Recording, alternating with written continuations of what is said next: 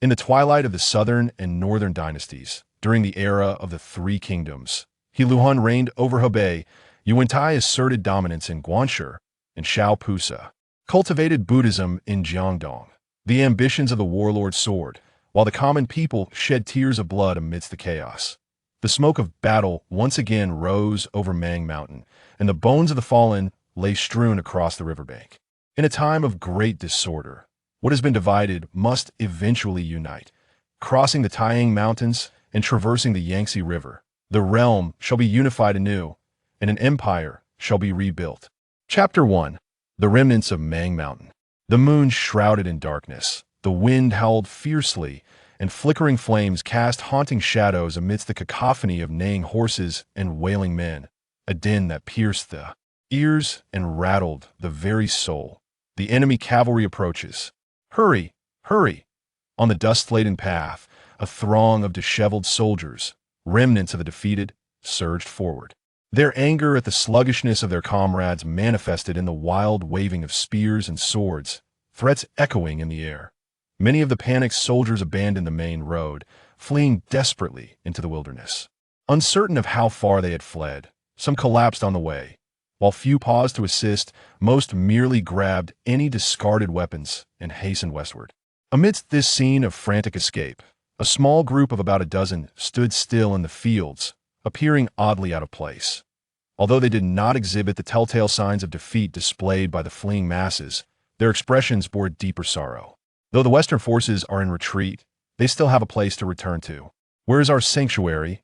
A burly soldier leaned on his spear, sighing deeply, while those around him exchanged glances of despair. Do not appear so disheartened. We must protect our young lord. A middle-aged man with a long beard spoke solemnly, his gaze fixed on the center of the group. Among them stood a gaunt, gray donkey, upon whose back lay a youth, gravely injured.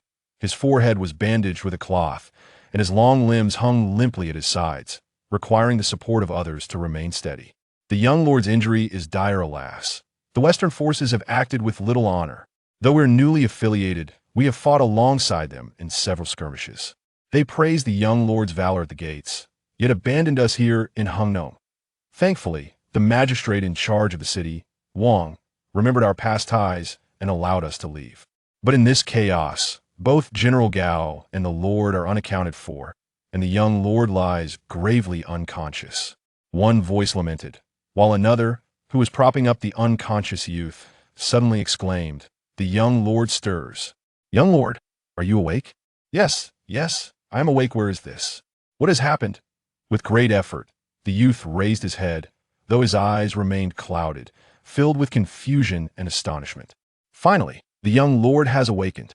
We're just outside the northern outskirts of Hungnom. The other day, you were struck on the helmet by an eastern soldier and fell unconscious. The Western forces have since suffered defeat, and we could only retreat with the remnants to Hungnom. At dawn, the Western forces departed, leaving us behind. Fortunately, the city guard, Wang Xijing, is not tyrannical upon learning of your identity. He did not detain us, gifting us this donkey to escort you out of the city. It was no wonder he felt disoriented. Any soul who had endured a sleepless night only to awaken abruptly in such a cacophonous and unfamiliar setting would find it difficult to comprehend. The dozen or so individuals drew closer with concern, yet the youth regarded them with suspicion, raising his hands defensively. "Do not come near. What has happened to Along?" The crowd, filled with concern and suspicion, watched anxiously. The middle-aged man with a long beard raised his hand, gesturing for everyone to step back, and softened his tone, saying, "Do not be afraid, Along. Zhu Sheng is here, and all our disciples are here. We shall protect you with utmost care. Your uncle Zhu Shengji, Yin Tu, and Xiao Yong." Several unfamiliar names tumbled from the boy's lips, and he was momentarily taken aback. In the next instant, a surge of overwhelming memories and emotions, foreign to him, erupted in his mind, causing him excruciating pain that made him double over and retch violently. The crowd, witnessing this, grew increasingly anxious. However, before they could approach to inquire, the boy's retching subsided, and his movements became steadier as he lifted his gaze toward the darkened sky. Alas, on this night, chaos reigned without the brilliance of stars or the moon. Otherwise, he might have recited, "The people of today do not see the moon of ancient times. The moon of today once illuminated the ancients. Western Army, Eastern Army, Mangshan, Hungnong, Yukefu, Lord Wang. Even though he had yet to fully comprehend the tangled information swirling in his mind, these few key terms allowed him to piece together some crucial clues. He found himself in a time and space corresponding to the late Northern and Southern Dynasties, specifically the first year of the Eastern Weiss Wu Ding era and the ninth year of the Western Weiss the Tang era. The two northern hegemons, Yu Wentai the Western Wei and Gao Huan of the Eastern Wei, were embroiled in a fierce struggle over the He Luo region, culminating in the catastrophic Battle of Mangshan, where the Western Wei faced a significant defeat. The boy's identity and circumstances were intimately tied to this conflict. The boy was named Li Tai, style Bo Shan, with the nickname A Pan, a scion of the Longxili clan. Together with his father Li Xiao, he served as a subordinate aide to Gao Zhongmi, the governor of Northern Yu province in the Eastern Wei. This Battle of Mangshan had been triggered by Gao Zhongmi's treachery, as he defected from the Eastern Wei to the Western Wei. Li Tai endeavored to untangle the myriad threads of his identity in his mind. A troop of armed soldiers approached from a distance, and their leader barked, "To which division do you belong? Why are you standing idle?" Interrupted by this commanding voice, Li Tai, still grappling with his new identity and situation, instinctively urged those around him. "Let us move, we shall speak as we walk." The donkey he rode was frail and uncomfortable despite a layer of matting beneath him, causing discomfort. After a few steps, he decided to dismount and walk instead. Feeling slightly more grounded and at ease, he noticed his companions struggling to carry their burdens and raised his hand, saying, "Place the luggage on the donkey's back too. Lighten the load, the lung's armor is here," but the spear is conspicuously left behind in Hungnong. Upon hearing his companion's words, Li Tai recalled more about his identity. He hailed from a prominent family, considered a scion of the gentry in this era, and had initially lived with his parents and relatives in Qinghe County, Hebei. However, the original owner of his identity was not a frail scholar devoted solely to literature. Instead, he harbored a deep-seated hero complex from a young age, idolizing the formidable local leaders of Hebei, particularly Gao, Ao, Chao. He had little affinity for academic pursuits and favored martial skills, thus possessing a certain level of proficiency in archery and combat, albeit not exceptional. After their meeting, the original owner faced a scolding from his father, who reprimanded him for his reckless youth and ignorance of danger. Yet, with circumstances as they were, he could only accompany them to Hunan for his official appointment. Upon entering the northern province of Huzhou, Gao Zhongmi's intentions to defect to the Western Wei were finally laid bare. The original protagonist's father's reaction is somewhat obscured in memory, yet the protagonist himself was filled with exhilaration, stemming from youthful bravado and an undeniable discontent towards the Eastern Wei court. Particularly, the demise of his youthful idol Gao, Ao, Chao, instilled within him a profound aversion towards the Gao clan that held power in the Eastern Wei. Though Gao, Ao, Chao met his end on the battlefield fighting against the Western Wei, the protagonist's simplistic worldview rendered such deaths, whether due to misfortune or lack of resolve, is somewhat excusable. However, the treachery that led to Gao Ao Chao's death, where he was cornered by Gao Huan's nephew and cut off from retreat, ignited a fierce hatred for the Gao family within him. Gao Situ is the backbone of my Han brethren from Hebei. Should he fall, none shall dare to act as a mere pawn for the Eastern Wei. The pain of losing such spirit cannot simply be absolved by the flesh of the Xinbei. Once I have grown to my full stature, I shall seek vengeance upon Yongla. When the news of Gao Ao Chao's death reached the village, the protagonist gathered his companions to establish an altar for the soul and wept profusely while making a solemn vow. Unfortunately, 2 years prior, just as he had grown to 6 feet, Gao Huan's nephew Gao Yongla, who had refused to acknowledge Gao Ao Chao, met his own demise. Thus, when the forces of the Western Wei arrived, the protagonist, undeterred by his youth, eagerly rallied his retainers to follow the Western Wei under the leadership of Jin, systematically eliminating the remaining local warlords who still adhered to the Eastern Wei's commands. Subsequently, as the Eastern Wei forces crossed the river to attack, the Western army faced dire straits. Jin's troops, unable to join the main army in time, were scattered amidst the chaos. To evade direct confrontation, Jin gathered a portion of the defeated soldiers, disguising them as a surrendering army, which included the protagonist and his companions. As the Eastern Wei forces surged past, they launched an assault on the Eastern Army's rear, exploiting the ensuing disarray to break free from the battlefield of Mangshan. The protagonist, however, sustained injuries during the conflict, and his memories abruptly ceased when he regained consciousness. He found himself in the present as Li Tai. The situation bodes ill. As Li Tai walked, he pondered silently, casting aside the remnants of youthful bravado lingering in the original protagonist's mind, and earnestly analyzed the current circumstances in his own predicament.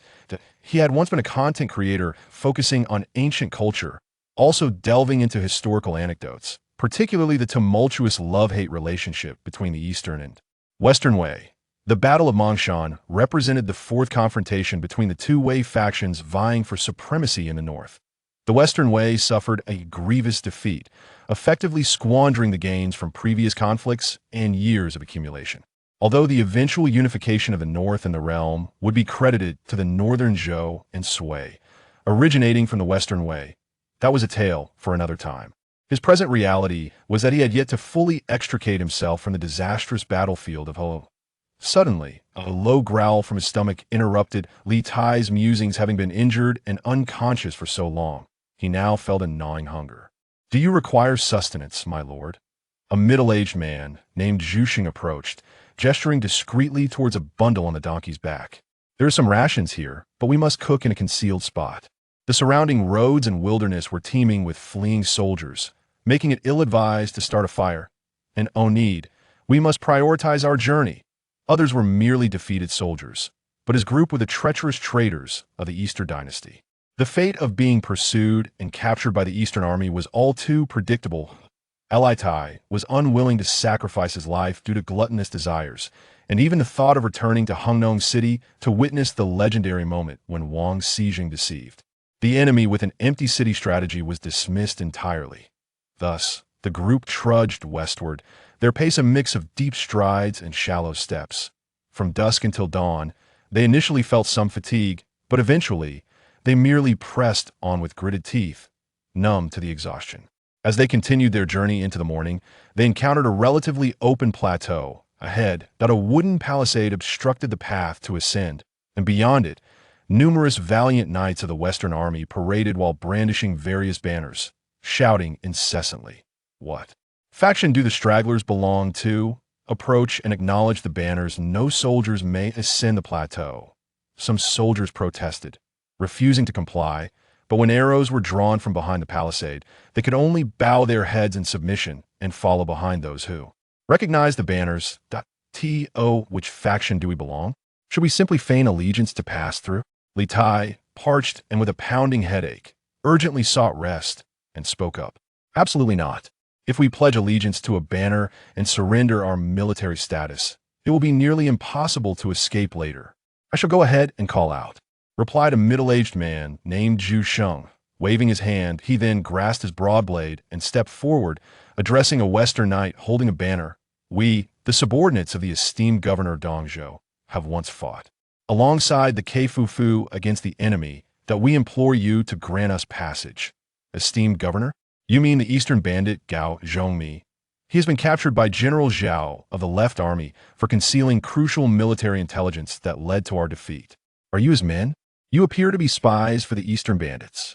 Seize them." Chapter 2. Prisoners beneath Tongguan. The sudden appearance of Eastern spies in Tongguan East Plain rendered the atmosphere within and beyond the fortress palpably tense. Numerous soldiers from the Western Army, who had previously surrendered, departed their encampments to gather information.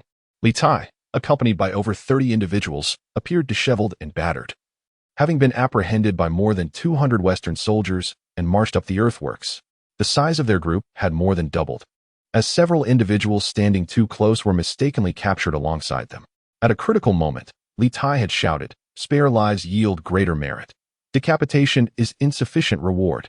His intention was to prevent indiscriminate violence, and his cry inspired the surrounding defeated Western soldiers to seize the opportunity for redemption, plunging the scene into chaos. Though they had swiftly become prisoners, they were fortunate to have preserved their lives. A knight, brandishing a long spear, paraded a recently acquired, gleaming suit of fine armor. Pointing at Li Tai and laughing boisterously, This Eastern thief's young general possesses such exquisite armor. He must hold a significant rank. The spectators on the earthworks observed with a blend of envy and trepidation. Among the accolades of battle, the capture of armor and weaponry was a notable achievement, with high-quality spoils yielding rewards far exceeding those of execution. The fine armor, a type of full-body protection situated between scale armor and quilted armor, was easier to maintain than scale armor and more aesthetically pleasing than the latter. Originally part of the Southern Dynasty's Liuhun's Imperial Guard's armament, it was both robust and lightweight. Over time, many mid-ranking generals of the Northern Dynasty's Luoyang Imperial Guard adopted this style. The armor in question, impeccably crafted and retaining a brilliant metallic luster, was regarded by the Western soldiers as premier quality. The mere acquisition of such exquisite armor was sufficient to earn accolades equivalent to the capture of 10 enemy soldiers or half a parcel of fertile land, eliciting considerable envy. Yet, upon reflection, the presence of such finely equipped Eastern warriors implied that they must possess high rank within their army. If such officers had pursued them to Tongguan, could the Eastern forces be far behind? Had the esteemed lord of Hungnong fallen in battle? Surely not. Young general, you are still but a child, unaware of the myriad delights of life. Do not stubbornly seek death. Upon seeing your commander, swiftly report your military situation.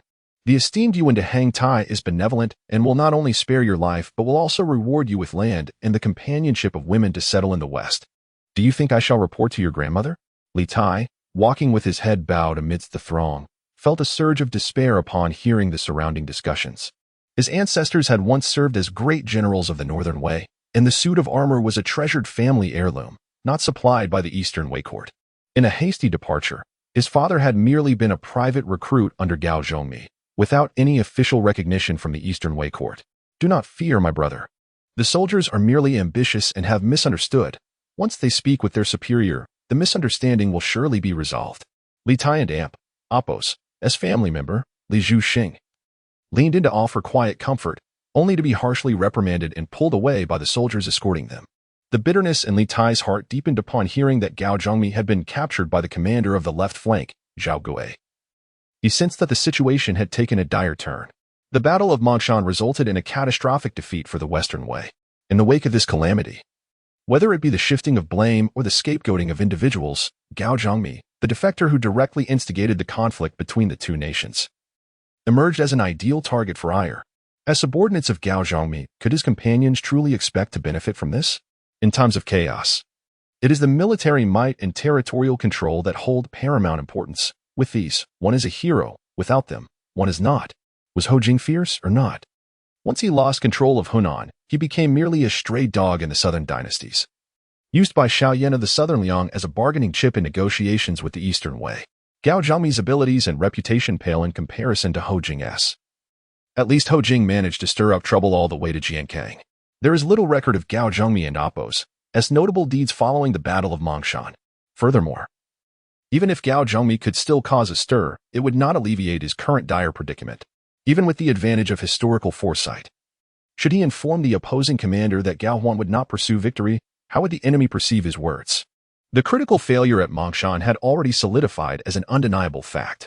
Pray tell, which esteemed general is stationed here?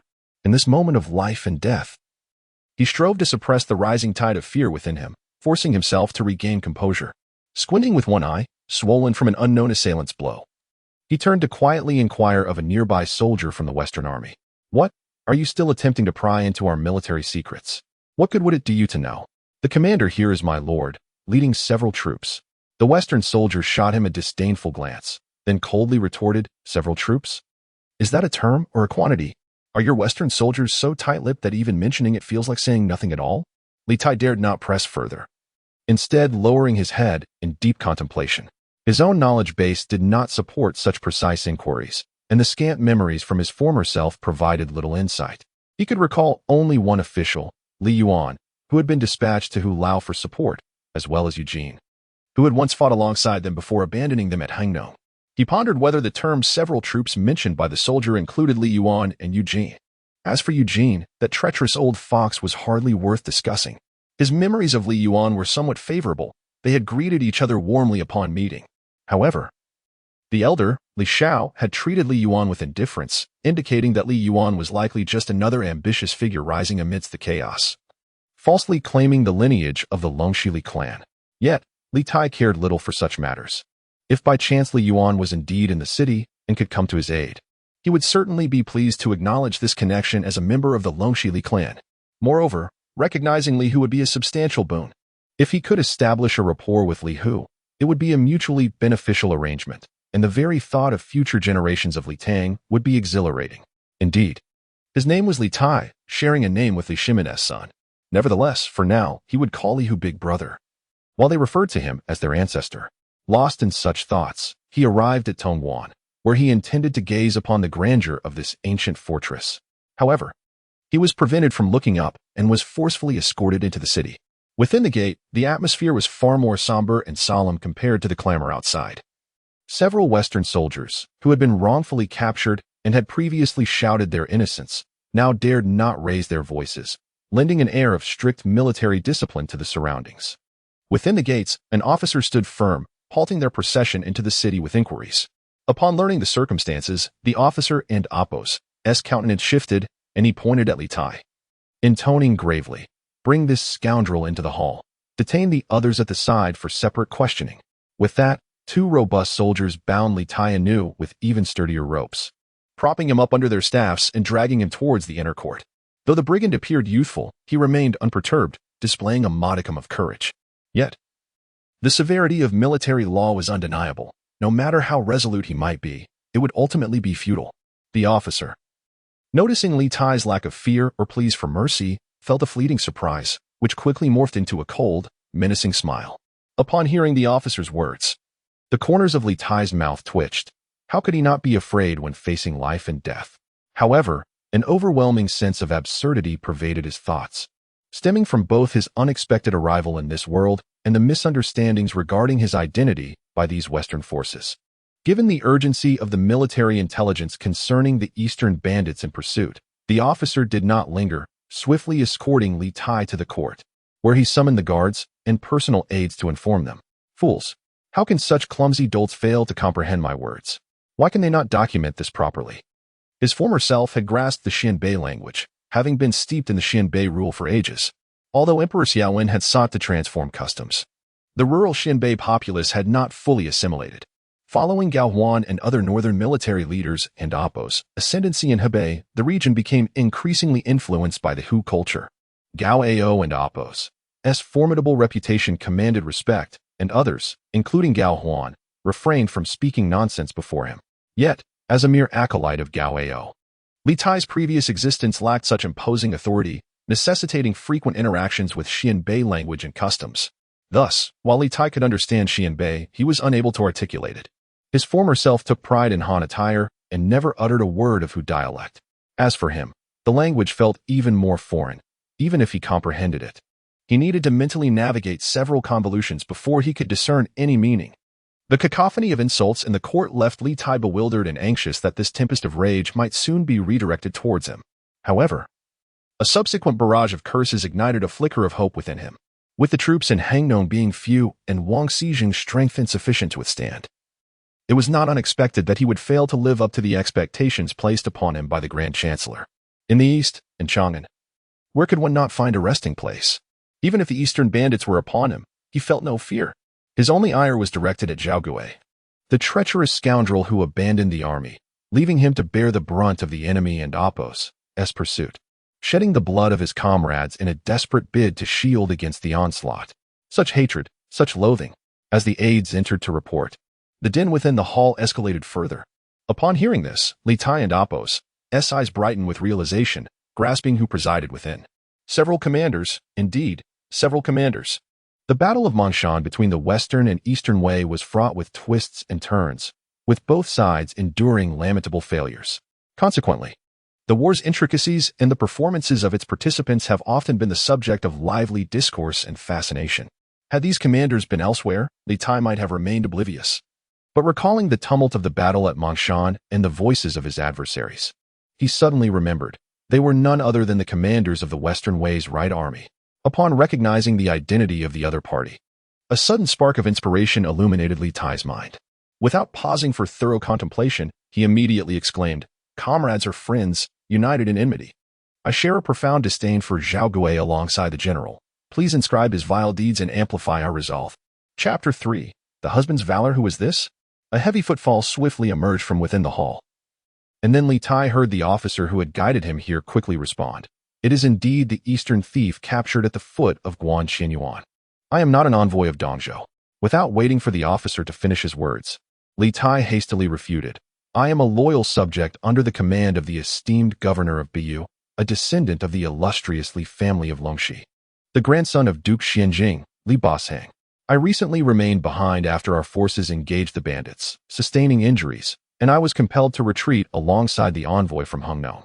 The esteemed governor can verify this, as can the court.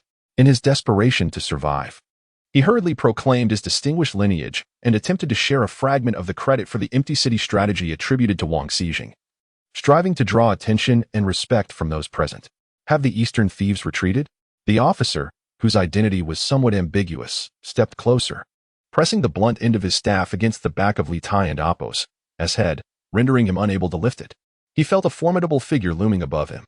This posture required no deliberate expression management, and without a hint of embarrassment, he stated, when I arrived, the bandit forces had largely retreated, with only a few thousand cavalry lingering before Hungnong, fearing to attack.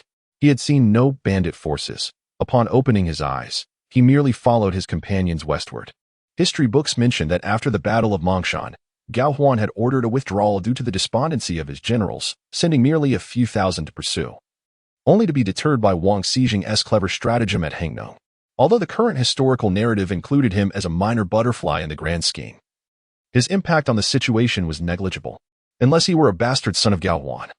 It was difficult to fathom why Gao Huan would deviate from history and continue the pursuit. For now, preserving his life was paramount. At worst, he could wait until Gao Huan truly arrived, seizing the opportunity to escape and proclaim himself a loyal subject of the Wei, deliberately spreading false intelligence to lure Gao Huan into a trap.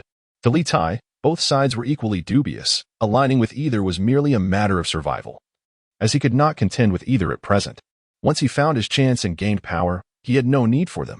To boast, he might declare, my aspirations are grand, my ambitions insatiable. If destiny grants me the opportunity, I shall seize it without hesitation. And there is no need to discern the relative merits of East or West. Of course, this notion was merely bravado, a means to alleviate the tension of life hanging by a thread, fortifying himself psychologically. He was still uncertain of his survival, let alone the feasibility of conquering the East while extinguishing the West. If such were simple, why would Xiao Yan of the southern Liang be troubled enough to sell himself to the Buddhist order daily? At last, Li Tai freed himself from that humiliating position, straightening his back and stretching his limbs. He then heard a voice exclaim, what a splendid young man you are, reminiscent of the fine youths of our northern town army. Unlike the effete nobility, at just 15, Li Tai stood nearly 6 feet tall, and due to ample nourishment and years of equestrian training, he possessed a tall, well-proportioned physique, not corpulent, but robust enough to merit the compliment. Yet, when he raised his gaze, he discovered that this officer towered over him, possessing a physique so broad and robust that he could easily accommodate 2 of Li Tai within his frame, a testament to the truth of common sayings. Beyond his imposing stature, the officer's appearance did not convey age. Perhaps due to years of warfare, it was difficult to discern, but he appeared to be no more than 40 years old. Li Tai maintained a degree of humility, yet the fierce expression of Ruogan Hui suddenly darkened as he spoke in a grave tone. With whom do you share a bond of enmity? Zhao Biaoqi is a minister of the court, a venerable elder of the military. How dare you, a mere child, slander him out of ignorance and jealousy? Moments earlier, when Li Tai had called out, he felt a sense of trepidation, aware that there was an element of risk involved. However, upon hearing Ruogan Hui's words, he realized the matter had solidified. Ruo's reprimand was harsh, yet his tone noticeably wavered when uttering the name Zhao Biaoqi, as if the mere mention of it left a burning sensation on his tongue. When later generations speak of the Western Wei and Northern Zhou, they inevitably recall the 8 pillars of state and the 12 great generals, representative of the military factions, as well as the Guanlong group, which sought to establish imperial power. Particularly the formidable father-in-law, Dugu Xian. One might instinctively assume that the Guanlong clan was a close-knit band of comrades. However, this was far from the truth. Especially in the current context, Ruogan Hui likely harbored a desire to eliminate Zhao Gui, Zhao Gui was destined to become one of the 8 pillars, while Ruo Ganhui met his demise on the eve of the military structures establishment. During the Battle of Mang Mountain, the leader of Guanlong, Yu Wentai, commanded the central army. Ruo Ganhui led the right wing, and Zhao Gui commanded the left. Following this, the Western Wei reorganized its forces for battle, coinciding with a soldier from the Eastern Wei defecting due to a breach of military law, thus revealing crucial military secrets. Consequently, Yu Wentai and Appo's Central Army and Ruo Ganhui and Appo's right wing charged towards the Eastern Wei and Appo's formation, with General He Ba-sheng leading 3,000 elite troops directly against Gao Huan and Appo's Central Command. Both the Central and Right armies of the Western Wei fought valiantly, almost achieving victory. However, a disastrous turn of events occurred when Zhao Gui and Appo's left army crumbled under the Eastern Wei and Appo's onslaught. This scenario was familiar to Zhao Gui, and he adeptly led his troops in retreat, causing a subsequent collapse of the Central Army and Appo's left flank. Now, as Li Tai observed Ruo Ganhui, it was evident that he had recently disengaged from the battlefield, and one could easily imagine the tumult of emotions Ruo harbored towards Zhao Gui. This veteran commander from Wuchuan was indeed unreliable, abandoning his comrades on the battlefield and leading to a near-total rout of his forces. If Ruo Ganhui still entertained any affection for Zhao Gui, his composure would be nothing short of saintly. The magnanimous and the unrelenting are both burdensome to humanity. With a composed demeanor, Li Tai bowed respectfully to Ruo Ganhui and proclaimed earnestly, "A man of ambition seeks to uphold righteousness, where the path leads. There shall he follow. Thus, I forsake the east to venture west. The harsh laws and oppressive rule of the eastern provinces cannot deter my resolve.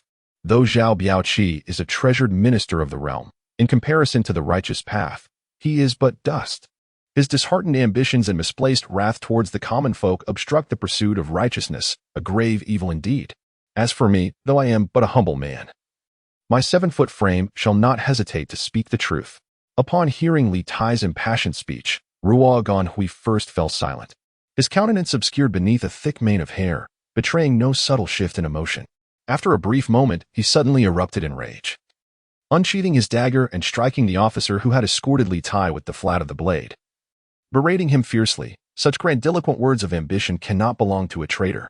You, with your dog-like eyes, fail to recognize true talent, and thus have belittled a worthy sage. You deserve death. You deserve death. The officer, taken aback by Ruo Ganhui and Appo's fury, was left trembling and fell to the ground, pleading for mercy. To insult a worthy talent, you should be fortunate to remain alive. Several soldiers raised their legs to kick the officer, then handed the hilt of a dagger to Li Tai, saying, "Bold words awaken the ears and invigorate the spirit. The life or death of this young soldier is entrusted to you, my lord." Naturally, Li Tai would not accept the dagger. He took a step back and bowed again, saying, "A valiant army is destined to survive. Having retreated to this point, how could I bear to inflict harm? My soldiers, too, share this sentiment, as misunderstandings remain unresolved. I implore the general to discern clearly. Hurry, and thank me for sparing your life." His subordinates were also released. Ah, the youth that cannot return. Li Tai felt a moment of emotion, but then was taken aback. Even if the soldier expressed some admiration for him due to his words, he was still in the position of a prisoner and had no need for such reflections. Observing the fierce general, he noticed a hint of melancholy in the depths of his sunken eyes. After pondering for a moment, Li Tai gradually began to understand. In times of chaos, only the strong can survive, whether they hail from the Eastern Wei or the Western Wei, all embodying this truth. However, once the fundamental requirement of survival is met, the ensuing entanglements of interests become exceedingly complex, far beyond the resolution of mere force. Li Lang will join me in the hall. Your subordinates will be properly accommodated. So do not worry. Li Tai continued to contemplate the meaning behind the soldier's words. The soldier stepped forward, patting his shoulder as a gesture of reassurance. The hall was spacious yet simply arranged, with several seating areas and a large piece of armor displayed on a wooden rack, still stained with remnants of blood and cuts, likely from the fierce battles the soldier had fought at Mangshan. This formidable general was so robust that his armor seemed overly conspicuous and wasteful. Once both parties were seated, Li Tai noticed remnants of food still on the table, and his stomach began to growl. Hearing this, the soldier laughed heartily and waved his hand, instructing his attendants to bring food. Soon, 2 earthen pots were presented, one containing grain rice and the other filled with whey. Starving and parched, Li Tai set aside his reservations and, after expressing his gratitude, began to eat voraciously. Before long, both pots were emptied, yet Li Tai still felt unsatisfied.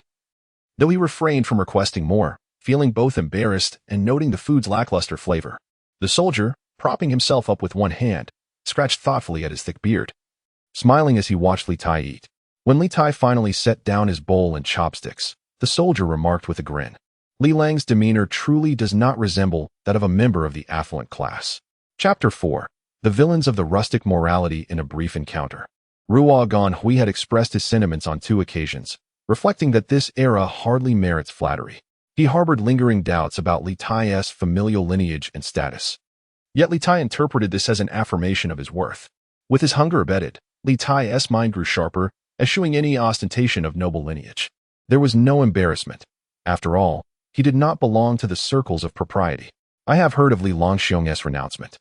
Might I be fortunate enough to witness the prowess of your quill?" Although Ruo Ganhui hailed from a prominent military family in Beijing, his extensive experiences had led him to become a high-ranking general in the Western Dynasty, exposing him to a diverse array of individuals. In Li Tai's presence, he tempered his robust demeanor, opting for a more courteous tone. "Please provide me with paper and ink." As Ruo Ganhui began discussing matters of importance, Li Tai hastily responded, though he felt a twinge of insecurity.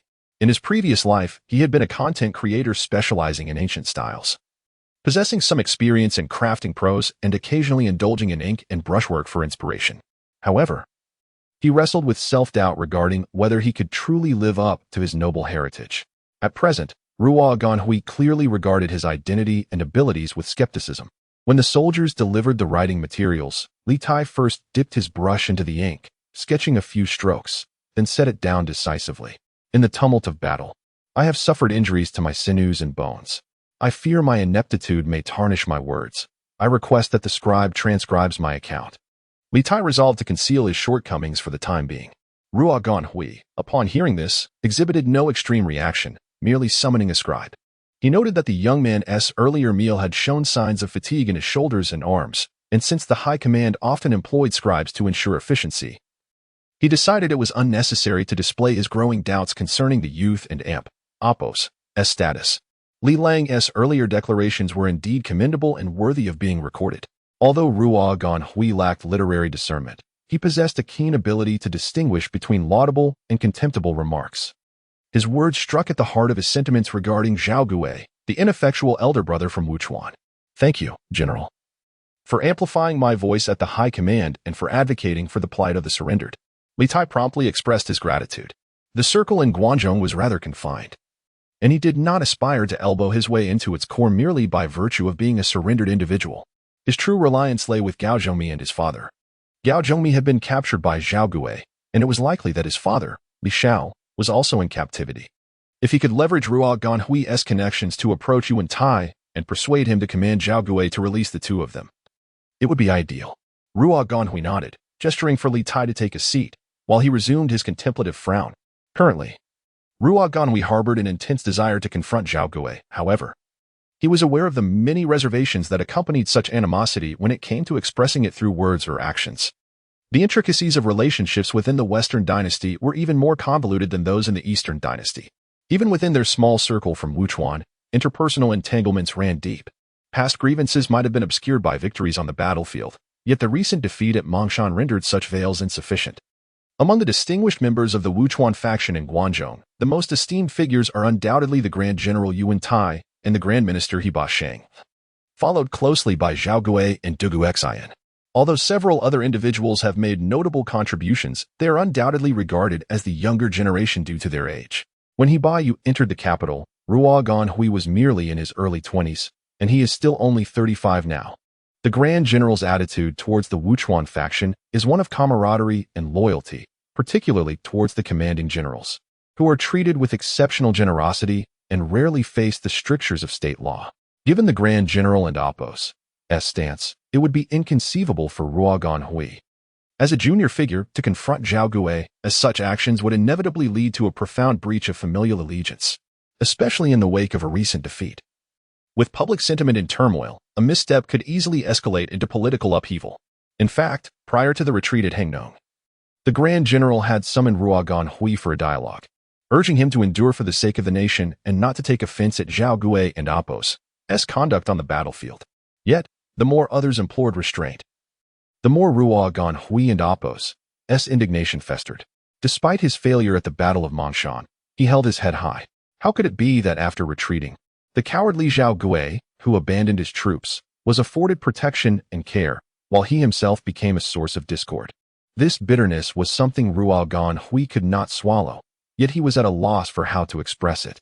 Thus, upon hearing Li Tai and Apos' vehement denunciation of Zhao Gui, Ruogan Hui felt an unexpected kinship and exhilaration in finding someone who echoed his sentiments. His frustrations did not stem merely from his own failures, but from the lingering shame of the past decade since the Wang family and Apos' westward expedition. With the usurping regime in Hebei still entrenched and the self-proclaimed valiant officials remaining unpunished. Finally, the moment had come for the high-ranking bandit to falter and yield the crucial Tiger Pass, allowing the prospect of reclaiming Hebei to restore the authority of the sovereign and his ministers. Despite his deep-seated resentment, Ruogan Hui dared not direct his ire at Zhao Gui nor expose the internal strife among their faction in front of the enigmatic Li Tai. Therefore, after a moment of contemplation, he chose to address the plight of the nation instead. However, after his lengthy discourse, Li Tai remained silent, which irked Ruogan Hui, prompting him to ask, "Is it still unworthy of documentation?" Hearing this, Li Tai smirked, thinking to himself that it was Ruogan Hui who lacked clarity. Yet he was blaming him. Did he not understand the status of the Western Wei Emperor in Guangzhou? How could he expect him to use the grand principles of imperial authority to criticize Zhao Gui and Apos' military failures? The usurpation of the purple by the red had persisted for years. Under Ruogan Hui and Apos' intense gaze, Li Tai could only muster the courage to say, "As for the legitimacy of the Western Wei royal lineage, Ruogan Hui, as an old comrade from Wuchuan, may speak on it, but as a newly submitted defector, I cannot directly address it and can only refer to it in a diluted manner." After uttering this, he hastily continued, "When disaster befalls loved ones, the anguish is magnified. A child deprived of nourishment, a mother bereft of sustenance, weeping blood for survival, each thought intensifies the pain. The return of Tiger Pass and the battle at Mangshan, if victorious, would lead to peace and harmony, where kin embrace one another, truly a moment bestowed by heaven." How true this saying is. Initially, Ruogan Hui did not fully grasp the meaning, but after pondering for a moment, his expression suddenly changed. He rose from his seat, striking the table in excitement, and exclaimed, "Excellent, excellent. These are indeed words of profound virtue. The transgressions of this individual are egregious, truly beyond measure." Upon witnessing the reaction of several individuals, Li Tai smiled, recognizing that he had struck at the heart of the matter. Both the Western Wei and Eastern Wei are hegemonic regimes. Any excessive emphasis on the righteousness of imperial authority from either side is inherently awkward, causing unease among those who genuinely wield power. If the legitimacy of the imperial authority is not to be underscored, what then should be highlighted? This question has long had an answer. During the Wei and Jin dynasties, the imperial power was similarly weakened, leading to a discourse centered not on loyalty and righteousness, but on human sentiments, filial piety towards parents, and brotherly respect. The eminent figures of the Wei and Jin eras were all exemplary in their devotion to family, often to an extreme degree. This principle holds true for the Southern and Northern dynasties as well. In the latter years of the Northern Wei, the throne was frequently usurped. Members of the Tuoba clan, regardless of their proximity by blood, often ascended to power, resulting in a historical record that is utterly chaotic, with names such as Yuan X, Yuan XX, causing one's scalp to prickle. The weakness of the imperial authority during this time was exponentially greater than that of the Wei and Jin dynasties. Criticizing Zhao Gui for the military defeats that hindered the revival of the Yuan Wei dynasty would elicit little empathy and would likely drive people to avoid the topic altogether. However, if one were to approach the matter from the perspective of human sentiment, the argument would be far more compelling. The foundation of the Western Wei was inherently weaker than that of the Eastern Wei. Consequently, from the ruling Yuan clan to the various noble families in Wuchuan, many had relatives stranded within the Eastern Wei, never to reunite until death. While Li Tai may not be privy to all the specifics, it is known that Du Gu Exine, a prominent figure in the Western Wei, and later the powerful minister Yuan Hu of the Northern Zhou, had close kin who were lost in the Eastern Wei, with some not reuniting until the fall of the Northern Qi. Originally, had Gao Zhongmi sought refuge in the north of Yuzhou, should the Western Wei have triumphed at Mangshan, their families could have gathered. Yet due to Zhao Gui's incompetence in retreating, their loved ones remain isolated in a foreign land, unable to reunite. How grave a grievance is that?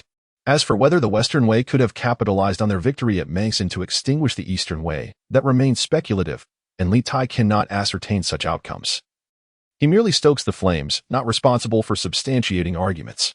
Li Lang is no ordinary person. If the literary prowess of my subordinates were but a fraction as sharp as yours, I would not cough such heart-wrenching lamentations. Who among us remains untouched? Several individuals harbor deep-seated animosity towards Zhao Gui, yet are restrained by numerous concerns, reluctant to express their ire. However, Li Tai's perspective is both incisive and merciless. Do you not seek to preserve your familial honor? Du Gu Xian? It is precisely because of Zhao Gui's military failures that your parents and children languish in the eastern state, and you can remain composed? Since entering the capital, Zhao Gui has relied on his age and local prestige, exhibiting arrogance and disdain towards others. His command over the left army has been marred by repeated failures. The grievances of several individuals towards Zhao Gui are long-standing, previously tempered by differences in age and reputation, but now, ignited by the battle at Mangshan and further provoked by Li Tai's words, their emotions boil over, and they feel compelled to unburden their hearts before him.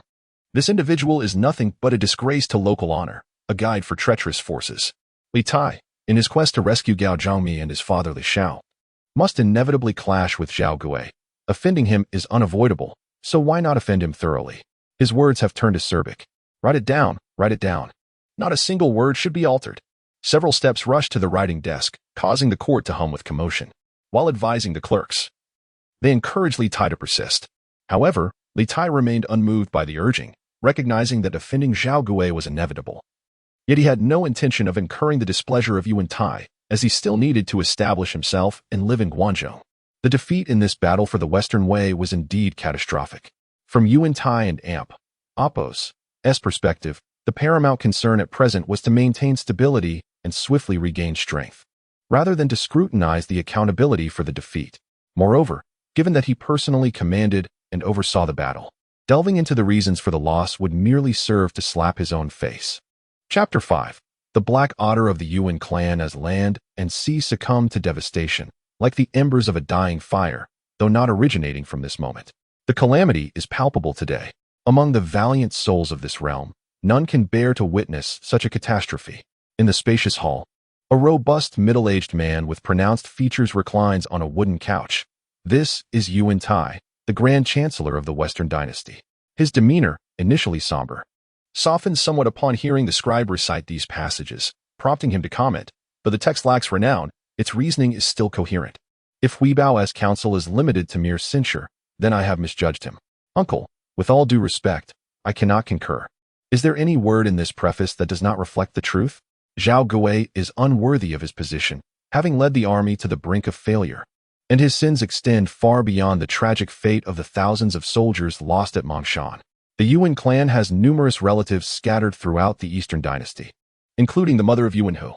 Thus, when Yuanhu hears the earlier accusations against Zhao Gui and Weibao's memorial, he is profoundly affected, deepening his disdain for Zhao Gui. In this battle, the right army fought valiantly, while the left faltered under the cowardice of its commander. I witnessed it all from the front lines. Were it not for the left army silence, Yu Wentai interjects, in this military endeavor, many of your own relatives and superiors possess greater wisdom and feel the sting of failure more acutely than you do. No longer concealing his emotions in front of his own kin, Yu Wentai expresses his indignation and sorrow over the previous defeat at Mangshan. Yet, upon seeing Yuanhu's tear-streaked face, he merely sighs, refraining from further rebuke, and gestures for the scribe to continue reading.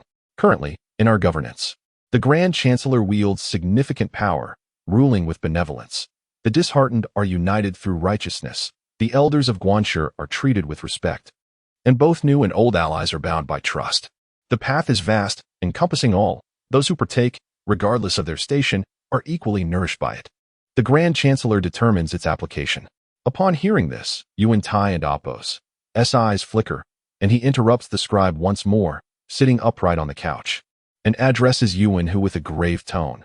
Such insight exceeds Weibao's capacity, and is not something his subordinates could articulate. Who has penned these words for him? Still engulfed in the sorrow of familial separation, Yuan Hu responds, I heard it is a fugitive from Dongzhou captured near the border, a subordinate of Gao Zhongmi.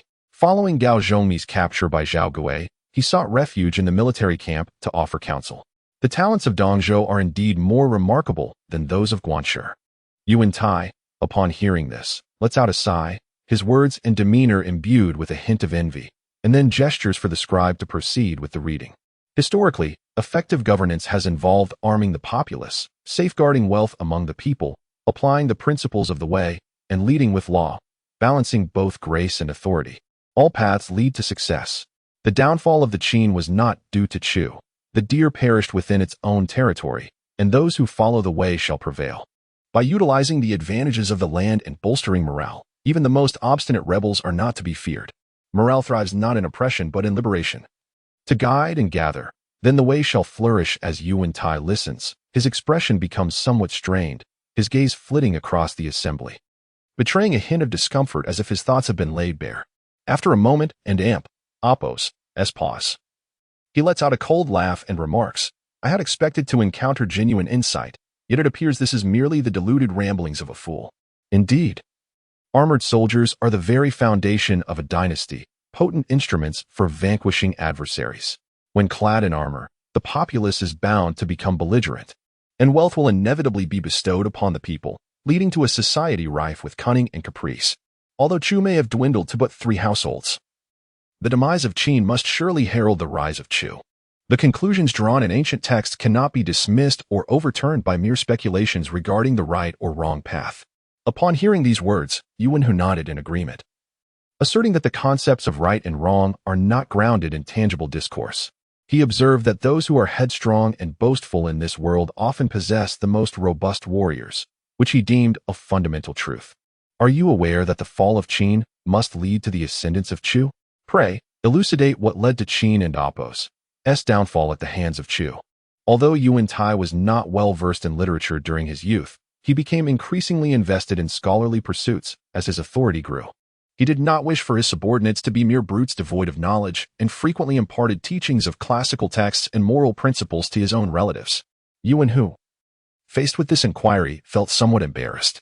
After a moment of silence, he replied, I grasp the events but not the underlying principles. The valiant Xiang Yu extinguished Qin, while the astute Liu Bang established the Han. Valor can achieve great deeds, and wisdom can build a legacy. Such an interpretation bears merit. However, the fall of Qin at the hands of Chu stemmed from the grievances and resentments harbored by the Chu people, fueled by indignation and ambition. They dared to challenge authority and initiated the uprising. As Yu Wentai recounted this, his expression turned reflective. In the past, during the Northern Town Mutiny, the principle was the same. Our Northern Town youths may not have been the bravest in the land, yet within their hearts, discontent brewed, compelling them to seek justice against the injustices they faced. The spirits of the people, when stifled, will inevitably overflow. These ancient sentiments, born of blood and sacrifice by forebears, should not be easily forgotten by future generations. This discourse, though tinged with a degree of recklessness and delusion, surpasses your understanding. Upon hearing this, Yuan Hu felt a tinge of indignation. Orphaned in his youth, he had traversed various lands with his uncle, enduring the turmoil of war and separation. Though they were uncle and nephew, their bond rivaled that of father and son. Consequently, hearing his uncle suggest he fell short compared to a stranger from the eastern provinces left him feeling both ashamed and somewhat disheartened. Ambition is always commendable, Yu Wentai remarked with a smile as he received several petitions from Hui and began to peruse them with great care. He then inquired, how many hands have touched these documents, and how many have reviewed them? I received the military dispatch and went directly to Huazhou to present it in court. Yuan Hu promptly responded, recognizing the importance of military affairs and the need for diligence.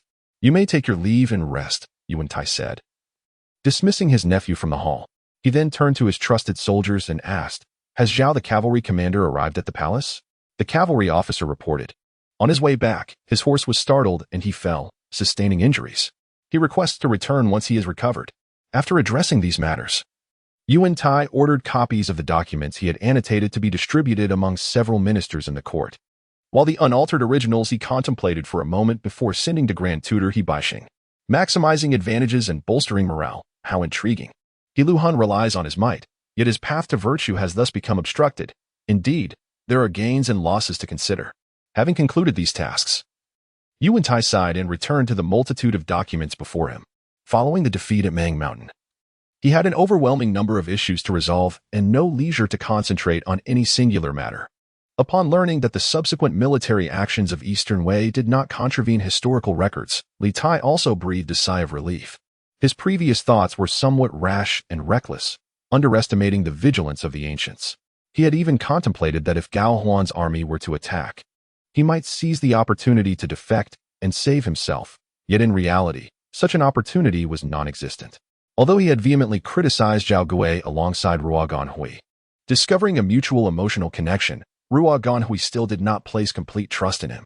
What was presented as preferential treatment was, in truth, a form of soft confinement within the city walls, to the extent that he could not even meet with his former family and retainers. Fortunately, the Eastern Wei ultimately withdrew their troops, and he, a mere subordinate of Gao Zhongmi, was hardly worthy of Wang Xijing's detailed account regarding collaborative defense of the city. His prior boasts about jointly safeguarding Hengnong had not been exposed, and even if they had been, it mattered little, following the defeat of the Western Wei. The soldiers were filled with trepidation, all seeking to find a way to lessen their culpability. When the misunderstanding arose at the gates, mistaking him for an Eastern Wei spy, many innocent individuals were ensnared in the ensuing arrests. It was somewhat understandable for a man in his precarious position to embellish his achievements. It was not a grave transgression of the principle of reporting military affairs inaccurately. Upon hearing this, Li Tai felt a wave of despondency wash over him. It appeared that with just that letter, it would be challenging to undermine Zhao Gui. Yu Wentai had seemingly resolved to protect this prominent general during such a sensitive moment. Noticing Li Tai's unusual demeanor, Ruo Ganhui appeared somewhat embarrassed, rising to pat him on the shoulder, and earnestly said, "There is no need for you to worry. Li Lang, you have penned your thoughts sincerely for my sake, and I shall ensure your safety, both in sentiment and in circumstance. Thank you, General, for your protection. I merely fear for the well-being of Lord Gao, who is akin to my kin." Ruo Ganhui's attitude towards him was not one of expendability, which instilled in Li Tai a burgeoning fondness for this relatively straightforward Hu general. Observing that Ruo Ganhui was preoccupied with the logistics of the troop withdrawal, he decided to take his leave. This time, Ruo Ganhui's personal guards did not lead him to the customary place of soft confinement, but instead brought him to the camp on the western side of the city. Alang, upon seeing Li Tai once more, his family members, including Li Zhusheng, rushed forward, their faces alight with the joy of having survived calamity. "It is good to see you safe." The sight of his family, unwavering in their loyalty during such perilous times, brought Li Tai a great sense of reassurance. However, besides the dozen or so familiar faces, there were also several unfamiliar Hu and Han individuals, all referring to him as master, which left Li Tai somewhat taken aback. "We shall discuss this in detail later." Alang, the middle-aged Li Zhusheng, noticing the look of confusion on Li Tai's face, stepped forward and firmly grasped his wrist in a hearty handshake. Chapter 6. The struggles of the dominant power. The soldiers of the Western Army, stationed at Tongguan, continued their retreat into the passes, with Li Tai and his entourage following closely behind. Although their numbers had more than doubled, they remained an inconspicuous band. Could this be the nascent form of the imperial troops that would one day unify the realm? Dust swirled along the dirt road, and the soldiers, clad in tattered garments and disheveled hair, exuded an air of despair and disillusionment, resembling a group of wandering refugees rather than a disciplined army, despite being a defeated force. The reality before Li Tai starkly contrasted with his preconceived notions of the Western Wei's military might, leaving him disheartened. Historically, the Western Wei's military organization would only reach its zenith several years later, during the years 14 and 15 of the Datong era, marked by the establishment of positions for the 8 national pillars and 12 grand generals. The defeat at the Battle of Mangshan served as a significant impetus for Yu Wentai to create the military system. However, the formation of a military institution and the establishment of a formidable army cannot be achieved overnight. A solid foundation is essential for a glorious future. If one were to set aside the lofty expectations stemming from historical foresight, this defeated army, when compared to a typical rabble, still possessed the potential for success. At the very least, they maintained a semblance of order. Despite their demoralization, they adhered to military commands, and most were in the prime of youth, leaving ample room for restructuring and growth. In contrast to the Eastern Wei forces remembered from the past, the ratio of Hu to Han soldiers in the Western Army was not excessively disproportionate, roughly equal. Upon closer examination, the number of Han soldiers even slightly surpassed that of the Hu, and among the Hu troops, representatives of other ethnicities were also evident, with the Xianbei and Apos' presence being relatively minor. This ethnic composition has its historical roots. The foundational support of Yu Wentai and Apos' dominion in the Western Wei was inherently complex. At its core were the veteran troops who had followed heir Zhu Tianguang and Hebei into the Guangdong region to quell the rebellion. Numbering less than 3,000 and divided into various factions. These included the Qihu warriors under heir Zhu Tianguang, the armed forces of the Dai region led by Hou Machenyu, and the respective factions of the powerful Hebei. The entire force grew gradually through the suppression and reorganization of the local insurgents in Guangdong, with Han, Di, and Chang peoples joining in succession. Eventually, after heir Zhu Tianguang and Apos' direct forces suffered defeat against Gao Huan and Apos' army in Hebei, Hebei emerged as the leader of the garrison in Guangzhou. It was only after Gao Huan's scheming led to the assassination of Hebei by the Dai strongman Hou Machenyu that Yu Wentai ascended as the dominant figure in Guangzhou. Subsequently, Yu Wentai avenged Hebei, and one of Hou Machenyu's subordinate generals, Li Bai, defected during the battle, leading a portion of the Dai forces to join Yu Wentai's ranks. When Emperor Xiao of Northern Wei fled westward to Guangzhou, pressured by Gao Huan, bringing along several thousand imperial guards from Luoyang, the military strength of the Western Wei was finally consolidated. In contrast to the Eastern Wei and Apos' straightforward acquisition of over 100,000 townsfolk from the heir Zhu clan, the establishment of military power in the Western Wei was far more convoluted. Beyond the amalgamation and allegiance of various factions, the most significant reinforcement for the Western Wei army came from the captives and spoils of war acquired during several battles against the Eastern Wei. In the context of each specific military engagement, the Battle of Shaoguan, which marked the establishment of the Western Wei, and the subsequent Battle of Shaoyuan, successfully thwarted the Eastern Wei's incursions into the Guangdong region. Particularly during the Battle of Shaoyuan, due to Gao Huan's mismanagement, the Eastern Wei forces suffered a staggering loss of over 80,000 troops and 18,000 pieces of armor and weaponry. It was this resounding victory that endowed the Western Wei with the confidence to stand toe-to-toe with the Eastern Wei, as Yu Wentai directly incorporated a contingent of 20,000 soldiers from the defeated army.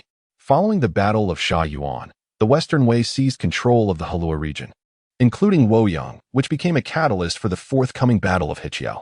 To legitimize the Western Wei and Apos' regime, Yu Wentai, accompanied by the Emperor of the Western Wei, journeyed to Luoyang to perform ancestral rites. Meanwhile, Eastern Wei generals Hou Jing and Gao Chao seized this opportunity to launch an assault on Luoyang. This particular conflict was arguably the most evenly matched among the 5 great battles between the Eastern and Western Wei. Riding on the momentum of their previous victory at Shaoyuan, the morale and strength of the Western Wei remained robust.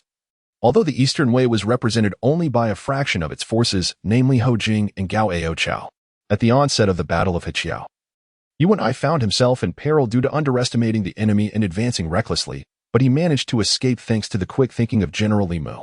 Overall, the Western Wei began the battle with an advantageous position. However, the idol of Li Tai, Gao Chao, perished during this conflict. Just as the battle reached its zenith, an alarming event occurred within the Western Wei ranks. A thick fog descended upon the battlefield, causing the forces led by Dugu Xian, Li Yuan's right army, and Zhao Gui and Di Feng's left army to falter, ultimately severing their communication with Yu Wentai, leading to a panicked retreat. Seeing Dugu Xian and Zhao Gui withdraw, the rear guard led by Li Hu followed suit, abandoning their leader on the battlefield.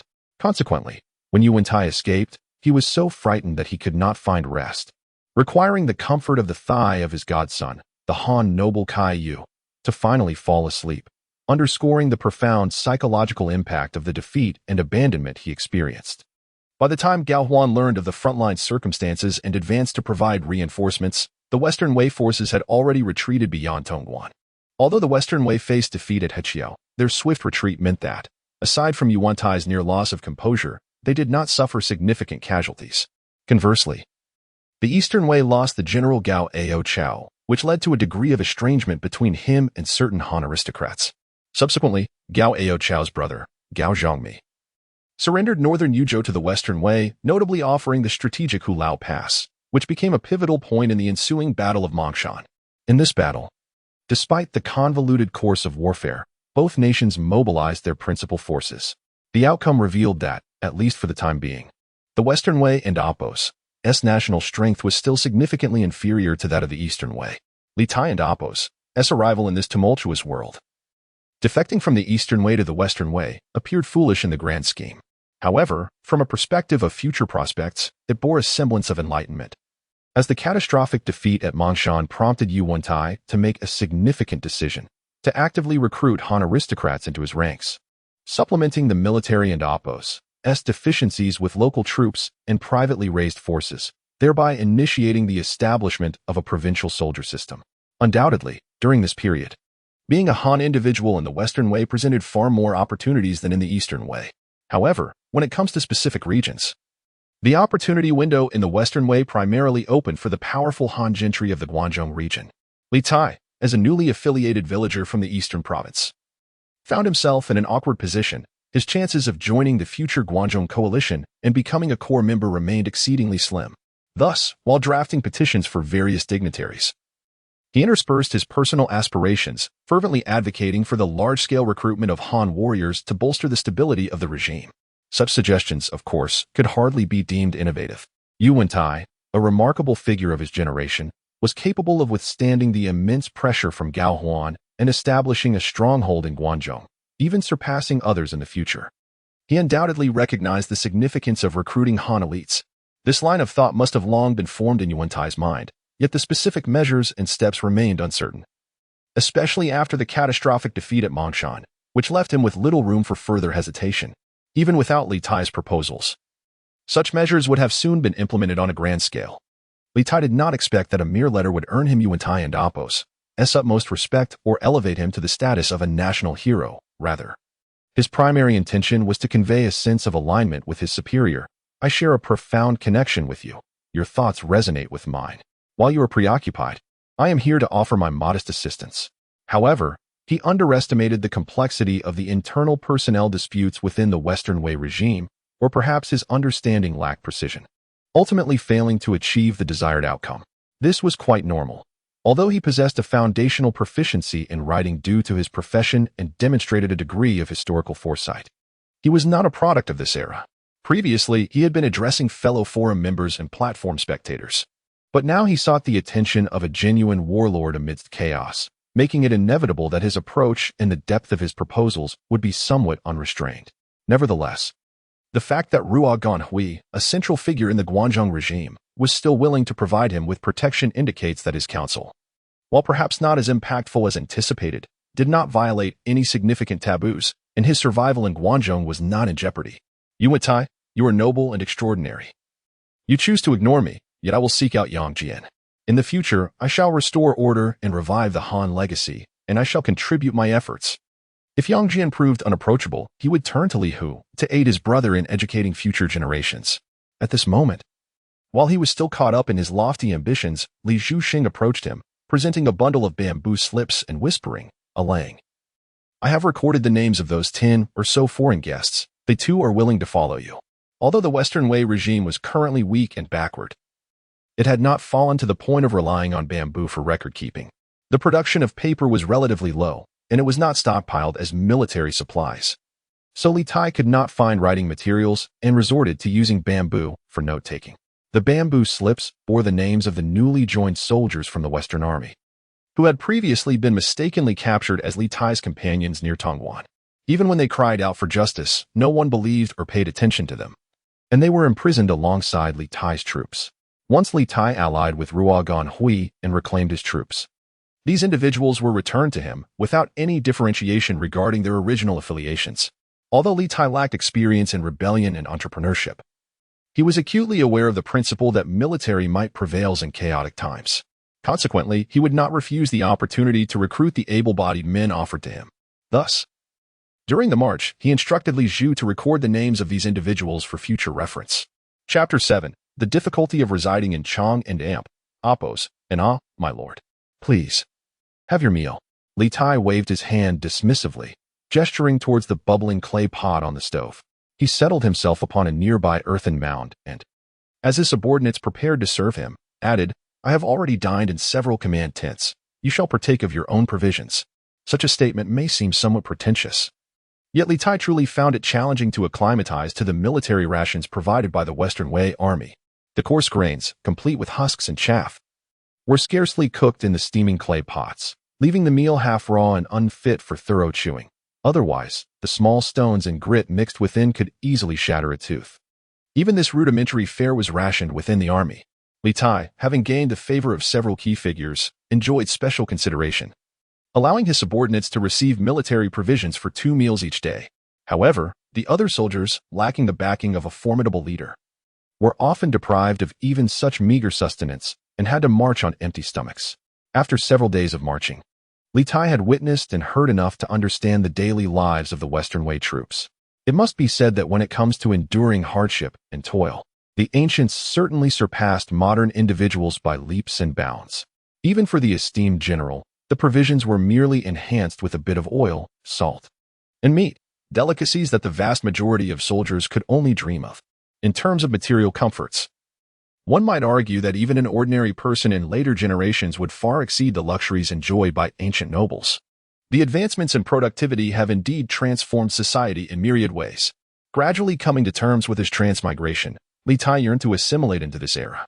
Each mealtime at the camp, he would draw near the grand tent of several key figures, under the pretense of discussing matters, seeking to deepen relationships while also securing a meal. These dignitaries, recognizing his intentions, graciously welcomed him each time, perhaps fueled by a shared animosity towards Zhao Guisheng, coupled with Li Tai and Apos' lineage from the prominent Li family of Longxi, which afforded him considerable respect. One cannot fully grasp the extent to which familial reputation facilitates social interactions without having entered this world. The Northern Wei Emperor Xiaowen's cultural reforms instituted a legal framework for the aristocratic system, propelling the Longxi Li family, under the leadership of Li Chong, to the pinnacle of nobility. Although Li Tai harbored disdain for such antiquated notions of hierarchy, he could not deny that donning this mantle conferred upon him considerable social leverage. While several key figures hailed from Beijing and expressed a certain aversion to the entrenched aristocracy, their sentiments were not purely rooted in hatred. Rather, they were intermingled with envy, jealousy, and aspiring ambition, complex emotions that Li Tai adeptly navigated, drawing upon his memories and insights during their conversations. He also inquired about the personnel and intrigues of the Western Wei court, gaining a preliminary understanding of the environment he was about to enter. On this particular day, several key figures appeared in high spirits as they recounted an amusing incident that had transpired in Huazhou. He Baoxing, another general of the Western Wei, had led his household servants to wreak havoc upon Zhao Gui's residence after perusing a previous memorial. Given that He Baoxing's relatives were also stranded within the Eastern Wei territory, Li Tai felt that Zhao Gui's accusations had struck a deeply personal chord. As several key figures recounted the tale with mirthful expressions, Li Tai could not join in their laughter. This incident meant that Zhao Gui had been further offended. Yet Li Tai found himself unable to directly eliminate the threat posed by his adversary. He Baoxiang, a veteran of the Wuchuan group, alongside his brother He Baoyu, stands as a leader among the first generation of Wuchuan and Apos' formidable elite. Their outbursts against Zhao Gui served merely as a release of pent-up frustration, illustrating a tacit understanding among the old guards of Wuchuan. They may quarrel, but they will not push Zhao Gui to the brink of destruction. In addition to this, there is a piece of good news. Gao Zhengmi, who had been apprehended by Zhao Gui, has been released by Yu Wentai without any charges brought against him. Not only was he spared from punishment, but the official rank he secured upon his surrender was also retained, indicating that Li Tai's petition had yielded some effect. However, this good news is accompanied by a disheartening revelation. Li Tai's father, Li Xiao, did not accompany Gao Zhengmi and remains in Hulao City. Reports indicate that Hulao has fallen to the Eastern Wei's Hojing, and Gao Zhengmi's family has been intercepted, with Li Xiao's whereabouts now unknown.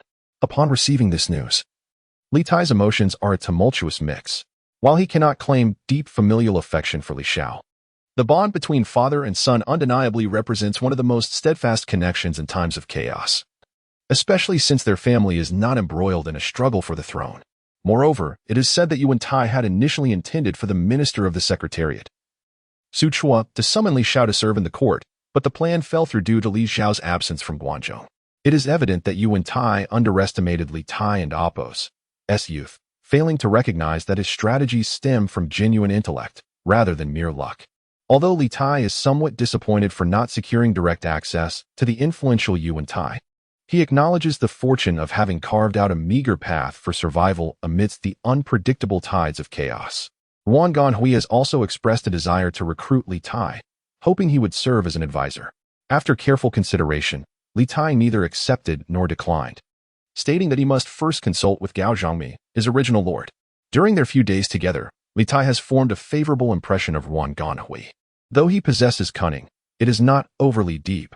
His straightforward personality and sense of loyalty are commendable.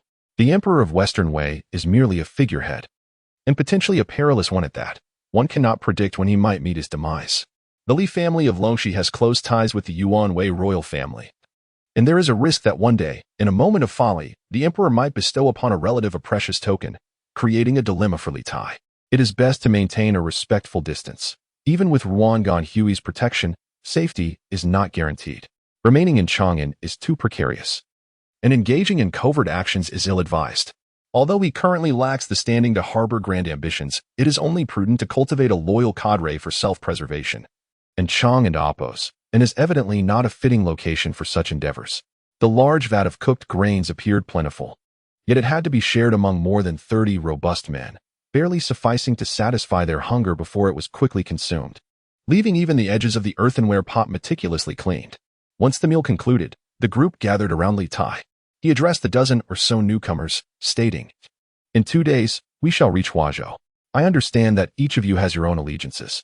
If any of you are unwilling to join me in establishing a foothold in Guangzhou, now is the time to speak up, and I shall return you to your previous lords. Should you choose to remain, there are customs and rules within my household. Any transgressions will be dealt with severely." Having recently arrived in this era, Li Tai is not accustomed to viewing living beings as mere possessions. However, before he even arrived in Huazhou, he found himself entangled in the personnel disputes of the Western Wei. The future remained uncertain, fraught with potential entanglements and difficulties. It was best to retain only those who were loyal and dependable, as those with divided loyalties were better off not retained. A total of 17 newcomers had joined, comprising Han, Di, Chang, Xiongnu, Shenbei, and Gaojiu, reflecting the diverse ethnic composition of the Western Wei army. Upon hearing Li Tai's words, they appeared somewhat flustered.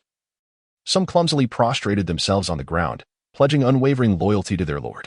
Among them, a tall and slender Xiongnu man spoke with the most clarity and sincerity. "I am called Pui Tubai, a soldier from the dueling garrison. When our commander fell at Mangshan, many of the garrison troops dispersed. If my lord does not take us in, we shall surely be conscripted back into the 6 armies. Without a powerful commander to protect us, our fate would be more tragic than death in battle. I, a former soldier of the 6 armies, have seldom had enough to eat since enlisting. While other soldiers enjoy the care of their masters, we scattered ones are merely lined up to face death. I beseech my lord not to drive us away. I shall work diligently." Some soldiers were so anxious that tears welled in their eyes, their 7-foot frames trembling with despair, evoking sympathy from onlookers.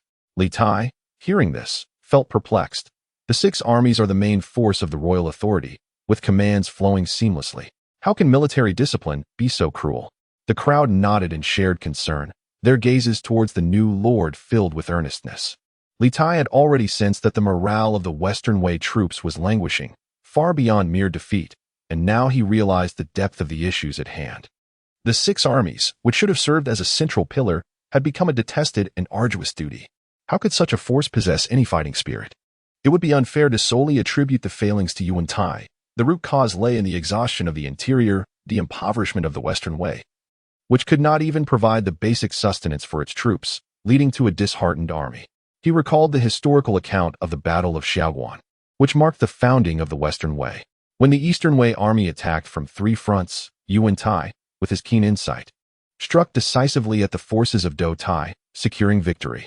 It was also Gao Huan's underestimation and reckless advance, eager to avenge Dou Tai, that allowed Yu Wentai to achieve a smaller force's triumph over a larger army at Shaoyuan, thus prolonging the life of the Western Wei regime. Now that you have pledged allegiance to your new lord, though your merits remain unrecognized, you shall first enjoy the benevolence and warmth. In time, you will surely feel gratitude and repay it. My family's realm and lineage are unparalleled. You, mere former subjects, cannot compare. In the coming year, should you achieve success. You will be granted my family's surname, and your ancestors and descendants shall bask in glory." Li Zhu stepped forward, addressing the assembly with solemnity. Though not all the new recruits were familiar with the Li family of Longxi, several astute individuals nodded vigorously in agreement, their expressions reflecting heightened excitement. Clearly captivated by this enticing promise. Chapter 8. The Valor of Ulung Shaoyuan is situated in the eastern part of the Guangdong Plain. Nestled between the southern Luo River and the Weihua River, characterized by a stretch of sandy grassland. Presently known as Wuxiang, Dali County serves as the administrative center of Huazhou. The troops retreating from Tongguan did not need to pass through Shaoyuan. They could have directly headed to Huazhou after crossing the river at Weinan. However, during their journey, they received new orders, instructing them to temporarily halt at Shaoyuan for reorganization and deployment. Thus, Li Tai had the fortunate opportunity to accompany the army and explore this historic battlefield of the Eastern and Western Wei dynasties, immersing himself in the grandeur of the past carnage. Upon their arrival at Shaoyuan, they found the encampment bustling with activity. The morale of the troops improved noticeably, and the atmosphere became lively as conversations about the events of the Shaoyuan battle filled the air. It was here that our local militia once seized numerous pieces of armor from the enemy and were rewarded with abundant cattle, sheep, and textiles. That year, the entire village celebrated with the aroma of stewed meat, and everyone donned new garments. Interestingly, among Li Tai's ranks was a soldier who had participated in the Shaoyuan battle several years prior. Li Tai beckoned him over. He was a robust man in his 20s named Lu Sanju. Initially reserved, he visibly brightened upon returning to the site of the former battlefield. "You were merely a teenager back then, yet you had the audacity to join the fray?" Li Tai inquired with genuine curiosity. The Battle of Shaoyuan took place in 537 AD, now 6 years past. "At that time, I was indeed as young as you say," Lu Sanju replied. "And I had no intention of fighting. The enemy suddenly crossed the river at Pujin, bypassing Dali City and fording the Luo River. Our village was engulfed in panic. The enemy troops were fierce marauders, notorious for their devastation in Hebei, and now they were storming into Guangzhou." Recalling the fear of those days, Lu Sanju and Apos' expression betrayed lingering trepidation, yet his demeanor quickly transformed into one of enthusiasm. "Under the guidance of the village elders, we fled into the wilderness. After a few days, we learned that the eastern bandits had been defeated. Soon, another local leader arrived to rally the troops, and all the young men of the village eagerly enlisted, collecting spoils along the Luo River. The bounty of cattle and horses was truly abundant. Dali City, as the capital of Huazhou, also serves as the administrative seat of Wuxiang County. Despite the frequent changes in the administrative divisions of the Western Wei, the locals still clung to their traditional nomenclature. It was merely by following the main force during a favorable campaign, yet this account revealed several insights. First, it underscored Yu Wentai and Apos' effective unification efforts, as the majority of the populace in Guangdong harbored a resistant attitude towards the incursions of Gao Wan and Apos' forces. Secondly, it highlighted the martial spirit prevalent among the local populace. Whenever a local leader called for troops, they responded with enthusiasm. Though both Gao Huan and Yu and I hailed from the northern garrisons, their differing power structures shaped their distinctive approaches. The mutiny of the 6 garrisons at the end of Northern Wei, although labeled an uprising, was marred by numerous misdeeds, particularly the extensive devastation inflicted upon Hebei over several years, which instilled a sense of dread and wariness among the citizens of other regions towards the soldiers of the 6 garrisons. In contrast, Yu Wentai, upon entering Guangdong with a modest military force, focused on rallying the populace rather than flaunting a Xianbei identity, thereby attracting several local gentry to his cause. His amicable relations with the local elites also contributed to his ascendance as a leader following the demise of Ibayu. In ancient times, the region was referred to as the Land of Abundance. However, since the Wei and Jin dynasties, it has been inundated with various tribes, and even to this day, the presence of Di, Chang, and Xiongnu peoples remains significant. For centuries, they have steadfastly guarded their homeland, and their fierce and valiant spirit is palpable. If effectively consolidated, they would undoubtedly rival the so-called loyal vassals of the 6 towns. The current state of Shaoyuan, however, is somewhat misleading. The sandy hills have faded, replaced by lush greenery. Vast expanses of grasslands have been enclosed for the grazing of cattle and horses. After the Battle of Shaoyuan, Yu Wentai commanded that each soldier involved in the conflict plant a tree. Years have since passed, and not only has this initiative proven effective in preventing soil erosion, but it has also transformed into a cherished site for many veterans of the Western Army to reminisce about their past glories. It is common to see these veterans wandering among the trees, occasionally exclaiming with excitement, "This tree was planted by my own hand. I never thought it would grow so robust." Others, with tears in their eyes, lament, "Back then, I advised my brother to plant longevity trees. Yet he chose the crooked willow. The tree endures, but he is no more in my lifetime.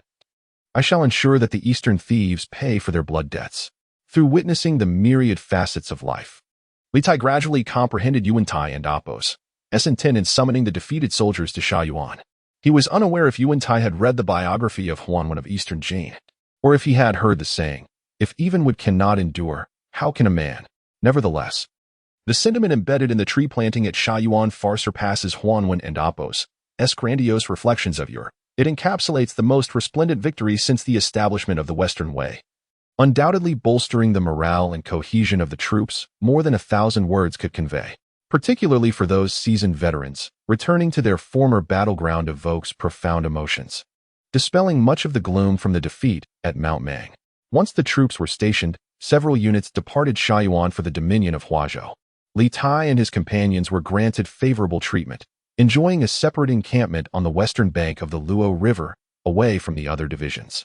Although Xiao holds special significance for the Western Wei army, he was not among the old soldiers who had entered Guangzhou in earlier years. After a brief moment of contemplation and admiration, he did not allow himself to be swept away by excessive sentiment.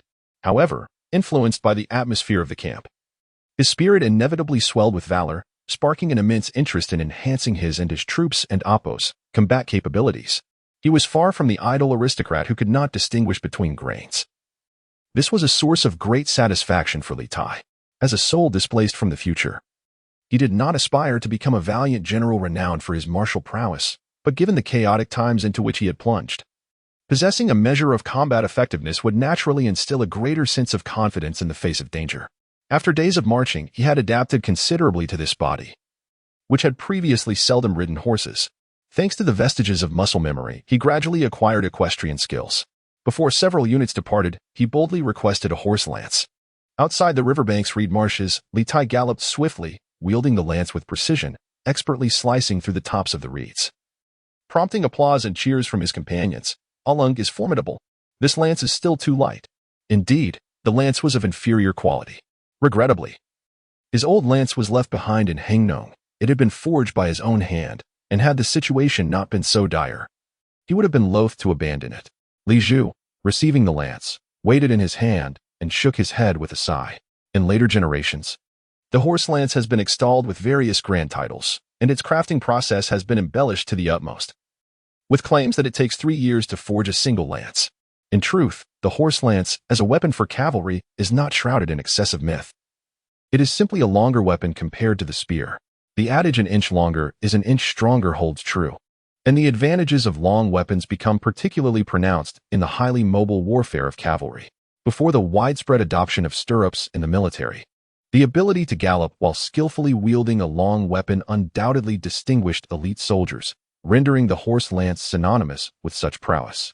After the proliferation of stirrups, the agility of cavalry was enhanced, and the standards for using the horse lance were consequently lowered. By the time of the Northern and Southern Dynasties, the horse lance had essentially become a standard weapon for cavalry, leading to its nomenclature becoming commonplace. This phenomenon is akin to the title Tianlong, which was once exclusive to the rulers of the Hu ethnic groups during the Northern and Southern Dynasties, but later became a term of praise for literary figures. Ultimately, the horse lance is merely one type of long weapon used in cavalry warfare, with no fundamental differences in its crafting techniques or materials compared to spears. Claims of requiring 3, 5, or even 10 years for its creation are unfounded. During the tumultuous period of the Northern and Southern Dynasties, many young scions of noble families were inevitably drawn into the battlefield, and it was only natural for them to choose the horse lance, a weapon with inherent advantages for cavalry. Consequently, figures such as Gao Ao and Chao gained fame for their expertise with the lance. These affluent youths, well equipped with superior armor and weaponry, did not represent the average soldier. They could spend decades perfecting their horse lances, and their status was a matter of personal choice. However, to argue that the horse lance was an emblem of nobility is evidently biased. The lance gifted to Li Tai was not crafted with the elaborate techniques later heralded by posterity.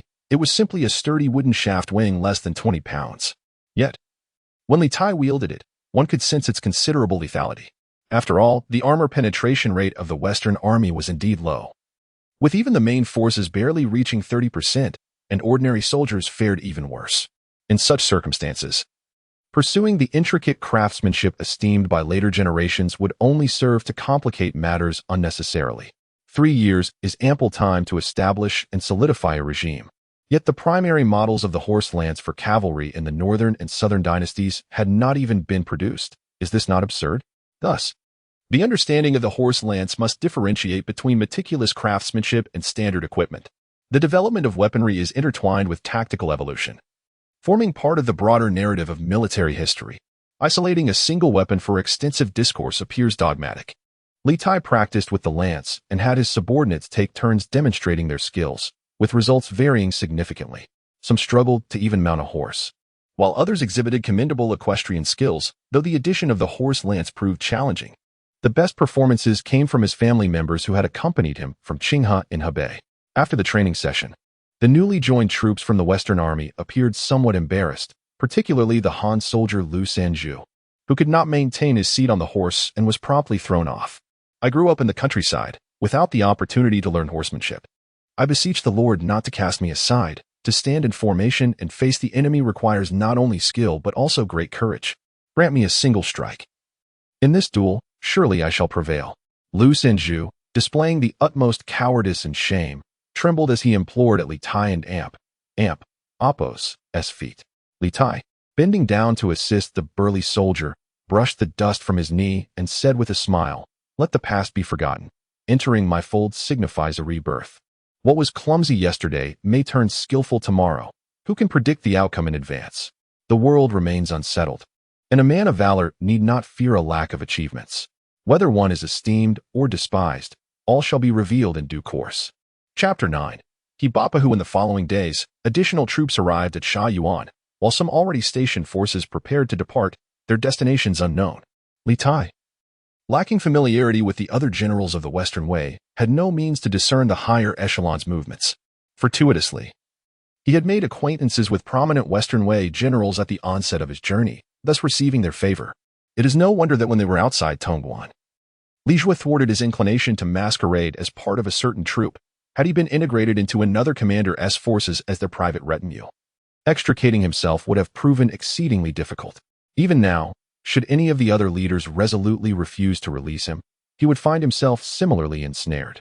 While his circumstances may not descend to the dire plight of common soldiers, his personal freedom remained beyond his control. During these idle days, aside from honing his equestrian skills and spear techniques, striving to fully grasp the combat experiences accumulated from his past, Li Tai dedicated considerable time to conversing and bonding with his subordinates. The Western Way army, composed of a diverse array of origins, exhibited little in the way of ethnic bullying. Rather, the distinctions were more reflective of hierarchical status. Li Tai witnessed a Han officer punishing a subordinate from the Xianbei for neglecting the care of the horses, subjecting him to public humiliation at the camp gate. Many Xianbei soldiers passed by, yet none intervened, motivated by ethnic solidarity. This prevailing attitude starkly contrasted with the oppressive atmosphere he recalled from the Eastern Way, where the Xianbei openly scorned and oppressed the Han. Even in rural paths, Han individuals were compelled to step aside, allowing the Xianbei to pass first. This is likely why Li Tai held a deep admiration for Gao Ao Chao, a Han noble who dared to defy the Hu openly. In the Western Way, the tensions between the Hu and Han were less pronounced, yet class distinctions were notably more rigid than in the Eastern Way. The soldiers and slaves were treated as personal property of their masters, and any dissatisfaction could lead to arbitrary punishment. Each side had its shortcomings in terms of social order, both inheriting various flaws from the late Northern Way. Thus, neither could claim political clarity. Relatively speaking, Li Tai preferred the ambience of the Western Way, for here he occupied a position within the ruling class, possessing his own retinue. In contrast, within the Eastern Way, despite his noble lineage, he felt constantly apprehensive due to the rampant lawlessness of the Xianbei. With the adage where the body is, the head follows ringing true, it is perhaps due to a long-standing subservience to those in power, coupled with Li Tai's comparatively gentle disposition. Unlike the typical ruthless warlords, that the new recruits swiftly adjusted to his leadership, even offering suggestions for establishing a stable residence in Guangzhou. Although Guangzhou was close to centers of power, it was situated in the eastern region, frequently disturbed by warfare, making it unsuitable for settling down. Conversely, Yangzhou, dominated by local tyrants and noble families, was particularly hostile toward outsiders. Among the new recruits, the astute Poitabalu, despite being Hu, had settled in Guangzhou for generations, articulating the merits and demerits of various regions with remarkable clarity, speaking with the authority of a seasoned local. If the Lord wishes to establish himself swiftly, settling in Xianyang is the most prudent choice. Xianyang, with its auspicious feng shui, lies in close proximity to Chang and Apos, and free from the disturbances of powerful clans and foreign tribes. If given the choice, Li Tai would gladly heed the counsel of his subordinates. However, his future remains uncertain, and he perceives the local sentiments merely as a means of broadening his horizons. After several days, a contingent of trusted troops from Ruoganhui arrived to summon him. Preoccupied with concerns about his prospects, Li Tai promptly followed them. Outside Ruoganhui and Apos, Grand tent, in addition to the familiar soldiers Li Tai recognized, there was also a contingent of unfamiliar, robust warriors, likely the personal guard of a Western Wei general visiting Ruoganhui. At this time, the stars of Western Wei were on the rise, particularly several future emperors among them, which stirred Li Tai and Apos' curiosity about the identity of the guest within the tent. As he awaited entry, he could hear the cheerful sounds of laughter and conversation emanating from inside. Upon receiving permission to enter, he stepped inside. And the first sight that greeted him was Ruoganhui and Apos' imposing figure, beside whom sat a dignified Hu man, seemingly in his 50s. Li Lang, come here. I wish to test your discernment. Can you recognize this renowned hero seated here? Ruoganhui smiled at Li Tai as he spoke, gesturing towards the distinguished Hu man. Renowned hero? Upon hearing this description, Li Tai instinctively thought of Yu Wentai, but noting the man's majestic demeanor and his equal seating with Ruoganhui, it was evident he could not be Yu Wentai. Yet, apart from Yu Wentai, who else in the Western Wei could be deemed universally celebrated? The future 8 pillars of the state, though formidable in reputation, were largely recognized as regional powers in this era. Perhaps Ruoganhui was merely extolling a colleague, which would widen the scope, as Western Wei itself was a confluence of Hu and Han influences. Do not trouble the younger generation. When I was gaining notoriety, he had yet to be born, the Hu man remarked, revealing himself to be the esteemed Ba Sheng. Li Tai and Apos' realization dawned upon him as he recognized the gravity of the situation.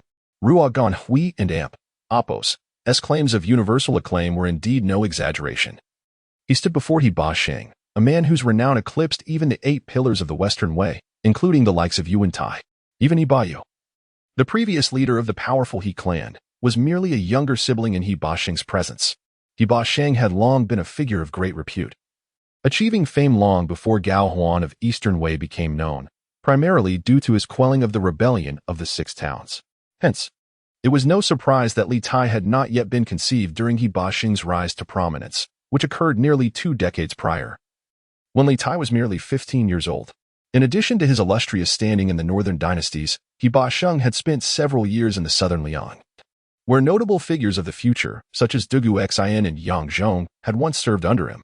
Furthermore, he was no relic of the past. Just recently, he had displayed remarkable valor in the Battle of Mangshan, forcing Gao Huan to flee in disarray. The presence of such a formidable historical figure before him stirred a palpable excitement within Li Tai, particularly as Ruoganhui had mentioned that Ba Sheng once led his retainers to confront Zhao Gui, clearly indicating he was a worthy ally with whom to cultivate a friendship. Upon hearing Ba and Apos' self-introduction, Li Tai felt a sense of unease. He pondered. Ibapahu? Are you not just Hu? When I become fierce, I could even harm myself. Is that the implication? Such eloquence and artifice. Given your age and upbringing in Dongzhou, I fear you have only heard of my misdeeds. When Li Tai praised him, Ba Sheng merely chuckled coldly, his expression not one of anger. After sizing up Li Tai a few times, he responded with a smile. Your father is Li Xiao, and your uncle is Lu Shuhu? During my time in Jingzhou, Shuhu was my former subordinate. It has been many years since we last met. Is he doing well in Dongzhou now? After your uncle returned to the north, he settled in the countryside, though he often laments that he could not serve the Lord to the best of his abilities back then. Upon hearing this, Ba Sheng and Apos' expression flickered with a hint of melancholy, followed by a sigh. such is fate. He does not blame my obstinacy and narrow-mindedness. And as long as both of us can find peace in our respective places, there is nothing to regret. The Li family of Longxi indeed deserves its reputation as a prestigious clan, with countless old acquaintances. It is surprising that you two have such connections. Heba, you did not mention this connection when you introduced me earlier. What is this? Are you so pleased by talent that you wish to recruit me into your ranks? Though young, Li Lang is exceptionally gifted, and I would not let him slip away easily. Hua Qianwei, overhearing their reminiscences, interjected with a laugh and turned to Li Tai, saying, "Let us set aside the past. The Grand Commandant has appointed me to govern Qinzhou, but my ranks are sorely lacking in capable individuals. Would you be willing to accompany me?" Li Tai felt a stir of excitement at this proposition. His previous reluctance to follow Hua was partly due to not wanting to be too close to the awkward figure of the Western Wei Emperor. Unexpectedly, Hua had now been transferred to serve as the governor of Qinzhou. Located in Longyu, it falls within the territory of the Longxi Li family. With the recent defeat at Mang Mountain, the political climate in Guangdong was evidently sensitive. Should Li Tai accompany Hua, he could avoid entanglement in these intricate political disputes and, under the protection of the governor, focus on managing local affairs, making it a rather advantageous opportunity. As Li Tai contemplated, He Baxing interjected, pointing at Hua with a teasing smile, "You, an old soldier from the North Town, actually understand how to nurture the virtuous. However, though Li Lang is indeed talented, he is ultimately still young. Serving in the counties as an assistant does not enhance his reputation, while poor governance could tarnish his family's name. Let us not broach this matter again. His family's fortune is uncertain, and he likely lacks the inclination to venture to distant provinces with you." Li Tai was taken aback by He Baxing and Appo's presumptuousness in declining the offer on his behalf. He bore no rigid notions of aristocratic privilege. Considering county positions to be unworthy, yet he could not dismiss Heba and Appo's second reason. Thus, he could only clasp his hands in gratitude, saying, "I appreciate your understanding of my sentiments, Heba Taisher, and I am thankful for your consideration, Hua Jun. However, I am still young and unworthy of elevation. And with concerns for my family and Appo's affairs, I must respectfully decline." Though Hua felt a tinge of regret upon hearing this, with He Baxing, the elder brother from Wuchuan, having already spoken, he decided not to pursue the topic further. After a brief period of idle chatter, He Baxing rose to take his leave.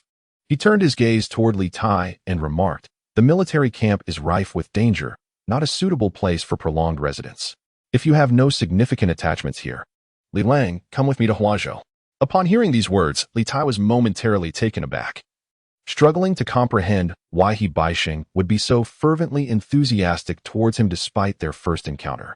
Chapter 10. The gathering in the west. The several officials of Hui Bao were indeed generous in words, but miserly in action. They spoke of admiration yet offered little of substance. After departing from the military camp, He Baxing glanced at Li Tai's disheveled steed and chuckled. Li Tai, still somewhat skeptical of He Baxing's seemingly deep affection, merely replied, "The great bandits have yet to be vanquished. Everyone must exert their utmost. Since Bo Shan is not a valiant warrior arrayed against thieves, even if he possesses a fine steed, it remains idle. The resources of numerous generals are stretched thin, not intentionally neglecting me." Upon hearing this, He Baxing laughed once more, remarking, "No wonder you are the nephew of Lu Shu. Your words and demeanor are quite reminiscent of your uncle."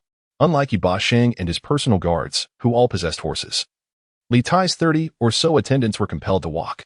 They traveled for more than half an hour before reaching a ferry on the western bank of the Liuhun River. "You may take another boat. I shall cross with Li Lang," He Baxing instructed, signaling a few of his guards to board the ferry while he settled into the boat with Li Tai. As the vessel departed from the dock, He Baxing turned to Li Tai with a smile and asked, "Did I hinder your prospects during our time in Hui Bao's tent?" "How could that be? Bo Shan is still young and inexperienced, and besides, the safety of my lord is uncertain." At this point, Li Tai would not confess to having been momentarily swayed. Instead, he reiterated his previous reasoning. "The deeds of your family's lord were often mentioned by Lu Shu last year. The calamity at He'in could not touch him, and the loss at Hulao was merely a minor misfortune. The eastern bandit, Ho Jing, has already captured the family of Gao Zhongmi. Yet your family's lord remains unaccounted for. This, too, can be seen as a piece of good news." What He Baxing referred to as the calamity at He'in was the upheaval that transpired over a decade ago, when Zhu Rong led an army into the court, slaughtering 1,000 to 2,000 nobles and officials. The Longxi Li clan, as a prominent family during the Northern Wei period, suffered grievously in this event. Li Tai and Amp, Oppos, as father, Li Xiao, was spared from the disaster because his official robe was gnawed by a rat, preventing him from attending the court on the fateful day. Most of his clan and brothers perished in the turmoil. In the memories of Li Tai and Oppos, as predecessor, after the upheaval at Heian, Li Xiao, disheartened by the brutality of political strife, retreated into seclusion and lost interest in political machinations. Even this summons by Gao Zhongmi to serve as an advisor was compelled by coercion.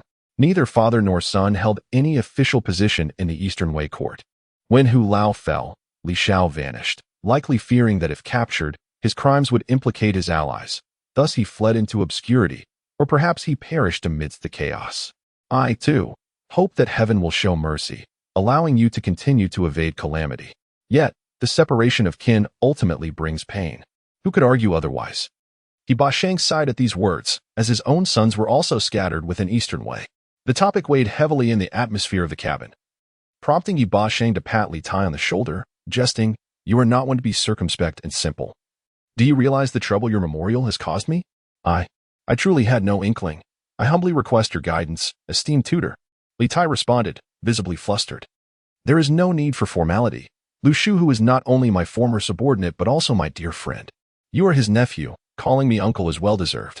This is indeed a perplexing situation where the Grand Council harbors resentment towards Zhao Guilei's military yet refrains from imposing punitive measures, opting instead to have the Grand Master, as a venerable figure of local esteem, deliver a reprimand.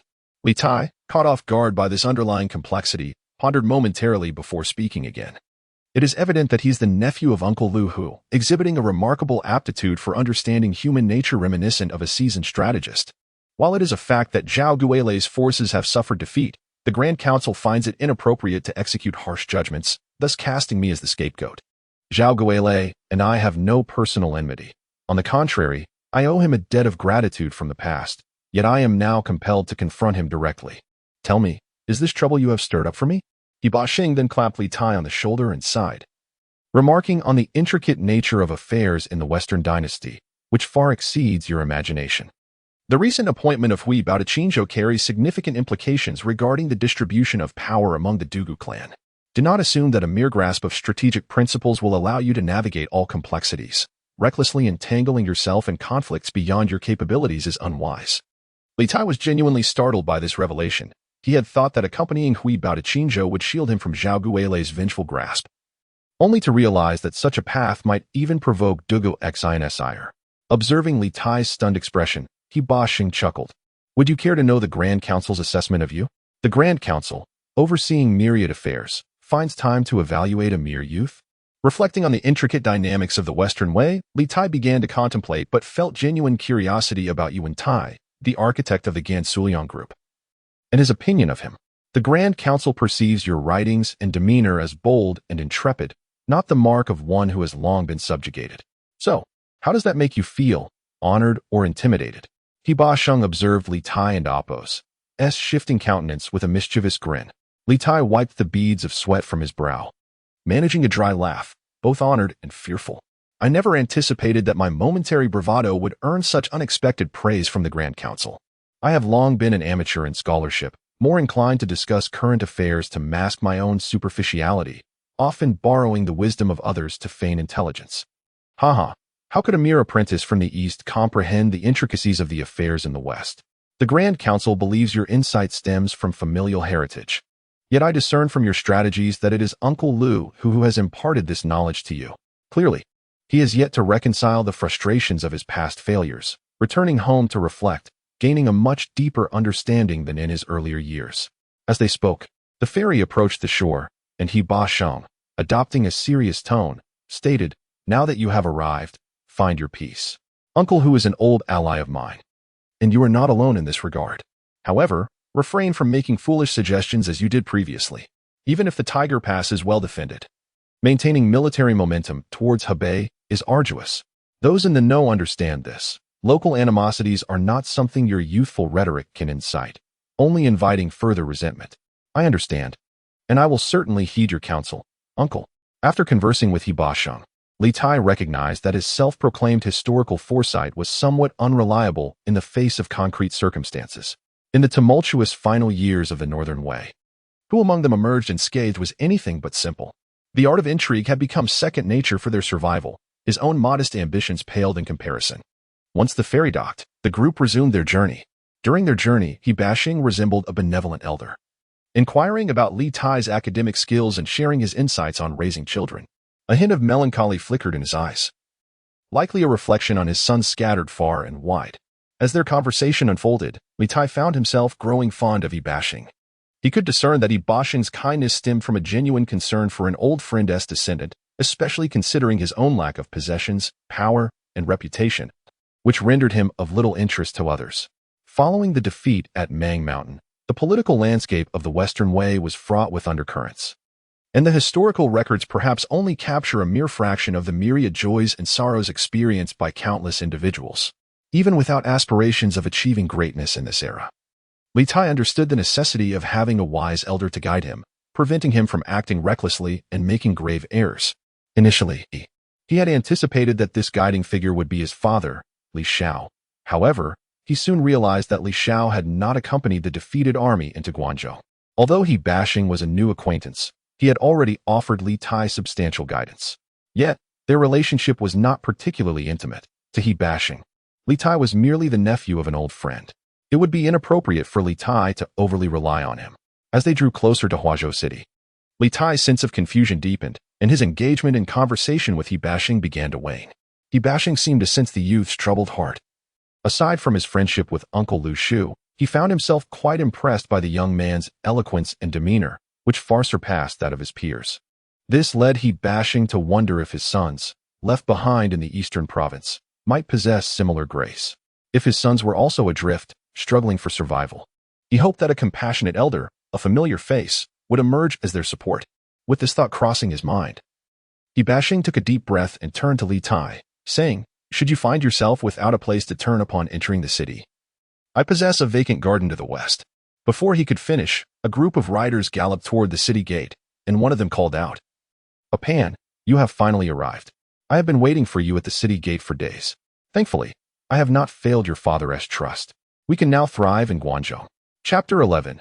Exile and Disgrace. Apan is the diminutive name of Li Tai, yet since his arrival in this world, no one has addressed him as such. It took him a moment to regain his composure, during which the other party had already galloped to his front. The individual was a man in his 40s, attired in a straight-sleeved long robe and a black cap with long ears. His face was somewhat round, and his half-foot-long beard appeared disheveled, while his complexion exhibited a wan pallor. Li Tai hastily dismounted, standing sideways before the middle-aged man, and performed a respectful bow. "Due to injuries, I have returned late, causing you concern, my lord. All is well, all is well." The middle-aged man was none other than Gao Zhangmi, the former governor of Baiyuzhu, who had defected to the west. He too dismounted, placing a hand on Li Tai and Appo's shoulder, his expression a complex mixture of emotions as he sighed deeply. He then noticed He Bashing standing nearby and quickly approached him with a profound bow. Indeed, take care, uncle." Li Tai clasped his fists in farewell. He discerned that He Bashing had previously intended to assist him, yet their acquaintance remained superficial. Out of loyalty and propriety, he felt compelled to align himself with his former lord, Gao Zhangmi, and thus resolved to keep this sentiment close to his heart. Once He Bashing departed, Li Tai and Gao Zhangmi mounted their horses and made their way into the city, where Li Tai briefly recounted his experiences since their separation in Hulao City. "My treachery has not only harmed my own family, but has also implicated your father and son. Had it not been for your timely counsel, Apan, I might not have survived." Gao Zhongmi's voice was tinged with bitterness, and tears shimmered in his eyes. Following the fall of Hulao City, his wife and children had been captured by Ho Jing, and Gao Huan would undoubtedly not show them mercy. In such a short span, he had lost his power, influence, and family, a blow too great to bear. Li Tai recalled that Gao Zhongmi's wife, Lady Li, had not been executed by the Eastern Wei, but rather taken as a concubine by Gao Huan's son, Gao Cheng. Years later, she would play a role in a court coup that would significantly alter the course of Northern Qi and Appo's history. However, even if he were to share this information, it would surely provide no solace to Gao Zhongmi, only deepening his grief and anger. Unlike Li Tai, who maintained a sense of optimism, Gao Zhongmi sighed in response, The Western dynasty is confined and weak. For outsiders to establish themselves here is no easy feat. I had hoped to consolidate power within the Heluo region, yet the Western forces suffered such a devastating defeat. Even Yuan and Apos' Grand Commandery struggles to maintain its current position, let alone advance and counter the Eastern dynasty, which is indeed daunting, to be honest. Had it not been for the foresight granted by his memories of the future, Li Tai would not have harbored any hope for the Western way given the current circumstances. A thorough analysis of the historical trajectory of the three kingdoms reveals a period of decline, whether in Eastern way, Western way, or the Southern dynasties. Internal issues abound. Yet, the grand empires of Sui and Tang that emerged from this tumultuous era shine with such brilliance, evoking a profound admiration for the wonders of history. Huazhou City, serving as the stronghold of the Western way, stands as a pivotal frontline against the Eastern way, situated across the river from the Eastern way's capital, Jiangdong. Consequently, the city is constructed with formidable height and strength. Within the city, there is no clear segmentation akin to the marketplaces of the later Sui and Tang periods. Yet distinct functional areas are nonetheless delineated with clarity. In the northern part of the city lies the Grand Commandery and the Chancellor and Apos' residence, a fortified military stronghold. It is advisable not to approach recklessly without a token or a written pass, should one be apprehended by the patrolling guards. Release can only be secured through the Grand Commandery's adjudication.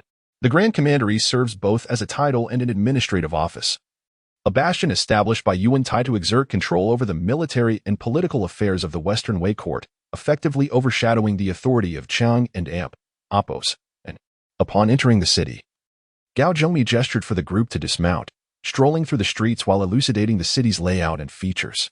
The eastern part of the city is predominantly inhabited by generals and their soldiers, who can quickly mobilize in the event of enemy incursions, while the narrow alleys serve as preparation grounds for battle.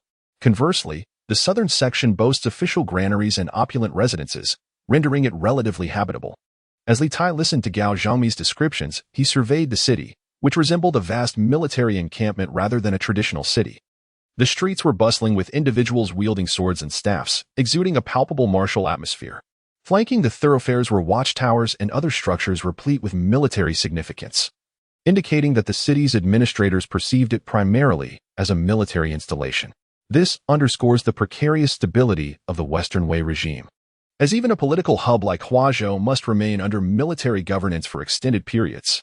This is the office of the civil governor of the southern district, Gao Zhongmi remarked, pointing to an official building beside the southern street. I noticed that your retinue includes several whose soldiers. It would be prudent to register them by tomorrow morning.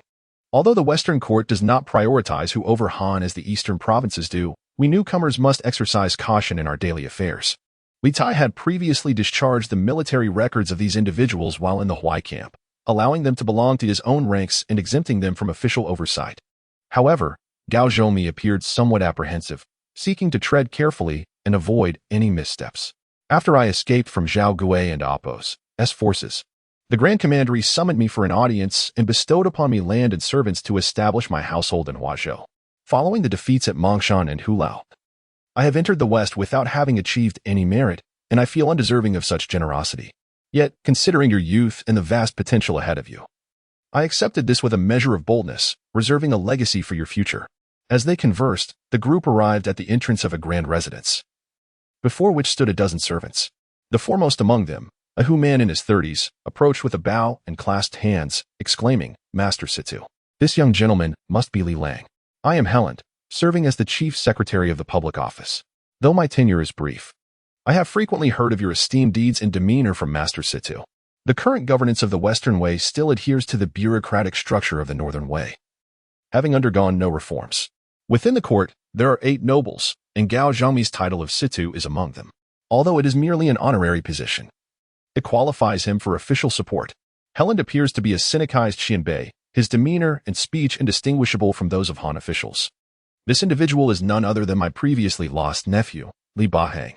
Today, as we joyfully reunite, I kindly request the chief secretary to prepare a feast and celebration, and let the servants within the residence also partake in the meal." Gao Zhongmi smiled and nodded at the chancellor, then waved his hand to the servants standing respectfully at the door, saying, "You all come forward and behold the remarkable demeanor of my esteemed nephew, so you may remember whom to serve in the future." Within the residence, a considerable number of servants, about 30, Mostly women and children also stepped forward in succession to pay their respects. This estate was quite spacious, comprising 3 courtyards, with the front hall and several rooms on either side, primarily designated for receiving visitors and accommodating subordinates. The central hall was the most grandiose structure in the estate, ample enough to seat over 100 guests comfortably, with side chambers serving both storage and dining purposes. The backyard was divided into 2 sections, one for the owner and Appo's living quarters, and the other for a vegetable garden and flower beds, adjacent to which stood the stable. Gao Zhongmi warmly guided Li Tai on a tour of the residence, and upon reaching the entrance of the main hall, he remarked, "This abode may not compare to your previous residence in Apan, which was more spacious and pleasant, but in these foreign lands, one must adapt to local customs. Your family, originally harmonious in the countryside, has suffered due to my persecution. You have chosen to repay grievance with virtue, offering counsel to save me. Thus, it is only right and just that I assist you in establishing a home. Since you have returned, I shall bestow upon you all that was granted to me by the Grand Chancellor, if you do not mind my causing the separation of you and your father. Making it difficult for you to return home, I shall take up residence here, and we shall rely on one another, having recently reunited." This was already the second time Gao Zhongmi had made such a declaration, indicating his sincere intent rather than mere politeness, influenced by memories of the future. Li Tai was particularly sensitive to matters of property. This estate covered nearly 20 acres and was situated in the military and political center of Huazhou, which, in his view, undoubtedly qualified as a mansion. When he heard that Gao Zhongmi intended to gift him this residence, Li Tai felt genuinely moved, yet he quickly shook his head and replied, "Your Excellency, such words leave me utterly embarrassed. Your esteemed reputation is well known, regardless of circumstances, even without my counsel. The Yuan Grand Chancellor would surely extend aid and respect. As for gratitude, I implore you to speak no more of it. My father is lost to me, and you are the only close elder I can turn to in the Western lands. Your willingness to shelter me fills my heart with immense gratitude."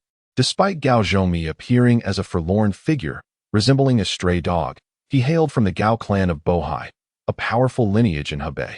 Even Gao Huan, upon his arrival in Hebei, sought to ally with the Bohai Gao family, acknowledging that he was of a lower generation than Gao Zhongmi and his brothers.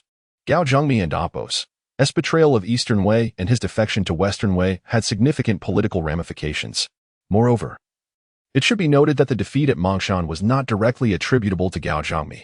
As one of the most distinguished politicians of the late Southern and Northern Dynasties, Yu Wentai would not unjustly hold Gao Zhongmi accountable for his unique status as a defector, regardless of Gao Zhongmi and Appo's feelings of gratitude or guilt towards himself. Li Tai could not accept such generosity without hesitation. After all, he was still an outsider in Western Wei, while Gao Zhongmi held a position of considerable authority. If they could not establish a proper relationship, any lingering affections would soon dissipate over time. Upon hearing Li Tai and Appo's words, Gao Zhongmi sighed deeply, patting him on the shoulder and saying, "Apan, your lack of resentment towards me brings me great comfort. We are all pitiable souls, displaced and powerless. There is no need for hierarchy between us. From this moment forth, we shall support and assist one another as uncle and nephew." Chapter 12. The Trader's Bitterness. Go ahead and dine. Enjoy your feast without disturbing my uncle and me. Gao Zhongmi gestured dismissively from the hall's entrance, before leading Li Tai into the room. Outside, the attendants dispersed into the side chambers, leaving only a few maidservants to follow them in. Once seated, they gazed at the somewhat vacant hall, and Gao Zhongmi sighed. "In years past, we were accompanied by many. Now, the only ones to share a meal are you and me, Apan." Li Tai, with his entourage of over a dozen personal guards, appeared rather impressive. Yet in comparison to Gao Zhongmi, he seemed insignificant. When Gao Zhongmi took office in Hulao, he commanded nearly 2,000 troops, not the military provided by the Eastern Wei court, but rather a private force loyal entirely to the Gao clan of Bohai. Remarkably, this was maintained even after the death of Gao Ao Chao, despite the subsequent disbandment of many troops. This illustrates the immense private military power of the aristocratic families during this era. Following the catastrophic defeat of the Western Wei at the Battle of Mangshan, Yu Wentai extensively recruited the elite of Guanzhong, swiftly replenishing his forces, which would later gain renown as the legendary Guanzhong army. Let us raise our glasses in memory of those lost a month ago. Gao Zhongmi instructed the maidservants to fill their cups, then stood to bow deeply towards the east, pouring the contents of his cup onto the ground, his expression heavy with sorrow. Seeing this, Li Tai mimicked the gesture, silently wishing for the safety of his father, Li Xiao. despite having taken possession of another's body. His feelings for this family's kin were not profound, yet guilt was inescapable. Now, let us enjoy our meal. Gao Zhongmi forced a smile, gesturing towards the modest fare before them. Before arriving in this world, Li Tai had been a content creator focused on ancient customs, tirelessly crafting scripts daily, with ancient diets serving as a significant source of his material. After all, food is paramount to the people, and compared to the relatively dull recounting of ancient history, the culinary delights of bygone eras offered a more flavorful and textured narrative, ensuring audience engagement. Throughout history, the era of the Northern and Southern Dynasties has often been overlooked, leaving many unfamiliar with its significance. However, when it comes to cuisine, this period cannot be neglected, primarily due to a remarkable text, The Essentials of the Common People, penned by the renowned ancient agronomist Jiangdong. This work not only cataloged the agricultural knowledge of the Northern and Southern Dynasties, but also documented a wealth of culinary information from that time. Li Tai had once created a special feature on the cuisine of the Northern and Southern Dynasties based on this text, garnering a favorable response, thus acquiring a degree of understanding of the era's culinary practices. At the center of the dining table was a small clay stove, its flames dancing vigorously, upon which rested a small copper pot, bubbling with a milky broth filled with various meats, releasing an enticing aroma. Beside the stove was a wooden box, measuring about a foot square, containing skin-on, cooked venison, accompanied by scallions, ginger, Sichuan pepper, salt, vinegar, and fermented soybeans as condiments.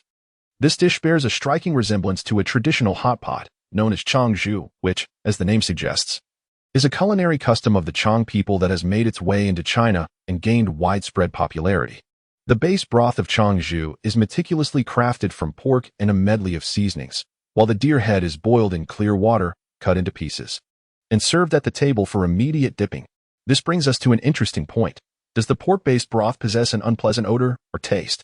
Historically, pigs were one of the 6 domesticated livestock and were also among the 3 sacrificial animals in ancient rites, with a long-standing tradition of rearing and consumption.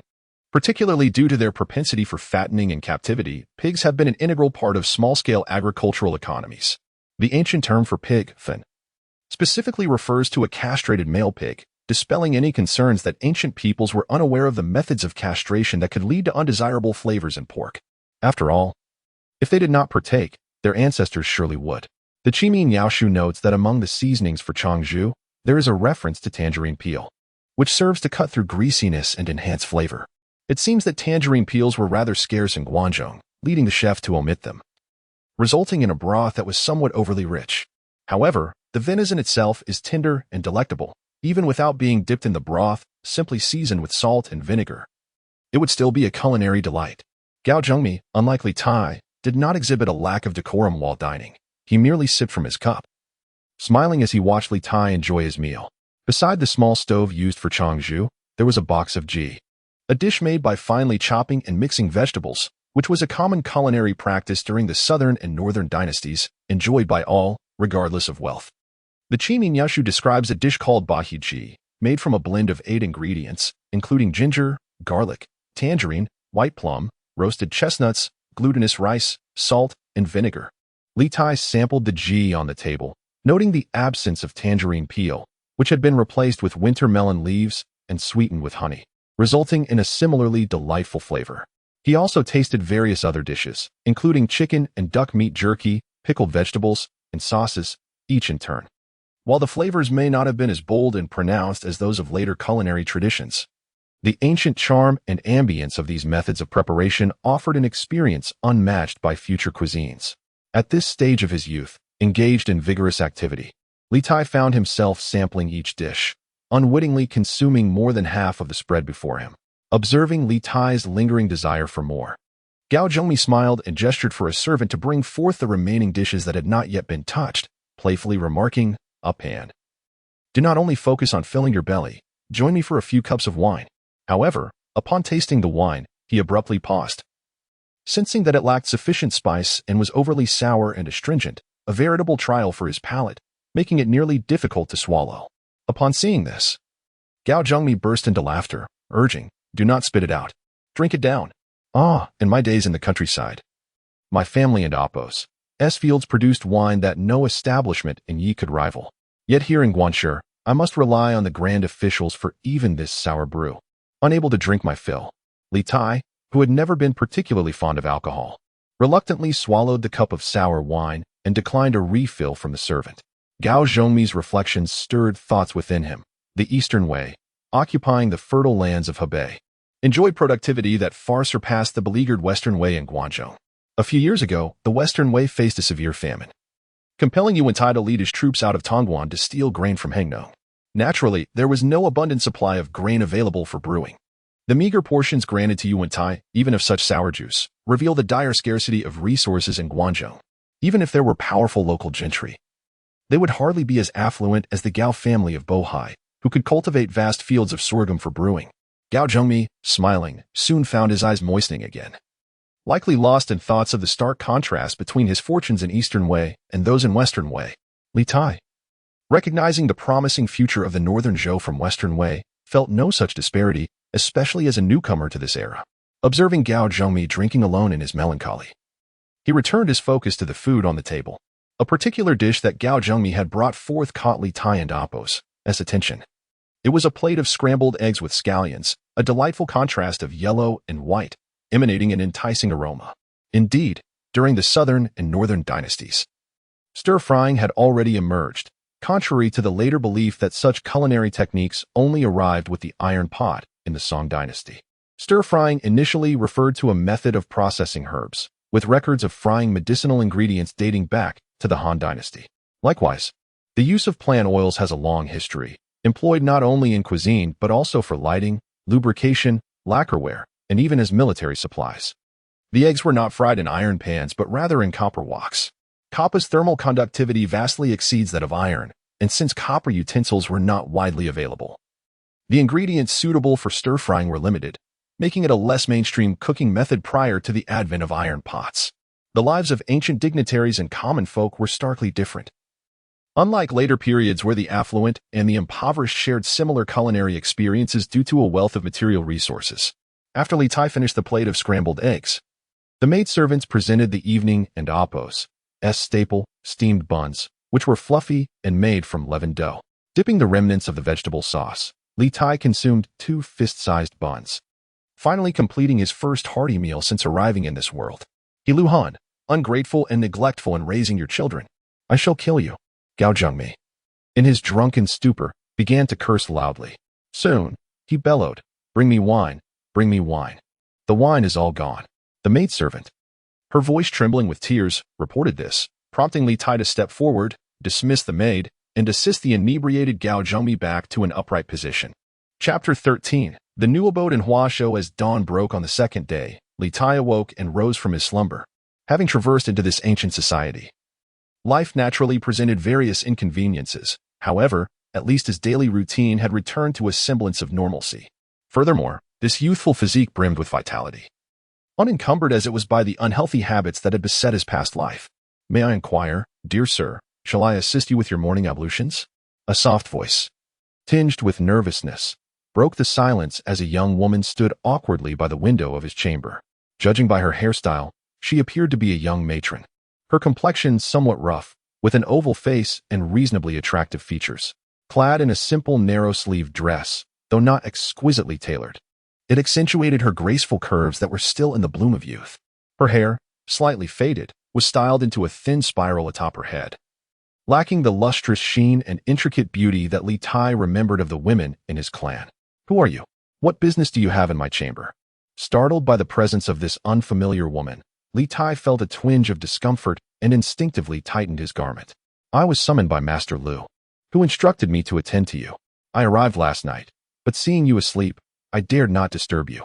The young woman's explanation triggered Li Tai's recollection of Gao Zhongmi's drunken ramblings from the previous evening, wherein he lamented over burdening his own family and insisted that Li Tai be placed under the care of someone to ensure the continuation of his lineage. The woman mentioned, Master Liu referred to Gao Zhongmi's relative, Gao Belan, who had likely dispatched her upon hearing those drunken words. Realizing this, Li Tai felt a wave of embarrassment wash over him. Please leave. I am not accustomed to having strangers attend to me. He gestured for her to exit. The young woman, already anxious, became visibly distressed at his dismissal. With a sudden thud, she knelt on the ground, tears streaming down her cheeks before she could utter a word. Li Tai, however, had no time to ponder the emotional turmoil of this stranger. He stepped outside and glanced up to find Li Zhuxing and Gao Belan engaged in conversation in the corridor. "Why are you awake so early, 13th brother?" Gao Belan, a man in his 50s with graying hair, approached Li Tai with a brisk pace, eyeing him with curiosity and exclaiming, "Youth is truly a blessing." Li Tai, being the 13th in his clan, retorted with irritation, "You, old six, are indeed a nuisance. I merely lay down to sleep, unaware of what you might have thrust upon me. I do not require the service of that woman.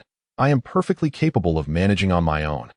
He was well aware of his own circumstances. Even during his time in the Shaohuan camp, he had preferred to lodge separately from Li Zhuxing and the others, fearing the possibility of revealing anything inappropriate in his sleep. Until he fully assimilated into this new identity, he had no intention of engaging in intimate interactions with the people of this era. Gao Belan, sensing the displeasure in Li Tai's tone, felt a twinge of embarrassment and indignation.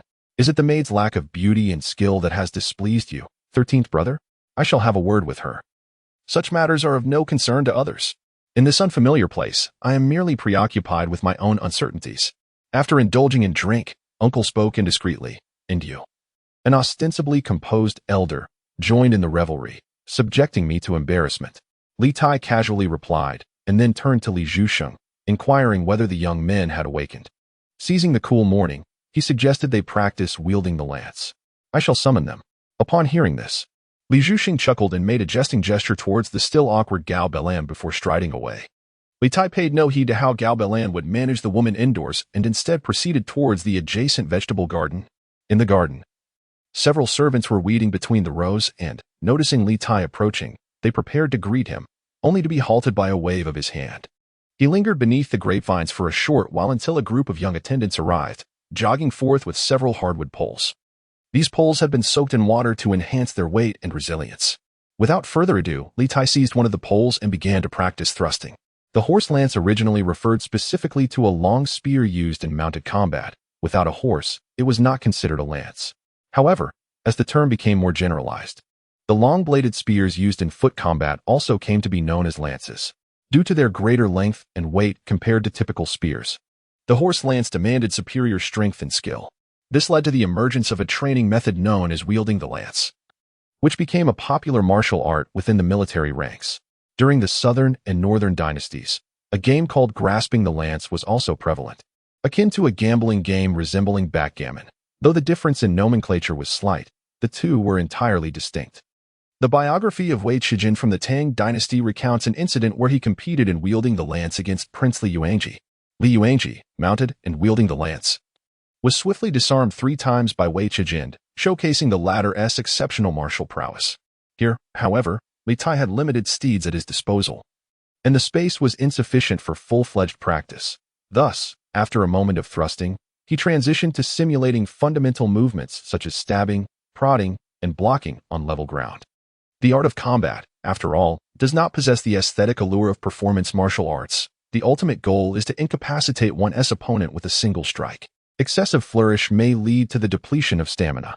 Consequently, training focuses primarily on foundational combat techniques, with beginners required to engage in repetitive practice.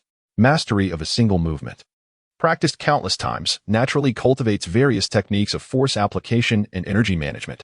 Li Tai's youth had been spent in rigorous training, sparing him the monotony of starting anew. Yet the enhancement of strength and skill still demanded relentless practice. Should he abandon this regimen for an extended period, his tactile sensitivity and the finesse of his movements would inevitably fade. The youthful companions training alongside him were loyal servants who had grown up in his company, sharing an implicit understanding. Some wielded poles to disrupt, while others engaged in unarmed techniques to seize the poles, simulating the diverse confrontations that might arise on the battlefield. Due to the length of the horse lance, one encounters numerous challenges and requires heightened skill in combat, particularly in the absence of the speed and agility provided by a mount, where the advantages of a long weapon might conversely become a disadvantage.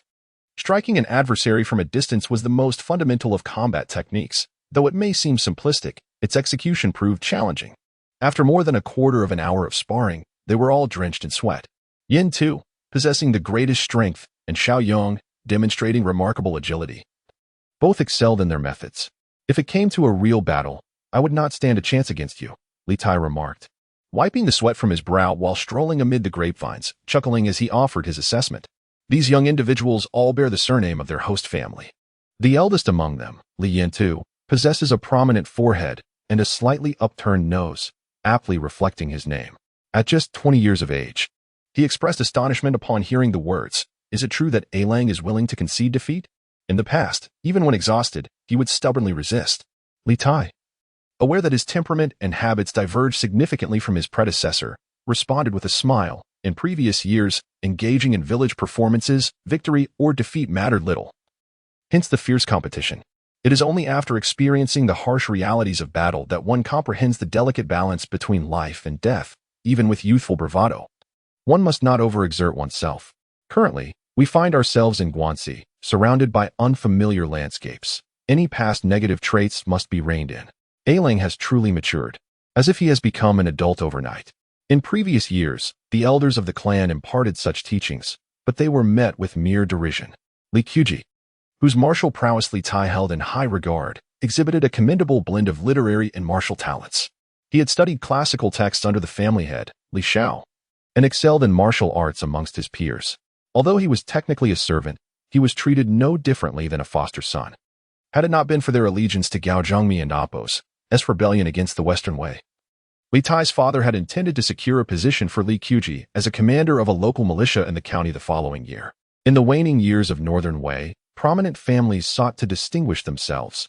The scions of noble houses preferred seclusion to serving in subordinate county positions. However, to ensure the stability of their family legacies, a necessary martial presence was unavoidable. Thus, adopting a foster son to serve in the local government became a pragmatic solution. After resting for a brief moment, the group was soon approached by a servant who hurriedly announced that breakfast was ready. They washed up in the flowing water from the garden's irrigation ditches and then proceeded together to the dining hall. "Is uncle awake?" Li Tai inquired upon seeing Gao Belan standing in the corridor. "The lord is still asleep. The 13th young master may proceed without waiting." Gao Belan replied with a courteous bow. "The chief secretary of the Gongfu, Helan, is already in the front hall." Requesting that Ailang handle the matter of the populace and Appo's registration, Li Tai nodded and entered the dining hall, where he found 7 or 8 maids standing attentively. Ranging from young girls to women in their 40s, they varied in appearance, creating a striking scene. A fleeting glance led Li Tai to suspect that Gao Belan was testing his resolve. He shot a glare at the old servant. Gao Belan chuckled nervously and said, "In the past, esteemed families refrained from allowing young masters to have maidservants, fearing that the young lord might indulge in reckless behavior, leading to inappropriate distractions. Now that the 13th young master has matured, he can naturally be free from such constraints. The presence of female attendants is ultimately to provide comfort and harmony." Li Tai understood this custom. He recalled that his predecessor had grown up without any female companionship, and even tasks such as cleaning were only undertaken once he had left the room. This was undoubtedly a precaution against the impetuosity of a young man still in the throes of adolescence, whose physical development was not yet complete, potentially leading him to become enamored with frivolities. Reflecting on this, one could see that ancient times were not devoid of those who found elegance in such pursuits, perhaps a result of repressed desires during their formative years. There is no need for so many attendants. Let 2 remain and dismiss the rest, Li Tai decided, casually pointing to 2 frail young girls standing by, while gesturing for the others to disperse. His original intention was to assign light cleaning tasks in the residence to the children, believing that their frail strength might render them unsuitable for more arduous work, thus sparing them from disdain or maltreatment. However, upon witnessing Gao Belan and Appo's expression of surprise followed by understanding, he realized that this old fellow harbored no benevolent intentions. He deemed it unnecessary to elaborate further and settled down for breakfast. The meal consisted of a broth made from lamb bones, in which floated dough balls the size of lychees. When bitten into, the dough revealed a savory filling of meat, releasing a rich aroma. This type of meat-filled dumpling is known as lao wan, named for the dough that encases the filling, capable of being steamed or boiled. Li Tai, having risen early and engaged in considerable exercise, consumed 2 large bowls of lao wan, leaving no broth behind, before finally feeling satiated. Turning, he noticed the 2 young girls, their heads bowed, nervously clutching their garments as they swallowed in anticipation. He then instructed them to serve another bowl. After finishing his meal, he proceeded to his quarters to air out the bedding. Rising to his feet, Li Tai pointed to the bowl of Liuhun and addressed the two young girls, before striding towards the main hall. Chapter 14. Naturalization in the Kansai region. Li Tai arrived at the front hall and was greeted by Hilanda, the chief clerk of the public office, who approached him with a smile. Hilanda slightly bowed and clasped his hands, apologizing for intruding upon Li Lang and Appos' rest due to the recent return of the military. He explained that since the establishment of the Great Unity, the court required all new residents to declare their place of origin based on their current residence. As he had some leisure in his duties, he took the liberty of offering assistance, stating that Li Lang merely needed to provide a written record, which he would then deliver to the authorities. Li Tai acknowledged his limited knowledge regarding the customs and protocols of Kansai and expressed gratitude for the chief clerk and Appos' reminder. As they conversed, they entered the front hall, where paper and ink were already laid out on a small table. Previously, while in Tongguan, Li Tai had hesitated to write a letter to Yu Wentai, but now, as he was only required to document his family lineage and place of origin, he felt no reservations. He inquired about the appropriate format and began to write. The details of his family's 3 generations of migration were firmly etched in his memory, for in ancient times, this served as a crucial form of identification. It was not merely a matter of rote memorization. Such knowledge was essential to one and Appos' identity.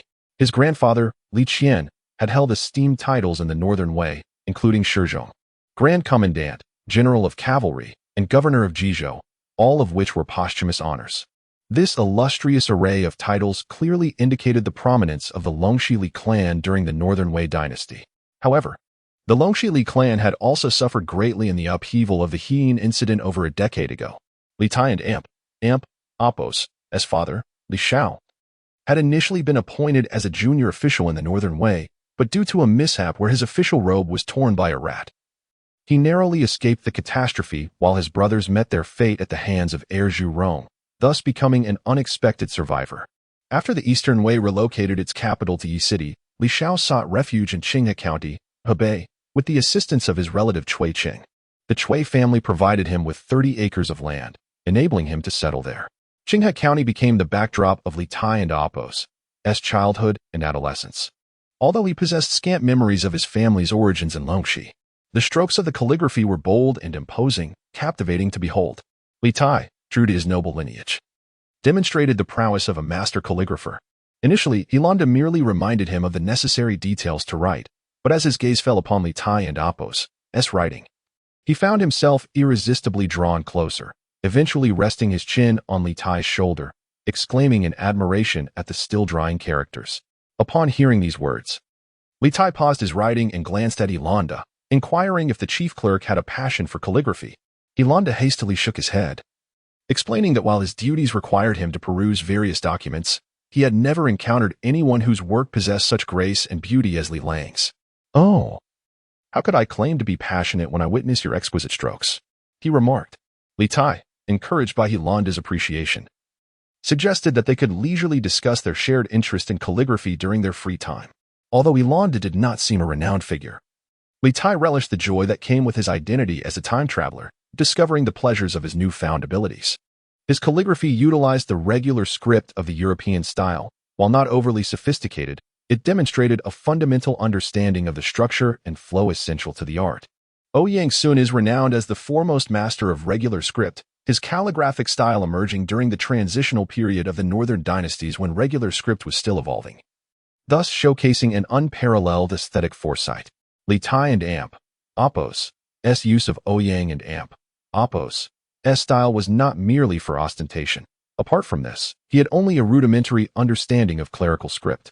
Initially, he pursued calligraphy solely to enrich his repertoire, searching online for practice methods to hone his skills, which might impress the layperson, but in the presence of true masters, he would inevitably feel a pang of inadequacy. Li Tai took a fleeting pleasure in this, but did not dwell on it, for in such tumultuous times, the might of arms ultimately reigns supreme, rendering all else insubstantial. "May I inquire, Chancellor, if I were to sever my official ties, would I be able to directly enter Huazhou's Wuxiang County?" Upon finishing his writing, Li Tai turned to ask once more. That. It largely depends on your intentions, Li Lang. What distinctions exist?" Li Tai inquired with curiosity. There are indeed subtle differences. In a wide county, land allocation is more generous, whereas in a narrow one, the allotment is rather meager. Moreover, the distance and local conditions of various provinces differ, resulting in varied taxation and service obligations. However, given your official status, future matters may be less pressing. At these words, Li Tai paused momentarily, then replied, "But I am not an official. I entered the border with the army and have consistently been an unranked individual. Is your official status not yet clear?" "Li Lang, it seems, I have been presumptuous. As you are not an official, there is no urgent need to sever ties. Upon registering, one must indeed pay taxes, and the court strictly oversees this. The taxation on grain and silk is a minor concern, but the obligations of labor are cumbersome. Without official exemption, one may toil for months on end." Upon hearing Helinda and Apos' words, Li Tai felt somewhat overwhelmed. Earlier that morning, while dining, he had reflected upon the lavish lives of ancient nobles, only to find himself contemplating tax and service obligations shortly thereafter. The taxation system of the Western Way employed a rent adjustment method, omitting the labor tax that characterized the Tang Dynasty. However, this does not imply that the citizens of Western Way were free from labor burdens. On the contrary, they bore even heavier loads than their Tang counterparts, for the labor tax was effectively replaced by silk contributions, an option that Western Way did not provide. As for military service, Li Tai did not harbor fear. He practiced spear techniques daily, aspiring to achieve merit amidst the unification efforts of the Western Way and Northern Zhou. Yet, this ambition presupposed the possession of one and Apos' own troops. To become a mere foot soldier on the battlefield would be tantamount to courting danger for the sake of thrill. Furthermore, labor obligations extended beyond military service. If he continued to remain obscure and endured long enough, he might find himself conscripted by Emperor Yang of Sui to construct canals. What a cruel twist of fate. Noticing Li Tai's furrowed brow, Helinda pondered for a moment before continuing, "There exists another means to be exempt from labor obligations, that is, by serving in a public office as a donation to the cause. However, I regrettably lack the connections to secure such an opportunity for you, Li Lang. The office of the Minister of Works holds no authority to grant exemptions, lest it tarnish the integrity of noble lineage. If memory serves him correctly, the present-day Chang'an remains the ancient city of Han and Jin, only later transformed into Daxing City with the establishment of the Sui dynasty, now known as the later Chang'an. Situated atop Longzhou Plain. Since registering grants access to land distribution, one must choose a prime location, even a mere 3 to 5 acres. If fortuitously situated near the future Taiji Palace or Daming Palace, could bestow a touch of imperial aura, bringing luck and perhaps even some compensation for relocation. I am not a native of Chang'an and thus lack precise knowledge. I shall inquire with the local officials and strive to fulfill your wishes, Li Lang." Helen noted Li Tai and Apos' request and assured him, then continued, "This morning upon entering the residence, I heard from the streets that several generals are preparing to depart for long. It is said that you, Li Lang, are returning with them. Surely it is a matter of deep camaraderie. Should you consider visiting Yuqian?" Upon hearing this, Li Tai nodded. "These generals have shown me considerable kindness, and indeed, I must pay my respects." As he departed from the Xian military camp, several Hui had suggested that Li Tai visit their home after settling in the city, but he did not anticipate leaving so soon. It appeared that the battle at Mangshan had greatly impacted the Western Way, necessitating swift personnel adjustments. For the sake of propriety, Li Tai truly ought to pay a visit before several Hui set out, yet he could not arrive empty-handed, despite having engaged in such practices during his return journeys previously. He pondered and then asked his chancellor, "What is the appropriate measure of etiquette when it comes to social obligations in Guanshi, so as not to be deemed disrespectful?" After a moment and Apos' thought, Li Tai inquired further. Helen replied with a smile, "The customs in Guanshi are simple and unpretentious. They do not measure the weight of courtesy with rigid standards. The richness or frugality of gifts is flexible. The achievements of several generals are substantial, and their wealth is considerable. The gold and silver they carry to the borders are merely material possessions. In my view, it is better to offer practical items than extravagant gifts. This journey to the borders is long and arduous, and wear on horses and carts is inevitable. It would be wise for Li Lang to prepare some cart axles and other necessities, as the recipients will surely appreciate the thoughtfulness." Though somewhat surprised, Li Tai realized he had no lavish gifts to bestow. Several Hui seemed quite fond of him, yet he could not join their ranks. After contemplating briefly, he summoned Gao Bailing to inquire whether this plan for gifting was appropriate. Upon hearing Gao Zhoumi and Apos' agreement, Li Tai felt relieved. Though he hesitated at the thought of sending 30 taels of gold, finding it rather extravagant. In the Western way, the measurement system was relatively small, with one gene approximately equating to 222 grams in later times, at a gold price of 400 per gram. This amounted to a staggering sum.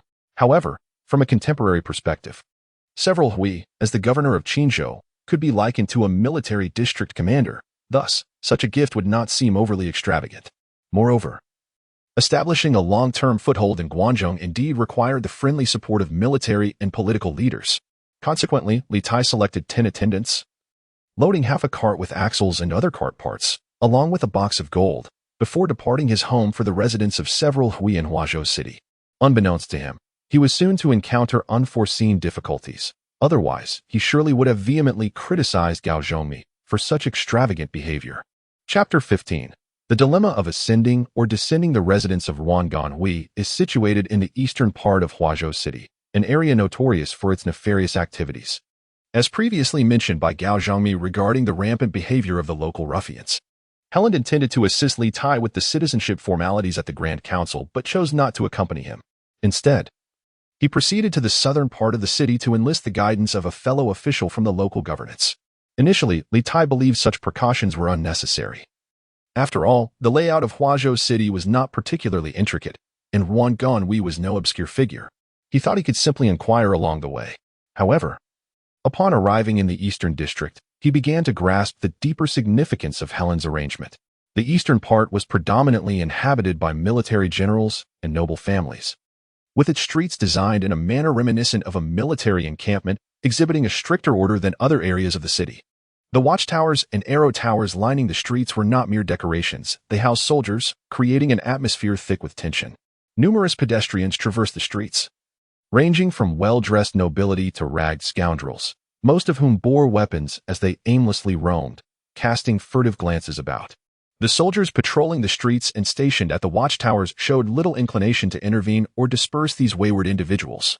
As Li Tai and his entourage made their way through the streets, they attracted considerable attention, with some of the rogues following closely behind, their numbers swelling to several dozen. Blind fools! This gentleman is a distinguished guest visiting General Yuan's residence. How dare you disturb him? As they turned into a winding alley, the followers drew nearer, some brandishing knives. The official from the local governance turned sharply, pointing an accusatory finger at the ruffians and bellowing. Upon hearing this, the ruffians' expressions shifted dramatically, and they quickly dispersed, some of those who had pressed too close sheepishly retorting, "Who would dare to trouble the nobleman? We were merely passing by." With that, they hastily scattered. In broad daylight, did these ruffians truly dare to commit robbery and violence within the city? Were they not fearful of the law's retribution? Observing their rapid retreat, Li Tai expressed his confusion. With so many grand residences here, how can the residents tolerate such miscreants wandering about? Even if the authorities turn a blind eye? Though these rogues were indeed shameless and vicious, they possessed a certain cunning. They would never dare to infringe upon the truly affluent and powerful. Even if the authorities were to impose punishment, it would likely amount to nothing more than corporal punishment. And when warfare erupted, they would be pardoned and conscripted as city defenders, rewarded for their service, thus rendering them unafraid of legal repercussions. Upon hearing the official and Oppo's explanation, Li Tai began to comprehend the precarious existence of these ruffians. Huazhou City stood as a front line in the standoff between the two Wei, having faced siege multiple times. The civilian population was already scant, and the threat posed by these ruffians was limited. At critical moments, they could even serve as cannon fodder, bolstering the city and Oppo's military ranks. My lord, since you are not a familiar face in the city, it would be prudent to have a few whose soldiers accompany you when you venture out. Those ruffians will recognize your entourage and understand that you are not an ordinary person, thus refraining from harassment, suggested the official, glancing at Li Tai and Oppo's retinue. Li Tai nodded in agreement. Although the conflict between the Hu and Han in the Western Wei was not as pronounced as in the Eastern Wei, it was important to remember that the ruling powers, including Yu Wentai, had emerged from the Northern Wei, a regime of Xinbei origin. The ability to employ Hu servants naturally places one above the common folk in societal hierarchy. Han individuals must rely on the service of Xinbei people to demonstrate their nobility within the Xinbei regime. This perspective, albeit somewhat convoluted, indicates that in ancient times, class was a more potent influence than ethnicity in the social structure. Gao Yang of the northern Xi assembled a loyal guard of Xinbei soldiers from among the 6 districts. not only due to their formidable combat prowess but also to reinforce the notion of class superiority. Compelling the Xianbei to submit to him, "The mightiest Xianbei warriors serve as my retainers. How dare the lesser folk defy me?" Before him, the Vermilion Gates lead to the residences of several generals. Observing this arrangement, he surmised that the attendants should not enter the premises. "My lord may possess a name card.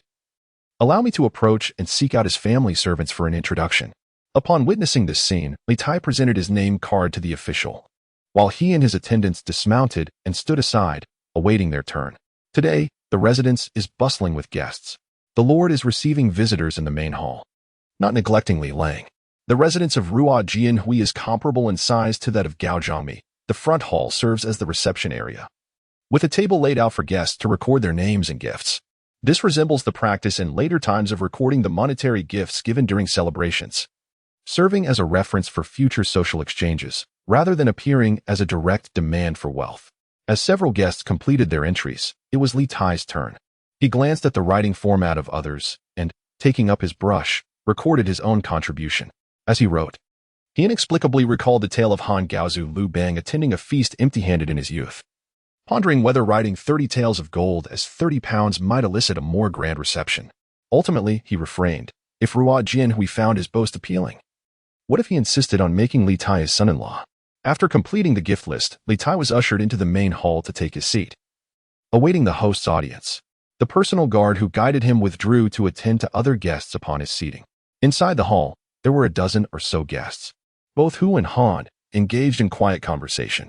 Upon seeing Liutai enter, they cast curious glances in his direction. Naturally, Liutai did not recognize any of them. He merely sat, observing the hall's decor. Perhaps due to the ongoing struggles of the Western Way, Ruo Jianhui's hall was not lavishly adorned. The beams and columns were coated with only a thin layer of paint, and aside from the banquet table, there were few decorations, with curtains dividing the space into several areas. The southwest corner of the hall appeared to be a recreational area, furnished with items for games like chupu, and, though only 3 or 5 young Hu men were engaged in play, all seemingly descendants of the northern martial folk, familiar and at ease with one another. For instance, Zhao Gui, whom Liutai had inadvertently offended prior to this meeting, had recently lost his official position after accompanying the Grand Chancellor Yu Wentai to the court to plead for forgiveness following the defeat at Mangshan. However, he still oversaw defenses at the Ba River. Such a punishment was evidently a mere show of authority, lightly administered, inflicting no real harm, and it was likely he would soon regain his position. In addition to these prominent officials, there were other tidings to note. For instance, 5 defenses were established in Yuanzhou, and 3 in Yuxi, each manned by local militia under the guidance of notable figures from their respective counties. Since the time of the Northern Way, numerous military outposts, cities, and towns had emerged, and each bore the unmistakable mark of a military establishment. The corresponding garrison personnel, city dwellers, and townsfolk are primarily composed of Xianbei military forces, rather than ordinary civilians. Historical records from the Tang Dynasty indicate that, due to taboos, these individuals were referred to as city inhabitants and town residents, with later generations using the terms interchangeably. However, aside from a few military and administrative centers like Luoyang, the majority of urban residents were military personnel, distinctly different from their rural counterparts. The term defense, which emerged during the Western Wei and Northern Zhou periods, refers to a new military concept, encompassing a scale that lies between garrisons and towns, administratively affiliated with the prefectures or, in some cases, directly classified as military prefectures. Upon hearing guests discuss the recent establishment of multiple defenses by the Western Wei, Liutai surmised that this initiative was likely connected to the forthcoming system of provincial soldiers. Historical texts recount that after Yu Wentai's defeat at Mangshan, he began to recruit the influential military families of Guangdong extensively, yet the specifics of this process remain vague. Although the system of provincial soldiers originated from the military conscription of urban residents during the Northern Wei, its formation was not instantaneous. In the early Sui dynasty, the military office was known as the cavalry office, later referred to as the eagle soaring office by the end of the Sui, and it was not until the Tang dynasty that it was definitively named the Zhejiang office. Thus, the frequent establishment of defenses in the Western Wei may represent a transitional military unit prior to the full realization of the provincial soldier system. Liutai, whose primary focus had been on ancient cultural pursuits rather than the military history of antiquity, possessed only a cursory understanding of the formation of this system. Nevertheless, it is reasonable to conclude that even if Yu Wentai aimed to recruit extensively from the local military elite, he would need to organize and settle these troops, with the newly established defenses serving as one such option for troop placement. Once organizational efforts reached a certain scale, these defenses could subsequently be subdivided into various military offices, thereby completing the structural development of the provincial soldier system. Contemplating this, Li Tai felt a renewed fervor. He had been pondering how to survive and thrive under the rule of the Western Way in Guangzhou. His previous suggestions had not garnered Yu Wentai and Appos' attention or favor, leaving him somewhat disheartened. Yet he soon found solace in the realization that the Western Way was not a unified and complete regime. Even if he were to gain favor with Yu Wentai and secure a position in the court, his prospects would still be limited. The Western Way, characterized by its precarious rule, faced a dire external environment that imposed little restriction on the development of local armed forces. In such circumstances, aspiring for advancement within the central authority would be a misallocation of effort. In tumultuous times, military might reign supreme. The Li family of Longxi once held considerable political standing in the Northern Wei court, yet upon the arrival of heirs Zhu Rong and Appos' forces in Luoyang, many members of the Longxi Li family met gruesome fates, prompting Li Tai's father, Li Xiao, to retreat into seclusion, fearful of official duties. Regardless of how well Li Tai might fare in the Western Way and Appos' bureaucratic realm, he would find himself as vulnerable as the other Li, should a significant political upheaval occur. Given this reality, it may be wiser to abandon aspirations for upward mobility and instead immerse himself in local affairs, potentially rising to the position of a regional military commander, thus securing his place within the future provincial soldier system. Although he was a newcomer with no local roots in Guangzhou, there remained a span of 5 to 6 years before the provincial soldier system would fully materialize, affording him ample time to prepare. At the very least, by integrating into local life, he could steer clear of the treacherous currents of the Western Way political arena, where peril lurked at every turn. He was still contemplating his own path of development when he suddenly noticed the surrounding guests rising en masse to depart, some exclaiming, "Dugu Keifu is coming." Dugu Keifu. Dugu Xian? Upon hearing this name, Li Tai hastily stood up, joining the throng as they made their way outside, eager to witness the grandeur of this most esteemed father-in-law. Chapter 16. Dugu Rian. Suddenly, a throng of guests surged forth from the corridor, creating a scene of overwhelming congestion. Li Tai stood amidst the crowd, surrounded by a sea of bobbing heads, utterly unable to discern anything beyond the multitude. Had Dugu Keifu already arrived and was about to depart? "Make way, make way. Do not obstruct our master's entrance," shouted several youthful men who, lost in their games, had only now realized they had fallen behind in the crowd, and thus began to shout and jostle their way through the assembly. As the force from behind pressed forward, Li Tai found himself unsteady, ultimately being pushed out of the throng and stumbling several steps before regaining his balance. "I shall receive the esteemed guests on behalf of my master. There is no need for excessive formality," resonated a rich baritone voice. Turning his gaze, Li Tai beheld a portly middle-aged gentleman making his way through the corridor, clad in a round-collared, long robe adorned with white and patterned brocade. Cinched at the waist with a leather belt embellished with gold and jade, he wore a black silk cap supported by a golden frame. His attire, while ostentatious, exuded an unmistakable air of nobility. Of course, the quality of such elegance is ultimately determined by the appearance of the wearer. Dugu Xian, in his early 40s, did not possess the imposing stature of some, standing at least 6 feet tall. Unlike the typical martial generals characterized by their broad shoulders and stout builds, he maintained a well-groomed physique. His sword-like brows were striking, and his features were well-defined, though he lacked the youthful vigor. He embodied the steadiness and assurance of a mature man, handsome and dignified, with glossy black hair and a captivating gaze that seemed to shimmer with life. Whether in motion or stillness, he commanded attention. What an old dandy. Dugu Xian paused for a moment in the corridor, his gaze lingering on Li Tai, who bowed respectfully. In response, he offered a slight nod of acknowledgement, then gestured to the crowd before proceeding towards the front courtyard. At this moment, a middle-aged scholar with a flowing beard stood before a writing desk in the courtyard, leaning over the ledger of guests. His right hand hovered in a gesture of sketching, remaining stationary for an extended period. Despite the many guests waiting in line behind him, none dared to urge him to proceed. "Is our host delayed due to unruly guests indulging in drink, thus sending me to receive the esteemed guests? Is this why Minister Su is reluctant to enter?" Dugu Xian remarked as he approached. Upon hearing these words, the scholar looked up briefly to nod at Dugu Xin, only to lower his head again. Addressing a scribe across the desk, "Have you finished transcribing?" Dugu Xin's gaze swept over the scroll of guest lists handed to an attendant beside him, and he inquired with a smile, "Could it be that Huibao has exceeded the limits of propriety, prompting Minister Su to personally seek verification?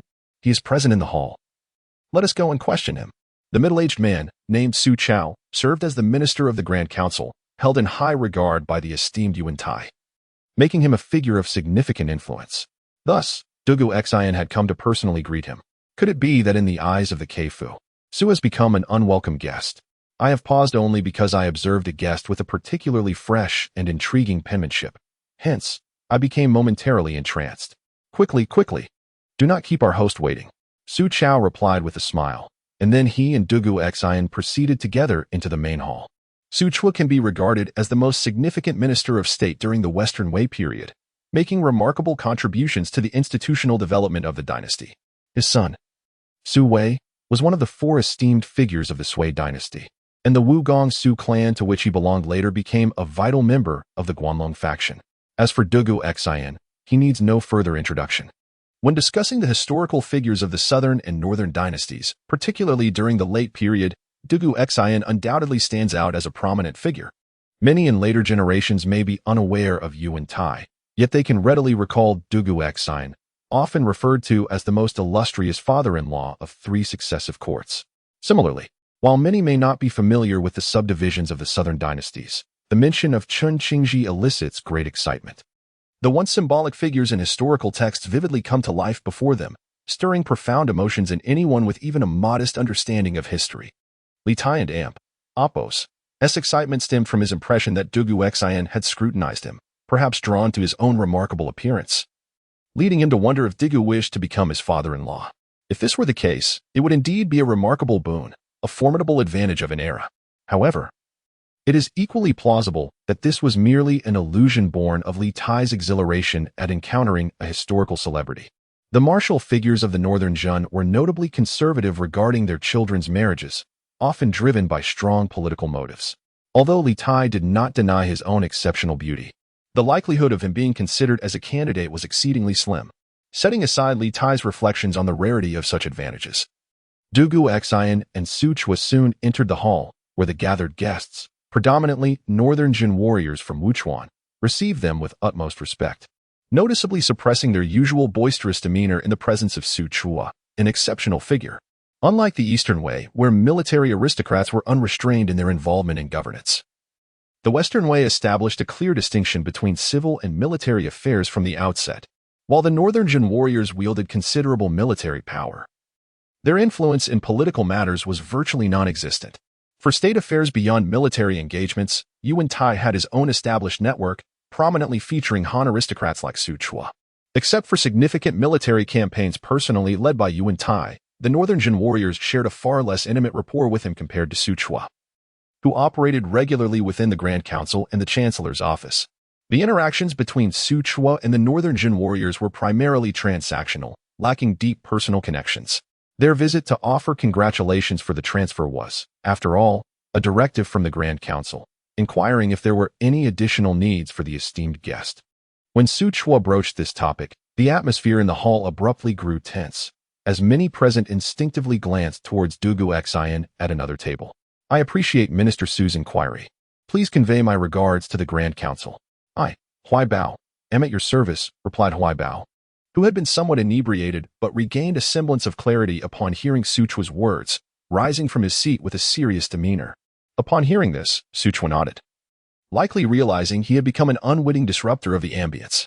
He then lifted his cup, took a small sip, and surveyed the attendees, inquiring, "I noticed a guest named Li Hang in the guest list. Is he present?"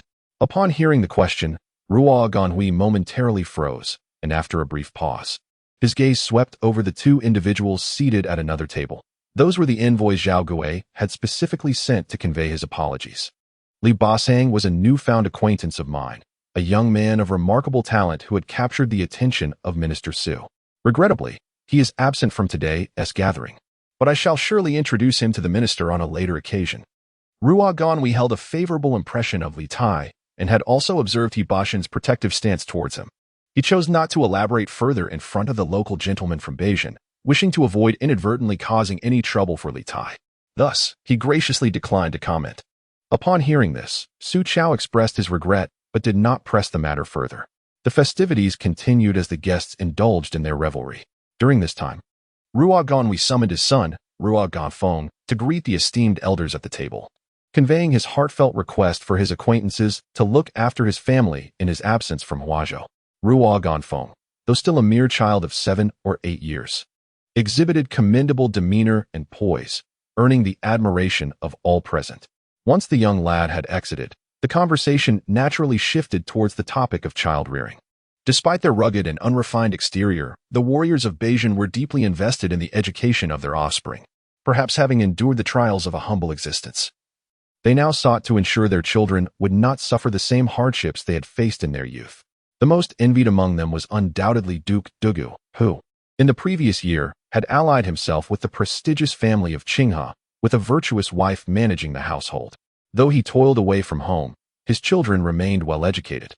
In a world fraught with turmoil, men often found themselves away from home, striving to provide for their families and build their legacies.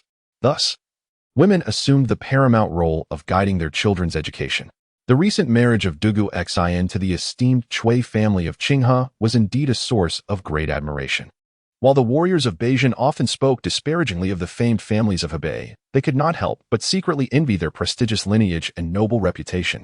However, the lofty standards of marital alliances among these families meant that, even when circumstances forced them to consider warriors of lower status, they would only entertain proposals from someone as distinguished as Dugu Xin, whose renown and bearing matched those of the highest officials.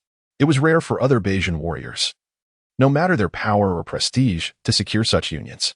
Dugu Xin, disinclined to dwell on personal matters, smiled at Ruo Ganhui when the conversation turned towards him and remarked, "Speaking of young talents, when I received Minister Su, I noticed a lad in the front hall who stood like a jade tree, exhibiting remarkable grace. Since we are guests here, he must be a friend of your family. Why not summon him for an introduction? I am indeed curious to see what kind of individual has garnered such praise from you, my dear brother." Ruo Ganhui replied with a smile as he rose to make his way to the front hall, hoping to disperse the effects of the wine he had consumed, for he feared he would struggle to endure the latter part of the gathering. The fine wines from the western regions were a treasure, and the gentlemen from Beijing likely came not merely to celebrate, but also to enjoy the exquisite vintages that had been generously bestowed upon them by the esteemed officials. After departing the main banquet, Ruo Ganhui took a few steps before summoning his bodyguard, quietly inquiring, "Is Li Boshang waiting in the front hall?" Chapter 17. The generous gift to Shi Wu the Lord is currently in another hall awaiting your presence. I have been instructed to invite Li Lang to meet him. Upon hearing this, Li Tai rose and followed out, yet a sense of perplexity lingered in his mind. He leaned in closer and whispered, "Is there an unsuitable guest in the main hall?"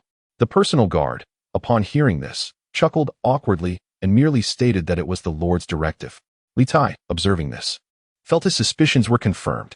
Although the northern town warriors held a momentary prominence in Guangdong, they were ultimately guests in this land, and it was inevitable for them to band together out of shared origins.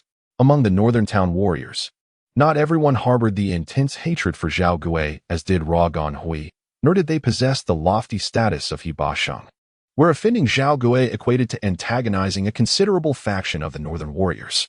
Ruo Ganhui's desire to avoid an encounter with those individuals could well be seen as a gesture of goodwill. However, Li Tai did not harbor any fear regarding this matter. He had resolved to refrain from recklessly seeking favor within the upper echelons of Western Wei, opting instead to root himself in the local soil of Guangzhou. This would allow him to evade many of the interpersonal conflicts prevalent among the Western Wei elite. With an established force at his disposal, he could stand tall, even if Zhao Gui sought to trouble him in the future. He could always align himself with Yu Wentai, and once Yu Wentai had passed, he could directly assist in vanquishing Zhao Gui. Li Lang has arrived. The affairs at the residence today have been exceedingly numerous, and it is only now that I am able to meet you. Upon entering the hall, Li Tai found Ruo Ganhui standing prominently. His robust frame swayed slightly, clearly under the influence of alcohol. Not wishing to impose, Li Tai offered his well wishes, hoping for the general's success in his endeavors to establish his might in Hishi and to gain accolades throughout the realm. Li Tai gestured respectfully.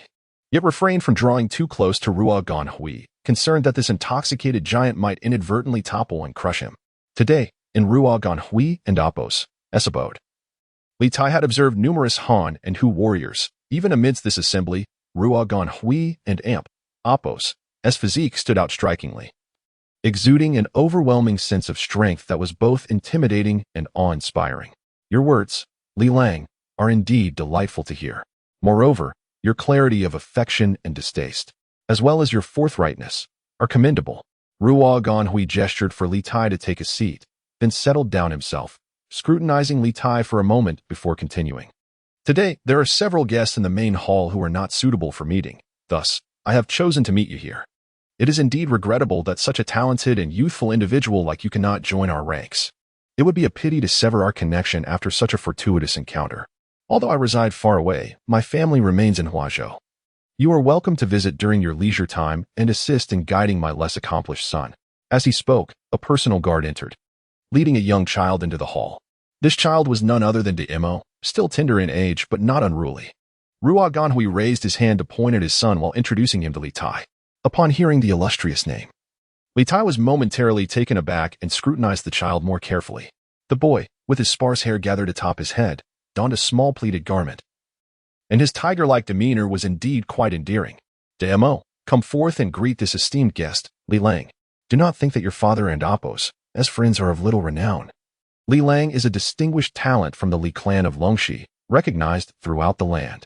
Ruo Ganhui smiled proudly at his son as he spoke, his words imbued with a hint of pride. At such a young age, Demo naturally did not comprehend the significance of the Li clan of Longxi. But upon witnessing his father's solemn introduction, he stepped forward to bow, saying, I am Damo, here to greet the honored guest. Li Tai hastily rose from his seat, expressing his surprise as he remarked, the young gentleman pays great respect to his elders and possesses a remarkable composure. With such exceptional qualities, he is assured a bright future.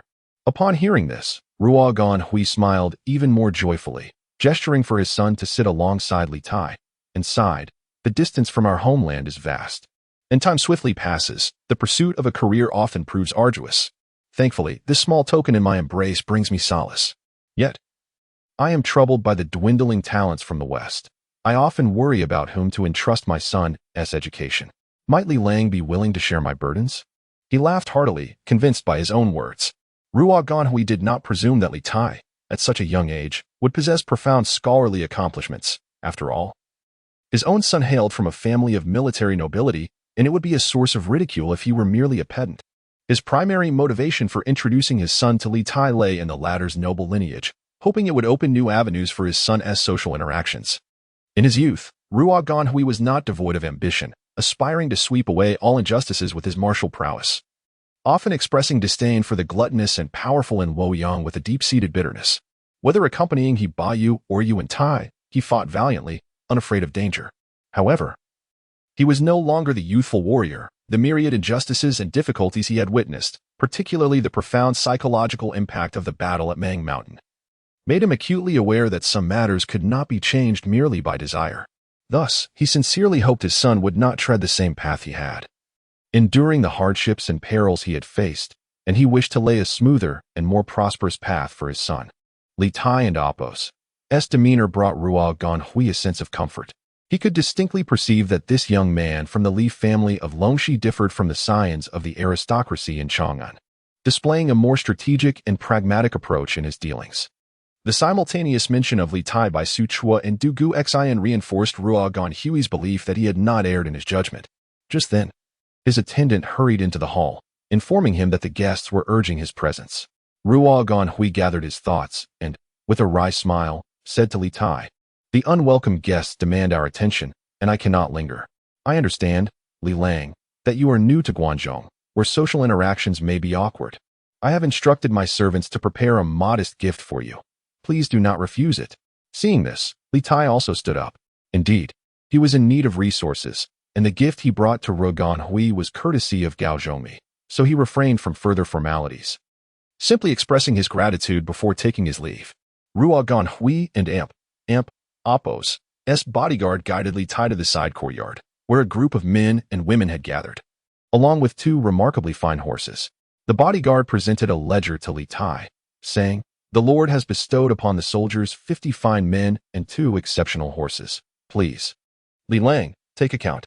Li Tai was contemplating establishing himself in the rural expanse of Guangdong, realizing that the more manpower he had, the better.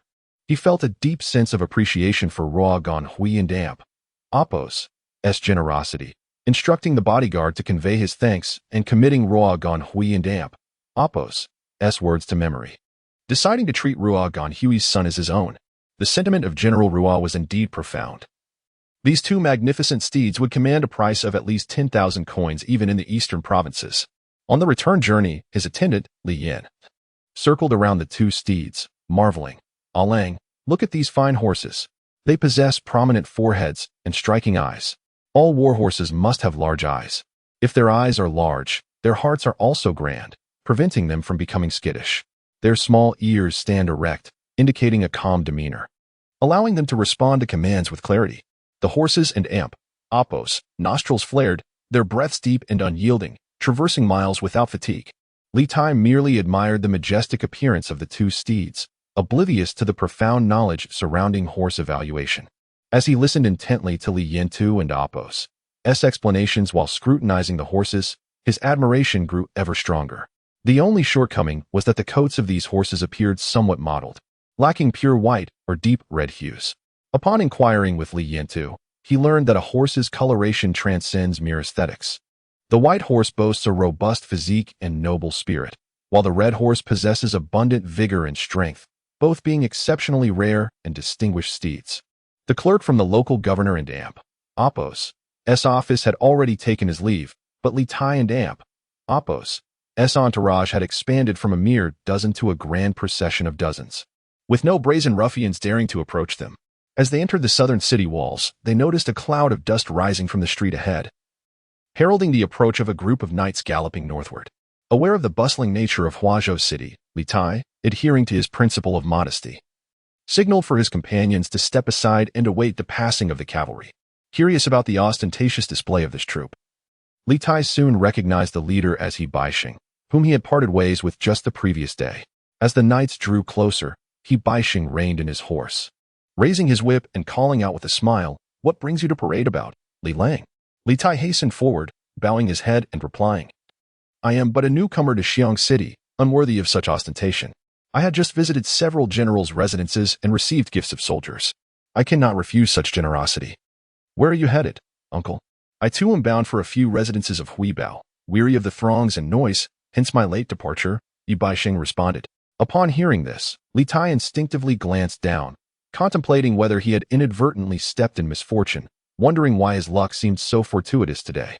As he pondered his plans to cultivate land in Guangdong, he found himself unexpectedly gifted with assistance. Entering the region alone and weak indeed posed challenges, but his uncle had imparted much wisdom, leading him to strive for independence. Feeling a touch of embarrassment, Li Tai was about to politely decline the offer. However, Hebei waved his hand dismissively, saying, "If you find yourself in need, allow me to assist you. Do not feign strength and decline. I know the location of the Gaositu residence, and if you lack the time to visit, I shall arrange for delivery by tomorrow. How many soldiers did Huibao offer you? Rest assured, I shall not provide less."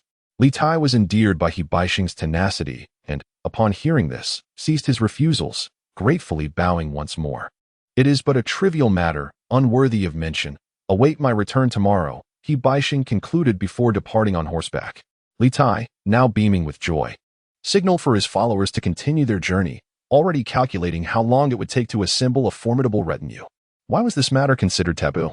Observing Hebaisheng and Appo's expression, Li Tai felt a sudden wave of anxiety and quickly inquired. Chapter 18.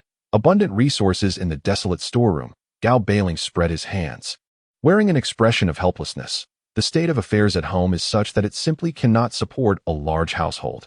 Although the Western dynasty does not prohibit wealthy families from nurturing soldiers, the industries are in decline, and people are worth less than goods.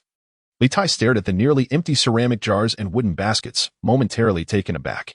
He had initially believed that the strict population registration in the Western way was the reason Gao Bailing suggested returning the soldiers, but he had not anticipated this underlying cause.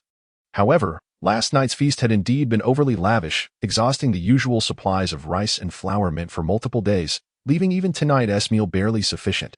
Upon hearing this, Gao Bailing smiled bitterly. My lord was once in Dongzhou and was already struggling with resources. The battle at Mangshan was a devastating blow. When Zhao Gui was detained in the army, he had already resigned himself to death. Only upon hearing that 13th young master had suggested a rescue did he find a flicker of hope, but I fear that 13th young master, being weak, may find it difficult to endure, barely scraping by in this world. Although family matters are dire, I dare not impose burdens on you, and can only share my grievances with 13th young master. Li Tai remained silent for a long while before responding. I do not resent the hardship of existence, nor the indulgence of favorites, as it indeed harms human sentiment. Though uncle has shown great affection, I ought to be self-reliant. The soldiers I recruited should naturally be supported by me. And there is no need for 6th Prince to feel sorrow over this. 13th young master has misunderstood. I am certainly not lamenting to drive you away. Upon hearing Li Tai's words, Gao Bailing suddenly knelt down, tears welling in his old eyes as he choked out. When the former Grand General was alive, he often led his troops to the west, which naturally caused resentment among the Westerners. With my lord now in a weakened position and retreating westward, it is inevitable that he will face malicious scrutiny. The persecution from Zhao Gui is but one instance. Since moving to the city, there have been numerous incidents of bloodshed. 13th young master has been in the city for only a brief time, yet has already maintained connections with the powerful in the Western Dynasty. Our family must rely on this influence to find peace in this land. The former Grand General that Gao Bailing referred to was Gao Ao Chao, who had perished in the Battle of Heong several years ago. Since the division of the Northern Wei into Eastern and Western factions, Yao Ao Chao had consistently served as a general for the Eastern Wei, never absent from the numerous battles, which understandably engendered hatred and resentment among the Westerners.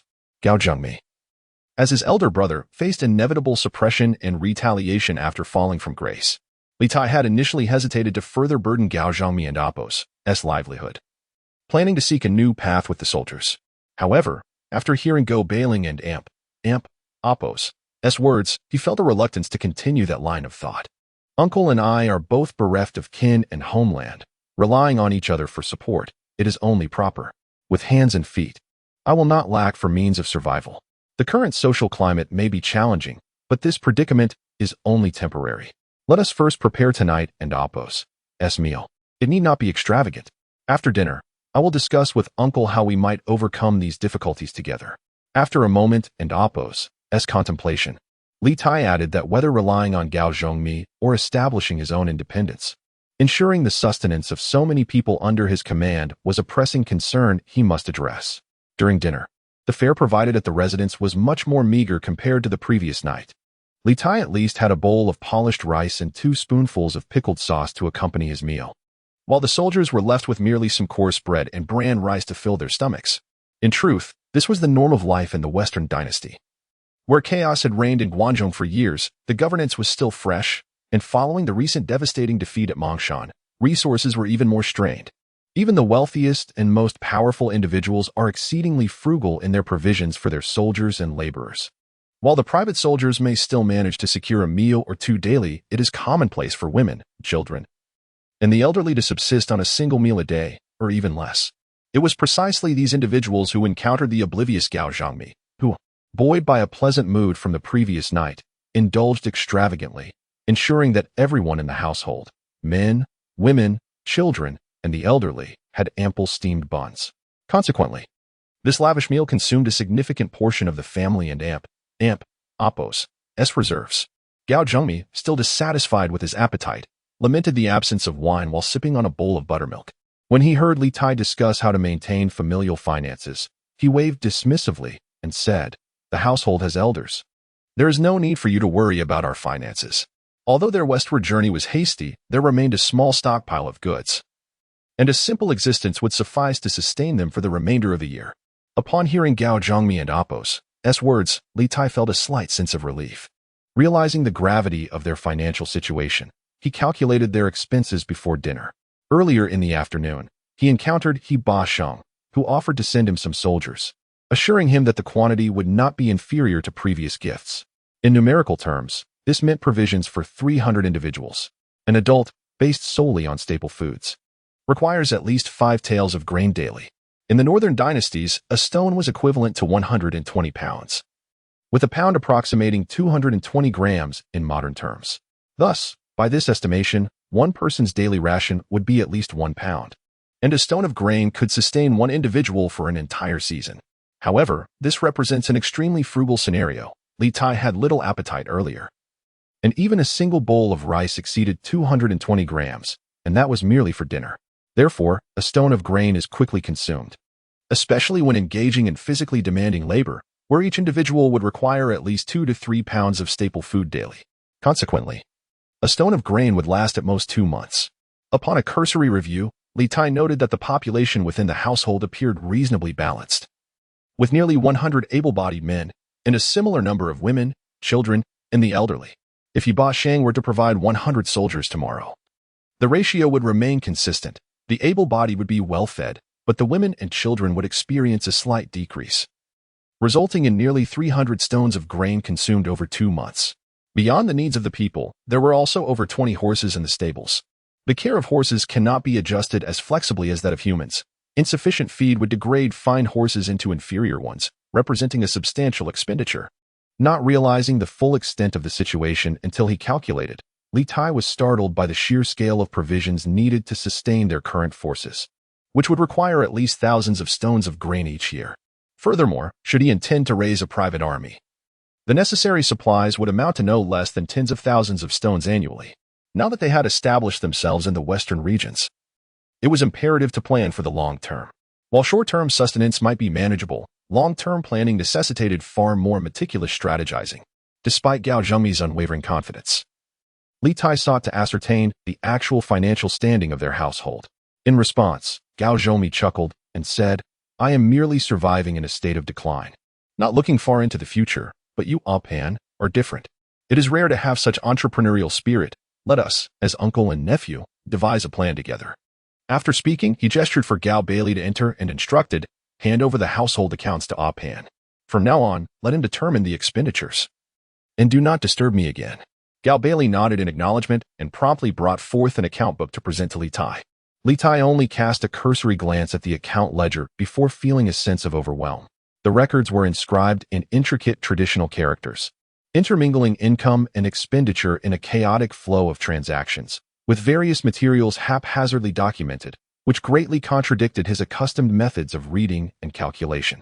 In order to clarify his computations, he fetched paper and pen, outlining tables to delineate income, expenditure, and surplus, meticulously recording each type of material and transcribing the figures into the tables. Pan, who was surprisingly adept at calculations, had often been criticized by his father for his lack of skills. Gao Zhengmi observed with astonishment as Li Tai diligently organized the accounts with remarkable speed.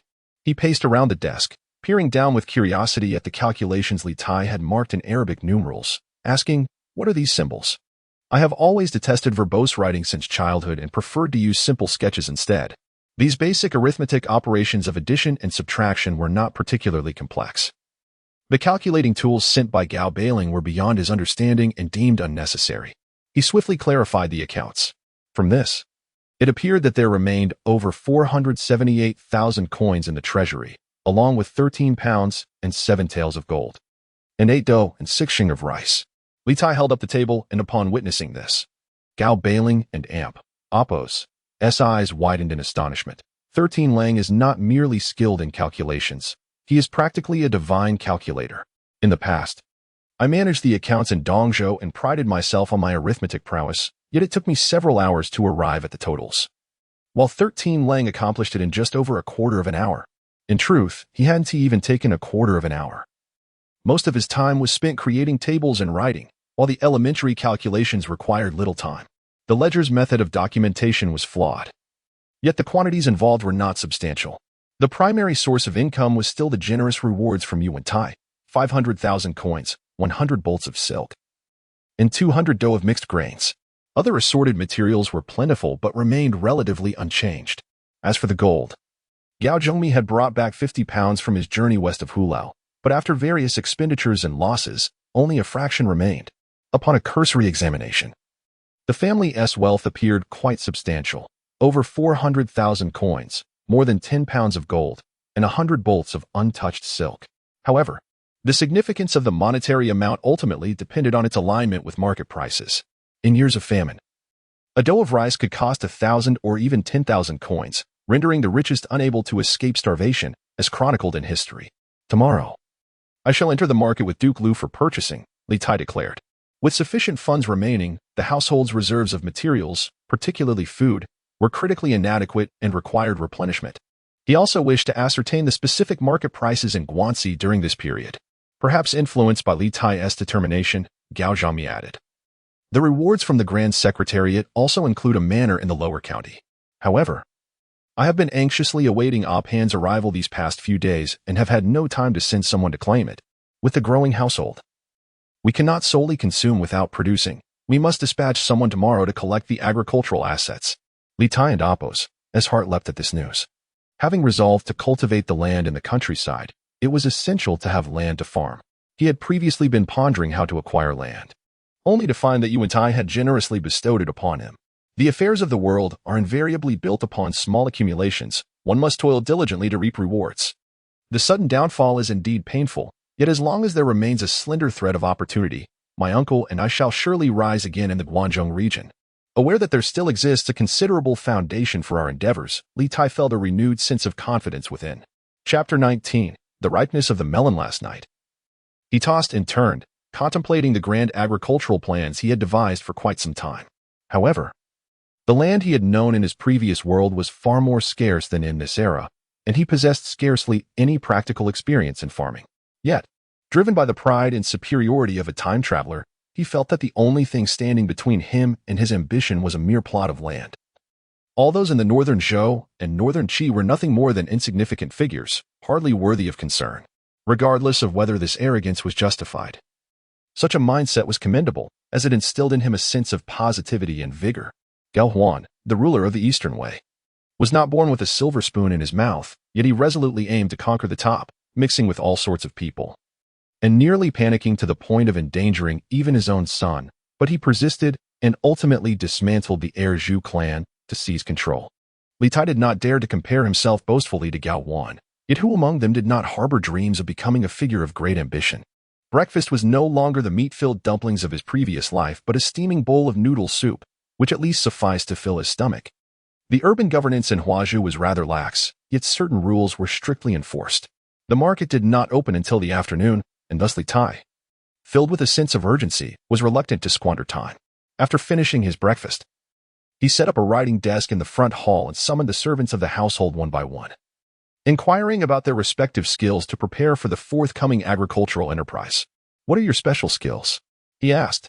"Beyond sustenance, what else do you know? Farming, mulberry planting, flax weaving, carpentry, pottery, or pickling? Surely you must excel in at least one." Li Tai was uncertain about the skills necessary for survival in ancient times. So he consulted those around him and, along with his readings of ancient texts such as essential techniques for the common people and the exploitation of the works of nature, he compiled a list of trades vital for agricultural development. One of the individuals interviewed was an elderly Xianbei soldier. Upon hearing Li Tai and Appos' inquiries, he seemed momentarily taken aback. Stammering before quietly responding, "I grew up in the city, only familiar with the commands of banners and formations, never having farmed. However, I understand animal husbandry, wall construction, fence building, and brick making. That could be considered a skill, right? What is your name?" This was evidently a veteran of the urban populace. Although lacking basic agricultural skills, he was knowledgeable in various crafts, thus qualifying as a talent. Li Tai noted this down and turned to the next individual. "What about you? What skills do you possess?" As he continued his inquiries, time passed unnoticed until it was already morning. A servant announced the arrival of a visitor sent by Hebei, prompting Li Tai to hastily set aside his tasks and go out to greet them. "Your lord has sent 80 soldiers, evenly divided between men and women, for your inspection. He also conveyed that he has been ordered to tour the east and will not be residing in the city for the time being. Should you find yourself in need of more labor, do not hesitate to inform us. That is sufficient. Please extend my gratitude to Grand Tutor He. When he returns to the city, I shall certainly pay my respects."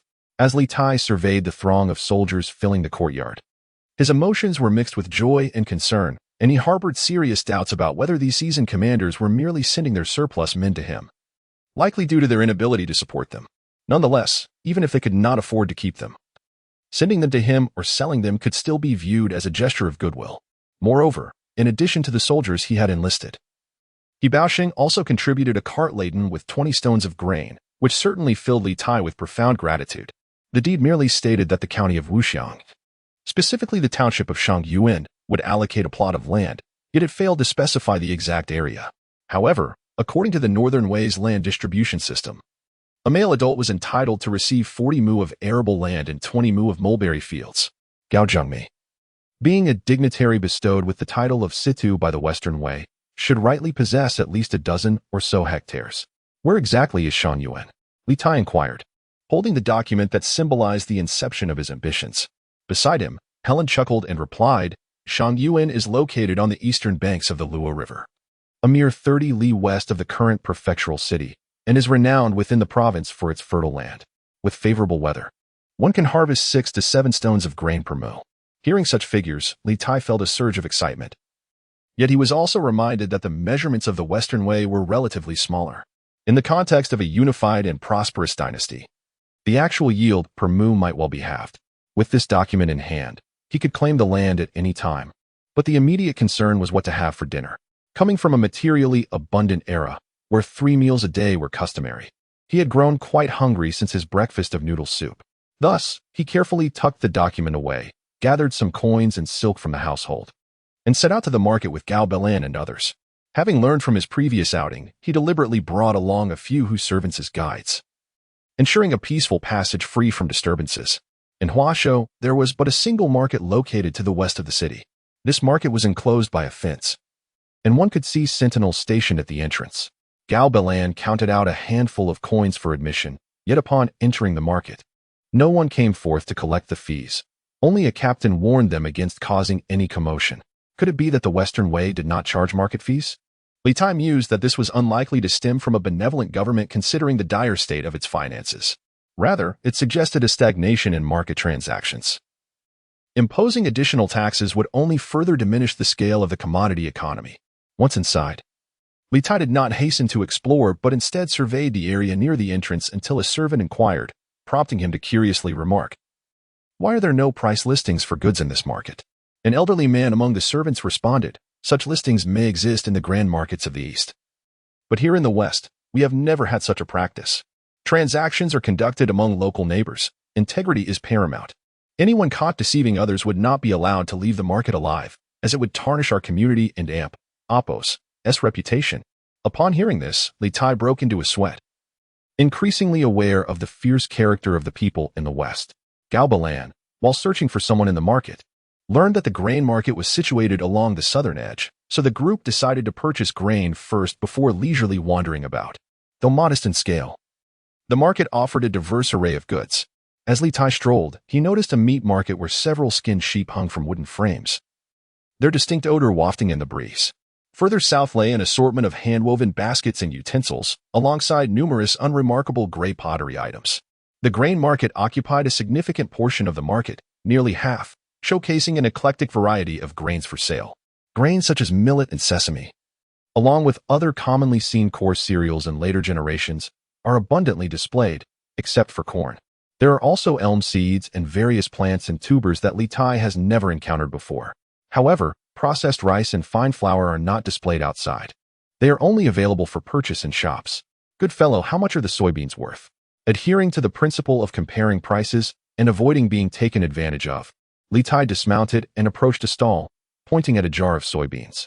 The beans appeared smaller and shriveled compared to those he had seen in his time, giving off a rather underdeveloped impression. The seller, a middle-aged man with a dark complexion, seemed unaccustomed to Li Tai's affable address. He appeared somewhat intimidated by the crowd, and after a moment, he raised his hand and waved, saying, "No charge, are the folks from Guangdong this warm-hearted?" Li Tai was taken aback by the unexpected generosity. Before he could relish the prospect of receiving something for free, the breathless vendor continued, "Just fabric, 1 dough of soybeans for 1 piece of cloth." The cloth was a rather coarse linen, the most commonly worn material among the common people. A piece of fabric measuring 40 feet could be fashioned into garments for 5 individuals, yet it could only be exchanged for a dough of 12 jin of soybeans, which translates to just over 5 jin in modern measurements. Although Li Tai did not comprehend the varying values of goods and labor, he still felt the price was somewhat steep. Soybeans, being a fundamental agricultural product, could be sown and grown in the field, whereas the process to produce cloth was considerably more intricate. How much is a piece of cloth? Li Tai, wishing to avoid appearing foolish, inquired again. No charge. The vendor replied breathlessly, raising a finger and insisting, 1 dough of soybeans. Li Tai suddenly felt insulted in his intellect and turned away to another stall, pointing at a sack of barley, asking, what is the market price for this barley? 3 dough of barley for 1 piece of cloth. The vendor answered promptly. Li Tai pressed further. What about in cash? No charge. It seemed that the ancient peasant economy still favored barter over currency. The villagers spoke little of money, and for a moment, Li Tai was uncertain whether this was simply the local custom or if they were deliberately toying with him as an outsider. Feeling somewhat frustrated, he rapped on the gourd containing sesame seeds and asked with a scowl, will this melon ripen? The vendor, sensing that Li Tai was a visitor from afar, responded. The locals do not hoard their goods. It is just that the marketplace here has become muddled with poor currency, and trade has long been difficult. At this moment, an observer who had been watching them approached Li Tai and, with a respectful gesture, said, I see that you carry yourself with great dignity and must be purchasing numerous supplies. It will be challenging to gather everything at this scattered market. The shop at the back offers a variety of local products, and many renowned families in the city supply them. Would you not prefer to sit in the shop and discuss matters? Chapter 20. Money as plentiful as dust. A dire situation indeed. Li Tai stood before the estate in the southern part of the city, gazing at the receding carriage, his heart a tumult of emotions. Previously, he had encountered a business-savvy individual named Lu Gong in the marketplace, whose service was exceedingly warm and attentive. Not only did he procure all the necessary grains and sundries in one go, but he also took the initiative to deliver them directly to their doorstep, promising punctual deliveries each month, thus sparing them the hassle of frequent trips to the market. However, such generous service came at a steep price. Lu Gong charged them 100 bolts of silk and 1.5 pounds of gold for a month and Oppos worth of provisions and fresh vegetables for the family. Whether this price was exorbitant or reasonable, Li Tai could not ascertain, for there existed no standard measure of value in Guangzhou. In addition to the delivery, Lu Gong imparted to Li Tai a lesson in the economy of Guangzhou. Since the tumultuous era of the 5 barbarians, the realm had been fragmented for centuries. The chaos had persisted as long as the land had been in disarray. The incessant changes in governance not only inflicted great harm upon the populace, but also led to the collapse of the monetary system in Guangzhou, leaving its credibility nearly depleted. Lu Gong explained that when the currency was still in circulation in Guangzhou, various forms of coinage coexisted, including the Han Wuzhu, Wei Wuzhu, the later Zhaofenghua coin, the Taihang Wuzhu, and the Yongping Wuzhu, among others. In addition to these officially minted coins, numerous locally cast currencies also circulated throughout the various states. Most of these coins were of poor quality and significantly debased. Even when a good coin was issued, it was often melted down by profiteers to produce inferior currency. Although life in chaotic times was indeed cheap, no one was foolish enough to exchange their hard-earned labor for a pile of worthless coins. Gradually, copper coins receded from the marketplace, and people preferred to tear fabric into strips for trade rather than accept currency that could not be spent.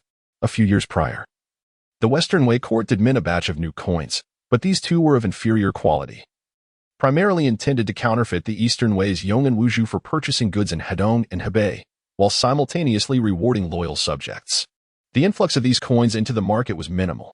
Yu Wentai had granted Gao Zhongmi a significant sum of the newly minted counterfeit Wuzhu, perhaps due to the stringent measures in place by the Eastern Wei that rendered them virtually unusable. He was awarded 500,000 coins in one go.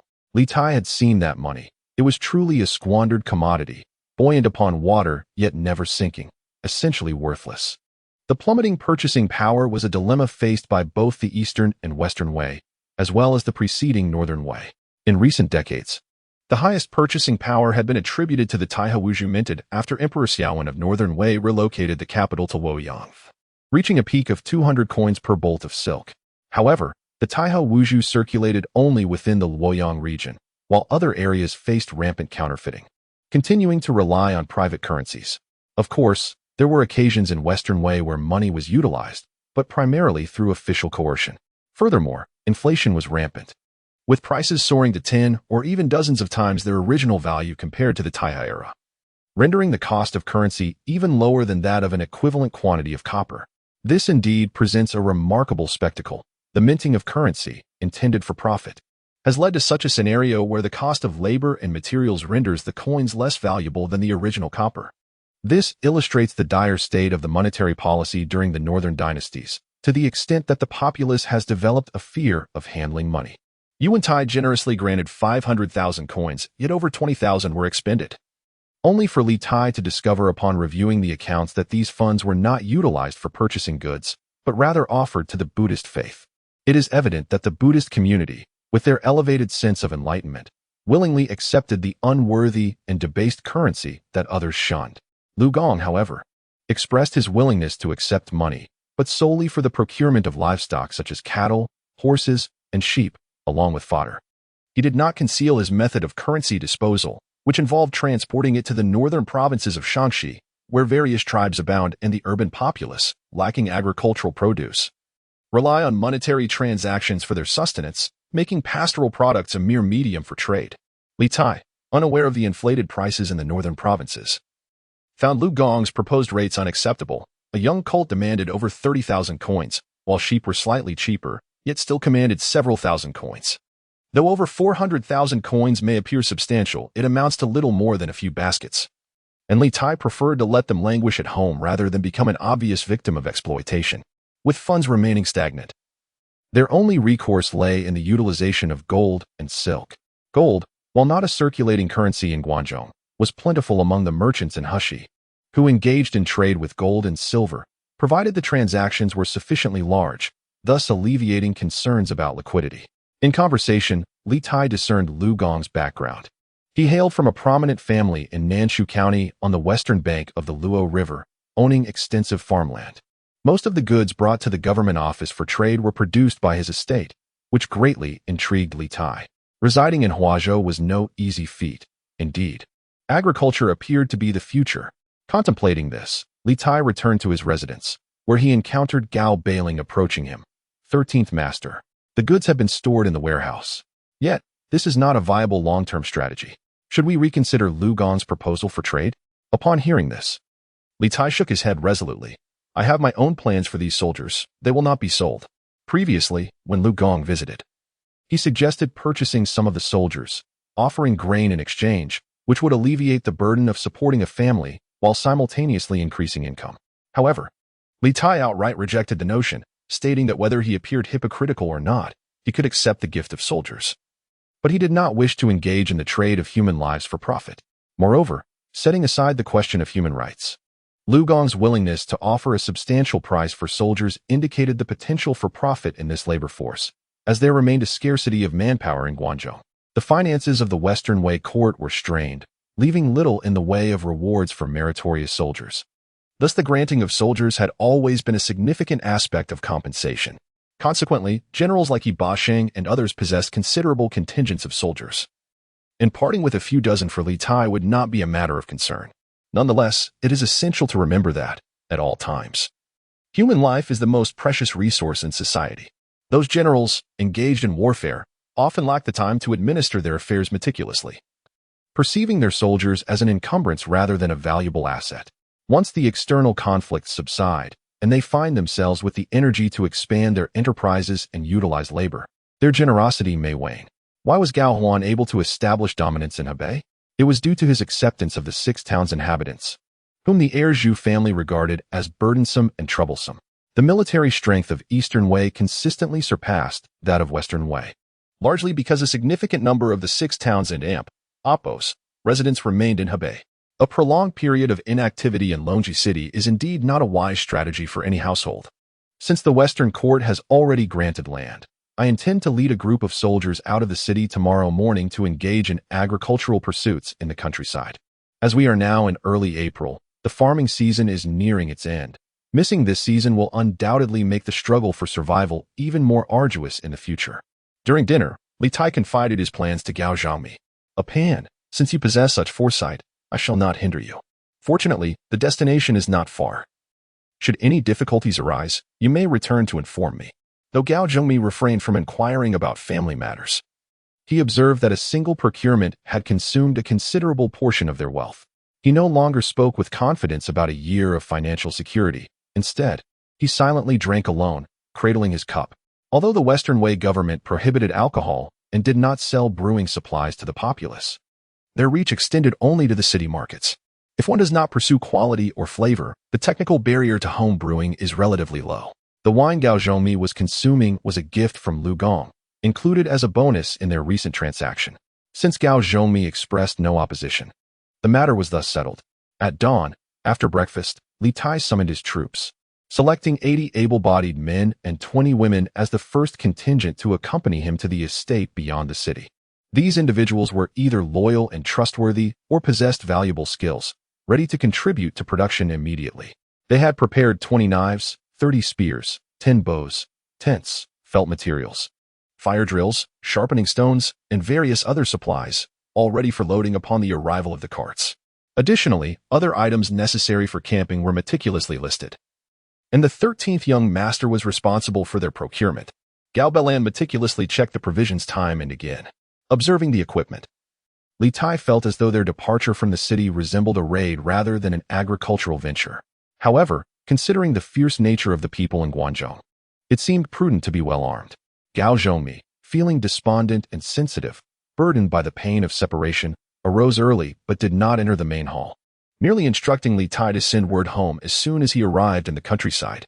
With an excess of supplies and insufficient transport, they needed to rent from the Southern District's local governor's office. Rates were clearly marked, fair for all, yet they also refused to accept copper coins, insisting on payment in cloth. This indicates that the Western Wei court indeed held little regard for monetary exchanges, even refusing to accept broken currency. Furthermore, the local governor's office offered another service: gold and silver exchanges. Precious metals were not circulated in Guangzhou, and Li Tai knew he must prepare cloth for purchasing tools and materials in the countryside. Gao Zhongmi provided 5 pounds of gold as a farming fund, and Li Tai exchanged 3 pounds at the governor's office, receiving only 50 bolts of silk, 120 bolts of cloth, and 20 pounds of cotton in return.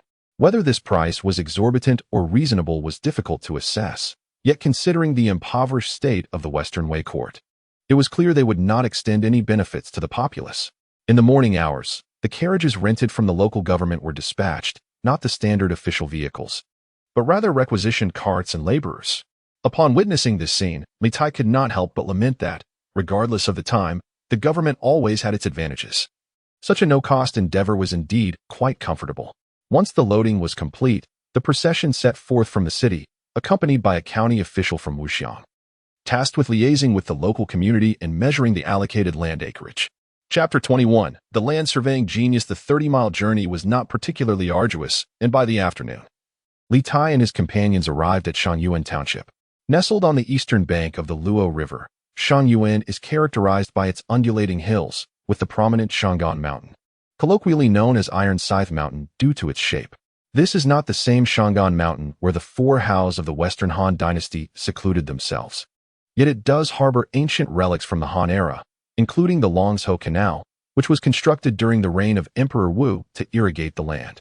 Such geographical insights were imparted to Li Tai by a county clerk named Zhang Man, who initially harbored reluctance towards this official excursion. However, upon learning of Li Tai and Appos, S esteemed lineage from the Longxili clan, his demeanor transformed to one of warmth and enthusiasm. This sensation was reminiscent of modern outdoor variety shows, where passers-by enthusiastically assist the celebrities. In an era where the notions of aristocratic lineage were paramount, Li Tai's heritage granted him a certain star-like quality, enabling him to receive goodwill more readily from those around him. The administrative seat of Shangyuan Township is located at Shangyang Fort, situated on the southern slope of the hills. This fort, built against the mountains, is modest in scale, and its commander also serves as the township head. The title of township head is merely a colloquial term and does not reflect an official designation. During the Northern Wei Dynasty, a triad system was implemented in the villages, wherein 5 households appointed a neighbor head, 5 neighbors elected a village head, and 5 villages designated a party head, with no formal township head in existence. In the Western Wei, the so-called township head is formally referred to as the supervisor of taxation, not a classroom disciplinarian, but rather a grassroots official responsible for tax collection. Subordinate to the Grand Council, with the taxes collected directly allocated from military resources, a variant of the militaristic governance of the Western Wei. The lands bestowed upon the high officials were exempt from the equal land distribution system and rental obligations. However, due to the current fiscal difficulties, the Grand Council mandated that all lands awarded to meritorious officials must contribute produce to assist military funding, necessitating reports to the township supervisor. Upon reaching the outskirts of Shangyang Fort, Zheng Man further elucidated this to Li Tai, leaning closer to whisper, "The new regulations are still being established, and if the harvest is poor, there may be avenues for flexibility and contributions." Hearing this, Li Tai smiled knowingly, yet felt a peculiar discomfort at the thought of a civil servant instructing him on how to circumvent court regulations. Shangyang Fort served as a gathering place for local militia during their downtime, yet with the arrival of late spring and early summer, the agricultural season was in full swing. Li Tai had observed the fields bustling with farmers laboring diligently, leaving little time for martial training. Consequently, the fort housed only a handful of soldiers, and even the commander was absent, having gone to tend to the fields. After repeated urgings from Zheng Man, a reluctant soldier was finally dispatched to locate the commander. The group waited outside the fort for over half an hour before the commander arrived, riding a sluggish horse. He was a robust man in his 40s, wearing a conical hat, with mud caked on the rolled-up hems of his trousers. "Ah, it is you, Zhang, causing me trouble and hindering my farming. If the harvest fails, my family will have to beg at your doorstep," the commander shouted, resembling an old farmer as he pointed at Zheng Man in reproach. "Do not behave rudely in front of the esteemed. This visit is to confirm the lands awarded to the high officials in the court. This gentleman is a clerk from the public office and a scion of the illustrious Longshi Li clan. His employment in your township is an honor to your land." Zheng Man had grown accustomed to the rustic rudeness of the villagers. He first laughed and scolded before pointing at the garrison commander, Zhou Changming, and said to Li Tai, "This is the garrison commander Zhou Changming. Though his demeanor is coarse, he is indeed a valiant man of the countryside." Li Tai dismounted and clasped his fist in greeting, saying, "Greetings, Commander Zhou. I have recently come to your esteemed village to seek my fortune. If my words or actions inadvertently offend local customs, I humbly ask for your guidance." "From Longshi? What brings you to my village?" Zhou retorted brusquely. "I care not for your high rank. Just remember not to harm our local sentiments. The world outside may be vast, but our village has its own rules. Should you dare to use your weapons against my fellow villagers, know that we are not afraid to fight for our lives." Evidently, Commander Zhou was unfamiliar with the reputation of the Li family from Longshi and displayed a marked hostility towards Li Tai and his companions. Li Tai, undeterred by such insults, merely chuckled coldly in response. "Those who have lost their home can only live with their blood and weapons in hand. I do not provoke others, nor do I wish to be harmed. If unfortunate circumstances lead to discord, life and death are trivial compared to matters of pride." Upon hearing these words, Zhou and Apos' expression shifted, and he glared at Li Tai before turning abruptly and striding back into the fort, no longer paying heed to the crowd. Zhou and Apos' anger was not solely directed at Li Tai. Since the establishment of the Daxingtai in Huazhou, much of the public land had been granted to meritorious officials, and the military personnel often behaved arrogantly, frequently dueling with the villagers. Li Tai, a man of distinguished lineage and refined manners, naturally possessed the ability to manage such affairs, ensuring mutual respect and preventing any discord. Noticing Li Tai and Apos' troubled demeanor, Zheng Man hastened to offer his counsel. Li Tai simply nodded in acknowledgement, refraining from further commentary. During his times of hardship, he had dared to offend even the great General Zhao Gui of the Western Wei, so he was certainly not intimidated by the provocations of local villagers. However, as he had come to the village for development and progress, he did not wish to ruin relations with them. After a while, Commander Zhou emerged from the fort and threw a document towards Li Tai. "This pertains to the 17 acres of public farmland to the north, where you may cultivate grains openly and plant mulberry trees in the mountainous fields.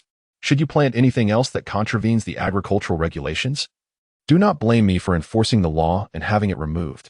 With that, the commander strode away, concluding this rather unpleasant meeting. With the land deed secured, Li Tai began to circle the garrison, surveying the terrain and contemplating the most effective means of assault.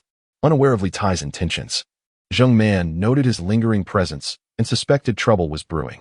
He quickly urged, "The day is waning. We must measure and register the land." At last, Li Tai turned and beckoned to his men to continue on their way towards the allocated farmland. Although the region of Shangyuan was partly hilly, the hills were not rugged cliffs but were instead covered with rich soil, some of which had been cultivated into terraced fields, While the uncultivated areas were lush with vegetation, the estate lay several miles north of the garrison, and on the way, they passed a rural market situated on a lush plateau, where some elderly men and women sold agricultural products and simple farming tools.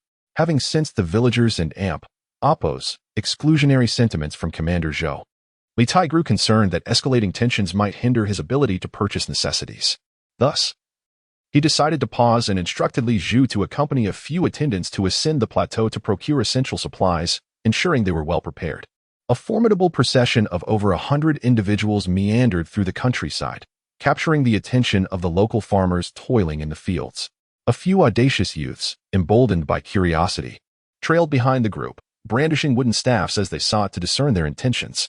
After a little over half an hour, Liutai and his entourage finally arrived at their destination, a stretch of land nestled between two earthen slopes. Zheng Man dismounted to search for boundary stones, while Liutai advanced on horseback, surveying the expanse of the fields. This land was newly cultivated public land, as indicated by the deed which stated it had been reclaimed in the 7th year of the Taihang era, or the year prior. This year, however, it lay fallow due to crop rotation practices. Zheng Man clarified that the rotation was not due to a depletion of soil quality. Rather, it stemmed from the defeat at Mangshan, which had left the county short of labor. Newly reclaimed land typically required 3 consecutive years of cultivation to restore its fertility. If labor were abundant, even with crop rotation, the land would not remain so extensively uncultivated but would instead be farmed in smaller parcels. Under optimal conditions, it would be cultivated in narrow rows. With this year's lack of cultivation, the ground had become overrun with weeds. In the distance, some villagers were herding pigs and sheep, and upon noticing Liutai and his companions entering the fields, they drove their livestock away while others carefully collected pig and sheep droppings in baskets. "The boundary stone is here," Zheng Man exclaimed, standing beside a dirt ditch, wiping the sweat from his brow as he pointed to a stone at his feet. Liutai approached briskly, and after a cursory inspection, his brow furrowed. "Has this boundary stone been moved?" The deed specified that the western boundary of the field lay along the eastern edge of the ditch, yet the stone now stood nearly a mile away, encroaching upon several acres of land that had already sprouted with crops. Not far off, a few farmers with hoes in hand stood at the ditch and Appo's edge, gazing in this direction, while another individual sprinted towards the village, continuously shouting into the fields, evidently rallying others. As Liutai and Appo's expression darkened, Li Zhusheng and his men instinctively placed their hands on their swords. Witnessing this, Zheng Man broke into a cold sweat, pulling Liutai aside to whisper, "The villagers are diligent and value their land. It is only natural for them to feel pained at the sight of fertile fields left untended. Since the deed clearly states 17 acres, there can be no justification for a reduction. I humbly request that you allow me a brief moment to measure the land accurately and update the land register." Liutai had no intention of acting domineeringly in the village. He did not even regard the villagers' occupation of the land as an egregious act. In the rigidly hierarchical society of ancient times, compared to the so-called genteel and refined aristocracy that preyed upon the masses, the cunning tactics employed by the impoverished villagers to survive could hardly be deemed morally reprehensible. Had those encroaching villagers approached him with civility, he would have certainly been accommodating. However, as the crowd by the ditch grew increasingly agitated, appearing disinclined to engage in civil discourse, a flicker of anger ignited within him. "Stay here and keep watch. Should anyone dare to cross the boundary, drive them out immediately." Liutai commanded Li Zhusheng and the others, then gestured for Zheng Man to commence the measurements. Zheng Man produced a lengthy measuring tape, securing one end to the boundary stone while the other end was pulled taut on horseback, evoking a sense of marking territory. After a thorough measurement, it was determined that the open land amounted to 12 acres. The measurement of the hilly terrain proved to be somewhat troublesome. A certain peak rises over 200 meters, with cultivable land only extending to its midsection. Following Zheng Man, Liutai traversed the summit and beheld a gentle valley below, lush with bamboo and wild fruit trees, accompanied by a babbling brook that flowed gracefully through the landscape. The scenery was truly enchanting, and the boundary stone of the eastern region lay at the foot of this very mountain. Liutai crossed the valley directly, standing atop the opposite slope to survey the area further, finding himself increasingly enamored with the view. Just as he contemplated returning, he noticed a follower, a Hu named Po Yi Tu Bao Lu, directing 2 others to carry the boundary stone towards him. "My lord, our arable land has been encroached upon. That esteemed Zheng promised to supplement it elsewhere. The boundary stone can be shifted 1,000 paces to the east. With my long strides, Where should the stone be placed?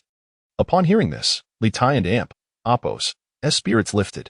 He pointed to the eastern slope and smiled. If you can indeed traverse that 1,000 paces over the ridge, I shall reward you with half a fat sheep this very evening.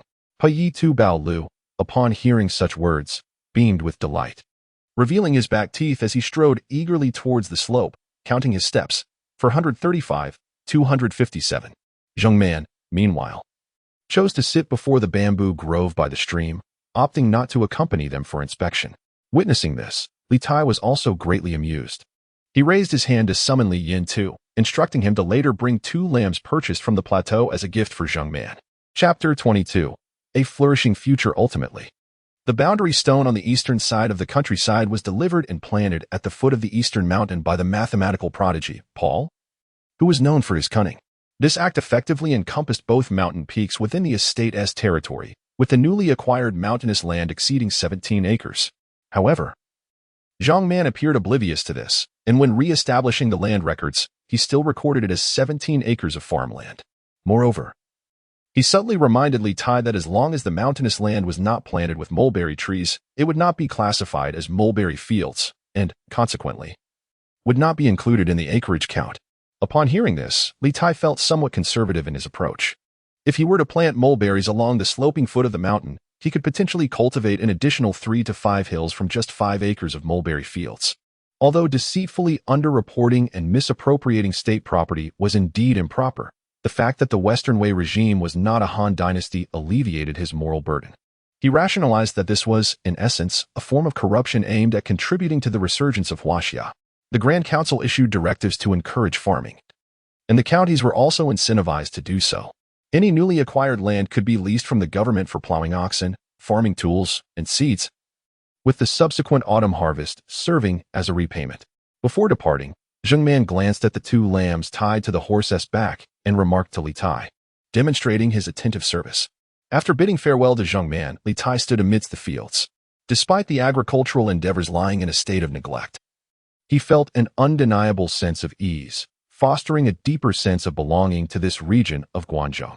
Observing the growing number of villagers across the ditch, his earlier resentment began to dissipate. You may have moved the boundary stones and claimed 2 or 3 acres of my land, but I have just claimed an entire mountain with those 2 little lambs. I can hardly be bothered to dispute over such trivialities. As dusk descended, the villagers, seeing that Li Tai and his companions exhibited no unusual behavior, gradually dispersed, leaving behind 2 individuals squatting by the ditch, seemingly prepared to keep vigil throughout the night. Likely concerned that Li Tai might damage their crops. Li Tai, naturally, would not stoop to such pettiness, yet witnessing the villagers' anxious demeanor brought him a sense of satisfaction, and he felt no need to clarify his intentions. Alang, the tents have been set up. Let us retire to the tent and rest for now. Li Zhuo approached to report, prompting Li Tai to turn and walk toward the fields. This estate, situated before the hillside, was once meant to have a sturdy wall. But for reasons unknown, it had collapsed, leaving no trace of bricks, tiles, or beams, with only half of the earthen foundation faintly revealing the former layout. Within these earthen walls, there had originally been makeshift shelters erected by the officials during the initial reclamation, but those too had deteriorated beyond repair and were uninhabitable. Until new dwellings could be constructed, they would have to make do with tents. Though the conditions were rudimentary, the subordinates had grown accustomed to this lifestyle. They not only erected tents but also constructed several cooking stoves. Li Tai, brimming with excitement and devoid of fatigue, sat on the grass mat before the tent, summoning a few leading subordinates to discuss plans for developing the estate. The county office of Wuxiang could provide loans for seeds, plowing oxen, and farming tools, and diligent efforts would ensure a fruitful first season. Although the optimal spring planting time had been missed, there remained an opportunity for a late grain crop. The fields closest to the water channel would be designated for grain cultivation, meticulously tended to in preparation for the autumn harvest. In the fertile fields before the slope, beans, sesame, and various grains were sown in advance. After the summer, 5 acres of seedlings were cut, and the land was plowed and dried in preparation for winter wheat. Li Tai and Apos' decision to cultivate the land was not a whimsical one. He had privately discussed the matter with several adept farmers among his followers and determined what crops to plant this year. As April had arrived, most of the primary grains had already been sown. Although the land had been cultivated, it remained in a semi-wild state. One could not expect an abundant harvest in the first year. The focus was primarily on nurturing the soil and sustaining oneself. Even if the 5 acres yielded a modest 3 to 4 shi per mu, it would amount to a harvest of 1 to 2,000 shi. This measurement was based on the smaller scale of the Western way, which, when converted to the more prosperous times, represented a yield just above 2 shi per mu. In the fertile plains of Shangyuan, this was a conservative estimate. If this portion of the harvest could be secured, then there would be no need for panic regarding the staple grains.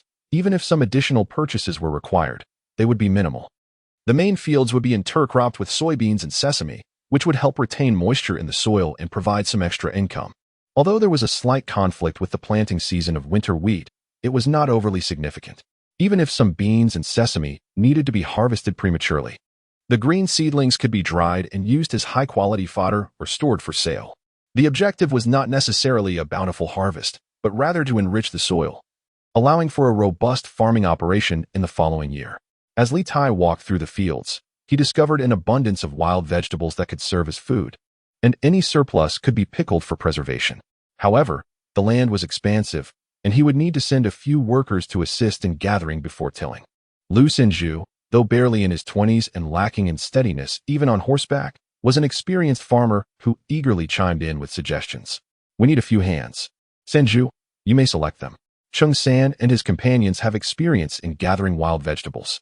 Regardless of the quantity, it is vital to avoid collecting weeds." Li Tai chuckled, enjoying the collaborative spirit. Another soldier named Yao Chong also stepped forward, asserting, "With fertile land and lush grass, it would be wasteful to simply weed and discard. We could purchase some piglets and lambs to rear. We wouldn't need to buy meat this winter. And the manure would enrich the fields." "That is a sound idea. Tomorrow morning, Yao Chong, take a few men to the nearby market to procure livestock." Li Tai nodded, acknowledging that when it came to the specifics of agricultural management, these native followers possessed far more insightful ideas than he did. Bai Luo, a robust figure who had already earned half a sheep for his efforts, also stood up to speak. "There are plenty of wild wood and bamboo on the mountains. We could harvest and classify the materials for use or sale, as the market is quite favorable." Li Tai was quite impressed with this Hu soldier, not only for his unique surname but also because he was one of the few educated men among the Hu soldiers, possessing the ability to read and perform arithmetic. He had previously served as a scribe in dueling. His sharp observations during the afternoon further showcased his cleverness and ingenuity. Inspired by this atmosphere, a soldier who had not participated in the discussion approached and raised his hand, saying, "I have seen much clay down by the slope. It would be sufficient for pottery and brick-making." "Oh, you are Yang highly. This matter must be noted. You need not partake in the toil of cultivation but rather focus on the nearby search for soil, as long as it is suitable, delineated entirely, and refrain from reckless excavation. Once the agricultural duties ease, I shall send individuals to assist you in constructing kilns for smelting." Upon hearing this, Li Tai was instantly filled with exuberance. His aspirations for farming were not limited to merely being a humble farmer. The successful experiences of predecessors throughout the ages have demonstrated that only by unlocking the technological tree can one achieve a significant leap forward and rise swiftly.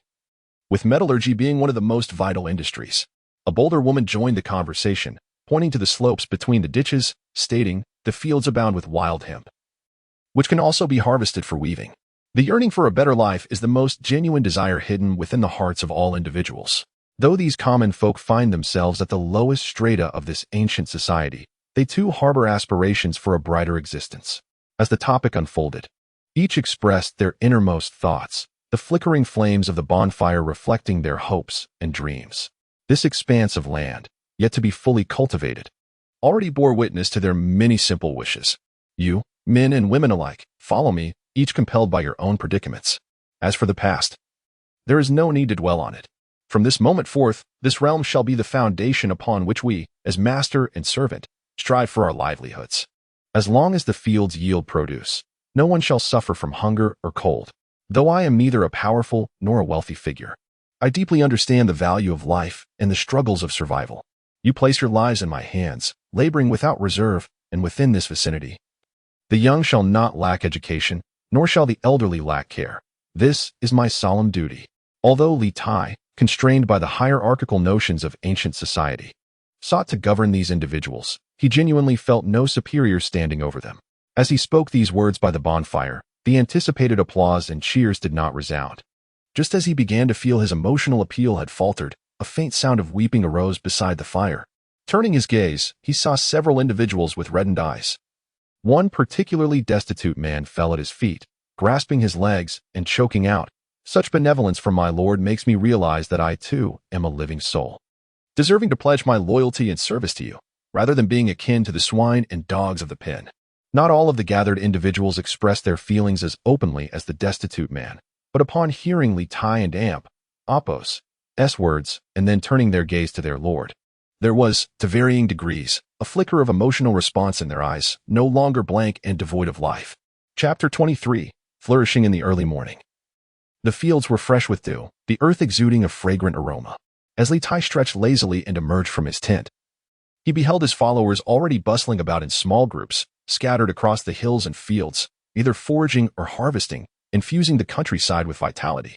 "Master, there are indeed a plethora of wild vegetables in the fields.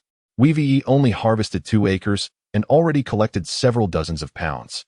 This is wild smartwheat, excellent for pickling and medicinal uses. And here is shepherd's purse." Li Tai listened with a smile, observing the man's hearty laughter, and could not help but marvel at the confidence one exudes when engaged in their area of expertise.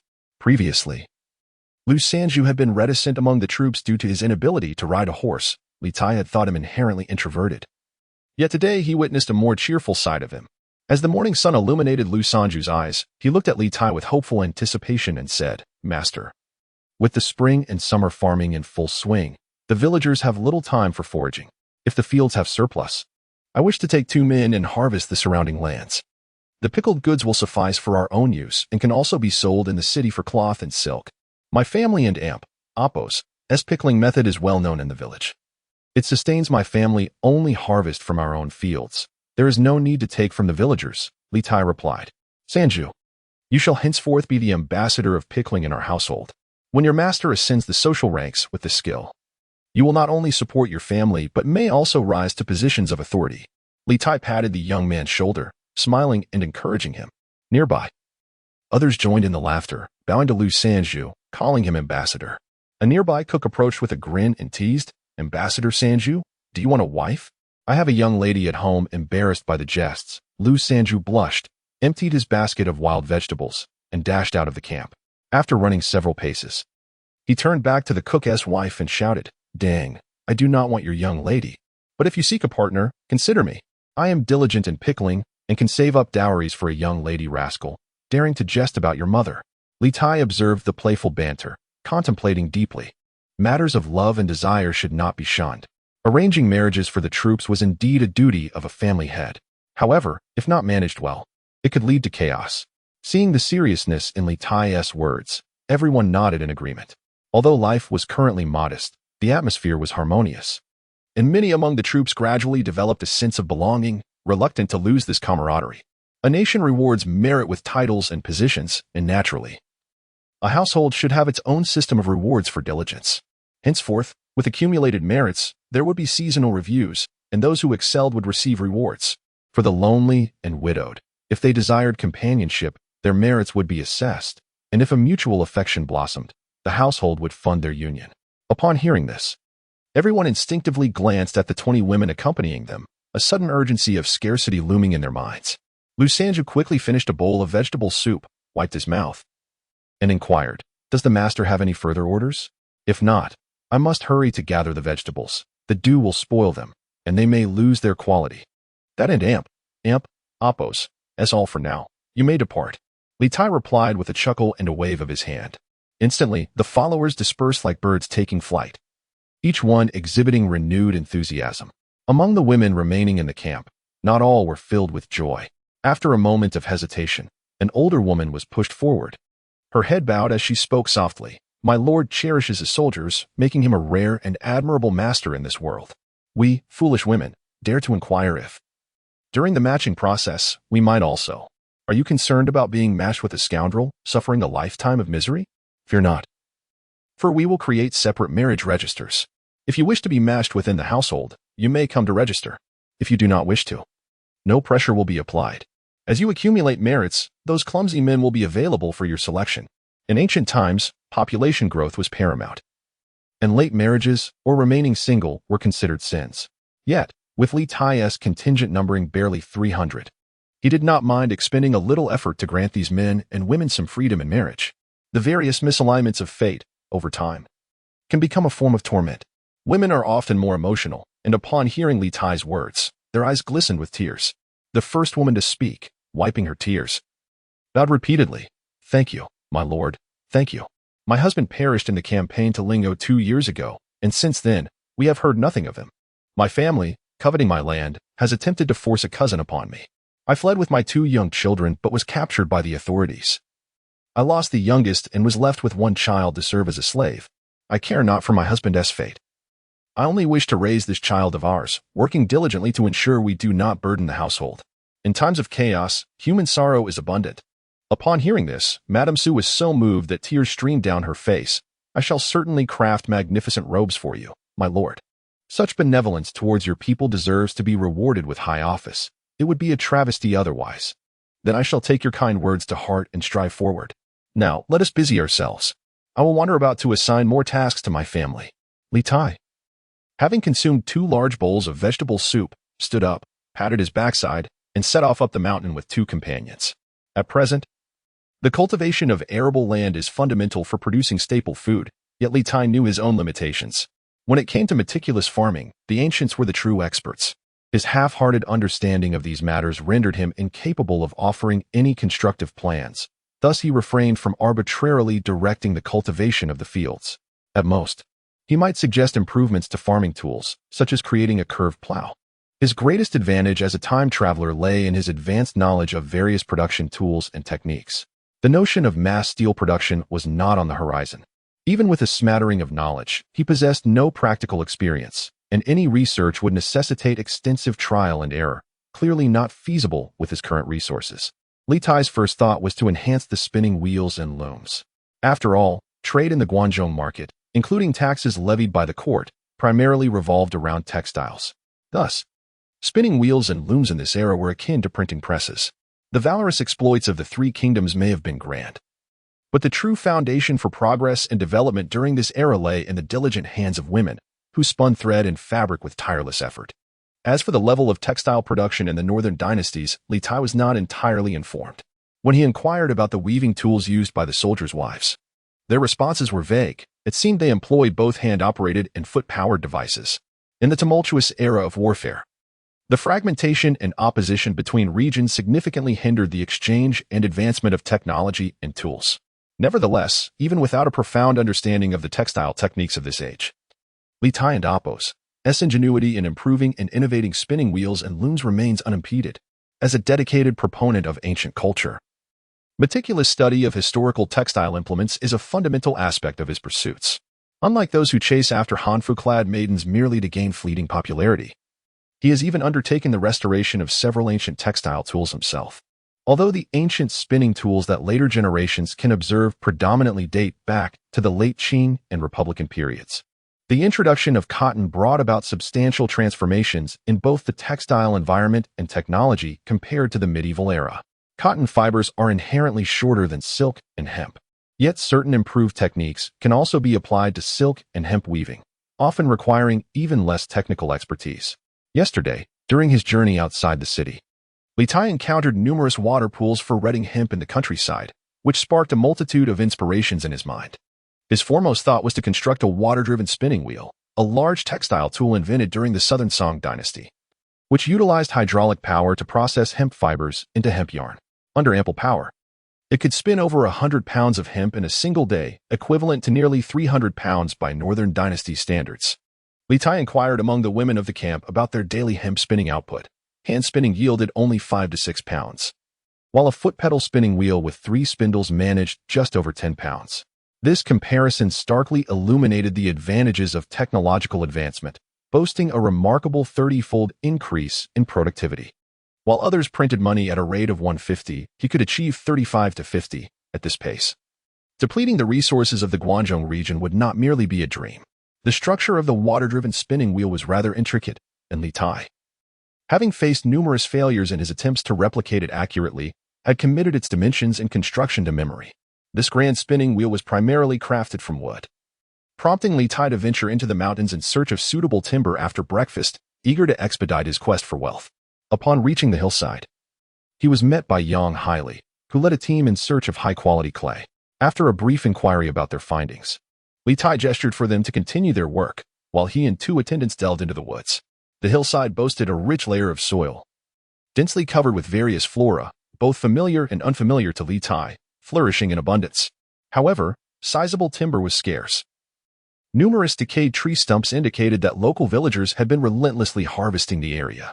Noticing a thick carpet of elm seeds beneath several elm trees on the southern slope, Li Tai instructed, descend and summon a few idle hands from the camp to gather the elm seeds. Also, collect some of the wild soap pods.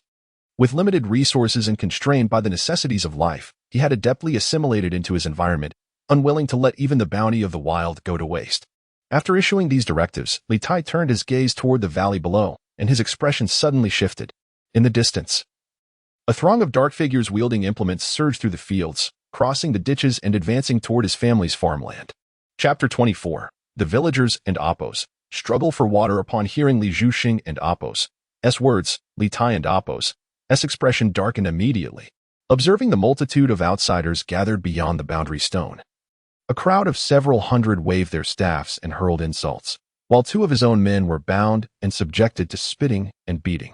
Bring me my horse, Li Tai commanded, his fury ignited by the scene before him. Soon, the laborers and strong men from various tasks converged. Li Tai mounted his steed, neglecting the spear offered by his men, and seized a long staff, charging directly into the throng of opponents. Li Quji and several others followed closely, while Li Zhuxing shouted from behind, charge at the left flank. Brave lads who cherish their lives, shall we allow these bandits to harm our land? The villagers, emboldened by their numbers, were taken aback by the fierce resolve of the agricultural workers. Initially raucous in their jeering, they faltered at the sight of Li Tai galloping towards them, staff in hand. Villagers, unleash the spirit of the Western lads and slay these marauding outsiders. A leading villager raised a hoe and swung it towards the charging Li Tai. Li Tai intended to thrust with his staff, but as he drew near, he deftly swept it under the man and Appos' armpit. The force of the staff combined with the momentum of the horse sent the man flying. With a horizontal swing of his staff, Li Tai toppled a dozen villagers before him. His steed pressed forward with unyielding vigor, and those villagers who could not evade were struck down. Witnessing his ferocity, the others began to scatter in fear, and soon the villagers' formation was breached. Li Quji and the others surged ahead, deliberately veering northward. Though they were but a handful, their presence was formidable, swiftly cleaving a gap several yards wide in the villager ranks. Those who discard their staffs shall not pursue, but those who wield them shall be relentless. A cry of despair echoed from the chaotic crowd.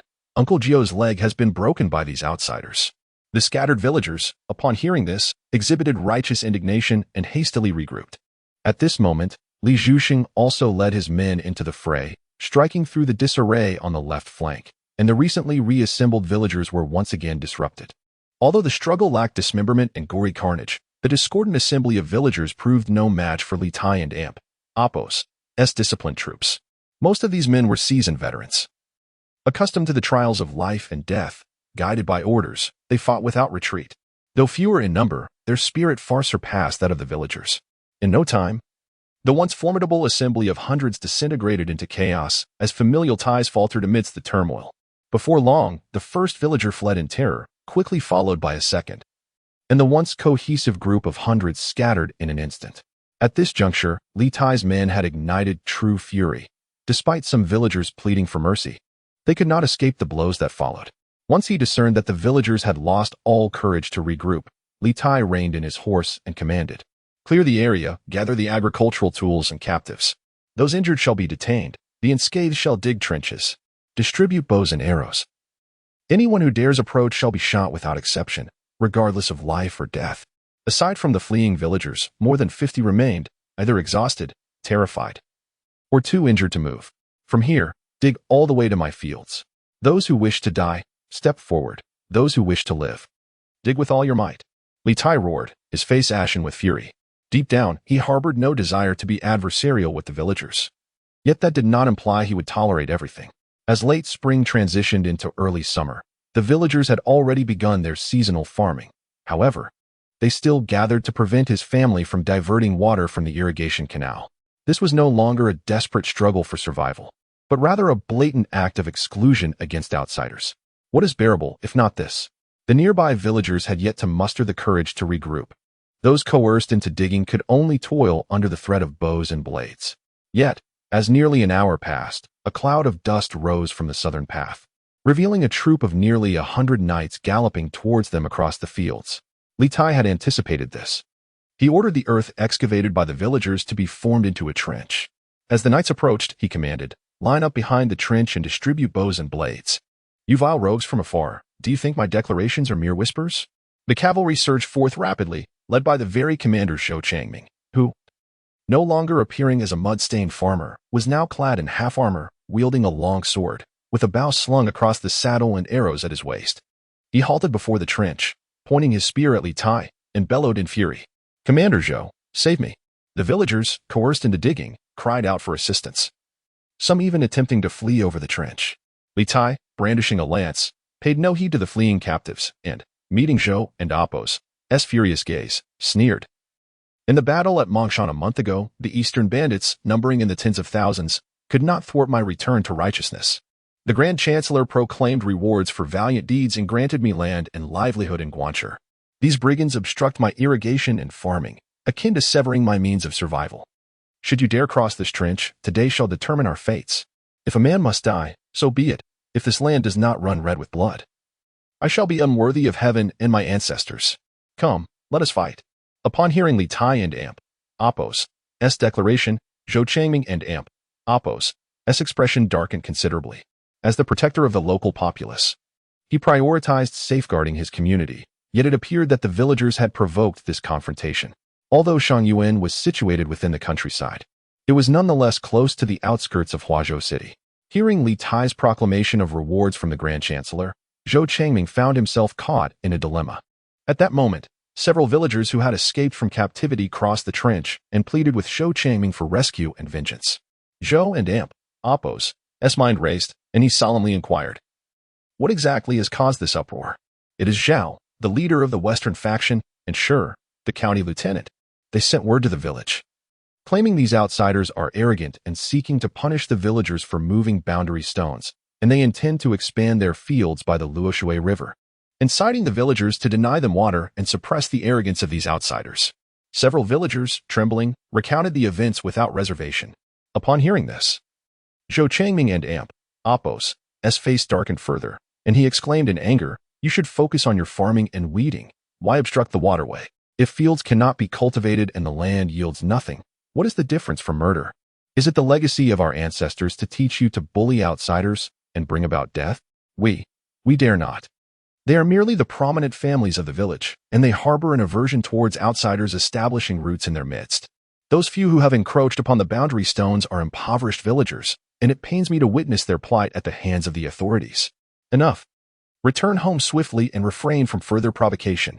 Xiao Changming rebuked them once more, dismissing the villagers before dismounting his horse.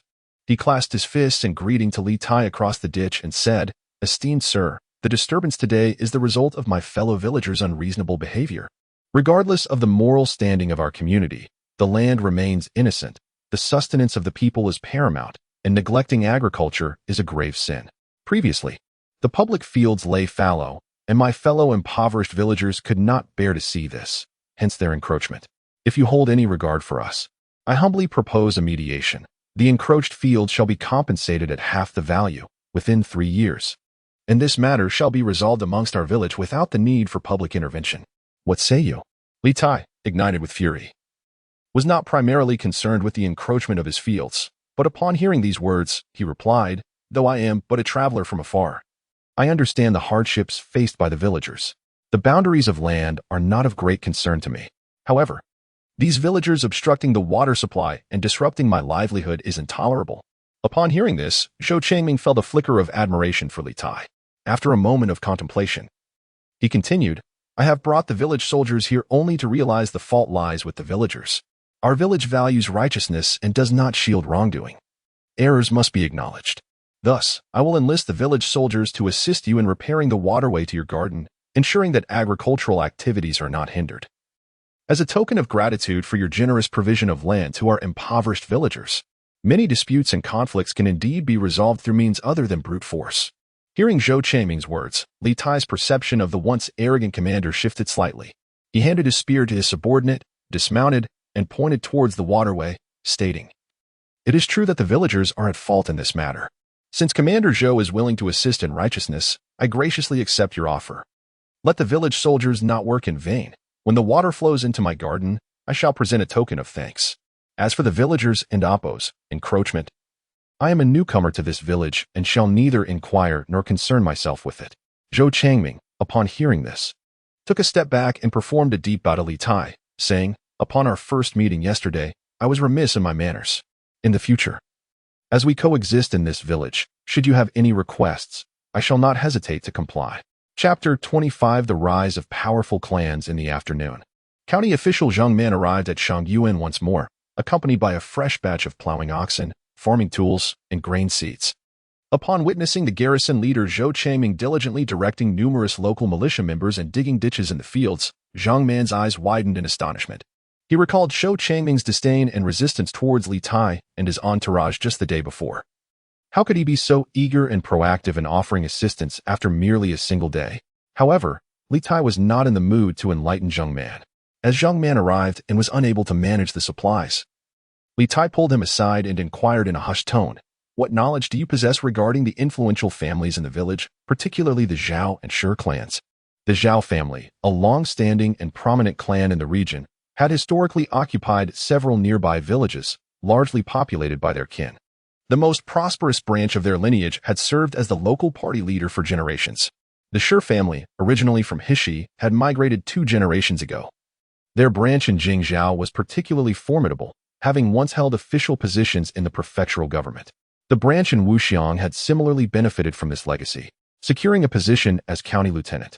They had incited the locals to provoke us, but after we had dealt them a lesson, the matter was smoothed over due to Zhou's personal visit to express apologies, and I chose not to pursue the issue further. Li Tai gestured towards Zhou Changming, who was leading the group in their digging efforts, and offered a brief explanation. "Now I understand," Zhang Man noted, observing several injured villagers lying in the camp. Surmising that a brawl must have occurred, with Li Tai and Appos' side emerging victorious. Among the prominent families in this region, the Zhao clan was manageable. Yet the Shi family should be approached with caution. Their fierce reputation extended beyond the county. Historically, they had engaged in activities such as making caves and sculptures, even drawing the attention of provincial officials. The distinguished talents of the Li family were not well suited for entanglements with local tyrants, as such associations could tarnish their reputation. Reassuring Li Tai with a few words, Zhang Man continued, "Zhou Changming is not originally from a wealthy family. During the 3rd year of the Great Unification, when Eastern bandits invaded the area, all the local powerful families retreated to Luoxi, yet Zhou Changming led local righteous men to protect Shangyuan, thus earning the title of garrison leader. Although he may seem rough and unrefined, he is fair in his dealings within the village and often acts as an arbitrator. If there are future difficulties arising from local sentiments, you may rely on him for resolution." Upon hearing this, Li Tai nodded in agreement. Having engaged in previous discussions with Zhou Changming, he had already altered his perception of the man. Witnessing Zhou and Appos' dedication to leading the militia and digging ditches further solidified his belief that Zhou was indeed a commendable local hero. Dismissing the topic, Li Tai pointed towards the distant Luoxi River and remarked, "We are currently in the flood season, and the villagers are nearing the end of their planting. Why, then, does the Luoxi still appear so meager in volume?" After the earlier village conflict, Li Tai recognized that the river's water source was a fundamental element for agriculture. Thus, he rode over to inspect the Luoxi, only to find its flow quite limited, with vast stretches of rocky riverbed exposed. Setting aside the essential needs for farming, he realized that the grand agricultural plans he envisioned required a sufficient water supply to power the large spinning wheels. Initially, he thought that being close to the Luoxi would ensure easy access to water. However, observing the river's scant flow, he understood that even if it sufficed for nearby irrigation, it would lack the necessary force to drive the spinning wheels. Zhang Man cast a glance towards the northwest and sighed. The reason for the Luoxi and Appos' inadequate flow is due to upstream water sources being obstructed by dams. To the west lies the estate of General Zhao Gui, while to the east is the Liangchun estate. Both of these individuals hail from prominent families, each possessing vast resources, causing the local villagers to refrain from competing with them and instead endure their dominance. Upon hearing this, Li Tai was momentarily taken aback. He had initially believed that retreating to the countryside to engage in farming would allow him to evade the political turmoil of the Western way, only to discover that even in seclusion, he would face oppression and sanctions. He had thought that harnessing the power of the water-driven spinning wheel would enable him to operate at full capacity in weaving and minting currency. Yet it appeared he had been overly optimistic. The water-driven spinning wheel, invented in the Southern Song Dynasty, could not benefit from the abundant hydraulic resources found in the Jiangdong region, and the monopolization of such limited resources has always been the privilege of the wealthy and powerful.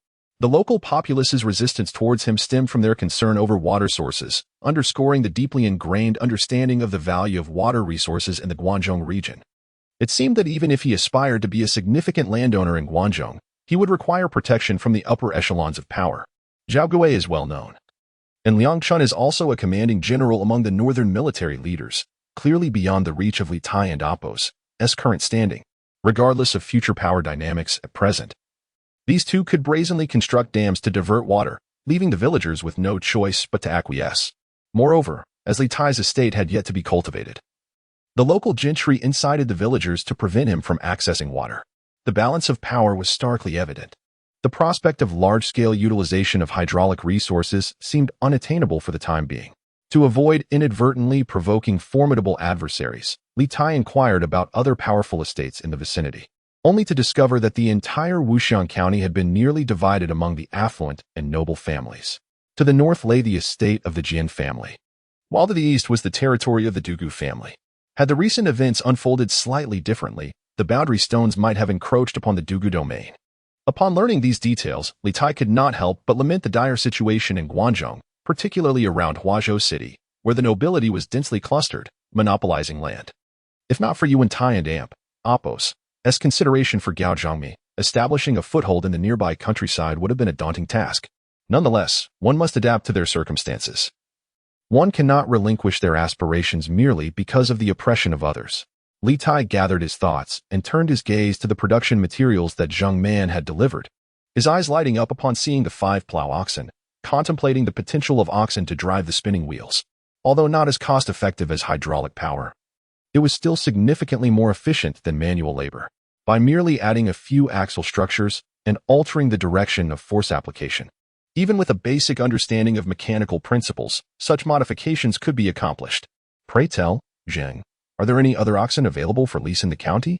Upon hearing Li Tai and Apos' inquiry, Zheng Man replied, there are indeed surplus plow oxen in the county. However, the number of households benefiting from land is just over 1,000, and those willing to rent oxen for farming are even fewer. Especially during non-peak farming seasons, one must rely on the higher households in the county to secure rentals. The rental prices for plow oxen are quite substantial, and the 5 oxen I have brought should suffice for Li Lang and Apos' estate this season. Any additional would merely be a burden. Wuxian County is considered a core region under Western Way's governance, yet there are only just over 1,000 landholding households, highlighting the severity of the population and Apos' plight in Guangzhou. Li Tai had no inclination to fret over the livelihood and finances of the Western Way citizens.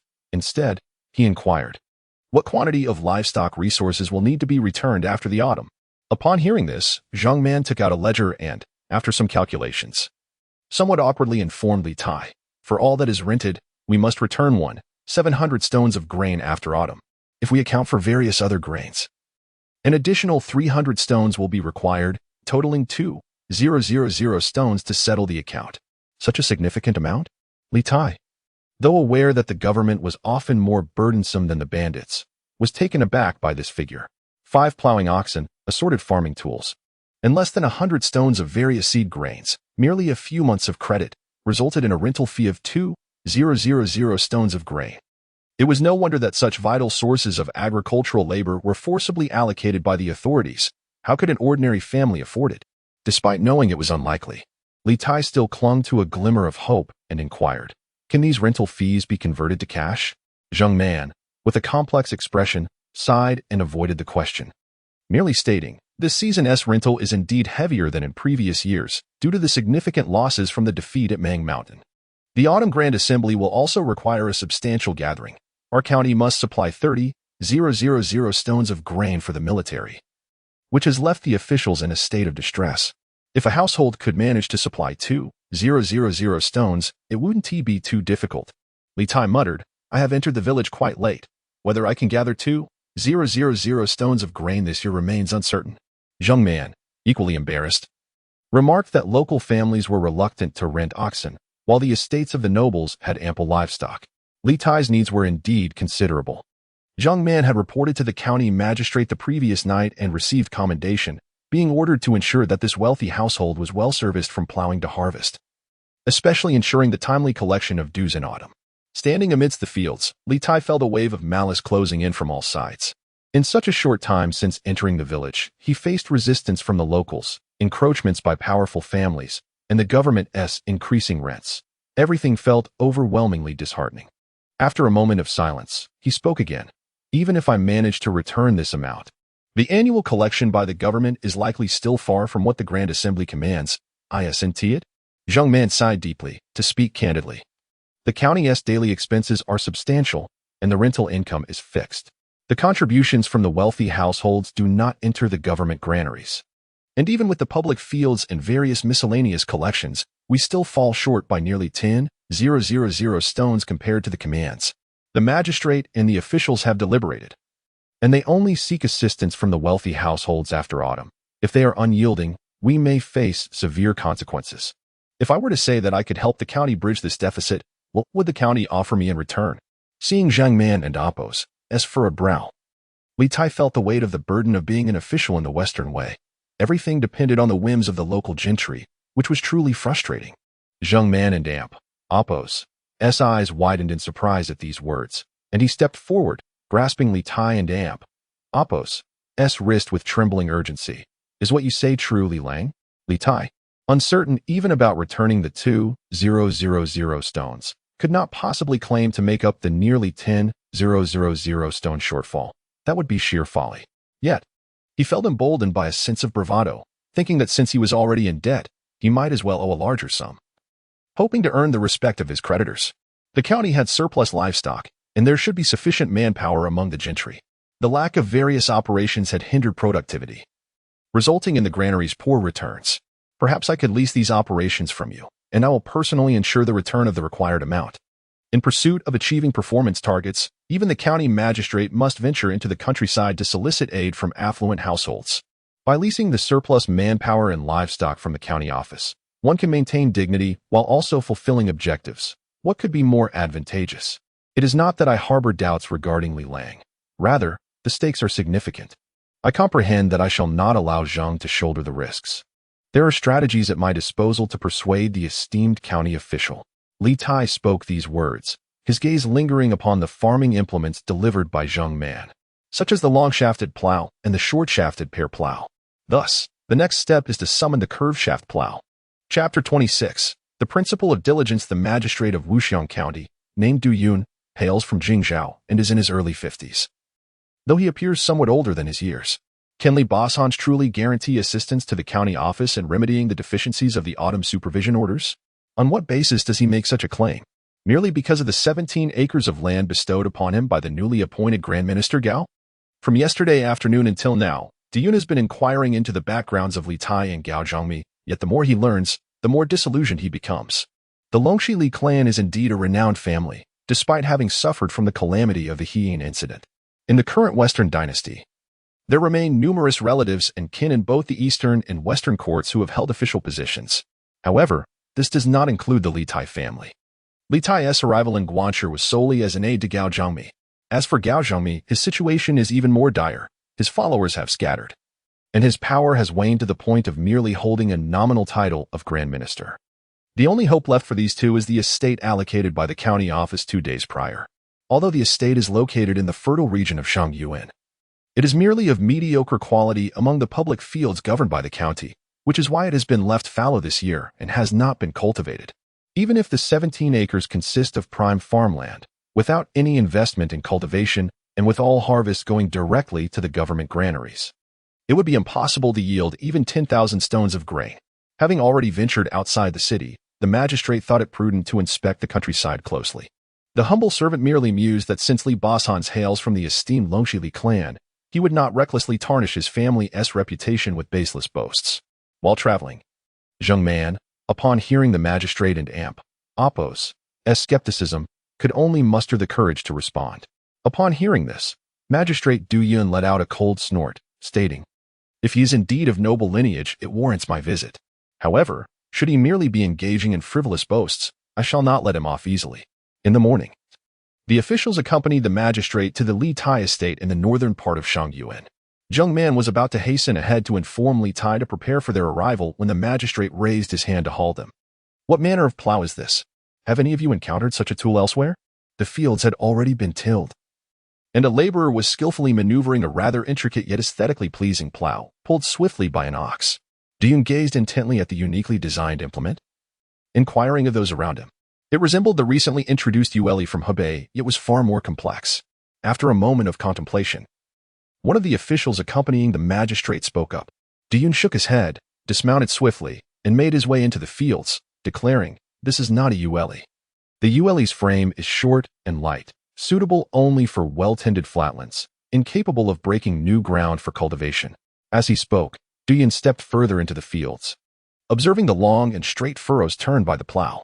His eyes brightened with excitement as he hurried towards the laborer guiding the ox and the plow. Zheng Man followed closely behind, urging the somewhat dazed farm hands.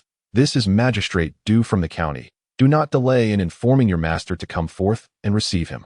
A few individuals, seemingly understanding yet perplexed, hastened towards the camp. Behind the dilapidated walls, Li Tai had already observed a throng of people entering his fields. Nevertheless, he leisurely addressed Shou Changming, the chief of the guards, who sat opposite him on a mound of earth. With a smile, "My garden lacks the necessary labor, and my arrival here is belated. Urgency feels akin to extinguishing a fire. I truly cannot spare the leisure to craft implements. 10 pieces of cloth. A plow requires 10 pieces of cloth. I am aware that coarse fabric and thin gauze can hardly suffice for such agricultural tools, yet many in the village are impoverished, pressed by rent and obligations, leaving little to spare." Shou Changming gazed at the partially crafted curved plow lying on the ground, his face a mixture of excitement and reluctance, as he fervently advocated for his cause. Li Tai, however, chuckled and waved his hand dismissively. "You misinterpret my intent, Zhou. I speak of the lack of manpower in my garden. There is truly no time to create new tools, not a matter of pricing. Our ancestors, compassionate towards farmers, devised such excellent instruments for cultivation. If I were to hoard this knowledge for personal gain, what face would I have to stand in this world? Should there be skilled carpenters among the guards, they may come to me. I would guide them in crafting new plows, benefiting our region, with no intent to conceal my knowledge. Of course, the expenses for their sustenance while learning the craft cannot be borne by my family. After all, the land has yet to yield its produce. We must act within our means. Your noble intentions are commendable. I convey my gratitude on behalf of the villagers for your generous imparting of skills. From this day forth, you shall be esteemed in our community," Zhou exclaimed, his expression one of elation. He thumped his chest with his fist and declared earnestly, "Though the season for labor is late, the villagers are strong. I shall lead the people to assist you in cultivating this land, and once the plowing is complete, we shall learn the craft, ensuring no detriment to our households." Upon hearing this, Li Tai felt an increased fondness for Shou Changming. Initially appearing fierce and brash, Zhou proved to be a man of his word. He had tirelessly worked through the night on the irrigation canal and continued until dawn, when he finally excavated the trench into Li Tai's property. Zhou had intended to take his leave, but, upon witnessing Li Tai's diligent preparation of the curved plow for trial, he became captivated by this innovative agricultural tool and initiated their dialogue. It is worth noting that Zhou was not entirely selfless. His motivation for creating the curved plow stemmed from a desire to persuade the magistrate of Wuxian County to approve his proposal made to Zheng Man the previous day. Little did he anticipate that he would first win over Shou Changming, the guard chief. Li Tai did not wish to create an adversarial relationship with the local villagers. And with Shou and Apos' assurance, he felt considerably more at ease. Even if he could not convince the magistrate, he had not left empty-handed. Just as their conversation concluded, Zheng Man rushed over, pointing towards the plow still working the fields. "The county magistrate has arrived. Is this the ingenious plan you spoke of yesterday that could persuade him?" Li Tai refrained from replying immediately, instead striding towards the fields. He observed the magistrate attempting to operate the plowing device under the guidance of his attendants and approached with a smile, clasping his hands in greeting. "I am Li Bushing, a humble scholar, honored to meet the esteemed magistrate. With such a diligent leader overseeing our agrarian pursuits, Prosperity for our homeland is surely within reach. Indeed, the magistrate was a youthful talent, and Zheng's prior commendations were not in vain. Upon witnessing this scene, the county magistrate and Apos' eyes brightened, yet he refrained from further action. He stepped onto the ridge and smiled, nodding to Li Tai. In the previous year, I had the opportunity to study in Luoxiao, where I was fortunate to admire the esteemed talents of your honorable family, including Xianjing and others, a memory that remains vivid in my mind. Xianjing is indeed a relative of my late grandfather. Despite my humble academic accomplishments and lack of ancestral prestige, I feel a deep sense of shame before my friends and family. Upon hearing this, Li Tai promptly responded, having already learned of the magistrate's identity from Zheng Man, who had mentioned that he hailed from the distinguished Du family of Jingzhou, while Li Tai was unaware of any prior connection between the magistrate and the Li ancestors. He deemed it unnecessary to delve into the matter, given the magistrate's allusion to it. Thus, he nodded in agreement, contemplating whether he could leverage this connection to negotiate a better deal later. The plowing tools used by the Li family were remarkably efficient and distinct from the traditional implements, indicative of a family heritage steeped in agricultural wisdom. Once casual conversation concluded, Du Yin pointed to the innovative plow in the fields, chuckling, and remarked on its merit. As the conversation turned to serious matters, Li Tai quickly composed himself, clasping his fist and stating, "The current governance is fraught with incompetence and oppression, leaving no room for honest men. As a passionate youth, I find it difficult to endure such circumstances, hence I have followed the esteemed High Minister to the Western Front. Having been sheltered by my elders, I was unaware of the harsh realities of life. It is only now, as I strive for independence in my endeavors, that I truly appreciate the efforts of those who have preceded me. I hope to lend my modest knowledge to contribute to great achievements. Such ambition is commendable." Du Yin replied, his demeanor now serious.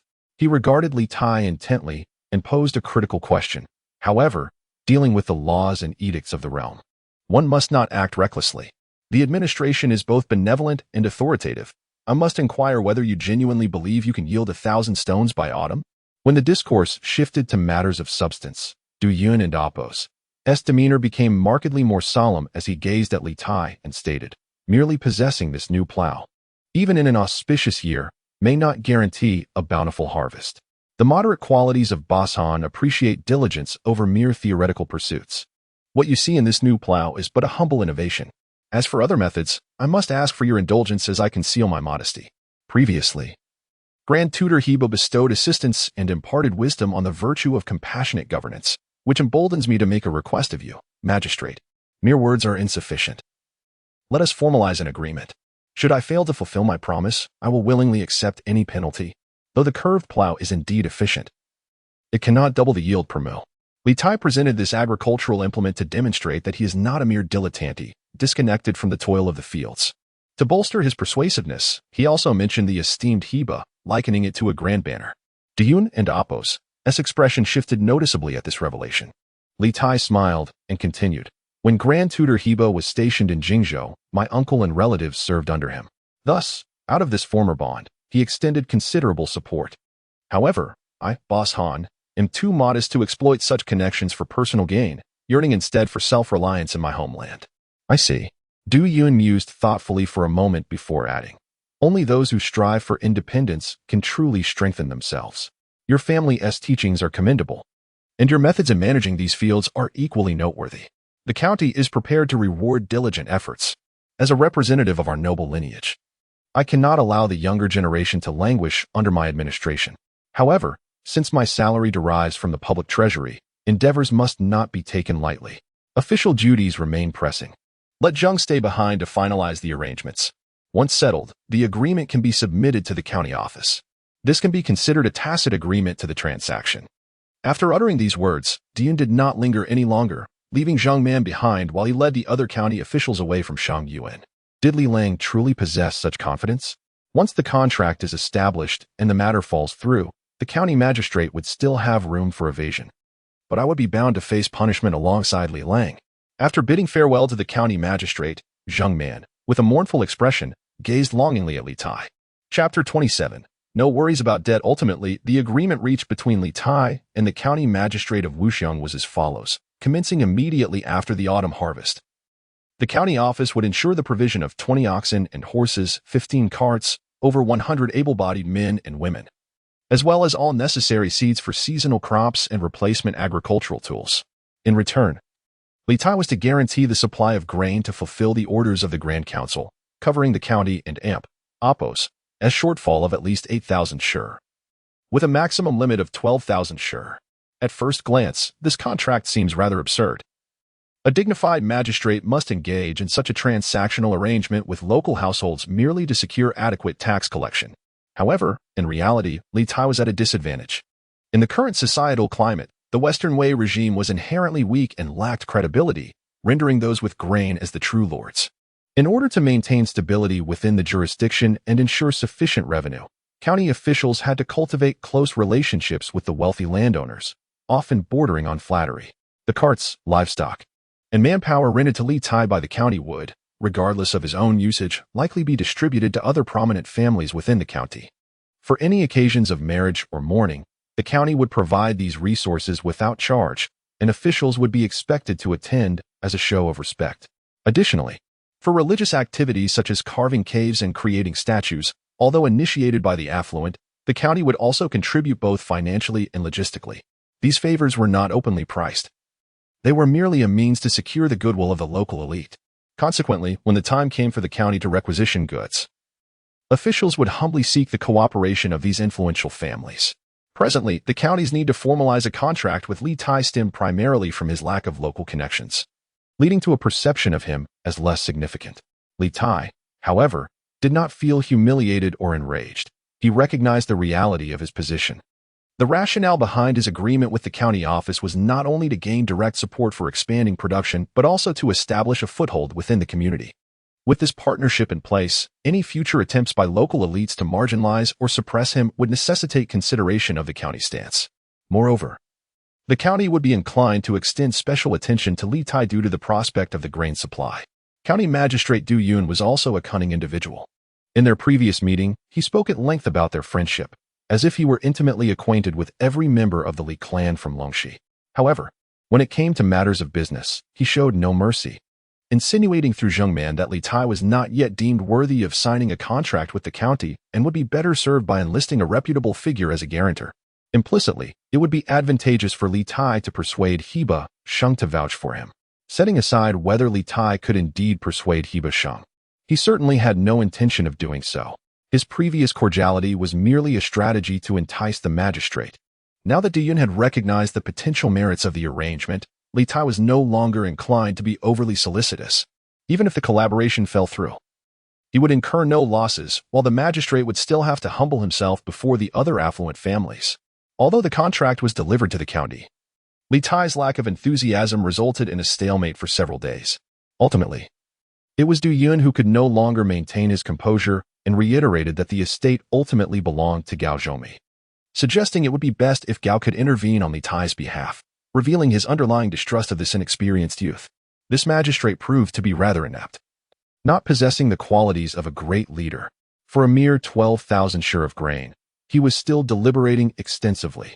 Li Tai felt no psychological burden in having Gao Zhongmi intervene.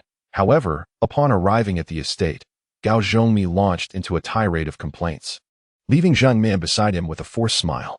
Ultimately, I find myself lacking in skill, unable to establish a career independently, burdening my uncle with my struggles. The resources in the Kansai region are meager. It is only through self-sustenance that I can find peace of mind. My uncle shows me compassion, yet I refuse to become a mere parasite within the household. I aspire to strive diligently to be worthy of myself and my uncle's care. Gao Zhongmi, a man whose naivete could be described as innocence or, less charitably, as lofty ambitions paired with inadequate talent, harbors genuine concern for others, which allows Li Tai to find a semblance of companionship. In recent days, Li Tai and his retinue of followers have not been idle. With the assistance of Shou Changming and the local militia, despite the county and Appos' resources not yet arriving, they have already tilled nearly half of the several acres of arable land and commenced sowing 5 acres of millet. Li Tai selected several robust men among his followers and the militia, proficient in woodworking, to gather quality timber from the mountains and forests to continue crafting the curved plow and other tools. On the second day following Gao Zhongmi and Appos' appearance, the county and Appos' transport of livestock and manpower arrived. comprising 30 oxen and horses, 18 carts, and over 130 men and women, an offer exceeding the agreed baseline. Perhaps to demonstrate the county and Appo's sincerity. Leading the contingent, alongside the now resident Zhang man, was a county official named Shigong.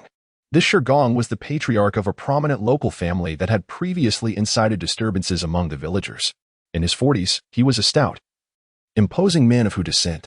The Shi clan, originating from the western regions, has caused unrest in the Guangdong area for centuries, with many mixed Hu settlers not being uncommon. Upon his arrival, Shigong exhibited no overt malice, exchanging polite pleasantries, such as welcoming Li Tai to settle in Shanyuan and expressing the county's appreciation for this collaboration.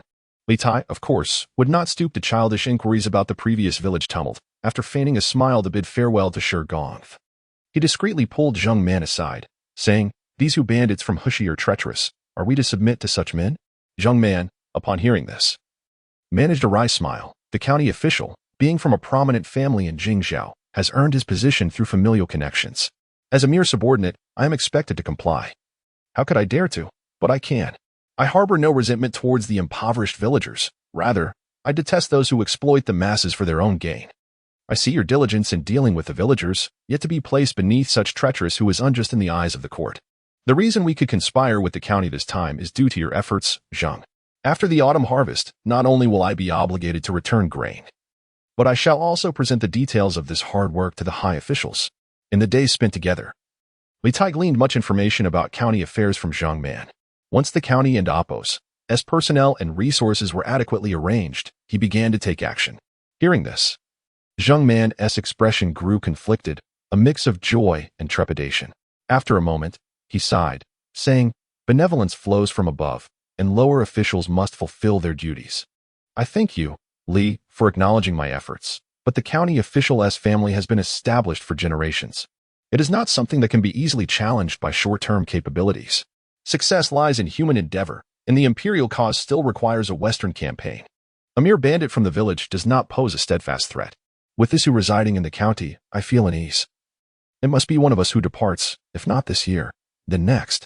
Li Tai smiled and remarked, noticing the flicker of interest in Zhang and Appo's eyes. He understood that Zhang had been swayed. Consequently, should any local disputes arise involving the county constable and his family, it was highly probable that Zhang would side with him. At the very least, if the county constable sought to trouble him through the county office, Li Tai would not be entirely oblivious to their maneuvers. The garrison leader, Zhou Changming, brought along over 30 local laborers to assist with the farming, while Li Tai had 200 servants, both male and female, plus an additional 130 sent by the county. This amassed nearly 400 individuals on the estate, creating a lively atmosphere. Such a workforce could not be entirely devoted to farming. Therefore, many of Li Tai's planned initiatives could be advanced simultaneously. With manpower now abundant, he organized a group to clear the remnants of the original stockade wall and, using the earthen foundation, constructed a rudimentary fence with bamboo and wood gathered from the mountains. This manual labor was not particularly challenging, as materials were plentiful, and within half a day, a fence stretching several hundred paces had taken shape on the hillside. Although it appeared somewhat disordered, it at least marked the beginning of an internal and external layout.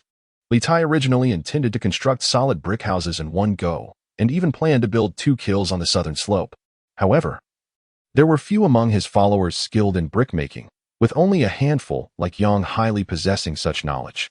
Despite their diligent efforts, they managed to produce only 200 to 300 acceptable bricks in a day, and considering the need for firing, fulfilling the vast requirements for the estate's construction could take an inordinate amount of time.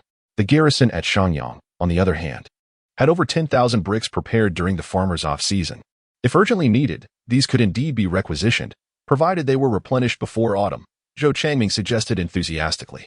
In rural construction, it was rare to lavishly use bricks and tiles, yet the repair of fortifications was unavoidable. Although the core of Western Wei and Appo's rule in Huazhou was quite distant from Eastern Wei's stronghold in Jiangdong, the Yellow River served as a formidable natural barrier. The fortification of cities after autumn was a fundamental duty of Western Wei, and even in winter, they had to send people to the Yellow River to break the ice.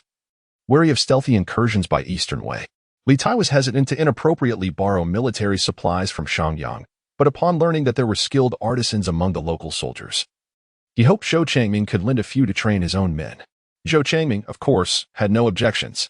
Li Tai generously shared the techniques of crafting the curved plow with the locals, and in doing so, he greatly enhanced his reputation. Lending a few local craftsmen was a trivial matter. With the limited yield of bricks, construction would have to be postponed. So they began by erecting temporary shelters within the fenced area. As evening descended, the sounds of bleating sheep echoed through the camp. Although Zhou Changming instructed the local laborers to provide their own meals in the county and Appo's workforce to manage their own provisions, Li Tai observed their tireless labor from dawn till dusk. While his own resources were limited, after negotiating a partnership with the county, most of his costs were temporarily covered by loans, allowing him to afford 2 plump sheep daily. Purchasing directly from the countryside provided a reasonable price. After a long day of toil, a bowl of fragrant lamb soup was a small comfort to ease their hardships. Chapter 28. The Art of Governance Lord. You are unlike any aristocratic youth I have previously encountered. Zhou Changming cradled a steaming bowl of mutton offal soup, sipping delicately at the shimmering oil floating atop the broth. While observing Li Tai, who sat with his companions, voraciously gnawing on a leg of lamb.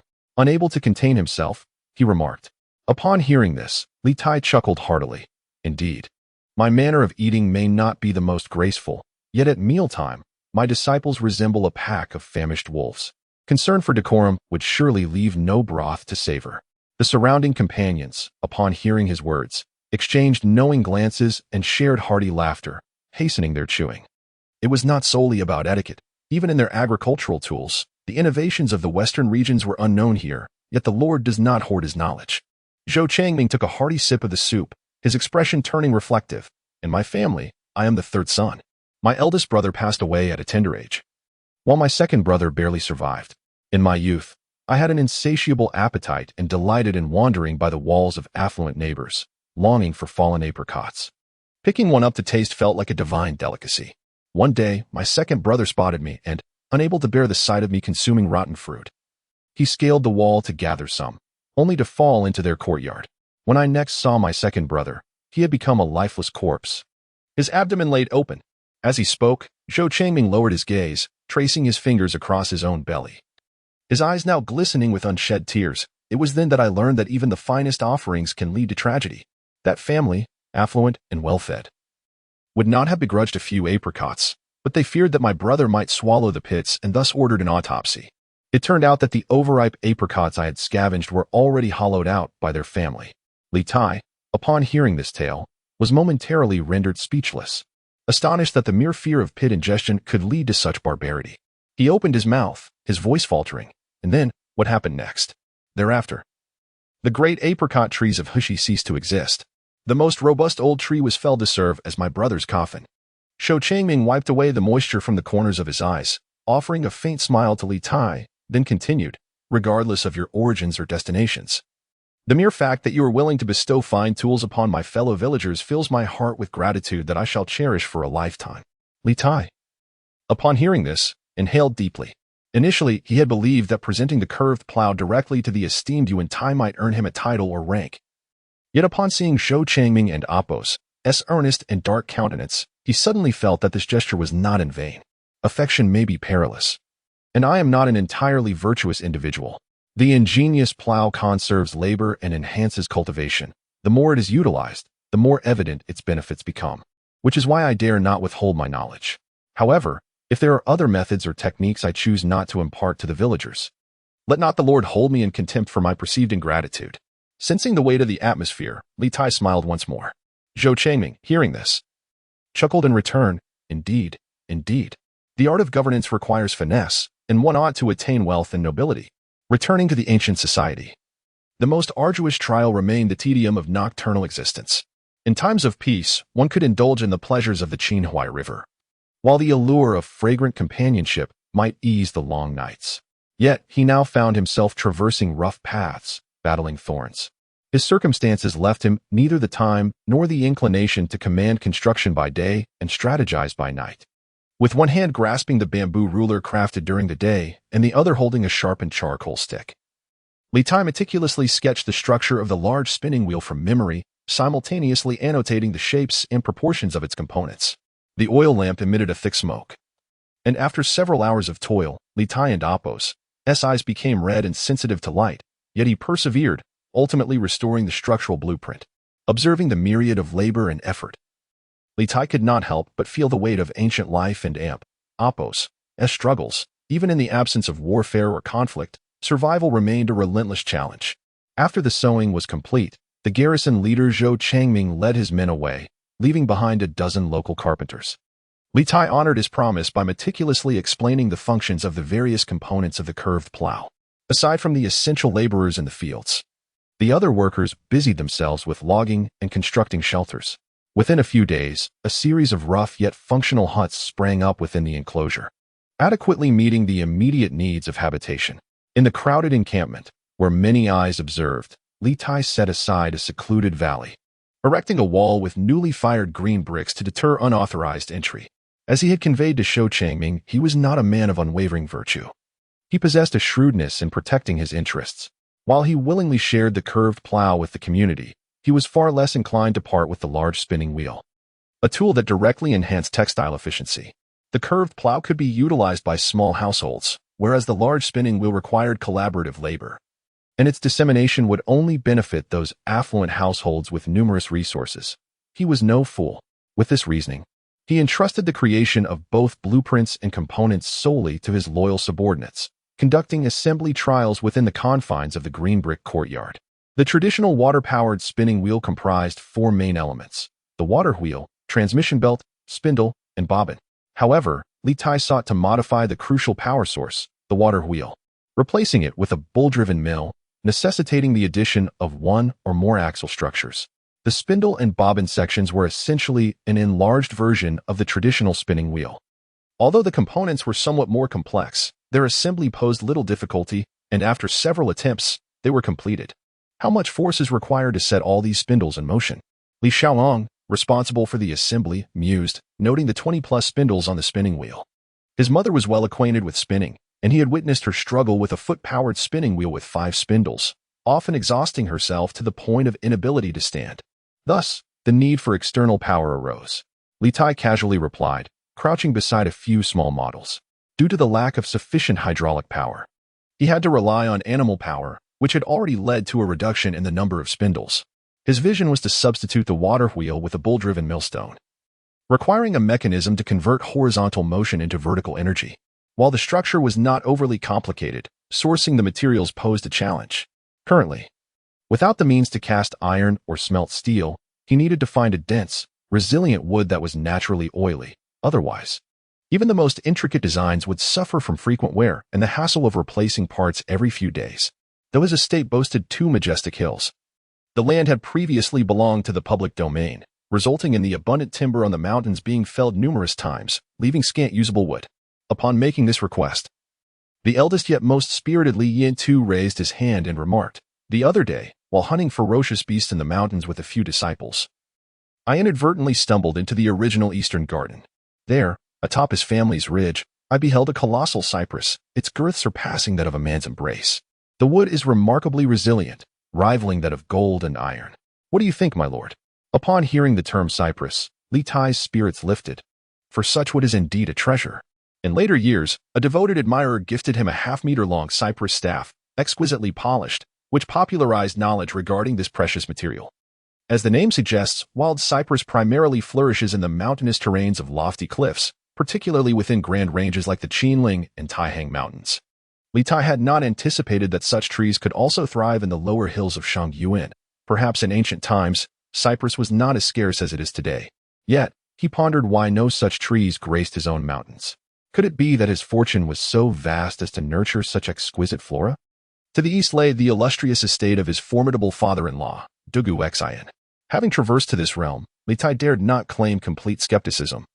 Reflecting on the prosperity of the Dugu family and secretly formulating plans in his mind, the Dugu family and Appos, reputed fortune-enhancing aura seemed beyond his reach. Thus, he resolved to dig up one of their auspicious trees instead.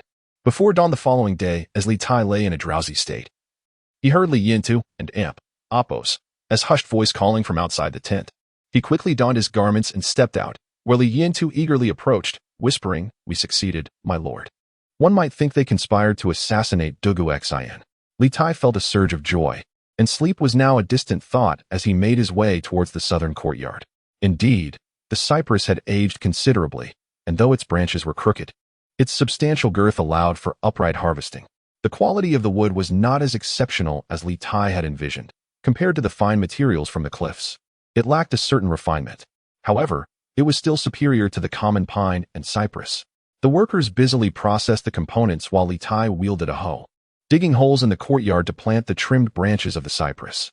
Even if he could not benefit from Dugu Xin and Apos' fortune, a mere touch of their good fortune would still be advantageous. Once the crucial power components were completed, Li Tai began assembling the spinning wheel. This grand spinning wheel was primarily designed for flax, necessitating a more imposing structure, several times larger than a typical foot-powered spinning wheel. As the oxen turned the wheel, transmitting power, over 20 spindles on the spinning wheel began to rotate in unison. The nearby workers gaped in astonishment. With so many spindles, there would never be enough flax to spin. Add the flax material. Let us give it a try. Li Tai had already procured several dozen pounds of well-soaked and debarked flax. As he witnessed the machine come to life, he excitedly instructed them to add the material.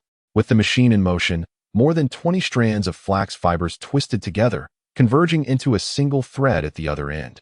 All present, including Li Tai, held their breath in concentration, fearful that even the slightest sound might sever the delicate flax line. Yet, despite their efforts, the line snapped with a resounding crack after only a few meters.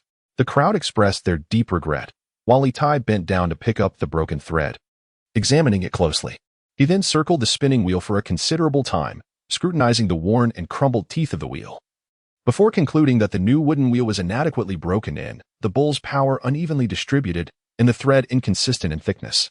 Nonetheless, he believed that this method was viable and that with continued adjustments, success could ultimately be achieved. Yet, despite his words, a quiet melancholy settled within him. Models and reality were inherently different. If it were merely a matter of converting water to operate the large spinning wheel, the current materials would suffice. However, the necessity of adding a transmission device rendered the wooden materials unsuitable. The 40,000 wasted funds at home could indeed be repurposed. Chapter 29. Loyal ministers of the Great Way. In the vibrant heat of June, the countryside is teeming with life. The millet in the fields has begun to sprout ears, and various crops flourish abundantly. In the ditches by the fields, several hard-working farmhands wade in the flowing water, discussing whether there will be refreshing cold meals made from locust leaves in the evening. Several horse-drawn carts laden with bundles of hemp material approach from afar, traversing the fields and heading directly into the estate. At the foothills, the estate and Apos' original fence has been replaced by a sturdy wall of rammed earth, and most of the houses within have transitioned to a combination of earth and brick, presenting a starkly different scene compared to just over a month ago. In the southwest corner of the estate, several pools for soaking hemp are bustling with laborers, while on the wooden racks, the processed hemp material dries in the sun. In the southeast corner stands a large schoolhouse, from which the sound of children reciting their lessons spills forth. Leopard head, falling rabbit, twin cranes. A child's high-pitched voice suddenly pierces the air, strained and breathless, evoking a pang of sympathy. Yet the woman who had just shouted in frustration bursts into laughter upon hearing it. Go work elsewhere and do not disturb the children and Apos' studies, admonishes Li Juxing, the schoolmaster on duty, as he steps out of the large building, waving his hand at the women. Seeing this, the women disperse, each clutching their belongings. But one spirited woman, pointing at a beautiful girl among them, teases, we can't help but gather here, but soon Yangtze has no children to tend to. She only comes to steal a glance at the overseer. Upon hearing this, Li Juxing and Apos' expression darkens, his foot stomping in irritation, yet the laughter of the women grows louder. Unperturbed, soon Yangtze leans in and whispers, I have an old duck simmering. Will you come by tonight? The rural charm is abundant, despite the various labors. The farmers remain in high spirits.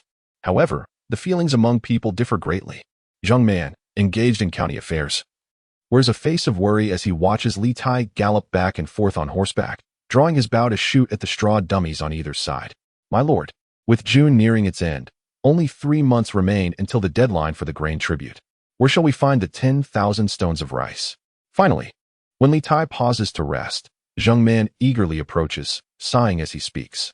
Yet, nearly 2 months have passed, and all he has seen in the estate are 5 acres of millet and some miscellaneous grains being sown, along with a few mulberry seedlings planted in the hillside fields. Beyond that, there is little agricultural activity to speak of. Although the construction of the estate progresses daily, no amount of building can conjure food from thin air. The plowing oxen and horses are sometimes lent to nearby villagers. Is it possible they plan to borrow grain from them when the time comes? What a farcical notion. Rest assured, Zhang, I regard this as a long-term endeavor and would never betray trust. Li Tai, casting a glance at the troubled young man, smiles reassuringly.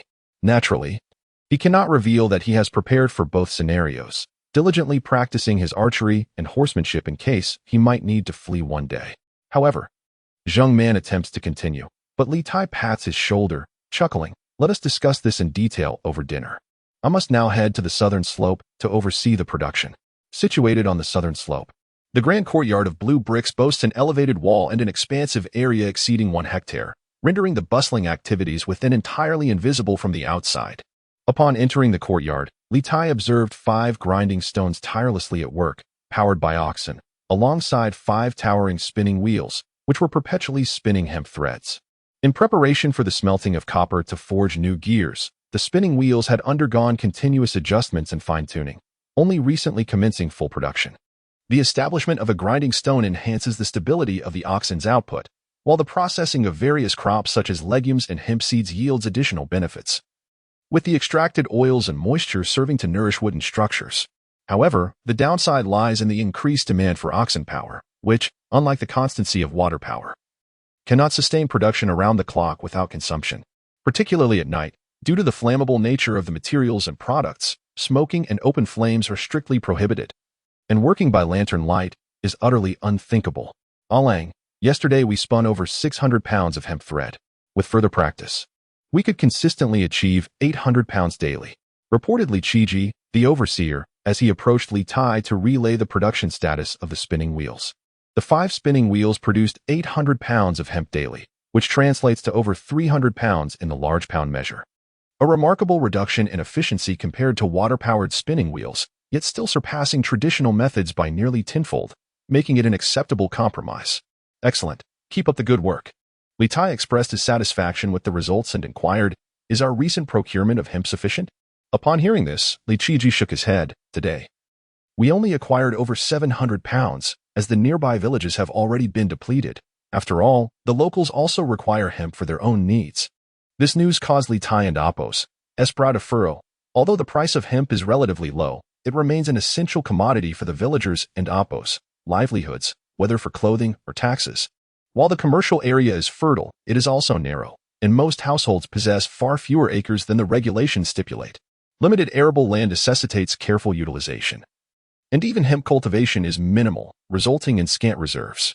After the spinning wheels began operation, Li Tai exchanged gold for textiles and dispatched individuals to procure hemp in the vicinity.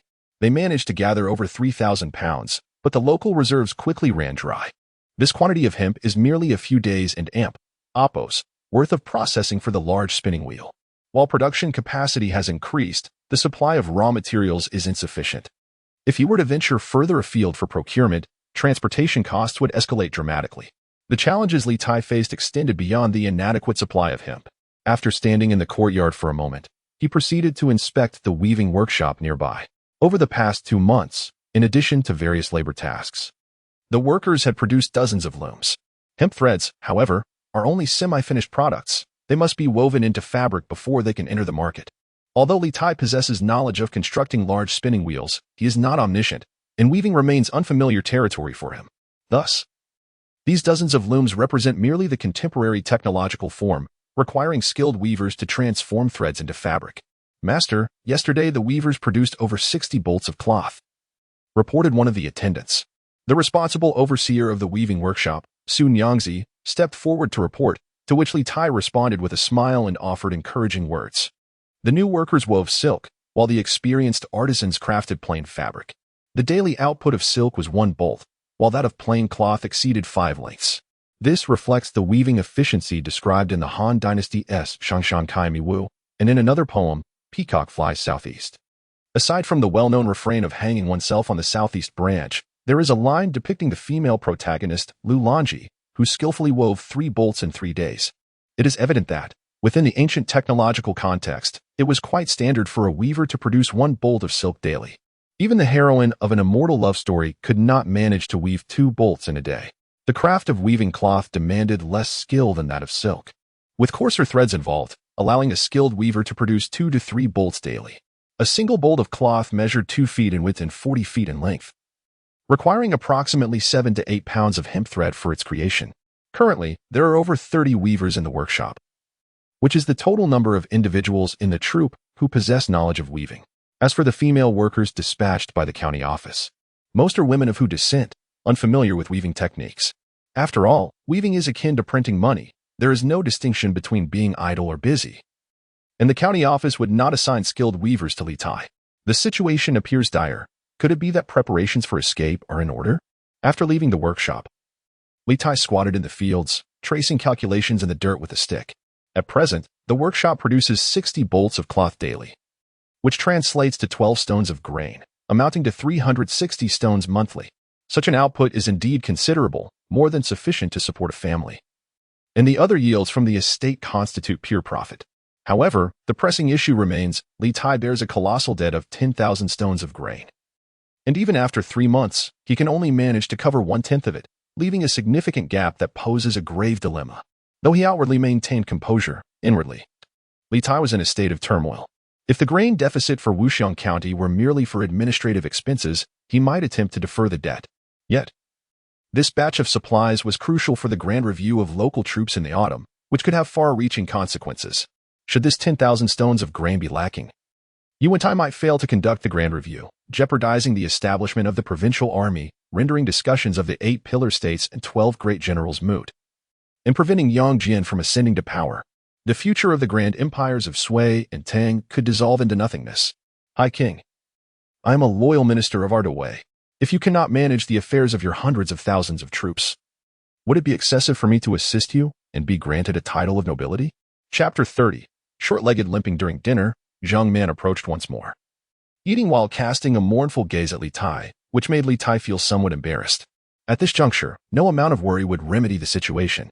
The only feasible solution lay in vigorously developing the handicraft industry, for it might bridge the vast chasm of debt. Solely relying on agriculture was no longer a viable option. Zhang, engaged in the matter, inquired whether the county office accepted the procurement of hemp thread. If so, he could offer it at a 20% discount from the market price. Liutai donned a genial, simple smile as he looked at Zhang Man and replied, "Hemp thread? What does the county require such materials for? Do you intend to use it as a form of tax payment? That is simply impossible." Upon hearing this, Zhang Man shook his head repeatedly. The county's textile industry is self-sufficient. There is no need for the populace to supply miscellaneous materials. If it is not accepted, does the county have any stored hemp? Prolonged storage renders the material useless, becoming mere waste. If there are surplus stocks, might it be possible to borrow some? Liutai's smile grew even more earnest as he posed another question. Zhang Man set down his bowl and chopsticks, fixing a penetrating gaze on Liutai, and spoke in a low voice. What exactly are you trying to achieve? Do you wish to spin hemp and weave cloth to cover the debts? That amounts to 10,000 pickles of grain, which equates to at least 50,000 bolts of fabric. Have you considered the labor and resources required? The truth was that it indeed demanded substantial materials and labor, yet one must endeavor for results. Liutai recognized that his request was somewhat excessive. Even if he had the county office in a tight grip, it was improbable that they could furnish him with hundreds of thousands of pounds of hemp fiber. Previously, he had overly simplified his expectations, thinking that with the introduction of large spinning wheels to enhance efficiency, he could swiftly weave fabric and generate wealth. However, while spinning efficiency had indeed improved, the supply of raw materials and the labor for weaving were tightly constrained. Zhang Man had already surmised that relying solely on the estate and Appos' resources would not suffice to cover the immense debt. Yet, sitting together with Liutai, he sincerely hoped that a solution could be found. That would be splendid. If borrowing is not feasible, I will purchase the hemp at market price, ensuring fairness for all. The current state of the textile workshop was such that the raw materials could not meet the spinning capacity, and the weavers could not utilize the spun hemp thread. The 2 short legs of the endeavor were no longer merely a hindrance. They were a source of considerable frustration. Liutai and Appos' plan was to address the supply issue through Zhang Man, then recruit a group of women from the countryside who were free from farming duties to expand the production of cloth. Even if this did not fully satisfy the looming debt after the autumn harvest, it would at least bolster the cash flow.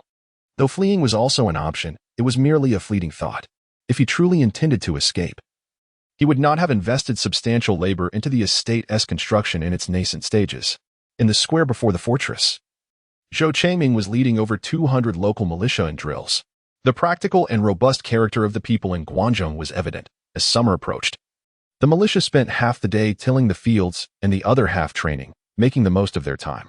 After a training session concluded, Zhou Changming invited Li Tai into the garrison. Once seated, upon hearing Li Tai and Apos' intentions, Zhou furrowed his brow and remarked, however, "The villagers each have their own agricultural duties to attend to, and I fear there may not be much leisure time for them. With the onset of summer, farming tasks become more labor-intensive, the men are occupied, and the women must also weave at home. I can only invite them to work in the manor, which is merely a change of location, as weaving is all that is required, not spinning. Of course, their labor cannot be without compensation. How about 2 meals a day and a piece of cloth every 10 days? Li Tai smiled and elaborated. Villagers weaving at home must first soak the flax, dry it, and comb it, which results in an extremely inefficient process. It often takes several months to produce enough fabric for a year. If that is the case, I shall attempt to persuade the villagers. But I implore you, my lord, to ensure the safety of these weavers." Zhou was intrigued by Li Tai and Apos' proposal. Naturally, there are perils outside. The weavers will work collectively in a secluded courtyard, free from ruffians' harassment. I will assign personnel to escort them, ensuring their safety without any risk of harm. Zhou Changming recognized the dangers of Huazhou City, where rogues roamed freely, and the countryside was not entirely secure either. Moreover, the customs in Guangdong were quite conservative. There were strict expectations regarding women venturing out to work. Li Tai had considered these factors and made arrangements accordingly. The escorts could be provided by the local militia, but maintaining a disturbance-free working environment would depend on your governance. If all can be assured, I would be pleased to see the village women engage in weaving as a means of livelihood. Zhou Changming held a degree of trust in Li Tai's character. After mutual agreement, they prepared to visit the village. Concerned that the villagers might still harbor doubts, Li Tai accompanied him to offer further clarification. There were numerous villages near Shangyan, ranging from large communities of over 100 households to smaller ones of merely a dozen. Although the total number of registered households in Wuxian County was just over 1,000, this figure only accounted for those who had been granted land rights. There were many more households outside this category, primarily due to the limited arable land available, which had been largely appropriated by local gentry and nobles. Among those who had not received land rights were tenant farmers, impoverished households, and local militia families. There were over 1,000 households just in Shangyuan alone, not including those who lived and worked in the grand estates of the local gentry. As they visited several villages, most villagers displayed hesitation upon hearing the proposal, only agreeing after Zhou Changming, the renowned garrison commander, guaranteed their safety. Witnessing this unfold, Li Tai could not help but feel relieved that he had not offended Zhou Changming, the esteemed figure in the village. Had he relied solely on his own efforts, even double the compensation might not have swayed the villagers, and it would have been impossible to offer them any financial incentive. What was he witnessing? As they traversed the villages, Li Tai noted that many households had 2 wooden beams placed horizontally, squeezing together something round and flat, weighted down by stones, emitting a strong oily scent. Zhou Changming explained, "They are extracting oil. Various seeds such as sesame are roasted, steamed, and formed into cakes, then pressed to extract the oil. Does the village lack an oil mill? This method yields very little oil," Li Tai observed. "These cakes still retain a considerable amount of oil." Li Tai was familiar with the traditional method of oil extraction, yet this crude technique was entirely new to him. In the lower reaches of the Liuhun River, there existed an oil mill, but its exorbitant rental fees deterred the locals from bringing their modest quantities of seeds for pressing. This method of extraction did not compromise labor. One could produce pancakes in the morning and collect oil by evening. The remaining pulp could still be utilized for food or pickling, thereby minimizing waste. Although Zhou Changming casually explained this process, Li Tai listened intently. The textile industry, particularly the weaving of hemp cloth, was exceedingly widespread, resulting in transparent profit margins. Even with large spinning wheels enhancing the efficiency of thread production, a significant scale of production was necessary to sustain a substantial profit. However, the oil extraction business differed considerably. Oil served not only as a means to maintain weaponry and as a military supply for incendiary attacks on fortifications, but also as a vital commodity for daily cooking, seasoning, illumination, and preservation. The market was vast, and the profit potential was high. The efficiency of small-scale production contrasted fundamentally with concentrated operations, indicating promising prospects. A few pounds of hemp yielded a specific quantity of fabric, but the yield from a bushel of seeds could vary significantly. Although such thoughts burgeoned in his mind, Li Tai had learned from past experiences in hemp processing. He intended to observe the upstream and downstream supply chains meticulously before deciding whether to venture into this enterprise. Especially concerning the supply of raw materials, relying solely on smallholders would hinder production, regardless of the advancement in oil extraction technology. After spending an afternoon with Zhou Changming, he successfully persuaded nearly 100 villagers to agree to work. This outcome left Li Tai somewhat satisfied. It was natural for the villagers to hesitate at first. But once the industry matured, recruiting labor for expansion would be much easier with a solid community foundation. Li Tai appreciated the prevailing collusion between the officials and the local populace in the Western way. Yet he felt a twinge of worry upon learning that only over 2,000 pounds of raw hemp were available. After processing, whether 1,000 pounds of usable material could be obtained remained uncertain, which was insufficient for even 2 days of operation with 5 large spinning wheels. He bore no ill will towards the county officer who obstructed him. After all, the man had already wronged him, and he would settle the score when the opportunity arose. During his visits to the villagers, if they agreed to work, their stored hemp would become redundant, allowing for further collection, albeit only a few thousand pounds at most. The county officer inquired about Li Tai's extensive search for hemp material. While he did not disclose the full truth, the officer mentioned that his household still had over 10,000 pounds of stored hemp. If Li Tai was truly in urgent need, he could negotiate for it, though only on a cash basis.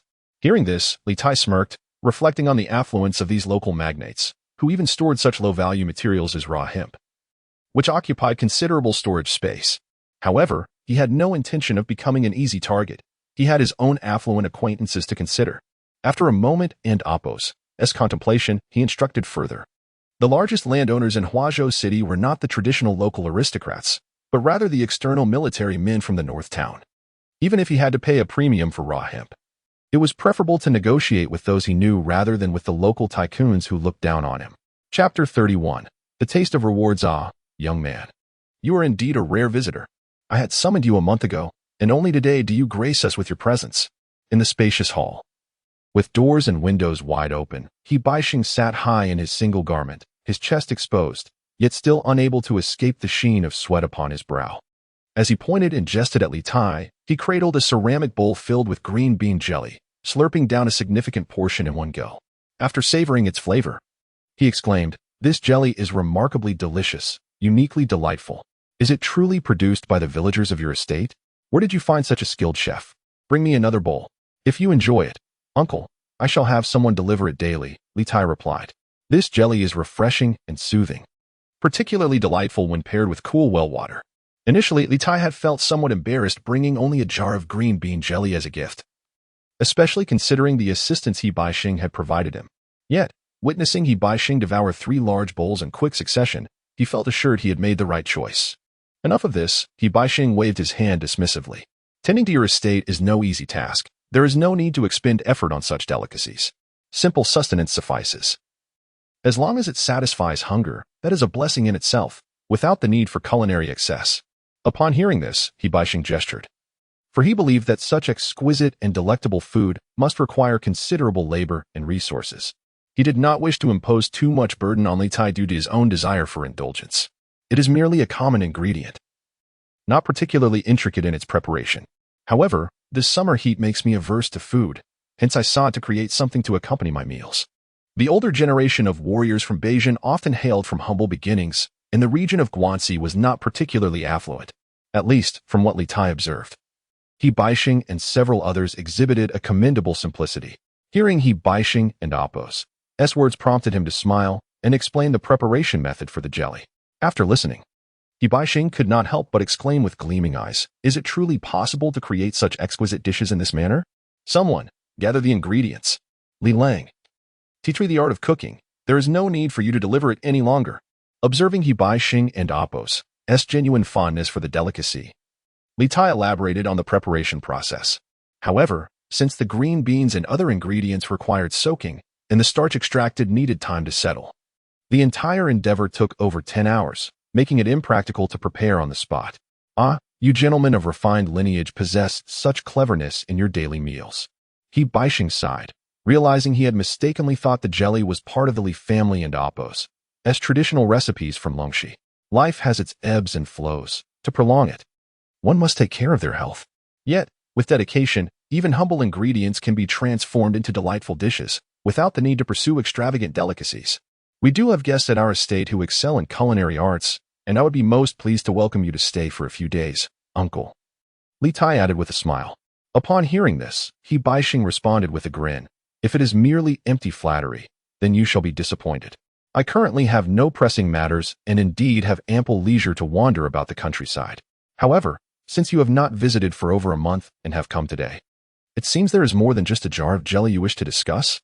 The authorities remain silent, and I am confined by my circumstances in the village, unable to venture forth to gather news. Hence, I wish to inquire, uncle, how might I uncover any information? This matter is beyond my control. Following the defeat at Mangshan, although Wang Xijing has engaged the enemy outside Hangnong, several defensive posts in western Hunan have fallen to the eastern bandits. The informants dispatched to Hebei are struggling to relay messages, and reliable news is elusive. I too have been attempting to discover the fate of your father, whether he lives or has perished, but thus far, I have received no word. Upon hearing He Ba and Appos' words, Li Tai let out a sigh. In the current situation, the absence of news is indeed a favorable sign. Should his father, unfortunately, fall into the hands of Eastern Wei with irrefutable evidence against him, it is likely that the clansmen remaining in Hebei would also face repercussions. With his father now missing, even if there were defectors willing to testify, there remains room for evasion. Following a great battle, the communication between the East and West is severely hindered, which, in fact, serves to benefit He Ba at this moment. Whether out of a sense of gratitude towards He Ba for his goodwill or a desire for this rare ally of the Western Way to endure longer, Li Tai sincerely wishes for He Ba's longevity. With the lines of communication severed, Li Tai found it inappropriate to make any preemptive warnings. He swiftly shifted the conversation and inquired, "Today, I have another matter to discuss with my uncle. May I ask how much hemp is stored in your estate? If there is a substantial surplus that is currently of no great use, I would like to personally purchase a batch." "Hemp? I am afraid I am not well informed about that," He Ba replied. "Although I have received a considerable amount of estate management, it has all been delegated to subordinates, and I have no time to oversee it. Since you have inquired, I shall first consult the person in charge. If there is any surplus, you may take it without the need for a formal transaction." Upon hearing this, He Ba ordered the house steward to be summoned and asked about the relevant matters. It was reported that there were still over 7,000 jin of raw hemp materials in storage. Had Li Tai inquired earlier in the month, the stockpile would have exceeded 30,000 jin.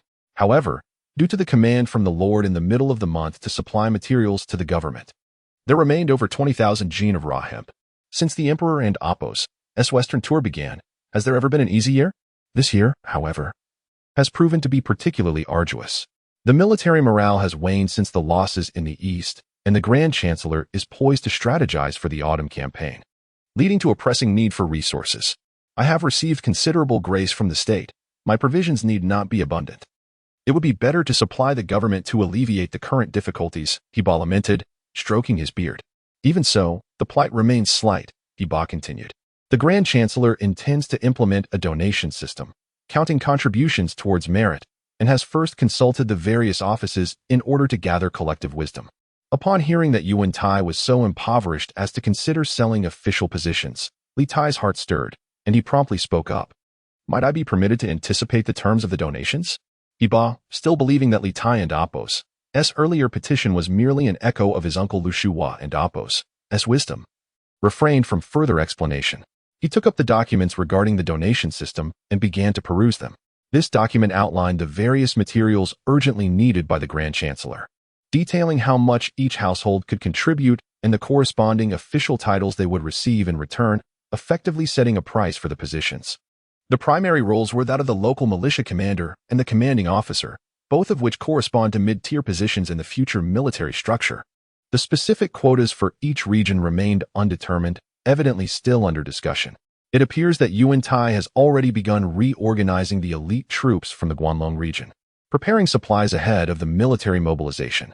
Li Tai was keen to seize this opportunity to secure a position, yet upon reflecting on his own finances and the donation prices, He could only shake his head in silent resignation. Among the listed materials, one particular item caught Li Tai's attention: oil paste. The government required 500 measures of oil paste, which could grant the position of commander, compared to the other materials, which were often quantified in the thousands. This figure appeared rather accessible. As fate would have it, Li Tai found himself contemplating the techniques and industries related to oil extraction.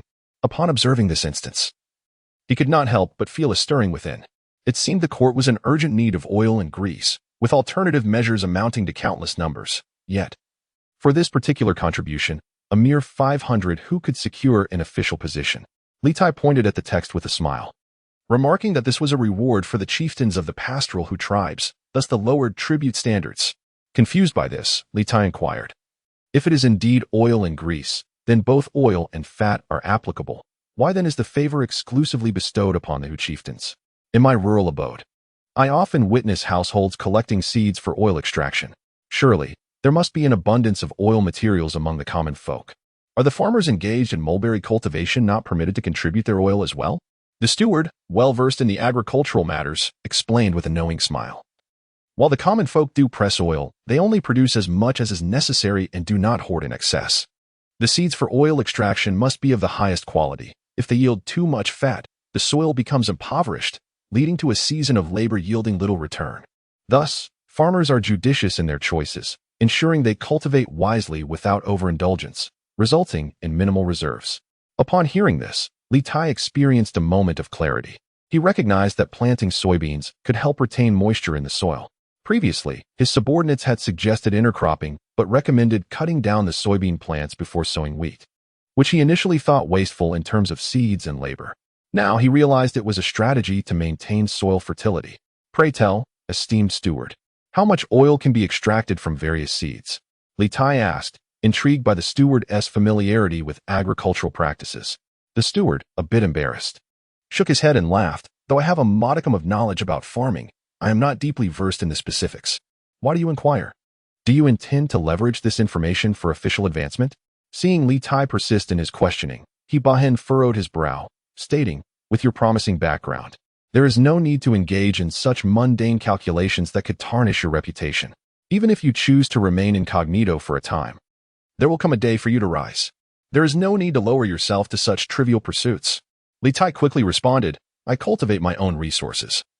Should I receive rewards, I shall utilize them, and if not, I shall remain discreet. How could I ever entertain the notion of base schemes to gain power and disgrace my family name?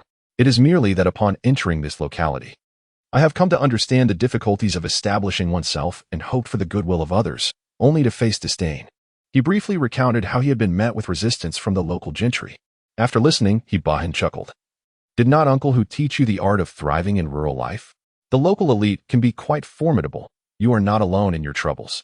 We too, as outsiders, frequently endure such vexations. Although it is said that in chaotic times, military strength is paramount, even the strongest dragon cannot oppress the local snake. Just as Gao Wan had to show deference to the powerful in Hebei when he first arrived, today's regional conflicts have solidified their patterns. The northern generals under Yu Wentai, despite commanding their own troops, would find themselves in dire straits if they dared to confront the local strongmen too boldly. They wouldn't even need the eastern way to attack. They would be embroiled in chaos themselves. What I require is merely material resources. If my esteemed uncle could offer some assistance, overcoming the local gentry would be effortless. Li Tai remarked, smiling as he contemplated the possibilities. Chapter 32. The greed of the local gentry. The Luo River, the largest river in the Northern Wei region, flows through an area rich in fertile land. The commercial plains, constantly eroded by the Luo River and its tributaries, exhibit a landscape predominantly oriented east to west, with abundant arable fields both atop and beneath the plateaus. Is the gentleman truly intent on visiting the Sher family's estate? Previously, when attempting to meet with the county magistrate, he was met with disdain, as the magistrate sought to gauge the gentleman and Oppo's urgency with a haughty demeanor. Having been denied an audience, the magistrate and Oppo's current unsolicited visit to the countryside seems rather. On the dusty rural roads, Zheng Man, riding alongside Li Tai, offered his counsel. Even if you manage to procure that raw hemp, there remain but 3 scant months to weave it into cloth. And even if the cloth is completed, it would scarcely suffice to purchase 10,000 stones of grain. I am well aware of the ill intentions of Shi, Li Tai replied with a smile. Yet since we have made this agreement with the county office, we must strive to fulfill it, ensuring Zheng does not suffer the consequences. Zhang Man continued, these affluent merchants wield their goods as leverage, whether for hemp or otherwise. They will inevitably be constrained. A visit is inevitable, so it is wiser to proceed with caution. The more one rushes, the more one is ensnared. The county magistrate, Shi Gong, obstructed the county office from supplying raw hemp materials to Li Tai, not merely to compel him to purchase from his household and artificially inflate prices. After all, raw hemp is a commonplace commodity, not a scarce resource, and from an outsider and Apos' perspective, Li Tai had no compelling reason to buy. The magistrate and Apos' antagonistic behavior was merely a lesson for Li Tai, emphasizing the necessity of distinguishing between the powerful and the ordinary in their dealings.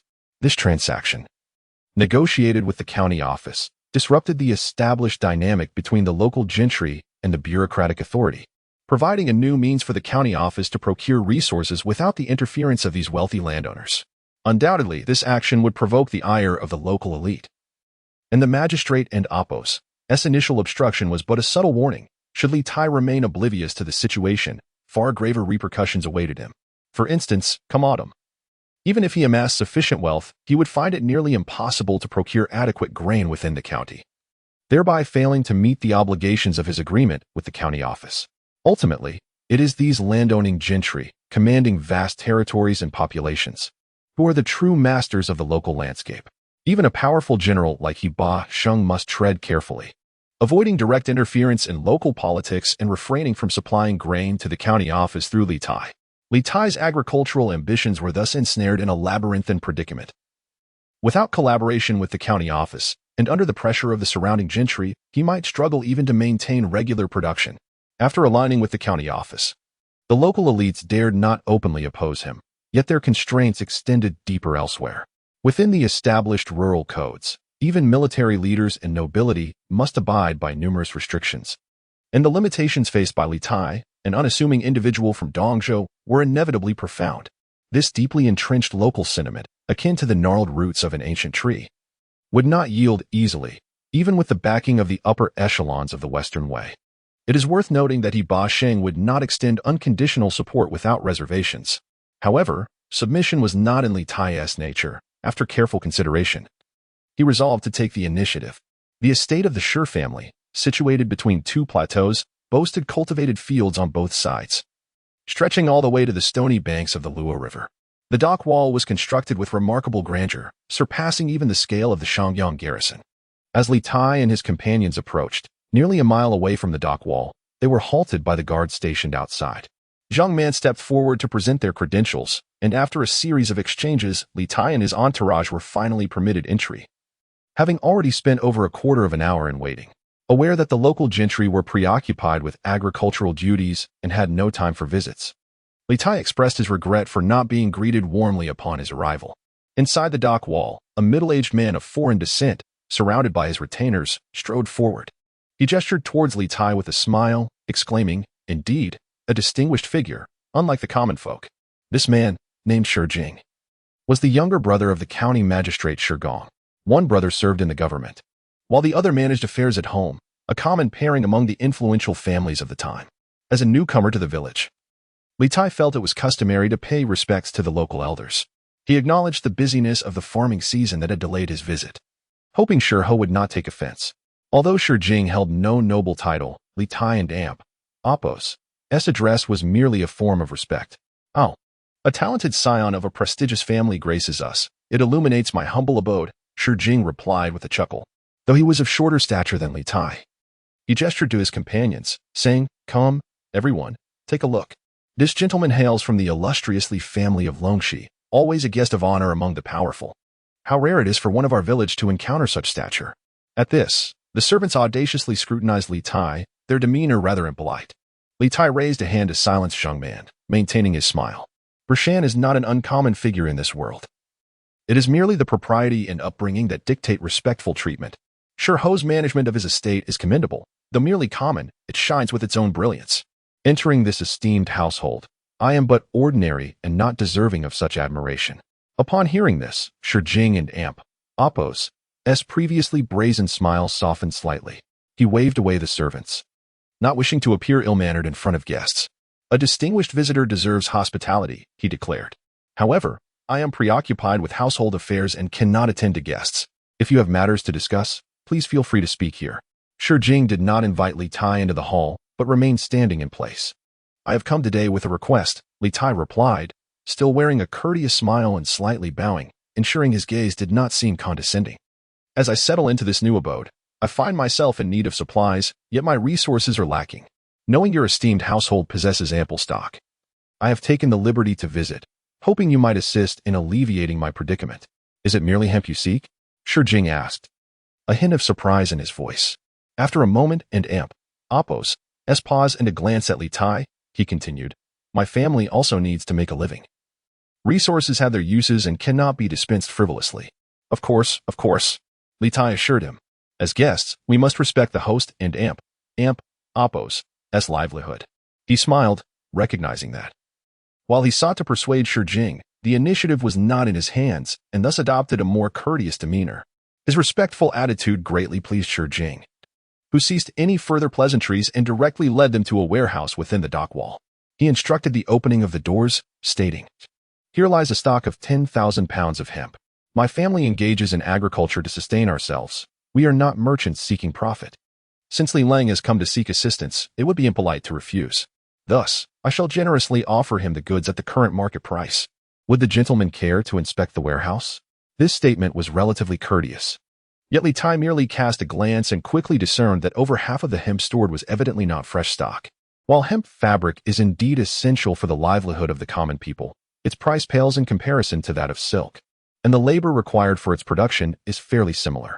Consequently, even the wealthier households in the countryside, despite engaging in hemp cultivation and weaving, only produce it in moderation, as the profits are significantly less than those of silk, leading to excess raw hemp each year.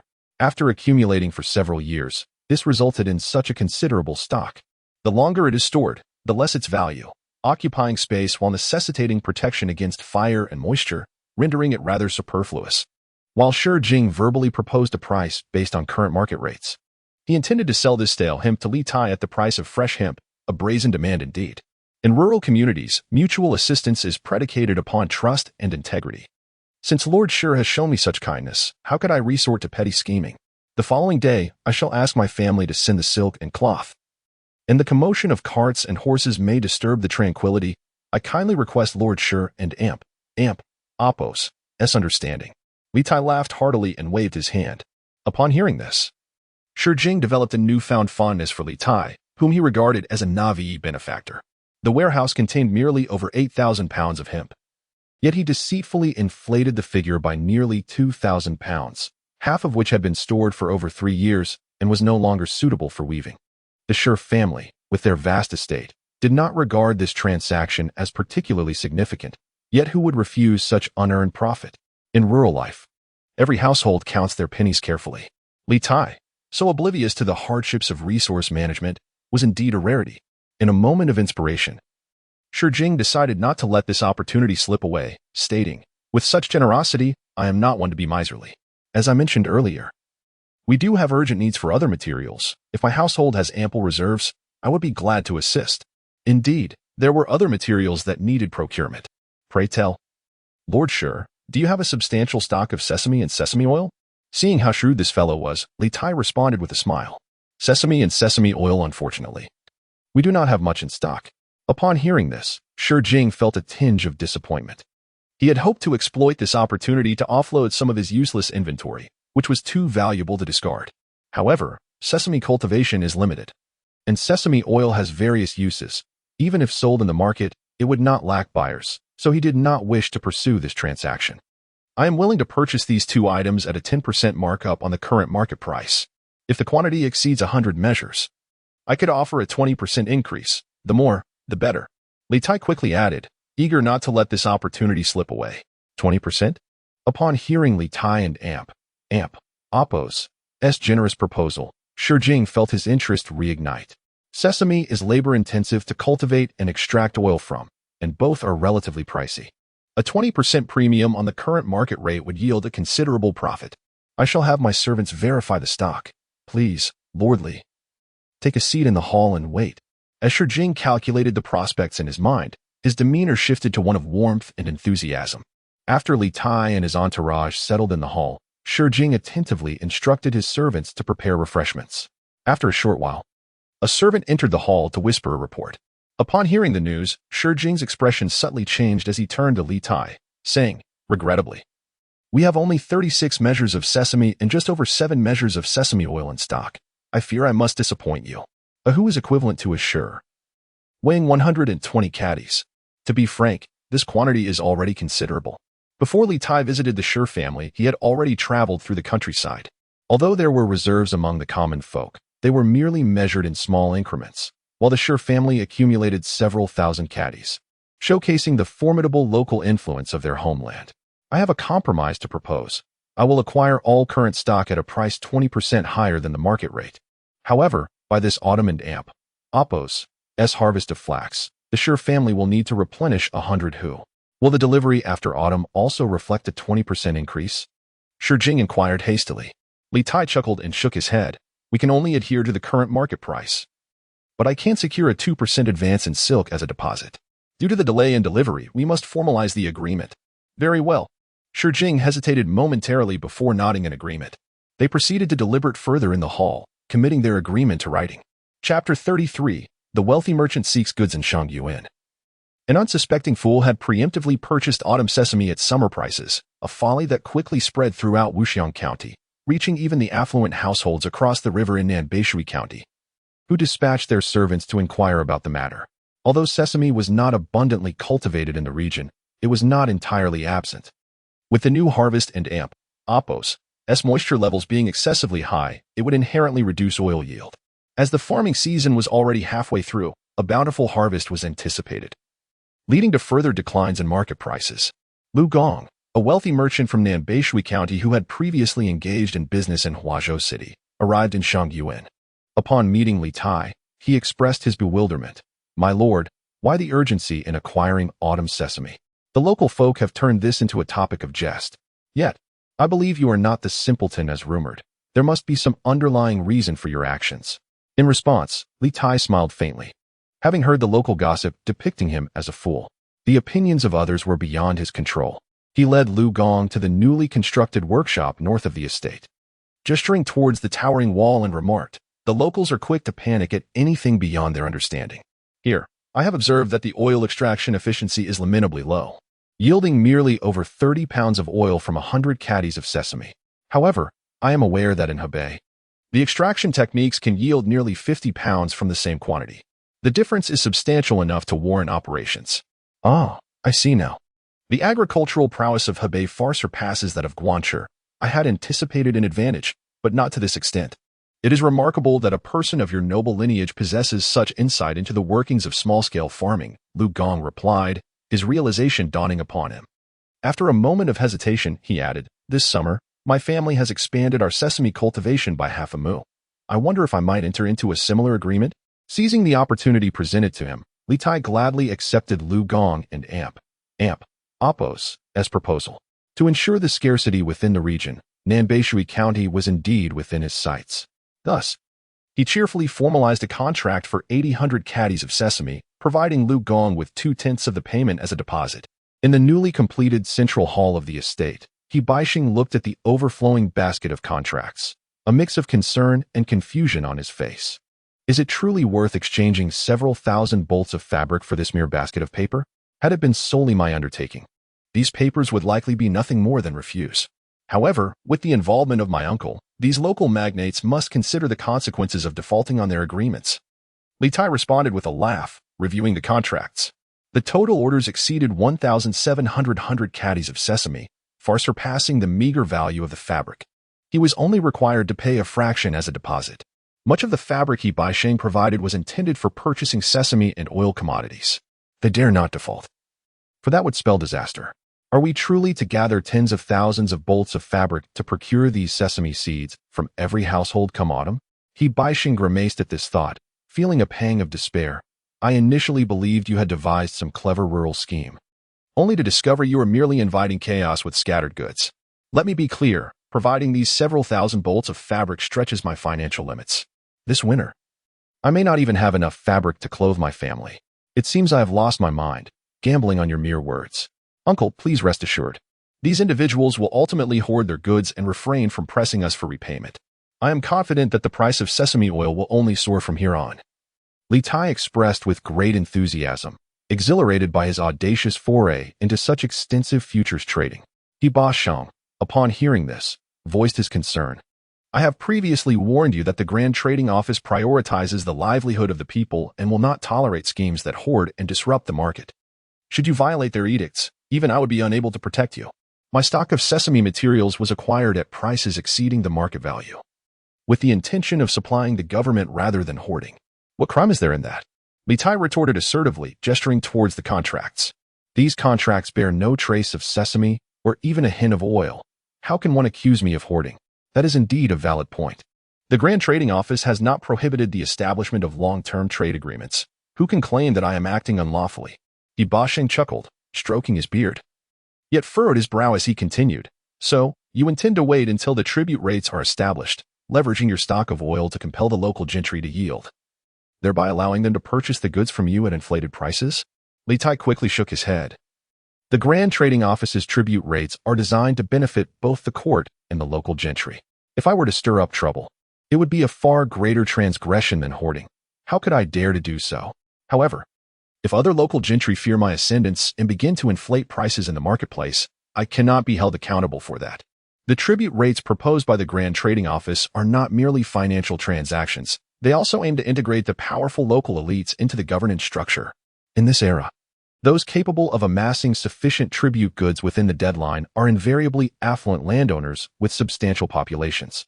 Their ability to supply goods to the government signifies that their productive capabilities and resources have effectively become part of the Western Way regime, thus benefiting individuals like Yu Wentai. This is a pivotal undertaking in establishing the military system of Western Way. If Li Tai were to meddle and disrupt this process, even his eloquence would not spare him from Yu Wentai and Appo's retribution. This boundary must never be crossed. Li Tai and Appo's objective is to incite a self-destructive competition among these affluent landowners. Typically, once the tribute rates are announced, the local magnates will tailor their contributions based on their individual circumstances, opting for the most advantageous and cost-effective means to secure official positions. However, with Li Tai in possession of a significant stockpile of oil, this knowledge has rendered the local gentry devoid of the luxury of choice. On a singular path, all are poised at the starting line, yet he stands at the finish, just a step away. How can they compete? If the official positions exchanged for tribute were lesser titles, it would be different, but these are positions of real power, such as the governor and chief commander, which the local elites cannot allow to fall into the hands of others. They will undoubtedly leverage their local resources to mount a resistance. Li Tai need not even orchestrate any further maneuvering. The local magnates will inevitably sow discord among themselves. The response from the landowners was swifter than Li Tai had anticipated. On a day in late June, County Officer Gong and his brother personally paid a visit. Li Tai, not one to feign arrogance, instructed his men to escort the brothers directly into his hall. Upon entering the hall, Gong strode forward confidently. He first performed a respectful bow to Li Tai, then turned to glare at his brother, Jing, reprimanding him sharply. Wretched creature, do not hesitate to ascend the hall and apologize to Li Lang, seeking his forgiveness. With a pronounced limp, Jing approached, falling to his knees before Li Tai with a thud. Li Tai hastily rose from his seat, feigning surprise. What is the meaning of this, County Lieutenant Shi? I could never presume to accept such a grand gesture from a venerable elder. Alas, misfortune has befallen our family. When the former clerk from Zheng reported a matter to the court, I, being responsible for the public affairs of the county, could not afford to be negligent. Knowing that Li Lang faced difficulties with materials, I took the liberty to inform him. With a face full of shame, Gong continued. Upon hearing this, Li Tai laughed. Indeed, there was such an occurrence. I must express my gratitude to Shi for generously supplying me with over 10,000 caddies of raw hemp materials, which greatly alleviated my urgent needs at home. Gong was momentarily taken aback, while Jing raised his gaze to Li Tai, preparing to rise, only to be harshly kicked to the ground by his robust elder brother. Li Lang, you focus on your noble pursuits. and do not concern yourself with the affairs of my household. Yet, I cannot conceal the truth, the disgraceful conduct of my brother, who, in his greed for immediate gain, has misrepresented inferior goods as fine, undermining our community, and Appo's integrity has truly brought shame upon our family. Shigong bowed deeply once more, his expression fraught with embarrassment.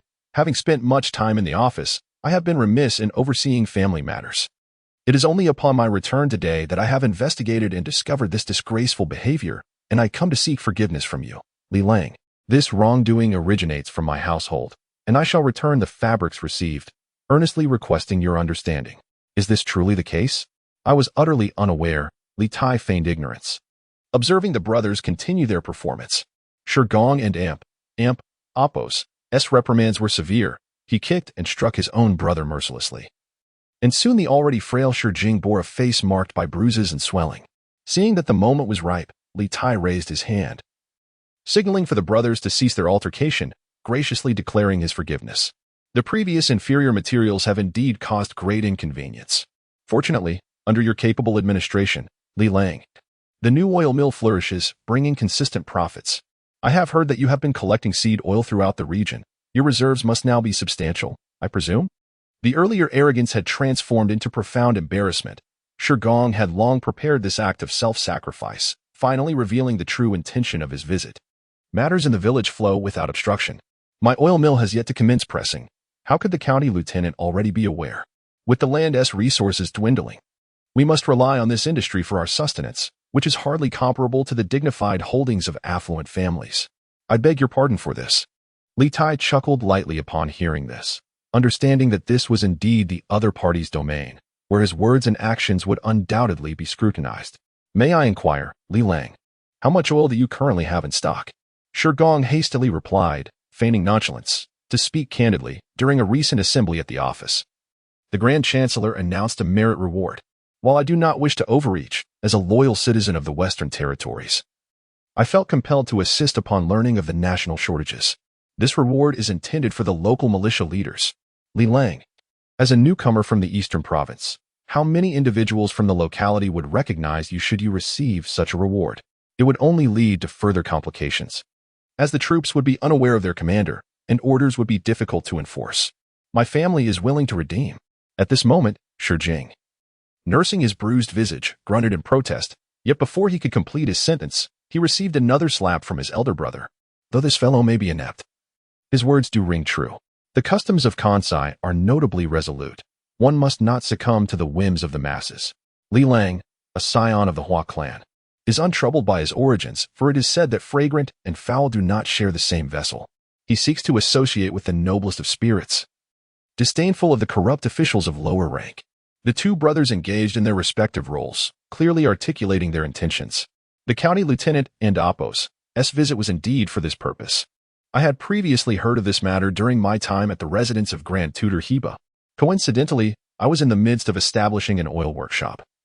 A fortuitous alignment of events. Upon hearing this, Li Tai chuckled lightly, and, feigning an air of superiority, remarked, I am of a simple nature and truly have little desire for the trappings of military leadership.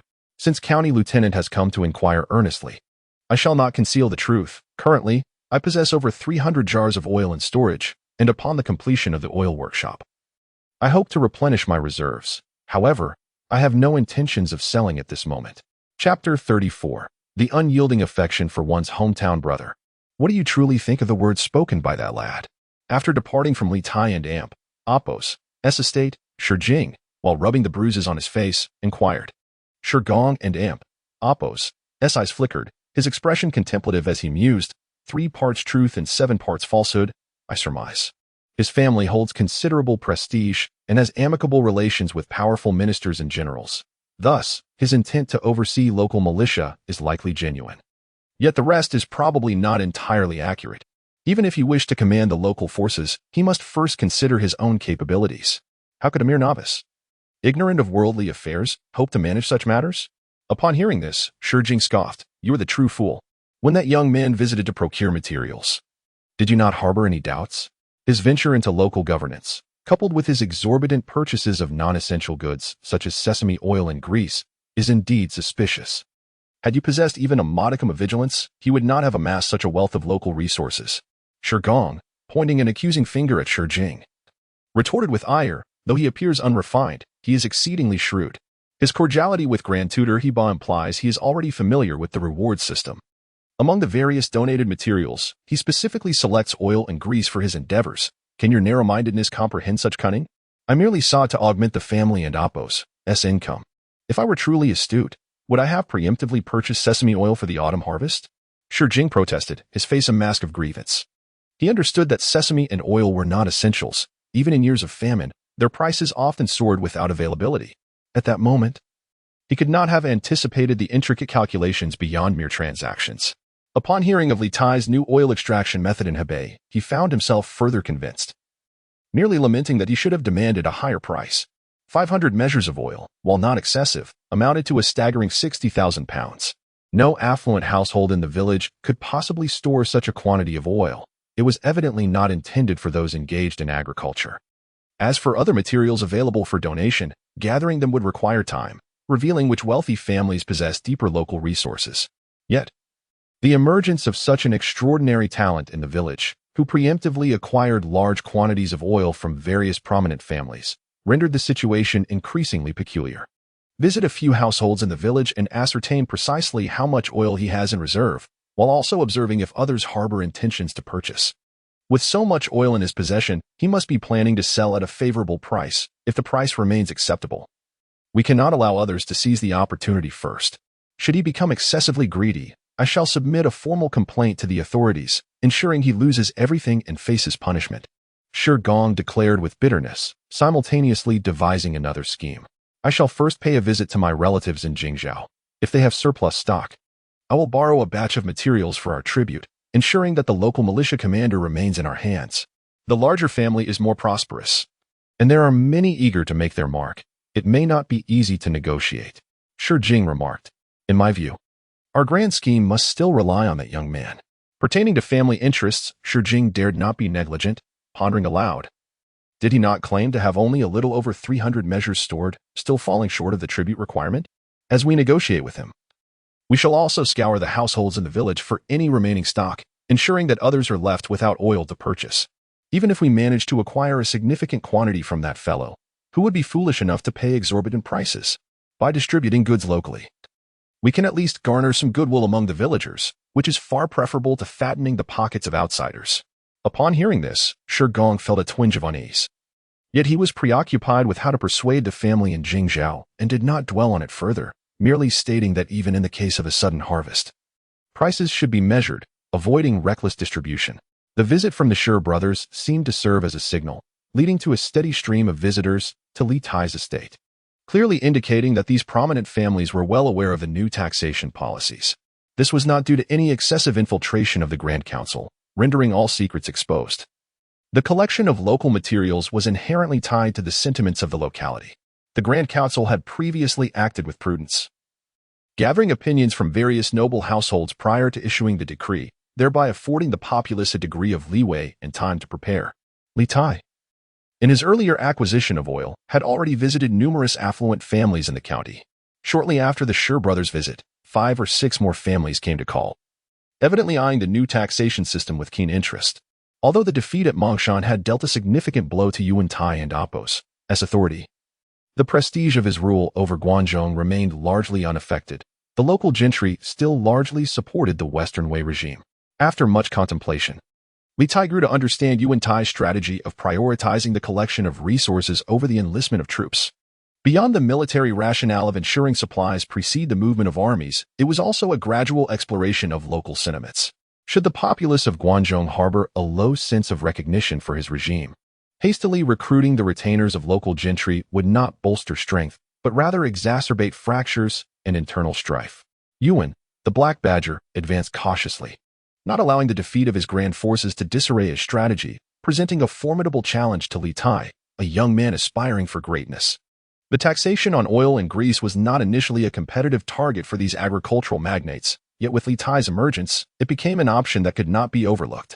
If these local elites wished to free themselves from Li Tai and Appo's influence, the solution was deceptively simple. They could conspire together to pool their resources for contributions. After all, The materials involved in the taxation encompassed a dozen varieties.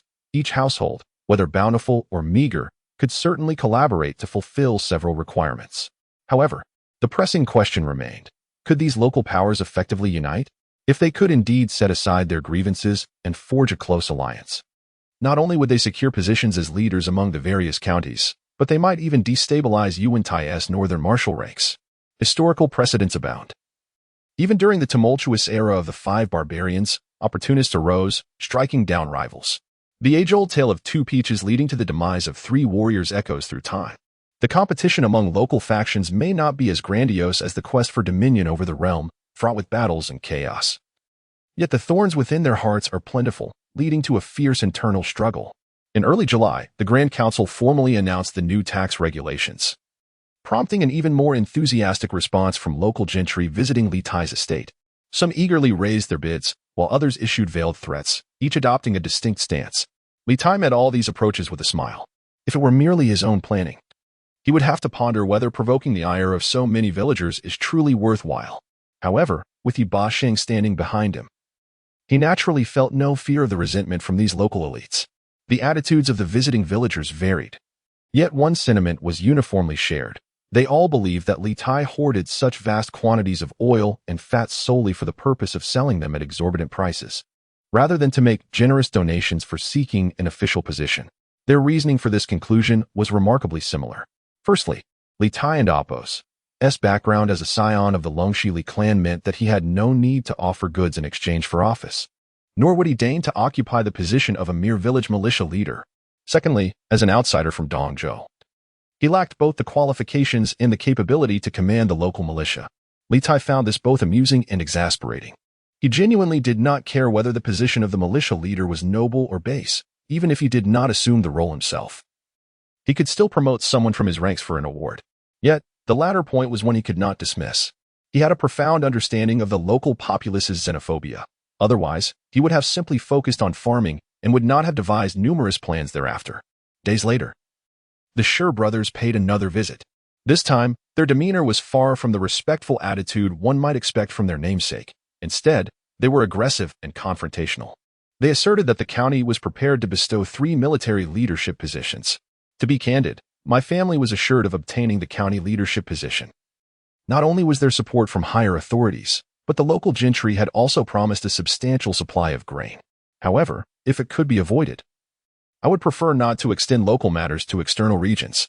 The county magistrate, indeed, was astute, and I must confess, the previous highest bid had already exceeded reasonable limits. Yet the magistrate insisted on purchasing at the original price, which I found utterly unacceptable. Upon hearing this, Li Tai sighed. In the realm of worldly affairs, the wise tend to reap the rewards. If Li Lang miscalculates, he should not blame others, nor should he act out of spite, making future interactions between our families difficult. As Shi Jing noted Li Tai and Apos' lament, his expression grew increasingly smug. In truth, his family and Apos' oil reserves were far from the claimed 100 measures. Firstly, Li Tai had purchased excessively before, and secondly, local competitors were plentiful, leading to the current prices of sesame oil skyrocketing to more than double. However, if he could force Li Tai to sell his stock, the initial investments could be balanced out. Shi Ho and Apos' words rang true. In this world, the wise sees material benefits. You have not merely miscalculated by one step, but by two. Firstly, my oil reserves exceed 300 measures. In fact, they total 500. Secondly, your local villagers have been indiscriminately purchasing, causing not only the price of oil to surge, but also the market price of sesame to rise rapidly. After the autumn, the majority of sesame in the county will belong to me, and I must thank you, fellow villagers, for aiding my enterprise. Li Tai smiled and remarked, I do not concern myself with who will obtain the county leadership position. Even if the county magistrate secures it, I will merely offer my congratulations. However, I must insist that the agreed quantities of sesame after autumn must not be neglected. Upon hearing this, the faces of the Shi brothers changed dramatically. While Li Tai stood up from his seat and coldly laughed, my family's resources are meager, and I doubt they can significantly challenge the debts owed to the wealthy. Thus, I have been contemplating whether to take advantage of the favorable market and sell my remaining stock to others, and at that time, I will require the cooperation of your esteemed kin to facilitate the supply to these external buyers. Chapter 35. united against the aristocrat's brother. This matter is truly not my fault. Since I have settled in our hometown and managed our household, I have always adhered to principles of diligence and frugality, even to the extent of not discarding old, useless hemp. You are well aware of this. In the Shijia residence, Shi Jing received yet another thrashing from his elder brother, Shi Gong. Though there were no onlookers this time to witness the spectacle, Shi Gong showed no mercy, beating Shi Jing until tears streamed down his face, and he cried out in anguish, "Who can I blame but you? Shall I blame the cattle and horses in the stable?"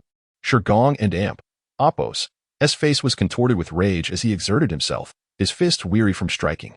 He held down Shi Jing and Apos' neck, preventing him from lifting his head. "Do you know how arduous it was for me to procure 5,000 stones of mixed grains from the master, with the new harvest yet to come in? The remaining stock is still uncertain in its whereabouts. Yet you squander our money at home, and look where we have ended up. This round of tribute could have been a golden opportunity for our family. If it is snatched away by others, no matter how wealthy we are, we risk losing everything. I truly have been striving to work diligently, constantly recalling your admonitions. However, those scoundrels in the county, under normal circumstances, would not dare to compete with our family. But that rascal from the Li family has amassed a significant fortune, well known throughout the county. Once he acquires that oil, he stands a good chance of surpassing US, which emboldens him to raise the oil prices."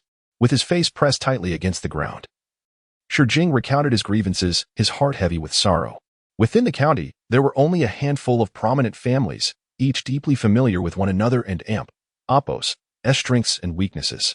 The regulations set forth by the Grand Council regarding tribute had already excluded some families based on their financial standings, leading those who deemed themselves incapable of competing to reluctantly withdraw. Yet suddenly, the emergence of Li Tai, who had hoarded a substantial quantity of oil, allowed the local aristocrats to see an avenue for competition, prompting them to eagerly join the fray. The oil prices, which had previously been stable, were now skyrocketing, a consequence of many families scrambling to seize the remaining stock in nearby counties, a situation beyond Shi Jing and Apos' control, even if he was reluctant to spend lavishly. Witnessing the fervor of others compelled him to partake to avoid being overtaken. This fellow is truly cunning. Despite having ample reserves, he feigns weakness, misleading the villagers about his insufficient stock to drive up prices. He aims not only to profit now, but also to include the autumn sesame harvest in his calculations. Brother, I was wrong. I was truly mistaken. I initially anticipated this year would surely bring about a grain shortage, thus I planted fewer sesame seeds, intending to purchase in bulk when prices dropped in autumn.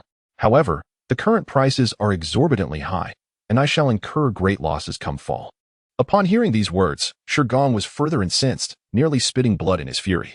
With the tribute issue unresolved and their family wealth at risk of significant losses, all due to his brother's momentary folly, manipulated by an outsider from Dongzhou, their family would become the laughingstock of the community if this news spread.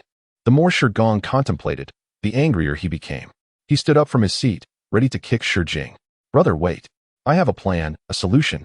Hearing the commotion, Shi Jing hurriedly shouted, "That scoundrel, despite having plenty of stock, still dares not submit to the officials for tribute, which shows he is indeed fearful of our family and Apos' formidable strength. I have learned that fellow had previously pre-purchased nearly 2,000 measures of sesame, acquiring them mainly from the nearby affluent households. In today and Apos' flourishing market, who does not feel a pang in their heart? If we unite as a community and refuse payment come autumn, how can he retaliate? Yet he persists in his folly.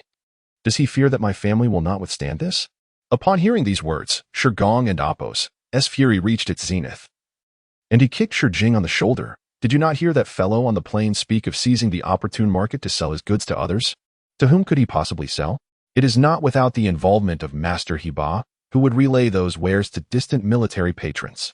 If you incite local sentiments to refuse the current goods, is it merely a matter of 2 or 3 families? When the conflict arises, will there still be a place for my family in Huazhou?" After venting his anger toward his own brother, Shi Gong finally took his seat, pointing menacingly at Shi Jing. "Immediately lead the horses and carts towards Jingzhou, and if necessary, return halfway, whether to load soil or stones. They must be filled to the brim. If the local households wish to fight, I doubt they can contend with the wealth of my family. Did not the master say he would provide support? Why then the need for disguise? The 8 governors of Jingzhou, does the master not have a strategy? First, by leveraging the large quantities of goods, We can suppress the local populace and amp, Oppos, morale, dissuading them from contesting with us. Subsequently, we shall visit a few timid villagers to gather their materials for our official positioning. Gong continued gravely, as for the payment of sesame come autumn. There are still a few months left, and there is no need to act with haste. Once I secure the position of the local governor, we shall discuss matters with that young fool at a later time.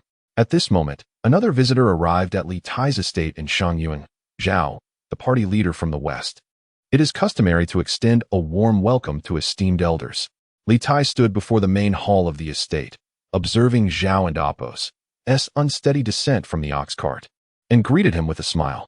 Although their estates and agricultural lands were not far apart, this was Li Tai's first encounter with Xiao. He had previously attempted to visit to procure sesame and raw hemp materials, but Xiao had been ill and only allowed his kin to receive guests. As a guest of honor, it was only fitting to pay respects. I hope you will excuse my frail condition in arriving so late. My son, Jingxi, is still young and inexperienced. Should he offend your ears, I shall reprimand him. Xiao slightly bowed to Li Tai and gestured to the young man supporting him. Li Tai welcomed the father and son into the hall and, before he could utter a word, Xiao sighed. My humble household and the Li family hail from the same origins in Longyu. Thus I am here to pay respects to my ancestors. Today, witnessing the distinguished presence of scholarly, I feel profoundly ashamed of my humble lineage. Li Tai was momentarily taken aback by this statement, only to understand through a whisper from Li Zhuxing that Xiao was indeed from the illustrious Xiao family of Tianshui. However, Li Tai soon set his mind at ease. For Xiao continued, scholarly, your esteemed connection with Master Hebei, alongside my esteemed relative Xiao Biaoqi, both serve as loyal ministers to the state. Recently, during a visit to the court, I heard much praise for your demeanor. Seeing that Li Tai merely smiled without responding, Xiao could not help but feel a twinge of insecurity and added, scholarly, your brilliant strategies and industrious efforts in the community truly earn admiration. My aged kin are lacking and are wholly subordinate to you. Yet, I bear no resentment if the strong-minded cannot govern others. Who would be willing to engage earnestly in commerce?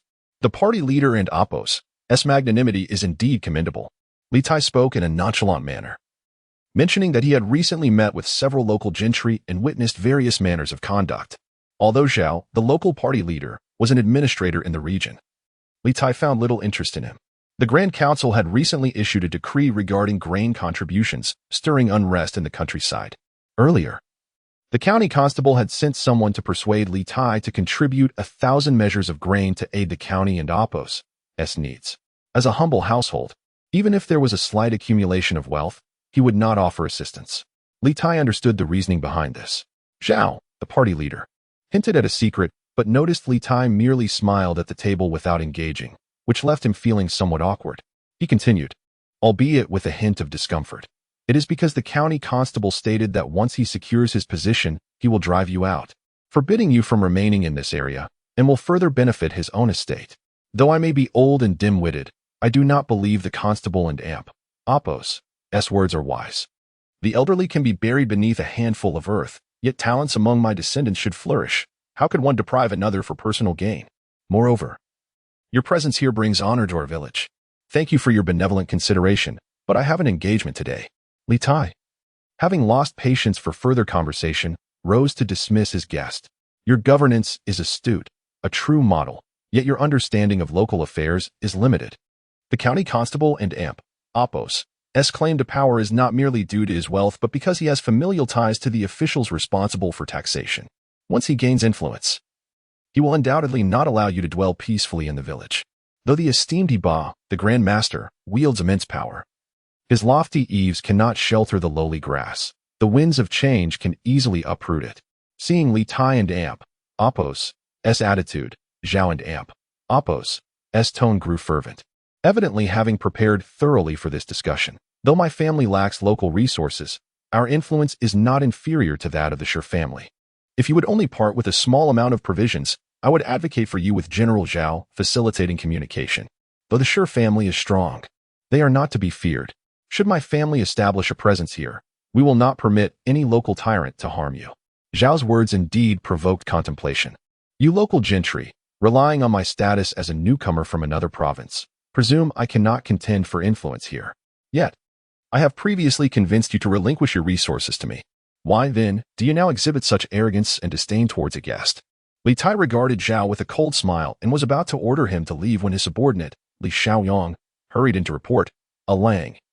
The head of the Zhou family has arrived outside the village, and several neighbors have also begun to gather. Upon hearing this, Zhao's expression shifted dramatically. After a moment of contemplation, he struck his son's knee with his staff. You scoundrel, why do you not pay your respects to our lord? Have you forgotten what was instructed at home? Father, this. The young Zhao Jing was taken aback, having been unexpectedly knocked to the ground. His face a mixture of surprise and confusion. However, Zhao paid no mind to his son and stepped forward to grasp Li Tai and Apos' hand. A broad smile on his face. You have misunderstood me, Li Lang. The Shi family has always been fierce, harboring resentment in the village. What I meant was to offer this clumsy boy to you as a servant, requesting your kindness to provide him with grain, so that from this day forth, we may reject the local tyrants. Chapter 36. Loyal retainers in the southern part of Huazhou City, at the residence of Hebei. A horseman galloped back and forth on the meticulously maintained training ground, drawing his bow and hitting 7 or 8 out of 10 targets. Li Tai, pointing at Zhou Changming, who was still dashing about the field, inquired with a smile towards Hebei. What do you think of this warrior's archery and horsemanship? Indeed, he exhibits remarkable strength and an impressive demeanor. How enviable is this valiant youth. Hebei, a renowned general celebrated throughout the realm, possessed a discerning eye. After a moment of observation, he further queried, is this the candidate you have selected from your hometown to compete for prominence among the local gentry? Li Tai nodded in affirmation. Although the Grand Council rewards talent based on merit, the current state of our nation is far from tranquil. Hence, all selections must be scrutinized for capability. Zhou Changming, as the local garrison commander, possesses both ambition and valor. I cannot bear to see such talent languish in obscurity while the mediocre rise to prominence, so I wish to assist him in showcasing his abilities. The local gentry unanimously believed that they would not vie for positions within the hometown association. Although Li Tai felt disheartened, he could not deny this reality. The sentiments in Guanshi were such that, as an outsider, he found it exceedingly difficult to directly influence local affairs. Even with trusted allies in command, he encountered considerable obstacles. Thus, he opted for a compromise, aiding the amiable Zhou Changming in his quest for the position to ensure that those who were at odds with him did not prevail. Previously, I had gathered a few local residents to discuss this matter, and the consensus was generally favorable. Given Zhou Changming and Apos' commendable abilities and local support. How do you perceive the likelihood of success in this endeavor, uncle? There are approximately a dozen households in the county that can be deemed significant. Yet not all possess the strength or confidence to contend for power. The presence of Li Tai had stirred considerable excitement among the locals. But once he publicly declared his support for Zhou Changming, the enthusiasm of these prominent families began to wane as they reassessed the situation. Zhou Changming's modest resources were offset by his commendable martial prowess and his reputation for aiding the weak in the community. Among the various families in the county, there were no direct conflicts over local assets. In comparison to the few wealthy and assertive households, Zhou Changming indeed emerged as the most favorable choice apart from their own. With Li Tai's extensive resources, he was able to rally support from several less influential gentry, who expressed their willingness to back Zhou Changming in his bid for the local association. Since you have already made your plans, why do you seek my counsel again? If I do not join the fray, I am merely a bystander, Hebei chuckled, waving his hand. His esteemed status in the Western Dynasty rendered him a figure of considerable authority, yet it necessitated a certain discretion, apart from engaging in battle. He seldom involved himself in military or political matters, having endured the loss of his foundation during his escape from Jingzhou to Nanyang. Hebei not only suffered the devastation of his own legacy but also missed the opportunity to seize control of the situation in Guanshi. Upon hearing this, Li Tai replied with a smile, your leniency in not chastising me for my impulsive actions is the greatest guidance I could receive. He harbored concerns that his maneuvers might infringe upon the Grand Council and Apos' restrictions, but with Hebei and Apos' assurance, he felt a sense of relief. Will you heed my reprimands? Originally, I believed that your remarkable qualities were cultivated by Uncle Hu, but after this incident, I find the previous evaluation from the Grand Chancellor to be quite accurate. Your audacity and cunning indeed surpass what Uncle Hu could contain. Hebei pointed at Li Tai, laughingly rebuking him. For several years, the imperial enterprise has shifted westward, gathering luminaries from the former dynasty and a multitude of powerful figures. Many have endured hardships and grievances due to the regional ties in Guanshi. Yet, you, young man, faced not a life-or-death crisis, yet had the audacity to leverage your position, extracting benefits from below, and astonishingly succeeded. I initially took your uncle and Appos' words as praise. A newcomer from Dongzhou, weak and lacking resources, how could one establish oneself without borrowing strength? Upon hearing this, Li Tai chuckled, growing increasingly familiar with Yu Bashang, his demeanor becoming less cautious in conversation. Am I praising you? I am imparting wisdom. In the absence of great peril, refrain from employing risky strategies. It is no simple feat for one's parents to nurture this life. There is no need to squander it in foolish conflicts. This time, your clever tactics did not contravene the law, and you managed to alleviate local grievances. However, if you become overly fond of such cunning and make it a habit, sweet nectar will inevitably turn to poison, sooner or later. He Ba Sheng and Appos' expression turned serious as he addressed Li Tai. I shall remember your counsel, uncle. Li Tai promptly replied. In these chaotic times, survival requires utmost intelligence. I am not an extraordinary being, with only a few lives to test the boundaries of morality. After this incident, I have gained some local standing. I shall focus on my endeavors, awaiting timely rewards, refraining from engaging in futile contests of pride with others. Li Tai could not help but smile at this. After half a year of military preparations, visible results were hard to come by. This autumn and Appos' grand review was evidently aimed at dispelling the gloom following the defeat at Mangshan. By placing Gao Zhongmi, the unworthy uncle of He Lu, on display, there might be a slight boost to morale. The thought that he, through twists and turns, had formed a connection with Gao Huan, a peer of his own, made Li Tai feel rather significant. Regardless of whether this endeavor would succeed, he would always remember the Lord's kindness in uplifting him. As a mere underdog from the countryside, my physique pales in comparison to vast resources. Without the Lord and Appos' generous elevation, I would never have dared to dream of rising above my humble origins. Changming. If you continue to speak this way, our relationship may become strained. The longevity of friendship relies on righteousness more than mere gratitude. Talent and resources each have their strengths. Mutual support is the essence of loyalty. My cunning this time was due to the local gentry and Appos' disdain for me. Had your abilities been unremarkable, I would not have extended such generosity to you. If you find me treacherous and difficult to work with, you would not conspire with me, since we both have our needs and gains. Let us henceforth discuss loyalty rather than favors. Li Tai corrected Zhou Changming's remarks with a serious demeanor, refusing to be condescending merely because he had offered substantial assistance. This was his first attempt to forge alliances since arriving in the Western Way, to intervene in the military structure there.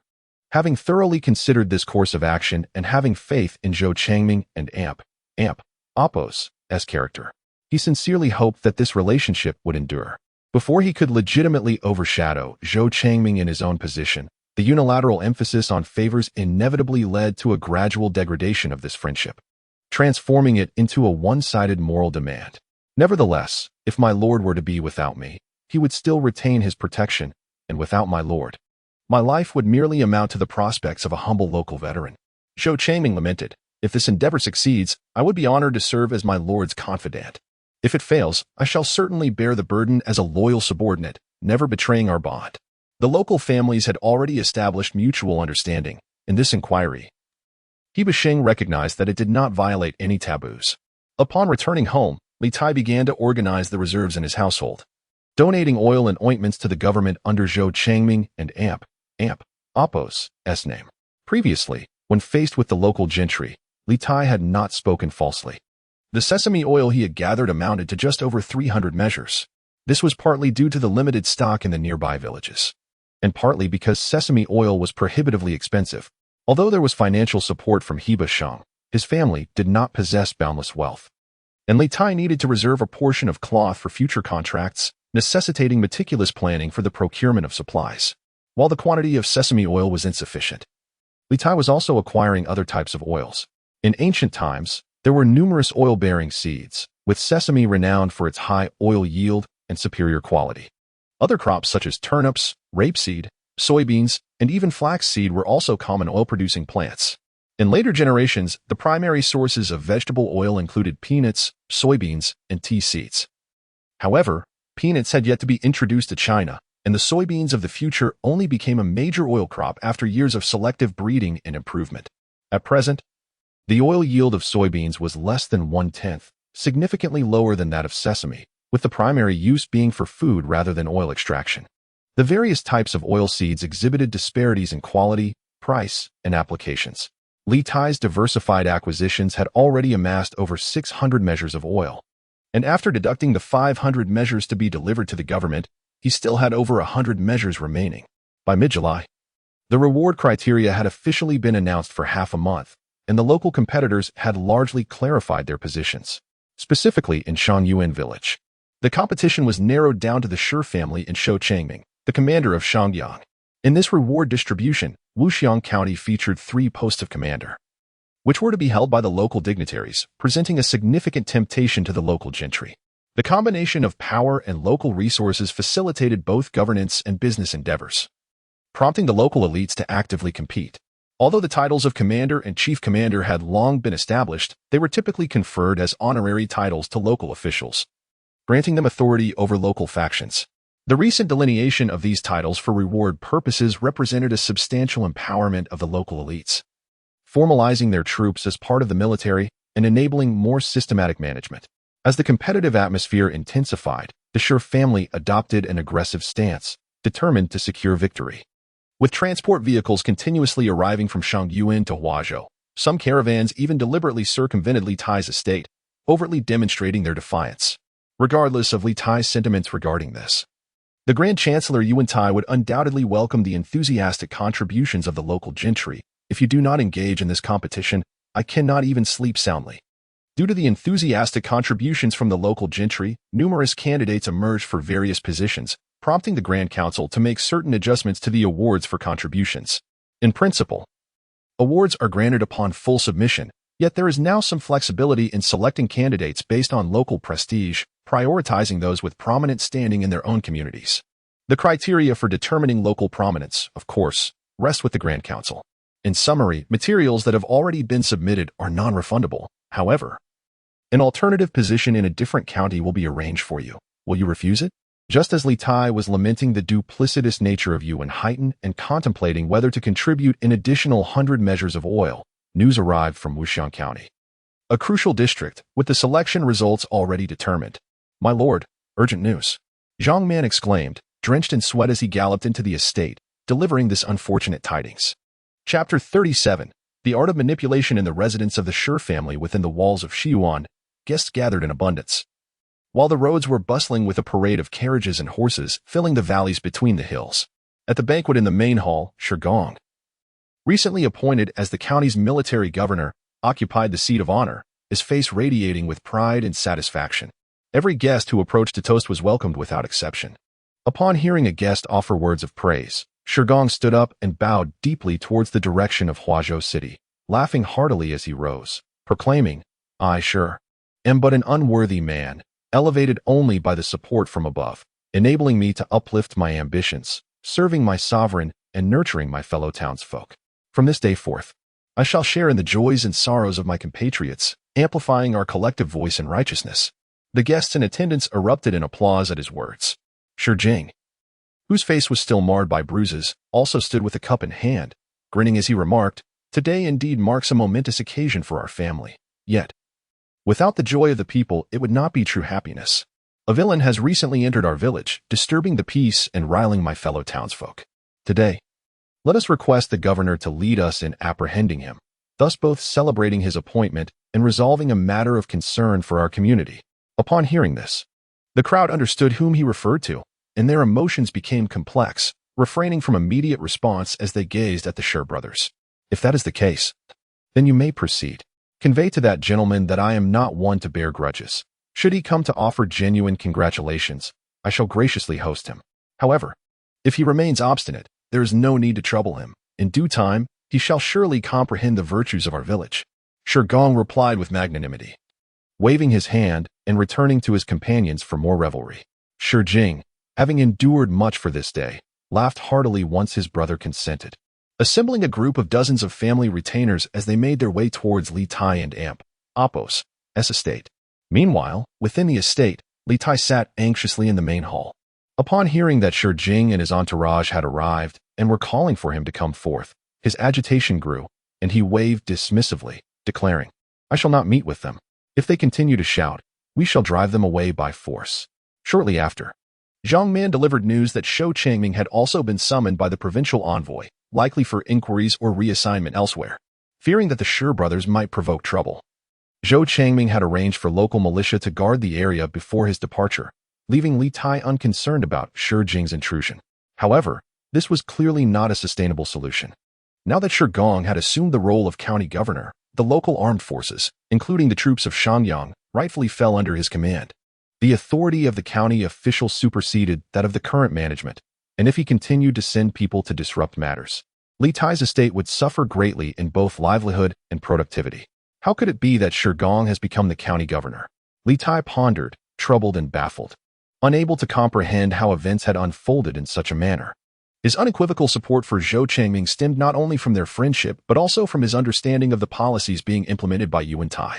Previously, while still at Tongguan, he had submitted a proposal regarding the recruitment of local elites for military service, a policy that Yu Wentai intended to pursue. Yet it had not garnered Yu Wentai's appreciation or endorsement. Reflecting on Yu Wentai's gradual and strategic maneuvers, Li Tai began to realize that his initial recommendations might have been somewhat too radical.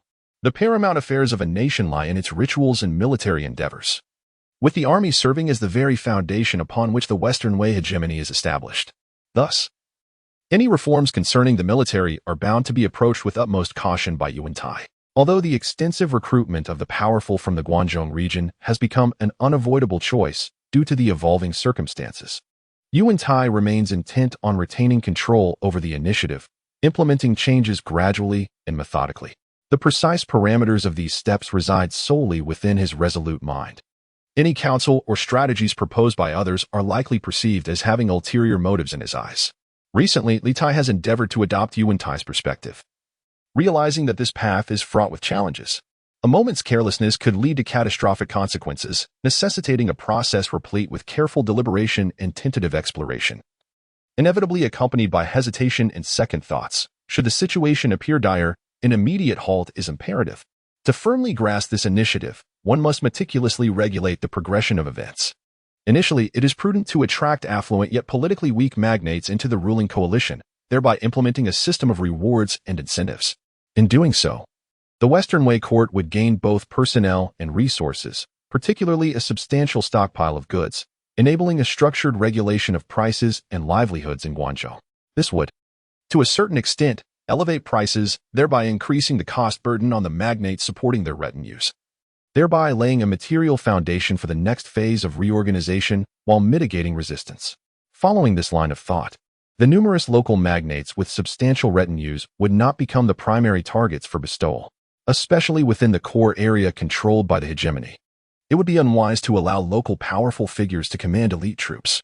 The Shi family, renowned for their wealth within Wuxiang County, possesses considerable land and retinues.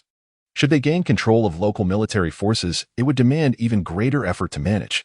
As Huazhou serves as Yu Wentai's stronghold, various armed factions exist, with many leaders of the Northern Jin army receiving lands to support their troops, inevitably leading to conflicts with local magnates. If local elites were permitted to lead the militia, it would undoubtedly complicate matters further. In contrast, Li Tai's choice of Zhou Changming is noteworthy. He is not a local magnate but has long served as the commander of local troops, demonstrating considerable military acumen.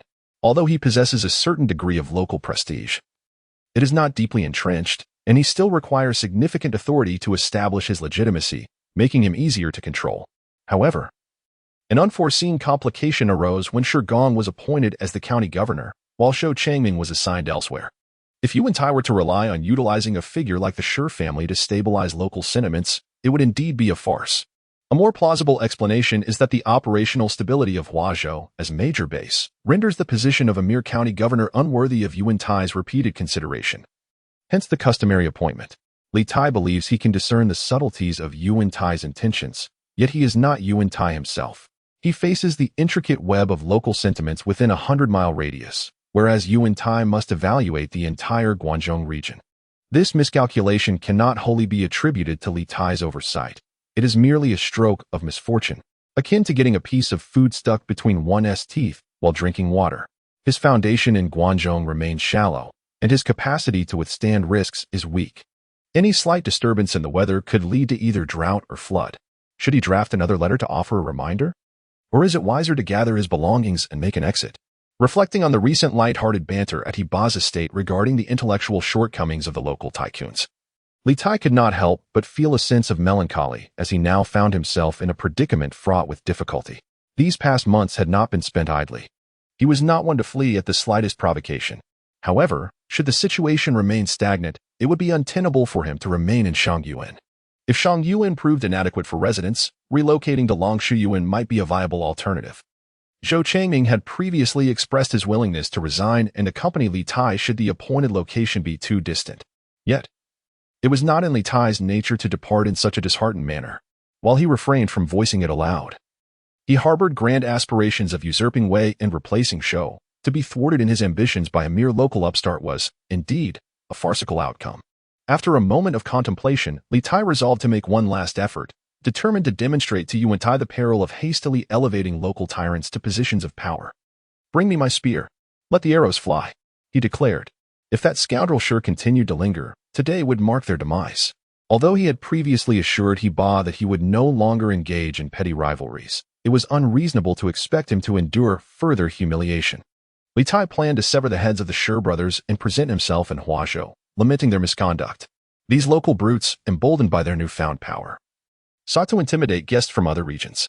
If he must resort to violence, it would be in service of ridding the northern town military of such malevolence. Otherwise, next year their descendants would suffer the same indignities at the hands of these country rogues. Should you and I choose to punish him severely, then neither he nor his uncle would attend the grand review this autumn. You want to see my elder brother he lose misfortune? Think again.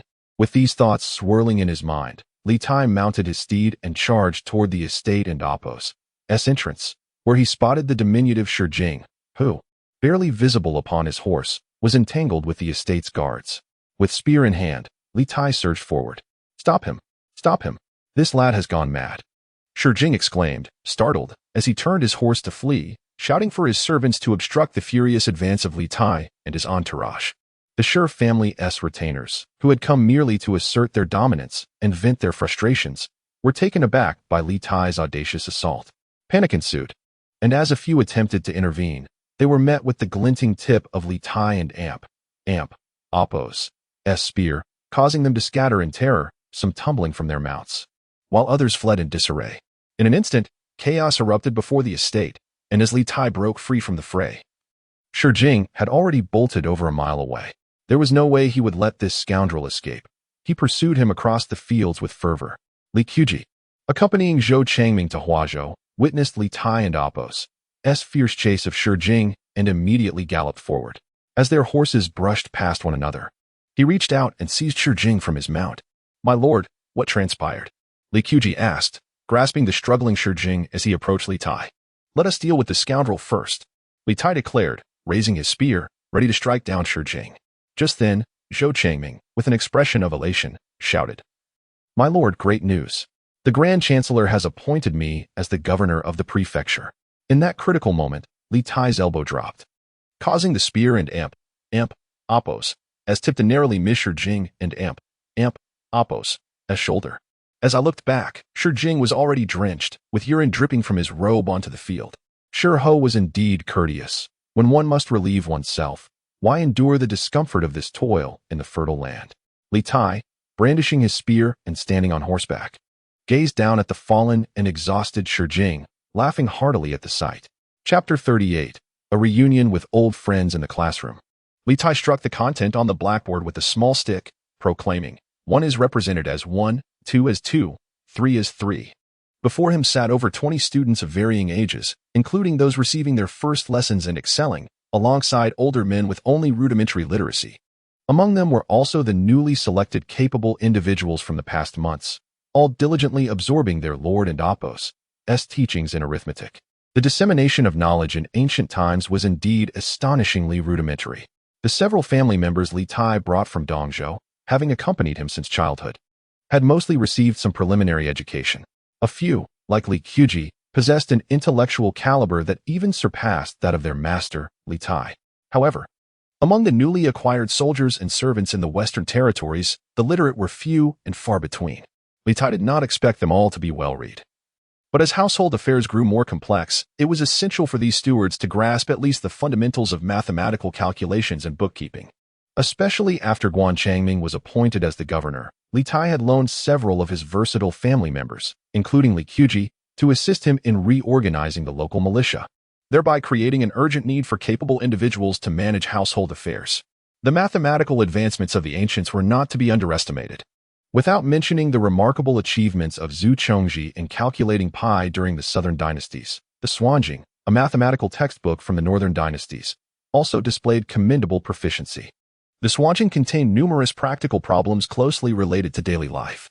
For instance, if one owes money and wishes to repay it, with the first repayment at double the interest, the amount owed is 100. The second repayment yields triple the interest, amounting to 200. The third yields quadruple, resulting in 300. The fourth, quintuple. Totals 400. Given a net amount of 5,950 after deducting the principal, how much was the principal?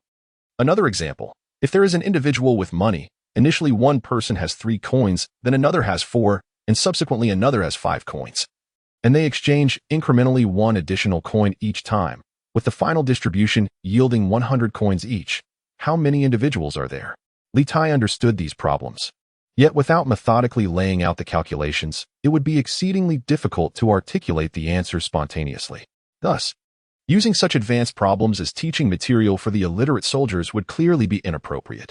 He sought not to cultivate high-level mathematicians capable of calculating pi, but aimed for a basic understanding of arithmetic concerning the household's material gains and losses. Therefore, he endeavored to teach them the simple and efficient Arabic numerals, allowing them to swiftly master basic mathematical operations. Naturally, when it came to formal bookkeeping, traditional complex characters would still be employed.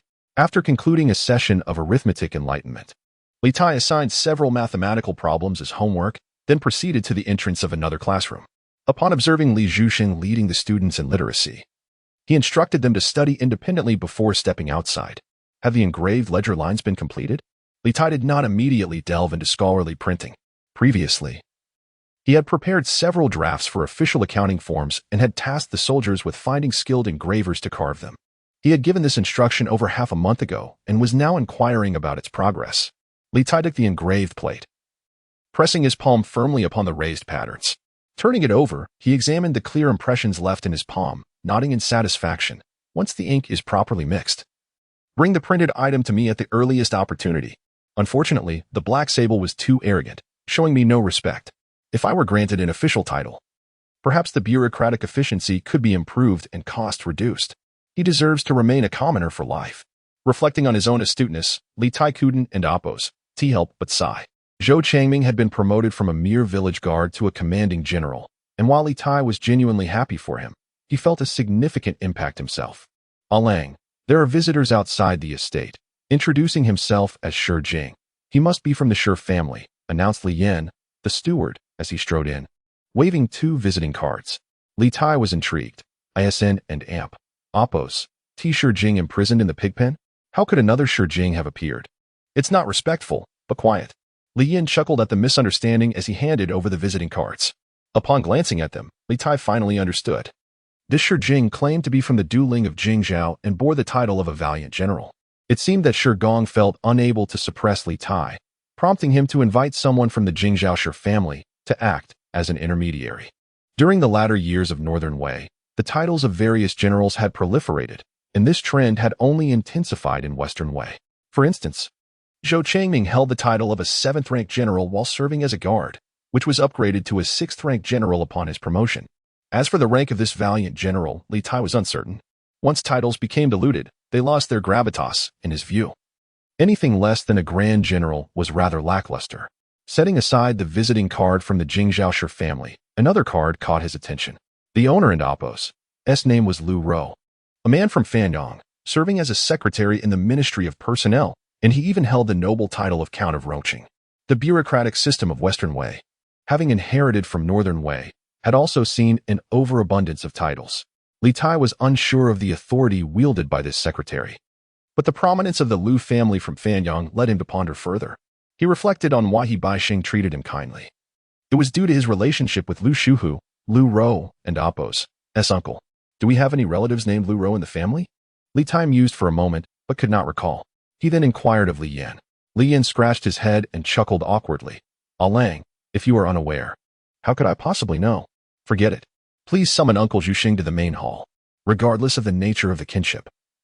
Lu Rou's presence alongside the Shi family likely indicated a diplomatic mission. Li Tai intended to take a firm stance against the Shi family, granting no favors to anyone. Upon reaching the main hall, Li Tai instructed his family to usher in the guests. Shortly after, a robust young man in his 20s and a middle-aged man strode in. Jingzhao Shi Jing, greetings to you, Li Lang. The young man approached, raising his arm in a salute. Before he could finish his courteous remarks, the middle-aged man stepped forward. His gaze fixed intently on Li Tai, his lips trembling as he spoke. You are Ah Pan? In those days, when I journeyed southward, I once visited you, Ah Pan, in your hometown. You were merely a mischievous child frolicking in the courtyard, yet who would have thought that now? Li Tai observed the middle-aged man, whose excitement rendered him almost incoherent. He was taken aback, having assumed that any familial connection would be merely distant and seldom acknowledged. To his surprise, Lu Rou and Apos' emotions surged at the sight of him. Just as Li Tai felt a twinge of awkwardness, Li Zhuxing strode over. Pointing at Lu Rou from afar and calling out, "Is that truly you, Lu Lang?" "Zhuxing, it is I. Lu Rou exclaimed. His excitement further magnified as he approached Li Zhuxing with hurried steps, embracing his arm and giving it several pats. I never expected we would meet again. And here in Guanshi of all places. Did you come here accompanying Ah Pan? Is he well? And what of my aunt? Does she still reside in Qinghe? The two middle-aged men stood arm in arm, their faces alight with warmth as they engaged in heartfelt conversation, leaving Li Tai and the young man from the Jingzhao Shi family to observe from the sidelines. Ah Lang, Luda is the nephew of our matriarch. Li Zhuxing, realizing that Li Tai likely did not recognize Lu Rou, finally took the initiative to introduce them. It turned out that Li Tai's mother, Lu Shi, was Lu Rou's paternal cousin, a sibling to Lu Shuhu, making their kinship not so distant. Their childhood encounters blurred in memory. Li Tai felt a pang of regret for neglecting his cousin. Seeing Li Zhuxing and Lu Rou so engrossed in conversation, he deemed it inappropriate to maintain any distance and stepped forward to pay his respects. Ah Pan, you have truly blossomed into a handsome young man. You resemble your mother. Not quite like your father. When your aunt married, the family lamented that no lavish dowry was necessary, for your aunt had already brought a wealth of grace into your household. Lu Rou was not only excited but also somewhat tongue-tied, as he scrutinized Li Tai with admiration. He then gestured towards the increasingly uncomfortable Shi Jing and remarked, "Fortunately, this gentleman sure came to seek counsel from Lord Cui yesterday. I happened to be at my uncle and aunt, Apos' residence and learned that you, Ah Pan, had also arrived in Guanshi. The Lord is quite occupied with his duties, and with my idle time, I decided to accompany Mr. Shi to visit you." Upon hearing this, Li Tai felt a surge of curiosity. Could it be that they had relatives in the Western Way holding significant positions? "Thank you, Mr. Shi. Without your message, I would have remained unaware of when I might see my cousin again." Despite the lingering resentment towards the Shi family and Apos' intentions, Li Tai maintained a facade of politeness. Smiling at the young man Shi Jing and acknowledging him with a nod, Shi Jing promptly clasped his hands in greeting, saying, "You flatter me, my lord. Though you have recently arrived in the village, your name has already begun to circulate widely. Even without my message, you would soon be known to all. In truth, I am the one who feels ashamed for seeking an audience and sincerely hope you can forgive any unintentional offense from my humble origins."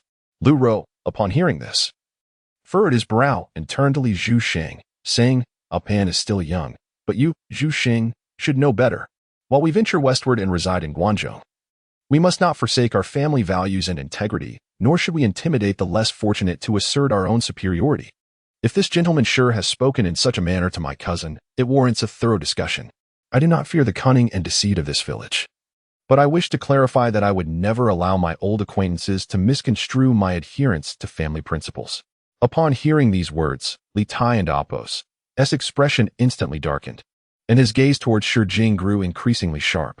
Chapter 39, The Marriage of Noble Families. I have been entrusted by the esteemed Lord Gao with the mission to restore the estate in the countryside.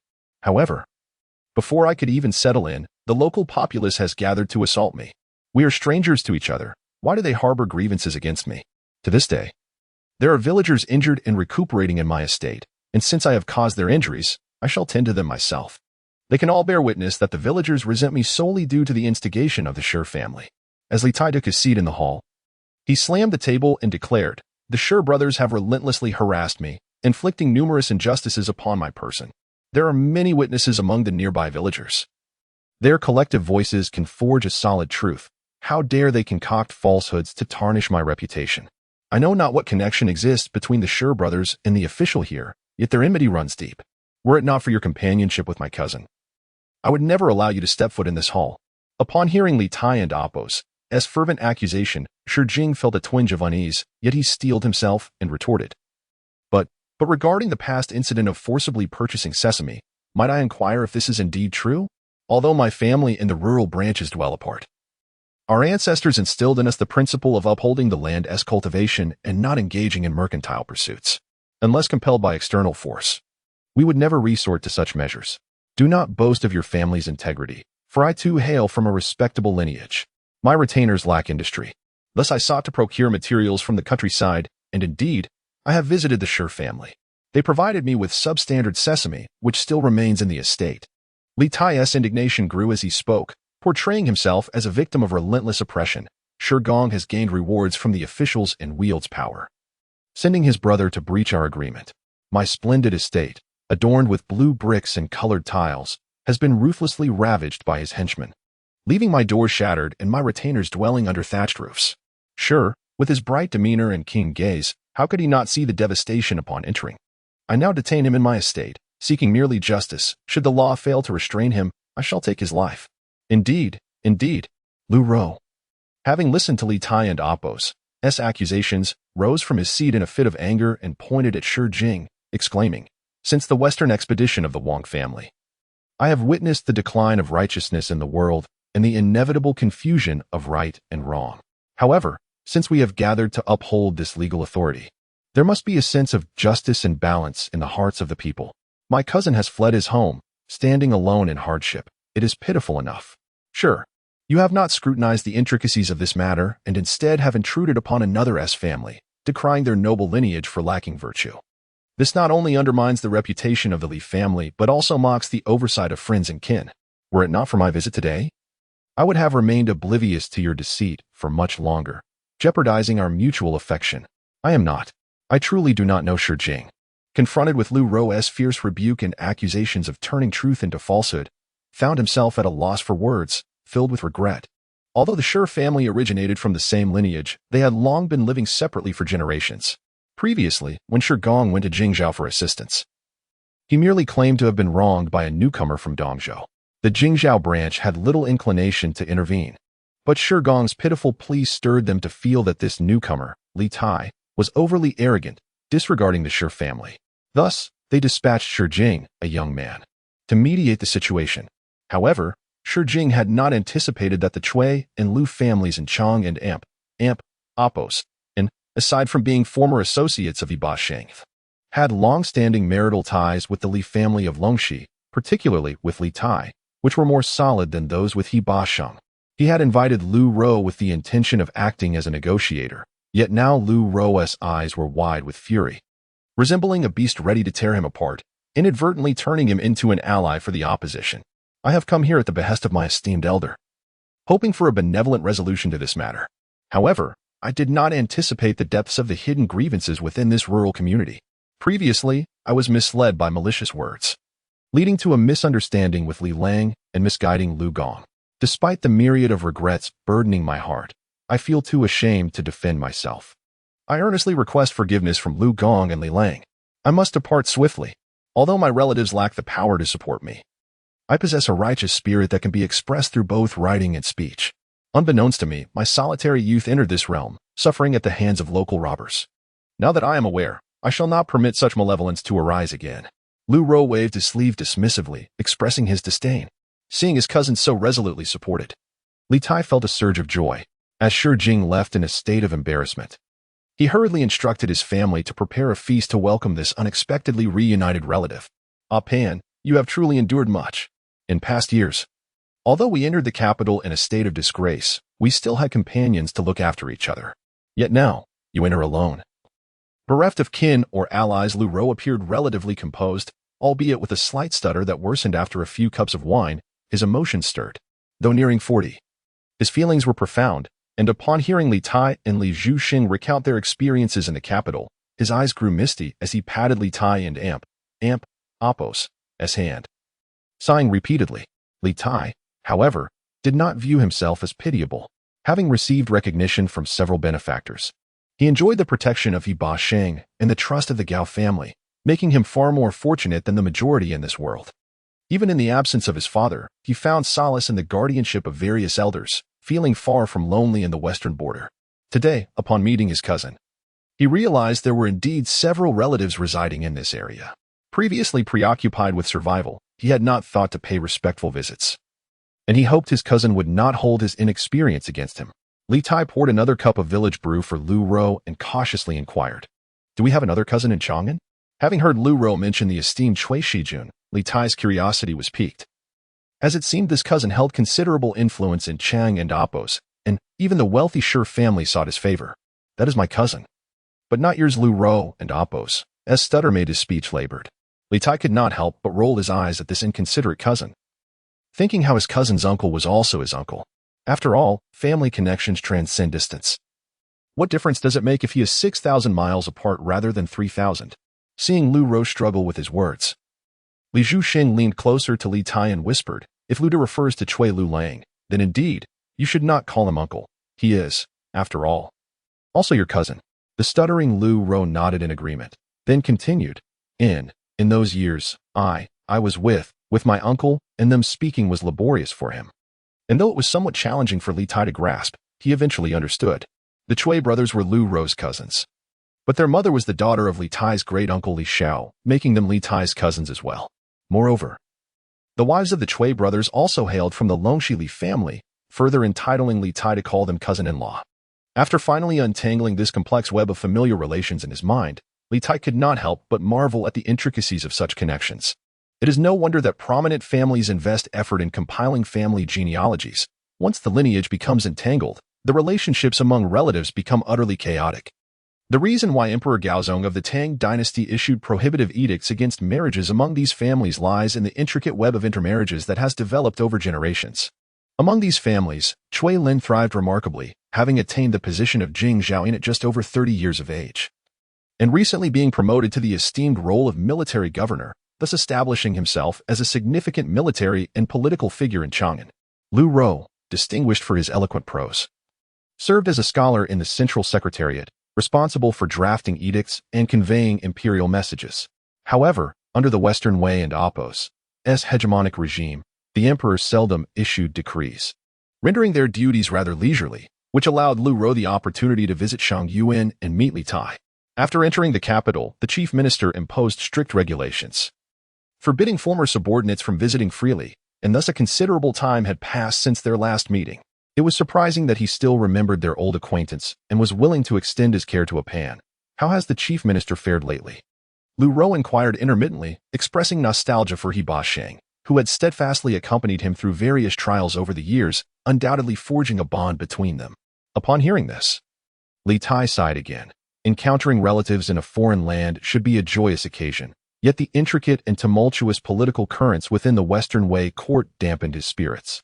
Lu Ro and his associates, as former subordinates of Hebei Sheng, found themselves in a somewhat awkward position, especially now that they were all serving in Chang'an, where they could easily become entangled in political disputes. Yu Wentai was never known for his benevolent demeanor, while he showed leniency towards local generals. He was ruthless towards the Yuan emperor, capable of orchestrating their demise without hesitation. The tragic fate of his own son later could be attributed to the teachings of his nephew, Yu Wentai, who had deeply absorbed the lessons imparted to him. Noticing the weariness in Lu Ro and Apos' attire, Li Tai remarked, "I apologize for my previous neglect in visiting. Cousin, while you are in the capital, please do refrain from accepting garments from strangers, especially those originating from the imperial palace. It is best to decline if possible. My family in the countryside excels in weaving, and we shall ensure you are well supplied with fine fabrics for the spring and autumn seasons." "What nonsense is this? Who would gift me clothing?" Lu Ro laughed, somewhat inebriated, unable to grasp the underlying implications of Li Tai's words. Hearing this, Li Tai finally felt a sense of relief. He had refrained from visiting Chang'an out of fear of being embroiled in the ominous affairs surrounding the imperial edicts. However, upon learning that Yu Wentai had indeed gifted clothing to Lu Ro, he could not suppress a hint of curiosity. Had the garments from the chief minister been thoroughly cleaned before being presented? Chapter 40. Atonement and humility. Lu Ro did not disclose to Li Tai whether the clothing bestowed by the Grand Chancellor contained a secret edict. However, she did share some pertinent information regarding the current situation concerning the Shi family of Jingzhou. The Shi family of Shang Yuan had established themselves in the countryside for nearly half a century, whereas the more affluent Jingzhou branch of the Shi family had only recently settled in the last couple of decades. The Shi clan originally hailed from Gaoping town in Yuan Prefecture, having gained prominence through their allegiance during the rebellion of the traitor Wanqiqiu. The clan leader, Shi Guan, was appointed as the governor of Yuan Prefecture. During the tumult of the Homo Chunyu rebellion, the Grand Chancellor led the army, and Shi Gui aligned with Yu. The brothers Li Wansui of Gaoping conspired to eliminate him. After the rebellion was quelled, the Wansui brothers assumed control of the local territory, while the Shi clan members dispersed into Jingzhou. Gaoping town, located in northern Shaanxi and eastern Longdong, served as a military stronghold during the Northern Wei era to counter the threats from the tribes of Heshi, akin to the Six Towns. During the early rebellions of the Six Towns, Hu Qin, a resident of Gaoping, also revolted.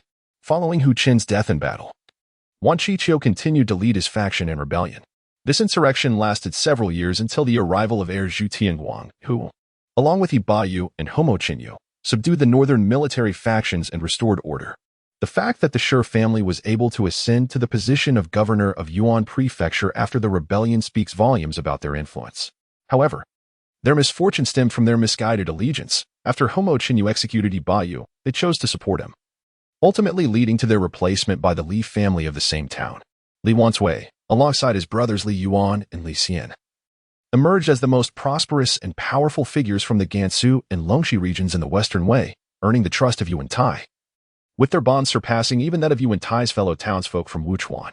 Upon hearing Lu Ro refer to Li Yuan by his courtesy name, Li Tai and Appo's scattered memories were suddenly stirred, prompting him to inquire of Lu Ro, "Cousin, has Shi Jing taken a spouse? Does he have any offspring? I have only met him once at our uncle's residence, and we traveled together to Chang'an. Why should I concern myself with his family affairs?" Lu Ro replied, shaking her head. Yet, Li Tai could not suppress his laughter, leaving Lu Ro puzzled. Prior to this, Li Tai had little recollection of the Jingzhou Shi family. But the mention of Li Yuan and Appo's courtesy name, Wansui, sparked a recollection of the renowned Sui general, Shi Wansui. If his memory served him correctly, Shi Wansui indeed originated from this Shi family that had migrated from Gaoping town to Jingzhou, and he was also the son of Shi Jing, who had visited previously. This realization brought a tinge of amusement. Shi Jing was the son of Shi Gui, who had been slain by the Li brothers. Li Wansui killed my father, so I shall name my son Wansui, could be seen as a form of psychological triumph. Securing the loyalty of yet-to-be-recognized historical figures was a fundamental strategy for a time traveler. Although Li Tai remained uncertain regarding the existence of Shi Wansui, he had already emphasized the name Shi Jing in his mind. Nevertheless, this did not impede his intent to exploit the Shi family. The deterioration of relations could be managed gradually, but missing out on this lucrative opportunity would make finding another suitable target exceedingly difficult. Thus, it appeared that the Jingzhou Shi family might not possess a definitive familial connection to the Shang Yuan Shi family. They likely migrated from Gaoping town to Jingzhou, eager to expand their influence and forge new alliances. Just as the merchant Zhao Tang boasted of his kinship with Zhao Gui, the once prominent Shi family of Jingzhou, despite their decline, still retained the legacy of the formidable military leader from Gaoping town. For the Shang Yuan Shi family, this was an entity they could not afford to overlook. Initially, Li Tai believed that the Shang Yuan Shi family, having recently made significant donations, would not yield much in extortion. However, with the emergence of the Jingzhou Shi family as their backing, he felt compelled to seize the opportunity. Previously, he had struggled against the likes of Hebei due to their limited influence. But now the Jingzhou Shi family presented a plethora of complications that Li Tai could adeptly navigate. Firstly, his cousin Cui Xian held the esteemed position of Jingzhouyin and was a military commander. If the Jingzhou Shi family wished to gain influence through donations, they would have to contend with Cui Xian. Moreover, the Li Yuan brothers, who harbored deep animosity towards their hometown, were growing in power and were busy exploiting the connections of the Longxi Li clan. Li Tai, being a legitimate scion of the Longxili family, found it feasible to engage with the Liuhun brothers on equal footing. The more he contemplated, the more he perceived the Jingzhou family as a perfectly suited target for his ambitions. If not for the timely intervention of Shi Wanshui, they would have faced dire consequences. Lu Ro, inebriated, chose to remain in the manor for the night, while Li Tai lit an oil lamp and stayed up late compiling a list of his family and Oppo's losses in preparation for negotiations with the Shi family. The following morning, the Shi clan members visited once more, this time accompanied by two unfamiliar middle-aged men and Shi Gong, who was bare-chested and carrying a bundle of brambles. Their garments were damp with dew and speckled with grass, indicating they had arrived at dawn, underscoring their urgency. After exchanging names, Li Tai disregarded Shi Gong's sorrowful demeanor and turned his attention to the two guests from the Jingzhou Shi family, smiling as he inquired, "Why is it that Shi Lang, whom I met yesterday, does not accompany you today?" The unfortunate fellow, having fallen prey to village gossip that tarnished his reputation, returned home to face reprimands from his elders and has since secluded himself in apology. The Jingzhou Shi representatives glared menacingly at the kneeling Shi Gong, then turned to Li Tai with feigned civility. "What wrong has Shi Lang committed? He was merely misled by the scheming of our village. I have yet to express my gratitude for his efforts in reuniting my kin. I shall certainly extend my thanks at our next gathering." Li Tai, maintaining his cheerful demeanor, remarked, eliciting a darkening of the faces among the Shi attendees.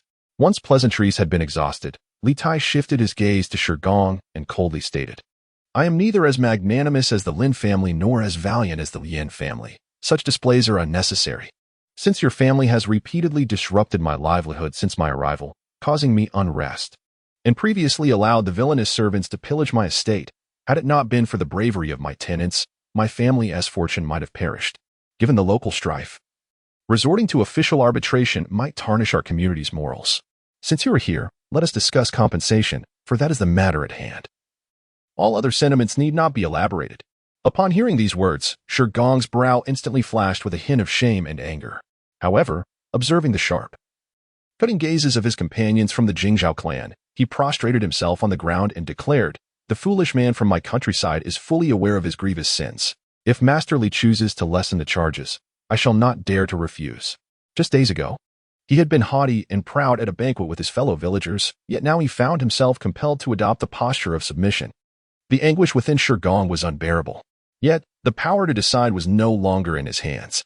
In his previous plea for the Jingzhou clan to intervene, he had believed that Li Tai was merely backed by Hebei and the nominally influential Gao Zhongmi.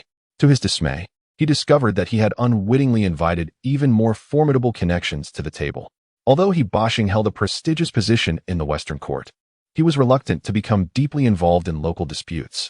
As for Gao Zhongmi, a fallen figure, he was hardly a concern. However, they could not underestimate Cui Yu, the appointed governor of Jingzhou. With the Grand Council issuing rewards and penalties, Cui Yu was the paramount official responsible for executing orders in the Jingzhou region, which directly impacted the Shi family and Oppo's potential resurgence. There was no room for error in this matter. "I am neither a wise elder of the village nor an official of governance, thus I cannot speak of reduced charges. Yet, your family has harmed my estate and must offer compensation." Li Tai presented the list he had drafted the previous night, handing it to the Shi family members. After glancing at the list, the two members of the Shi clan exchanged uneasy looks, their expressions betraying their discomfort, but they remained silent, merely passing the list back to Shi Gong. "This, so much? Impossible, no." Shi Gong, upon seeing the contents of the list, jumped to his feet in terror and stammered toward the two Jingzhou Shi clan members, "Uncles, although I possess the sincerity to accept punishment, but this is outrageous. Master Li, the items he has listed are truly beyond my family and Oppo's means." Witnessing Shi Gong and Oppo's agitation, the two men also struggled to accept Li Tai's exorbitant demands and stiffened their resolve to speak. The bonds of kinship should be harmonious and not contentious.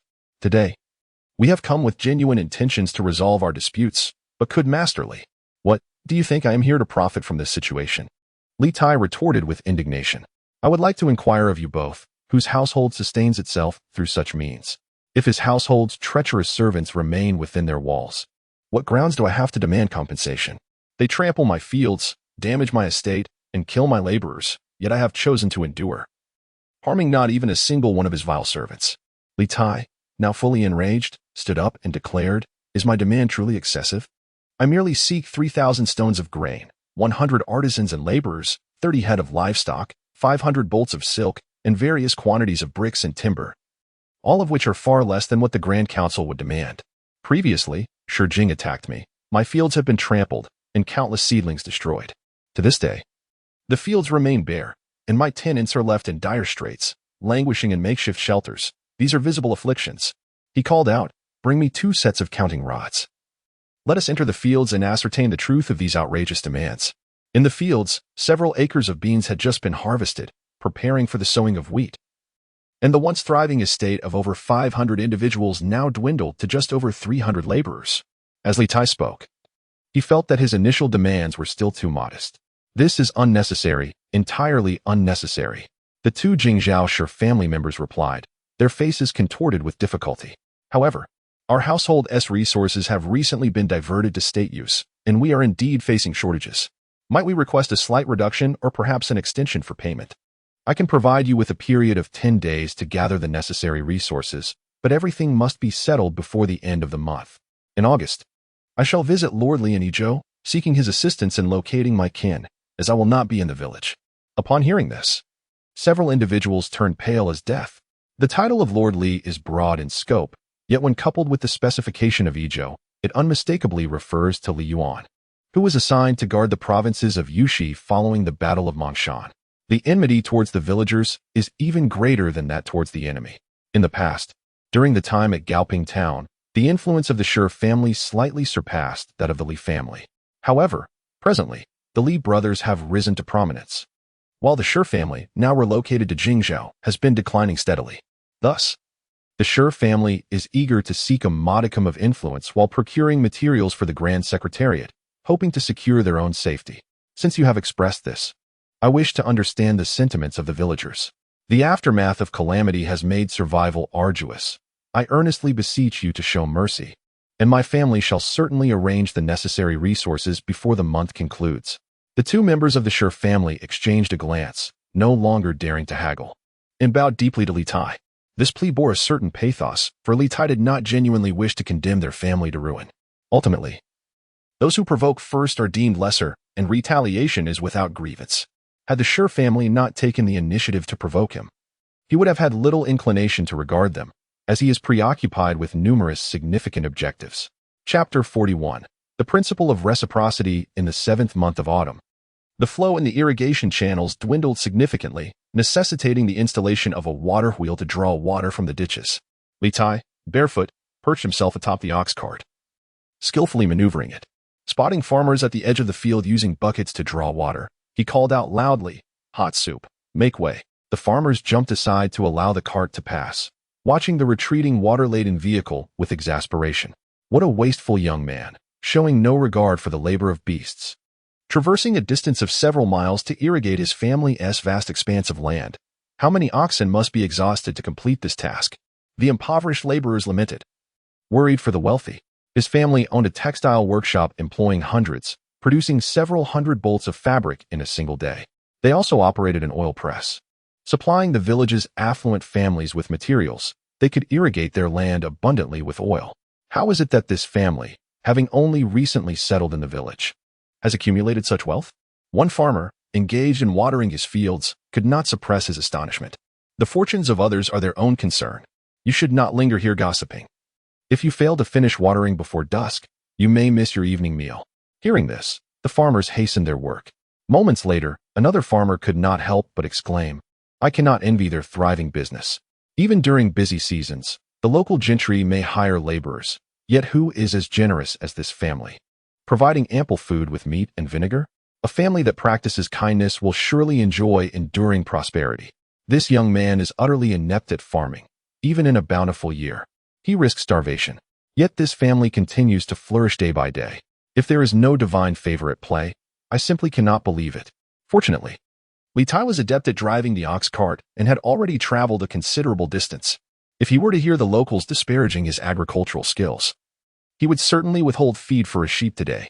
The land reserved for winter wheat had been plowed twice, but it required another thorough watering to decompose the roots of the previous crops and enrich the soil. Just as he dismounted the ox cart, A man who had been waiting approached briskly, fanning himself with a large palm frond and addressing Li Tai. Li Lang, you are truly diligent. Recently, your clever endeavors have yielded abundant returns, and yet you still attend to agricultural matters, which is genuinely admirable. The sun hung high in the sky. Despite the fervent waving of the fan, no cool breeze came. Li Tai walked over to the shade of a tree at the field and Appo's edge and, gesturing to Lu Gong, who was eagerly fanning him, said with a smile, Lu San, why do you not seek fortune in the city? How is it that you have the leisure to observe my humble garden? Your words are indeed humbling. Compared to your recent remarkable achievements, my mundane calculations seem trivial. In our village, a bushel of sesame oil is nearly equivalent to a bolt of silk. And your family and Appo's harvest of oil surpasses what a common laborer achieves in years of toil. A villager presented a refreshing beverage infused with perilla leaves, and Lu Gong quickly snatched it, respectfully offering it to Li Tai with both hands, radiating earnestness. If you have something to discuss, please speak plainly. The autumn heat is stifling, and I have little patience for guessing your intentions. Li Tai accepted the drink and took a hearty gulp before savoring it in smaller sips. Indeed, I have a request. This autumn, oil prices are favorable, and my family wishes to take advantage of the market to press oil for our needs. Thus, you wish to delay the payment for the sesame after the autumn harvest? Li Tai glanced at him with a smile, inquiring. It is not that I lack the desire, but rather the audacity to act. Although the intricate details remain elusive, the prominent families nearby no longer regard Li Tai as a mere newcomer from Dongzhou with little foundation. Instead, they harbor a sense of reverence. Previously, the villagers often jested about the young master, yet now we realize that we have been the short-sighted fools. A miscalculation has revealed that my family is not devoid of the spirit to concede, yet this autumn's poor sesame harvest weighs heavily upon us. However, it is merely. Li Tai cast a glance at Lu Gong, who was still pondering his words, and remarked with a smile, it is but a minor setback regarding the sesame harvest. The true dilemma lies in the years to come when the local oil prices will no longer be under the control of the village merchants. Young master, you see clearly, although my family engages in profitable side businesses, our primary sustenance ultimately derives from agriculture and sericulture. Our clothing and food are the fruits of our family and Appo's labor. A single season of miscalculation could plunge us into a year of hunger and cold. Moreover, with the grand tribunal requisitioning materials, the village's resources are further depleted. Lu Gong spoke with a bitter countenance, shivering even in the autumn heat. Upon witnessing this, Li Tai could not help but chuckle, not out of malice, but out of sheer triumph. The calamities and turmoil in the western regions have rendered survival arduous for the common folk, leading to a concentration of land and population in the hands of large estate owners. These powerful figures in Guanlong possess not only formidable influence but also considerable wealth. The distinctive feature of large estate economies lies in their ability to consolidate productive forces and flexibly arrange production methods, achieving a state of self-sufficiency that minimizes the need for frequent external transactions. Thus, even in a market devoid of currency, these estate owners continue to thrive. Li Tai, having painstakingly established a large spinning wheel, found his production capacity severely hindered by a lack of raw materials and labor, making agricultural endeavors increasingly arduous. The obstinate grip that these local magnates hold over village resources becomes all the more apparent. In later generations, as the commodity economy flourished, the notion emerged that wealth could indeed enable one to act with impunity. However, when market transactions regress to a barter system, wealth becomes irrelevant. Possessing goods is the ultimate truth. Previously, Li Tai had gained notoriety as a naive fool, prompting the affluent families to seize the opportunity to profit from him. Selling vast quantities of sesame, an essential oil-producing crop, even pre-selling the autumn harvest at substantial prices. From the perspective of transactions, these wealthy families did not suffer significant losses, as their fields consistently yielded crops each year, albeit at a slower pace than the soaring market prices. Yet, with the Grand Tribunal and Appo's recent imposition of requisitioning regulations, the substantial depletion of resources has left these families feeling the pressure, and it may take years for them to recover from this blow. Particularly in Guangzhou, where there is no established, freely circulating currency, the fabric and silk used for trade require arduous labor to produce, further complicating the wealthy families' planning for the forthcoming year. This creates a vulnerability in the self-sufficient estate economy, making it all the more challenging. I am not a celestial being capable of thriving on mere winds and dew. Since I must continue to exist in this mortal realm, I shall not harbor animosity towards the village for the sake of trivial material gains. The pre-purchased goods can indeed be redeemed, but it ultimately depends on the sincerity of the villagers. Li Tai, radiating confidence, remarked that he was no longer the person who squandered wealth without purpose. When it came to making a decisive move, he would not hold back. Indeed. The advance payment for goods has been fully refunded, and my family will also provide a batch of seasonal delicacies as compensation for the breach of contract, he stated. Lu Gong, upon hearing this, was overjoyed and quickly expressed his gratitude. My family is indeed sincere. Might I request your esteemed guidance? Observing Li Tai and Appos' intent to conclude the conversation, Lu Gong hastily continued, let us agree on this. I will return the advance payment at a 30% markup. How much sesame do you plan to sell? I shall exchange it for tenfold grains, based on the current autumn price. Li Tai had already devised a plan and replied without hesitation, 30%? That is rather excessive. Lu Gong and Appos' expression turned bitter. Previously, Li Tai had been able to procure goods at a 20% premium, and they had greedily anticipated the varying prices of summer and autumn sesame, pre-collecting without any actions taken. Now, they were being asked to part with 30% of the advance payment, which was difficult for him to accept. However, Li Tai was disinclined to negotiate further and stood up, making his way towards the estate. After a moment's hesitation, Lu Gong hurriedly called out, My lord, please wait. 30% is acceptable, but I implore you to promise one thing. Do not flood the market in the near future.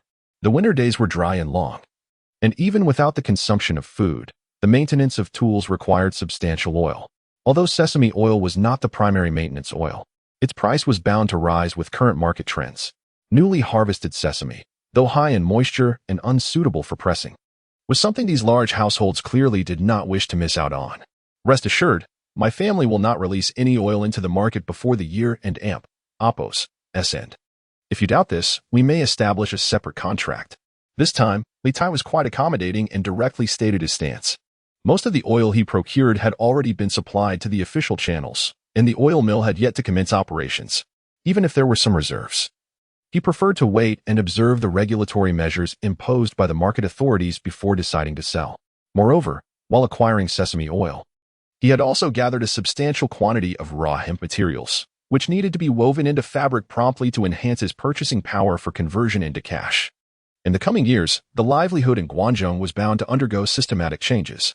A barter trading environment could hardly be labeled as inflationary or deflationary. Thus, strengthening one's productivity was undeniably paramount. For this reason, Li Tai intended to recruit 100 capable individuals from the Shi family. These recruits would not merely be strong laborers. Li Tai insisted that each possess a skilled trade, as a preparation for the significant local development ahead. Chapter 42. The old general in his twilight years, He Bashing, was not residing in the city of Huashou, but had ventured to the eastern countryside, not far from the city. This time, He Bashing had significantly aided Li Tai with his financial support, and thus he felt it inappropriate to leave hastily.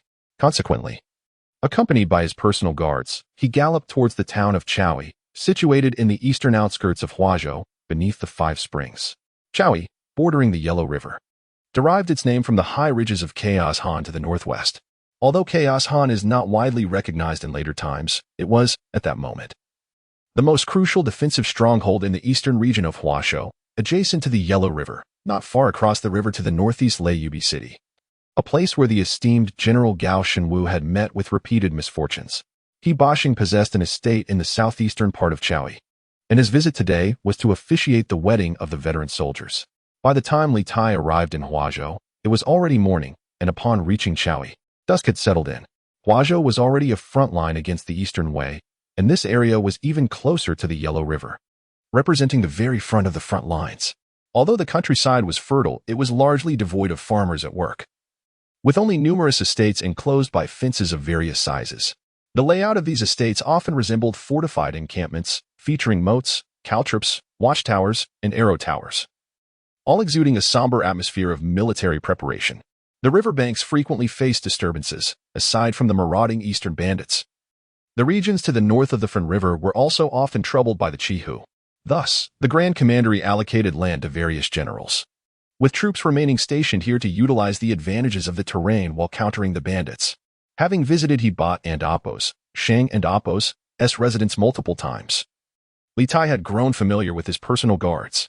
As they journeyed, one of the guards pointed out the estates lining the road and explained, The majority of Chali consists of my family and Amp, Apos, S lands, while to the south lies the estate of Li Xikong.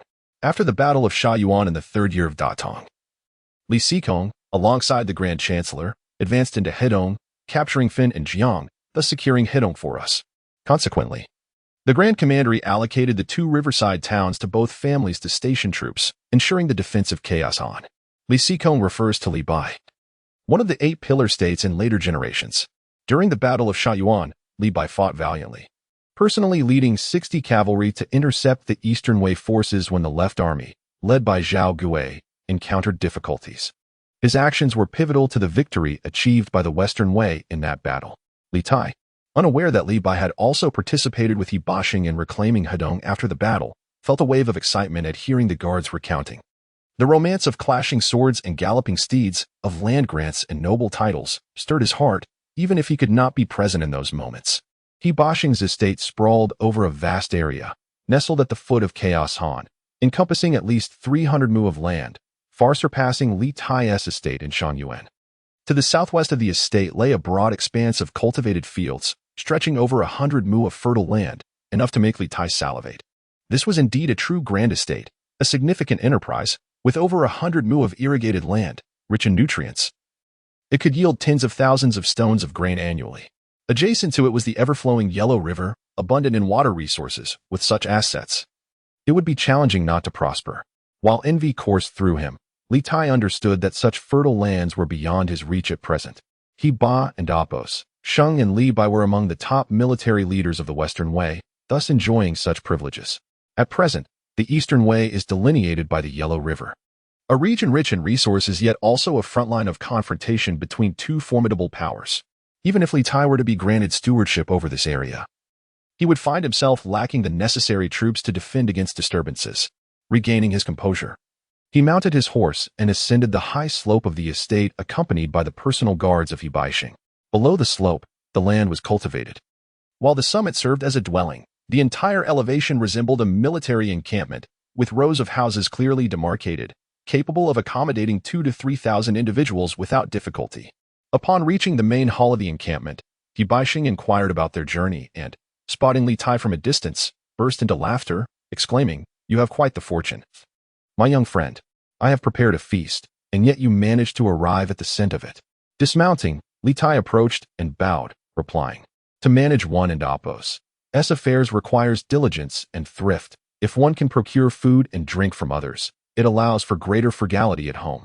A young rogue, I cannot resist the allure of such a fragrance, uncle." After exchanging pleasantries, Li Tai followed He Baixing into the hall, which was already filled to capacity, with most attendees being loyal veterans who had followed He Baixing for many years. The bonds formed among them transcended the distinctions of rank. He Baixing took hold of Li Tai and Amp, Apos' wrist and introduced him to the assembly, merely stating that he was a longtime friend's nephew. The crowd welcomed him warmly. Those who were less articulate still approached to offer toasts. As he navigated through the gathering, Li Tai quickly consumed several large bowls of the homemade spirits. Fortunately, his tolerance for alcohol was decent, and the potency of the drinks was manageable, allowing him to avoid embarrassment. Despite this, by the time he settled at his seat, he was already slightly inebriated, his gaze becoming unfocused. Observing his condition, He Baixing could not help but chuckle and ordered someone to bring dairy to alleviate the effects of the alcohol. Before they could exchange more than a few words, the auspicious moment for the newlyweds to present their vows arrived. Today's wedding celebrated several veterans under He Baixing's command. The most senior among them had been with him since the days of Wuchuan Town. The brides were chosen from the unmarried women among the soldiers.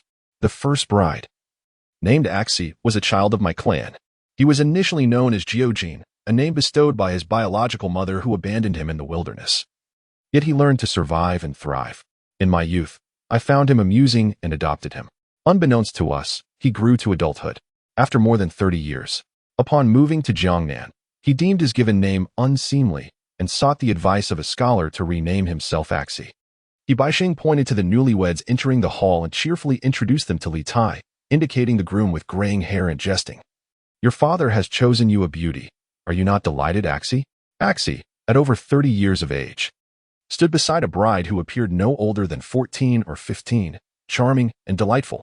Hearing He Baixing's words, her smile stretched from ear to ear, Whatever my father bestows upon me, I shall be glad. Next year, I shall bear a son, and the following year, a daughter." As the next couple entered, He Baixing's demeanor shifted to one of gravity. Pointing to the groom, he recounted, "Zhu Ming, when you returned from the south, you reached Xiangyang, where the eastern bandit Ho Jing's forces sought to obstruct us. On the mountain path, you, my son, covered me with your cloak, sacrificing yourself to the cold. Before you departed, I vowed to ensure your lineage flourished. Once married, you shall lay down your arms and focus on procreation, so that I may not break my promise to you." Upon hearing this, the robust Zhu Ming displayed a look of discontent. "If I return home, who will uphold the banner for our Lord?"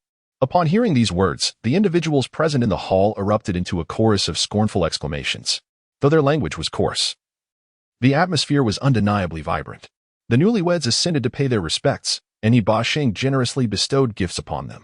Each couple began to recount their heartfelt stories of love and commitment. Li Tai, observing from the sidelines, found himself moved by the harmonious relationships around him, and could not help but fantasize about whether his own followers would remain as steadfastly loyal to him, regardless of his fortunes or misfortunes. Once the newcomers completed their ceremonial greetings, He Baixing turned to Li Tai with a smile and remarked, "This joyous feast is no easy endeavor. Since you find yourself amidst this gathering, you must surely make your presence felt." Hearing He Baixing's words, the assembled followers clamored in agreement. Li Tai rose, addressing the newlyweds with a smile. "In matters of affection and substance, my uncle has already provided abundantly, though I am deeply moved by this loyalty. Excessive gifts would only serve to diminish the host's honor. Therefore, I shall toast to the newlyweds, wishing them swift tidings of offspring and many children. Should any of your offspring possess a desire for knowledge, I would gladly establish a hall for teaching. If I fail to cultivate their talents, you may freely express your discontent. Let us pledge our camaraderie over this wine." His family was renowned for its scholarly pursuits and lofty aspirations. They could not afford to let their descendants languish in neglect, nor allow them to stray to other families without achieving distinction or accountability. Upon hearing this, He Baixing and Apos' eyes sparkled with delight as he clapped Li Tai on the shoulder and laughed heartily. "What you speak of today resonates profoundly with my aspirations for the future. This is no jest. I have committed your words to memory, and should you falter or fall short, I will not let you escape lightly." Li Tai's declaration not only brought joy to He Baixing, but also elicited smiles from the married followers, who stepped forward to raise their glasses in gratitude. Though these individuals hailed from military backgrounds, their travels with He Baixing across the north and south had granted them a broad perspective. They understood the societal preference for noble families and recognized the significance of Li Tai and Apos, as promise. Perhaps fueled by the effects of alcohol, his senses felt more acute than usual. As he surveyed the scene, he noticed that although He Baixing appeared joyous, he frequently furrowed his brow, gripping his knee tightly while his other hand trembled uncontrollably. Realizing that He Baixing's days were numbered, Li Tai felt a pang of worry rising within him. However, before he could voice his concerns, the inebriated He Baixing had already placed an entire roasted leg of lamb before him. "Pan, eat more, eat plenty. You have just arrived from the eastern state, and I consider you as one of my own. Seeing you well-fed brings me comfort, knowing my sons will also be well cared for. I have no further ambitions for power. My former associates no longer dare to visit. I merely hope that the Grand Chancellor continues to value my input and that I may witness my sons flourish in their endeavors." Chapter 43. Rising with the rooster that night, Li Tai stayed at the manor. The following morning, in a daze, he was suddenly awakened by the thunderous sounds of drums and horns. He abruptly opened his eyes, the cacophony growing more vivid in his ears. Before his thoughts could fully coalesce, his body instinctively leapt from the bed. Snatching a robe from the hanger and swiftly grasping his sword, he charged towards the door. "Along! Could it be that thieves have come to disrupt us?" A somewhat hurried warning echoed from outside. Liuhun, who had accompanied Li Tai to the manor the previous day, also rushed out from the side room, brandishing his sword and standing guard at the door. The sky remained dim, the sun yet to rise. The master and servant stood poised with their weapons, straining to discern the tumultuous sounds, amidst which they could hear human voices shouting. "Quickly, go to alert Grand Tutor Heba." Li Tai, without pausing to ponder, gestured to Liuhun and made his way towards He Baixing's quarters. As they progressed halfway, they suddenly heard a voice calling from below the wall. "It is the time for the morning drills, not a thief's intrusion. Have we disturbed the Lord?" Li Tai, one hand resting on his sword, focused his gaze and recognized the robust figure of Zhu Ming, one of the newlyweds from the previous night. Realizing his overreaction, he felt a wave of relief wash over him. Indeed, we have not been disturbed. My servant and I are accustomed to rising early for practice. Morning exercises are a wonderful habit. After a good night and Oppo's sleep, one feels invigorated. A bit of training can sustain one's vigor throughout the day. Now calmed, Li Tai chuckled at this sentiment. The Grand Tutor issued instructions last night. Camaraderie is a cherished bond. Would Zhu Ming abandon his newlywed bride for morning drills? Is it not a challenge to be idle after marrying? Lingering with a spouse will only sap one's strength. When entering the battlefield, the enemy will show no mercy simply because of a woman. Zhu Ming firmly established his stance, brandishing his staff with enthusiasm. I am not without skill. If Ulong grants me a partner in marriage, my abilities will surely shine forth. Li Yan, hearing this, felt a twinge of defiance and retorted with a grin. Observing Zhu Ming and Oppo's animated display, he lifted the hem of his robe and leapt into the courtyard. I shall spar with the warrior. Seeing this, Zhu Ming smiled slightly, cast aside his staff, and drew a short stick as a sword. As Li Yan charged forward, Zhu Ming shouted and lunged at him. With formidable strength, Li Yan swung his sword to block, and upon impact, Zhu Ming felt a tingling in his hands. His eyes sparkled with excitement as he exclaimed, "What powerful arms! I shall take this seriously. You must be cautious. Come on." Li Yan and Oppo's brows arched, embodying the fearless spirit of youth, undeterred by Zhu Ming and Oppo's seasoned prowess. He advanced once more with his blade. Zhu Ming furrowed his brow, keenly assessing Li Yan's approach. Instead of clashing forcefully, he deftly redirected the momentum of Li Yan's sword, applying pressure downward with his stick, skillfully striking Li Yan's wrist. In battle, excessive force is to be avoided. Your charge, while seemingly bold, is rash and detrimental to formation. In combat, one must utilize a flexible approach, connecting left and right, inseparable. Your strength is commendable, yet you must also fortify your defenses, ensuring vigilance on both flanks rather than solely focusing on offense. The sovereign often remarks that a general is the courage of the soldiers, while the soldiers are the strength of the general. A general must possess strategic acumen in warfare, and soldiers must know how to exert their force.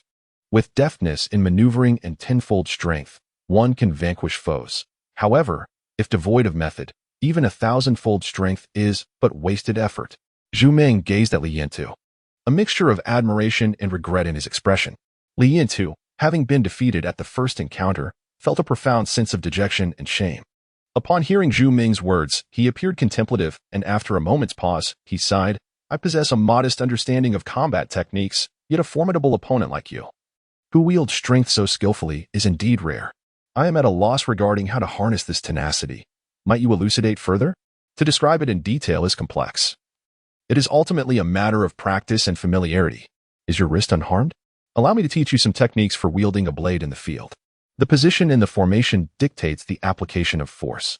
In the front, one must be agile of hand and eye. In the center, one must exhibit courage and ferocity. At the rear, one must possess enduring vigor. Zhu Ming, with an inclination to teach, generously shared his expertise in battle formations with Li Yan too. Li Tai, standing by, found himself intrigued and approached with a smile, inquiring, is this truly correct? Shuden and Oppo's, the courage of the opponent be the impetus, inspiring morale as they charge into battle? Those who seldom engage in combat often harbor such misconceptions, believing that in clashes, the valiant are destined to prevail. While this notion holds some truth, it ultimately hinges on the nature of the adversary. Should the opposing force be feeble and easily dispersed, then naturally, the brave shall lead the charge. Yet, if the forces are evenly matched, the bold shall inevitably falter. Thus, the frontline soldiers must act as the eyes, identifying weaknesses, the central soldiers as the blade, exploiting vulnerabilities, and the rear soldiers as the hammer, severing sinew and bone. Zhu Ming spoke with great detail, and Li Tai listened intently. Warfare is the most intense manifestation of human endeavor. Once engaged, it delineates victory and defeat, life and death, leaving no room for negligence. Although Zhu Ming may not be a renowned general, his years of experience following Hebei across the north and south have endowed him with considerable practical knowledge. Even a selection of key insights was sufficient to captivate Li Tai and his retinue. Having risen late due to a hangover from the previous night's revelry, Hebei emerged from his chamber to find Li Tai mingling with his soldiers, observing them from the corridor with a contemplative expression. After a while, he approached with a smile, saying, These seasoned veterans are undoubtedly skilled in combat, but there is no need to take their words too seriously. As a general, one must cultivate the heart to command the masses, first mastering courage without fear, then exercising caution and bravery. As for methods, they must be honed through experience, becoming instinctive through practice. Upon hearing Yi Basheng speak, everyone turned to greet him respectfully. Yi Basheng waved his hand, dismissing the crowd, and invited Li Tai to dine. Recalling Yi Basheng and Apos' unusual demeanor at the banquet the previous night and noticing his current furrowed brow, Li Tai could not help but inquire, "Uncle, are you unwell?" "It is an old ailment, nothing to worry about," Yi Basheng sighed in response. "Years ago, during my travels in the Jiangdong region, I suffered greatly from dampness and cold, leading to a stubborn affliction. Occasionally, I am caught unawares, resulting in pain and numbness in my limbs. While it is not life-threatening, it is quite tormenting." "Could it be a chronic foot ailment?" Li Tai asked, setting down his chopsticks, his concern evident. The condition he referred to was not the modern athlete's foot, but rather a malady that had become prevalent in the Jiangnan area since the Wei and Jin dynasties, particularly after the migrations during the Yangtze period. Indeed, malevolent forces are more intrusive than blades and swords.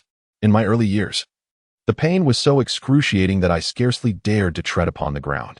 After returning several years ago, there was a semblance of improvement. However, recent episodes have once again plagued me, lamented He Bang, gesturing helplessly towards his feet below the knees.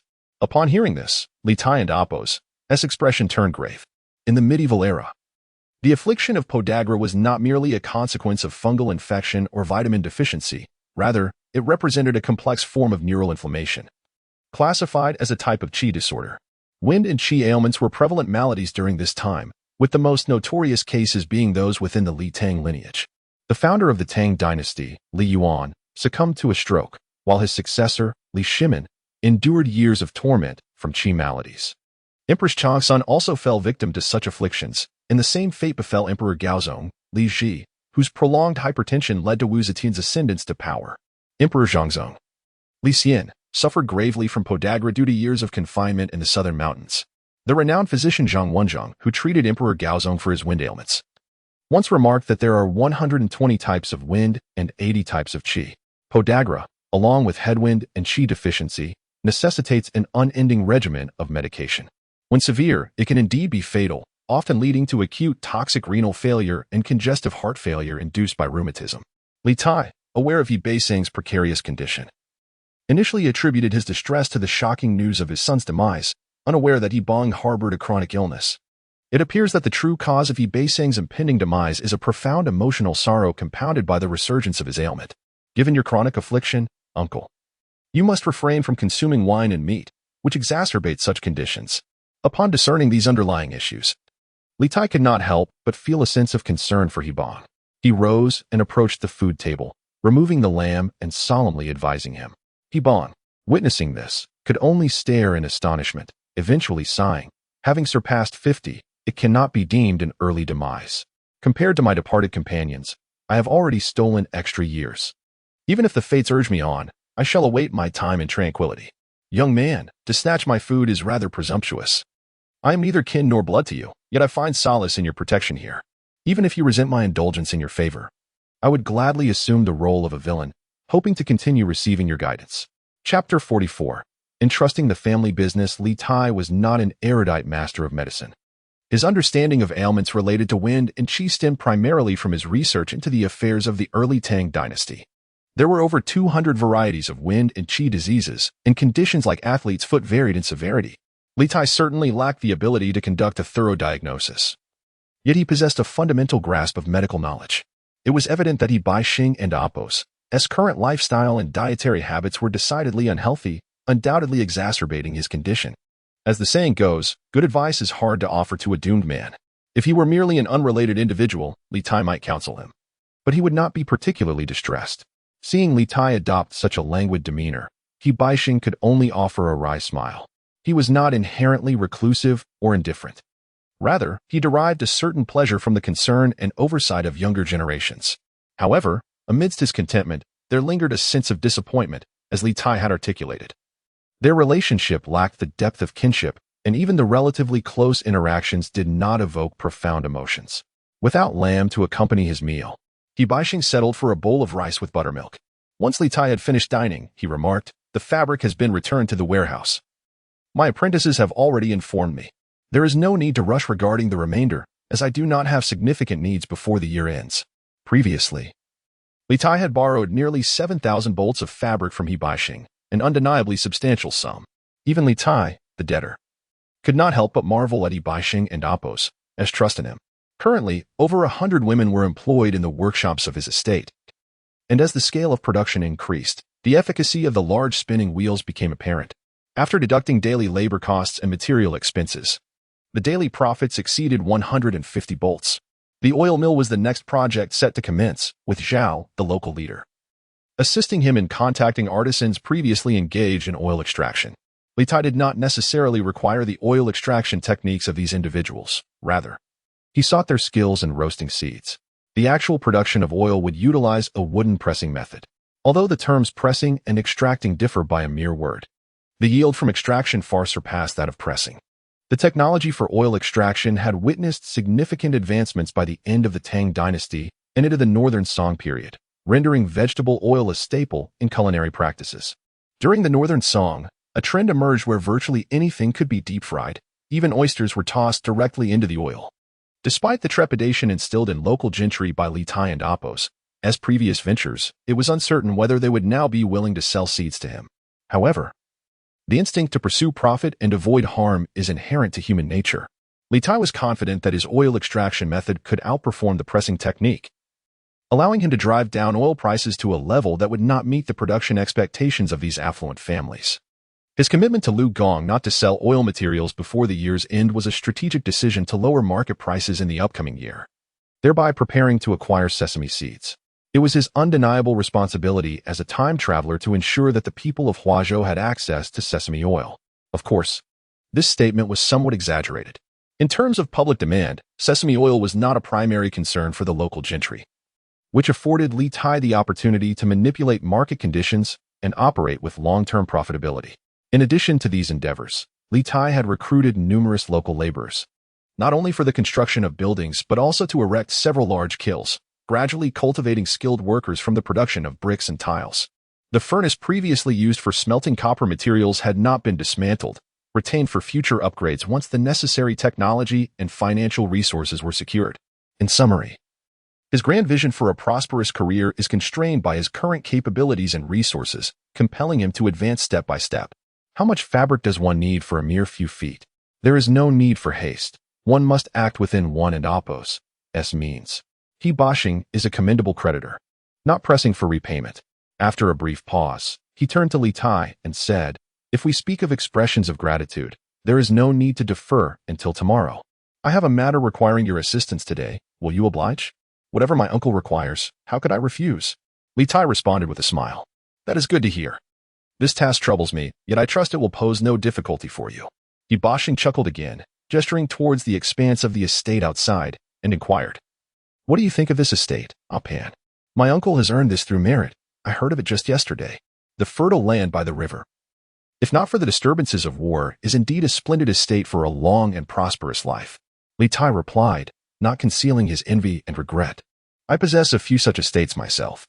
If it were only for my own needs, I would not require so many properties. However, my disciples and retainers need a stable livelihood, and I have graciously accepted all that the Grand Chancellor has bestowed." Hebei sighed and then said to Li Tai, "Yet my followers are primarily seasoned soldiers, fierce but lacking in discernment.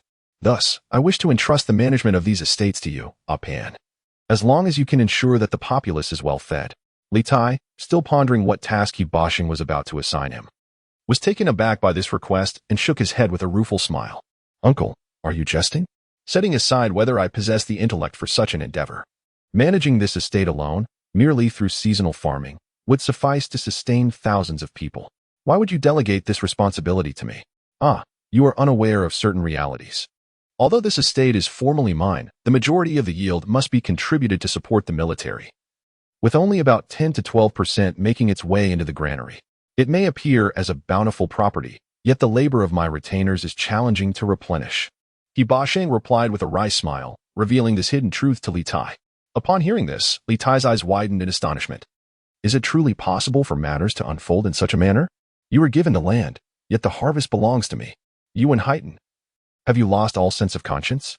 An elder over 50 years old fights valiantly for you, and you still stoop to such extortion. He hesitated, contemplating whether Yu Wentai was deliberately undermining Hebei. Indeed, it is the same. The fertile land by the river requires a strong military presence to fend off marauders. Thus, the yields from the fields are rightly due to the military support. In these times of national crisis, having received such profound grace, we should not only consider our private interests. Hebei articulated this, yet his face bore a sorrowful expression.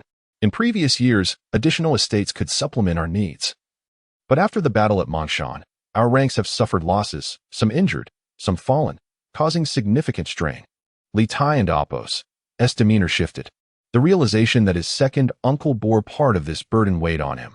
However, he soon recalled the considerable fabric Hebei had previously lent him, which filled him with gratitude. Before he could articulate his feelings, Hebei continued, "The goods I lent you were, in part, to assess your capabilities. In the midst of chaos, one cannot help but harbor private schemes. Should this precarious cargo be lost, it may serve as a pretext to plunder the villagers. Although the Grand Secretariat often advocates for amicable relations, I have suffered greatly at the hands of local tyrants, losing my entire fortune. And thus I believe a modicum of exemption from the law is warranted. It seems you have mastered the art of manipulation far better than I." Upon hearing this, Liuhun could not suppress his contemplative sentiments. While Hebei treated him with genuine kindness, he was ultimately a formidable warlord entrenched in the turbulent landscape of the north. To presume that he would solely advocate for goodwill would be short-sighted. He had long entertained the notion of using Liuhun as a pretext to seize the assets of local gentry. Therefore, in these tumultuous times, one must possess both strength and influence. While it is commendable to navigate the rules, one must also have the audacity and power to upend them when necessary. Since you regard my abilities as commendable, I shall undoubtedly accept this responsibility and strive to excel. After a brief moment of reflection, he resolved to speak candidly. When he was destitute, he had the audacity to engage in a grain leasing transaction of over 10,000 stones with the county office. Thus, when faced with Hebei and Apos' demands, rejection was not an option. Unlike the ancients, his true distinction lay not in superior agricultural yields, but in the advanced techniques and methods of production he employed. The larger the scale of production, the more pronounced the improvements in efficiency. Jiangdong's river barriers had forced him to rely on oxen for spinning wheels, but now, with the backing of Hebei's influence, any obstruction to his water supply would be met with fierce resistance. Seeing Liuhun's enthusiastic agreement, Hebei could not contain his joy and promptly summoned his subordinates responsible for managing agricultural affairs to conduct a thorough accounting. The figures revealed were startling. It became evident just how vast the power of a true military leader could be. Hebei and Apos' household boasted over 3,700 personnel, with the state sprawling across a significant portion of the Guanshi plain. From Chang'an eastward, there were no fewer than a dozen gardens, ranging from mere tens of acres to several hundred, culminating in a staggering total of nearly 1,000 acres. While these figures may appear exaggerated at first glance, upon further reflection, they are indeed plausible. Even those without merit, such as Gao Zhongmi, had been granted estates of several acres, and nearly 300 subordinates had been bestowed upon him as gifts. Liuhun, having accepted the allegiance of numerous local families, together with compensations from various prominent households, had amassed a retinue nearing 600.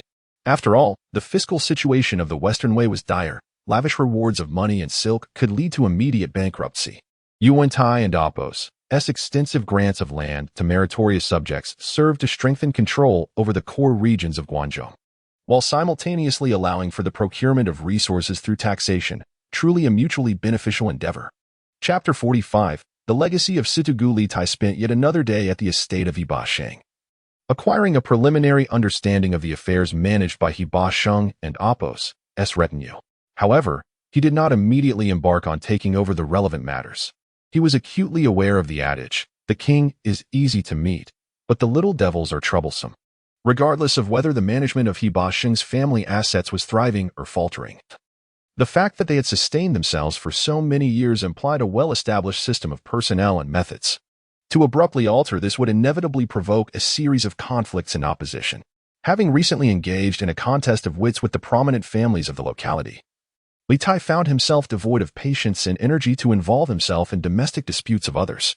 if he were to charge forth to suppress and resolve these dissenting voices. Even with the best of intentions rooted in Hebei and Oppos interests, it would likely exacerbate tensions and could severely impact the camaraderie and rapport between himself and Hebei, resulting in a net loss. Thus, he refrained from proposing any grand plans for reform at that moment. Instead, he suggested they schedule a time to jointly inspect the estates, allowing Hebei some time to address the disharmonious elements within his household. Just as Li Tai was mulling over this, Gao Bailing approached, accompanied by two servants who bore a lengthy wooden box measuring several meters. "Can you guess what lies within this box?" Gao Bailing teased, pointing at the wooden container being transported by the two men. Observing their manner and the box and Oppos' considerable length yet narrow width, Li Tai and Oppos' curiosity was piqued, and he ventured, "Could it be some fine weapon?" Upon hearing this, Li Tai felt a surge of excitement. Unlike in his previous life, where he harbored a special admiration for Gao Chao, he nonetheless held great anticipation for the polearm once wielded by this renowned general of the Three Kingdoms. When the box was opened, it revealed a dark, gleaming spear, resting on a bed of silk, exuding an overwhelming aura of lethal grace. Gao Zhongmi bent down, grasping the spear with both hands, his eyes moistening as he caressed the robust shaft, his voice trembling as he spoke. "When we parted in the courtyard all those years ago, I had no inkling it would be a final farewell. Now, in this reunion, I find myself with the object, but bereft of the man, unable to linger on the memories of his brother's belongings." He presented the spear to Li Tai, his tone somber. "Though this old item may not hold great value, it was crafted by my brother's own hands. I know you, a Pan, have always held Gao Chao in high esteem, and thus I bestow this relic upon you. Thank you, dear uncle, for your generous gift. I shall cherish and maintain this relic of the former Situgong," Li Tai exclaimed, raising both hands in gratitude. Yet, as his fingers made contact with the smooth, substantial shaft of the spear, Gao Zhongmi did not immediately relinquish his grip. Instead, he continued earnestly, "The weapon of the deceased is an ominous object, to be nourished with blood. I find myself in dire straits, my ambitions dashed, and the deep-seated grievances may never be avenged. However, you, a Pan, are young and full of aspirations. I implore you, should the opportunity arise next year, to ensure that the blood of Liuhun and his son is used to feed this weapon." Gao Zhongmi's animosity towards the He family was profoundly ingrained. Yet Li Tai, aware of the future developments, understood that achieving such a goal would not be a simple endeavor.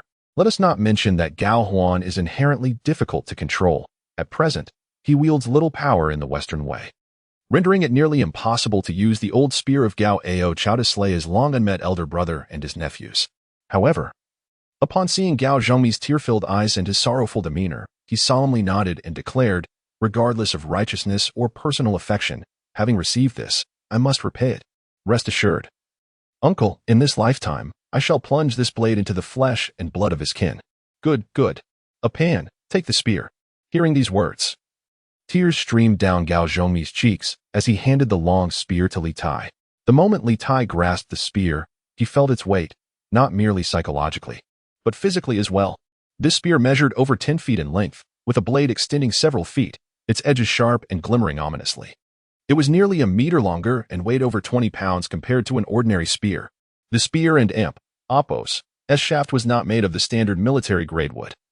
It was enveloped in tightly wound strands of fine rubber, stained with the blood and sweat of its previous owner, rendering its original color unrecognizable. The deep brown hue glistened with a sheen of careful maintenance. The surface bore several nicks from blades, revealing the tightly bonded wooden core beneath. Both the blood-soaked color and the scars told tales of the spear's owner's brave exploits in battle. The spear's hefty and coarse grip stirred a surge of emotions within Li Tai. He wielded it with both hands, practicing fervently, conjuring images of Gao Chao's unparalleled gallantry in his mind, his heart racing with excitement. Yet, he had no intention of passing the spear to another. If his strength and skill were insufficient, he would continue to train. Next year, when he brandished Gao Chao and Oppos' spear on the battlefield, he would enjoy an immense psychological advantage, even contemplating passing it down through generations. Indeed, a well-maintained spear can endure for decades, even centuries. But the spear was primarily popular before the Tang Dynasty, particularly during the Wei and Jin periods. Crafting a fine spear is no easy task. Its rightful place is on the battlefield, rarely seen as a burial item. After the 5 dynasties, the spear gradually fell into decline, ultimately vanishing from existence. Consequently, authentic spears are exceedingly rare in later generations. If Li Tai's Gao Ao Chao spear could be passed down, it would not merely be a national treasure, but enough to incite fervor among those fascinated by ancient military history. Li Tai was enamored with this spear, feeling an urgent desire to witness it taste blood. Perhaps this was the innate connection of objects, a fierce weapon influencing the mind of its wielder. After finishing their meal, Gao Zhongmi spoke first, a month ago. The Grand Chancellor summoned me, instructing me to travel to Chang and Apos, and in September for an audience, with the intention of appointing me as the Grand Marshal to participate in the Grand Review in October. Li Tai had already heard He Ba Sheng mention this and nodded in response, saying, "Congratulations, uncle, on your new appointment." Before the reforms of the 6 official positions in the Western Way, the system still adhered to the Northern Way and Apos as hierarchy, though the 8 lords often held high-ranking titles. Their positions varied in rank. While both the Grand Marshal and the Minister of Works belonged to the lower 3 nobles, the Grand Marshal held precedence over the Minister of Works. However, Gao Zhongmi felt little joy in his promotion. Instead, he shook his head and sighed. The old adage, and Apos, the horse of the old man at the pass may bring misfortune, and Apos, rings true. In the Western court, I have accomplished nothing, yet I am frequently bestowed with honors. How can I not invite jealousy? This statement indeed holds truth. Although the titles of Situ and Taiwei are mere ceremonial positions devoid of real power, their status remains significant. In the realm of politics, who would willingly linger in the shadows of another? Presently, within the court of Western Way, among the esteemed officials, only He Ba Sheng serves as the Grand Teacher, while Wang Ming occupies the position of Grand Guardian. The influence and reputation of He Ba Sheng require no elaboration, and Wang Ming, being the maternal uncle of Yu Wentai, commands respect. Thus, no one dares to voice dissent regarding these 2 dignitaries. Gao Zhongmi initially surrendered at Hulao and was subsequently appointed as Situ by Western Way. This was not without merit, for Hulao, the eastern gateway of Hala, holds great significance for Western Way, and it was also a strategic move to undermine Eastern Way, where Gao Ao Chao serves as Situ. However, with the recent loss of Hulao and the painful defeat at Mangshan still fresh in memory, the elevation of Gao Zhongmi to Taiwei inevitably stirs discontent. The disparity between his title and the actual power he wields poses a latent risk.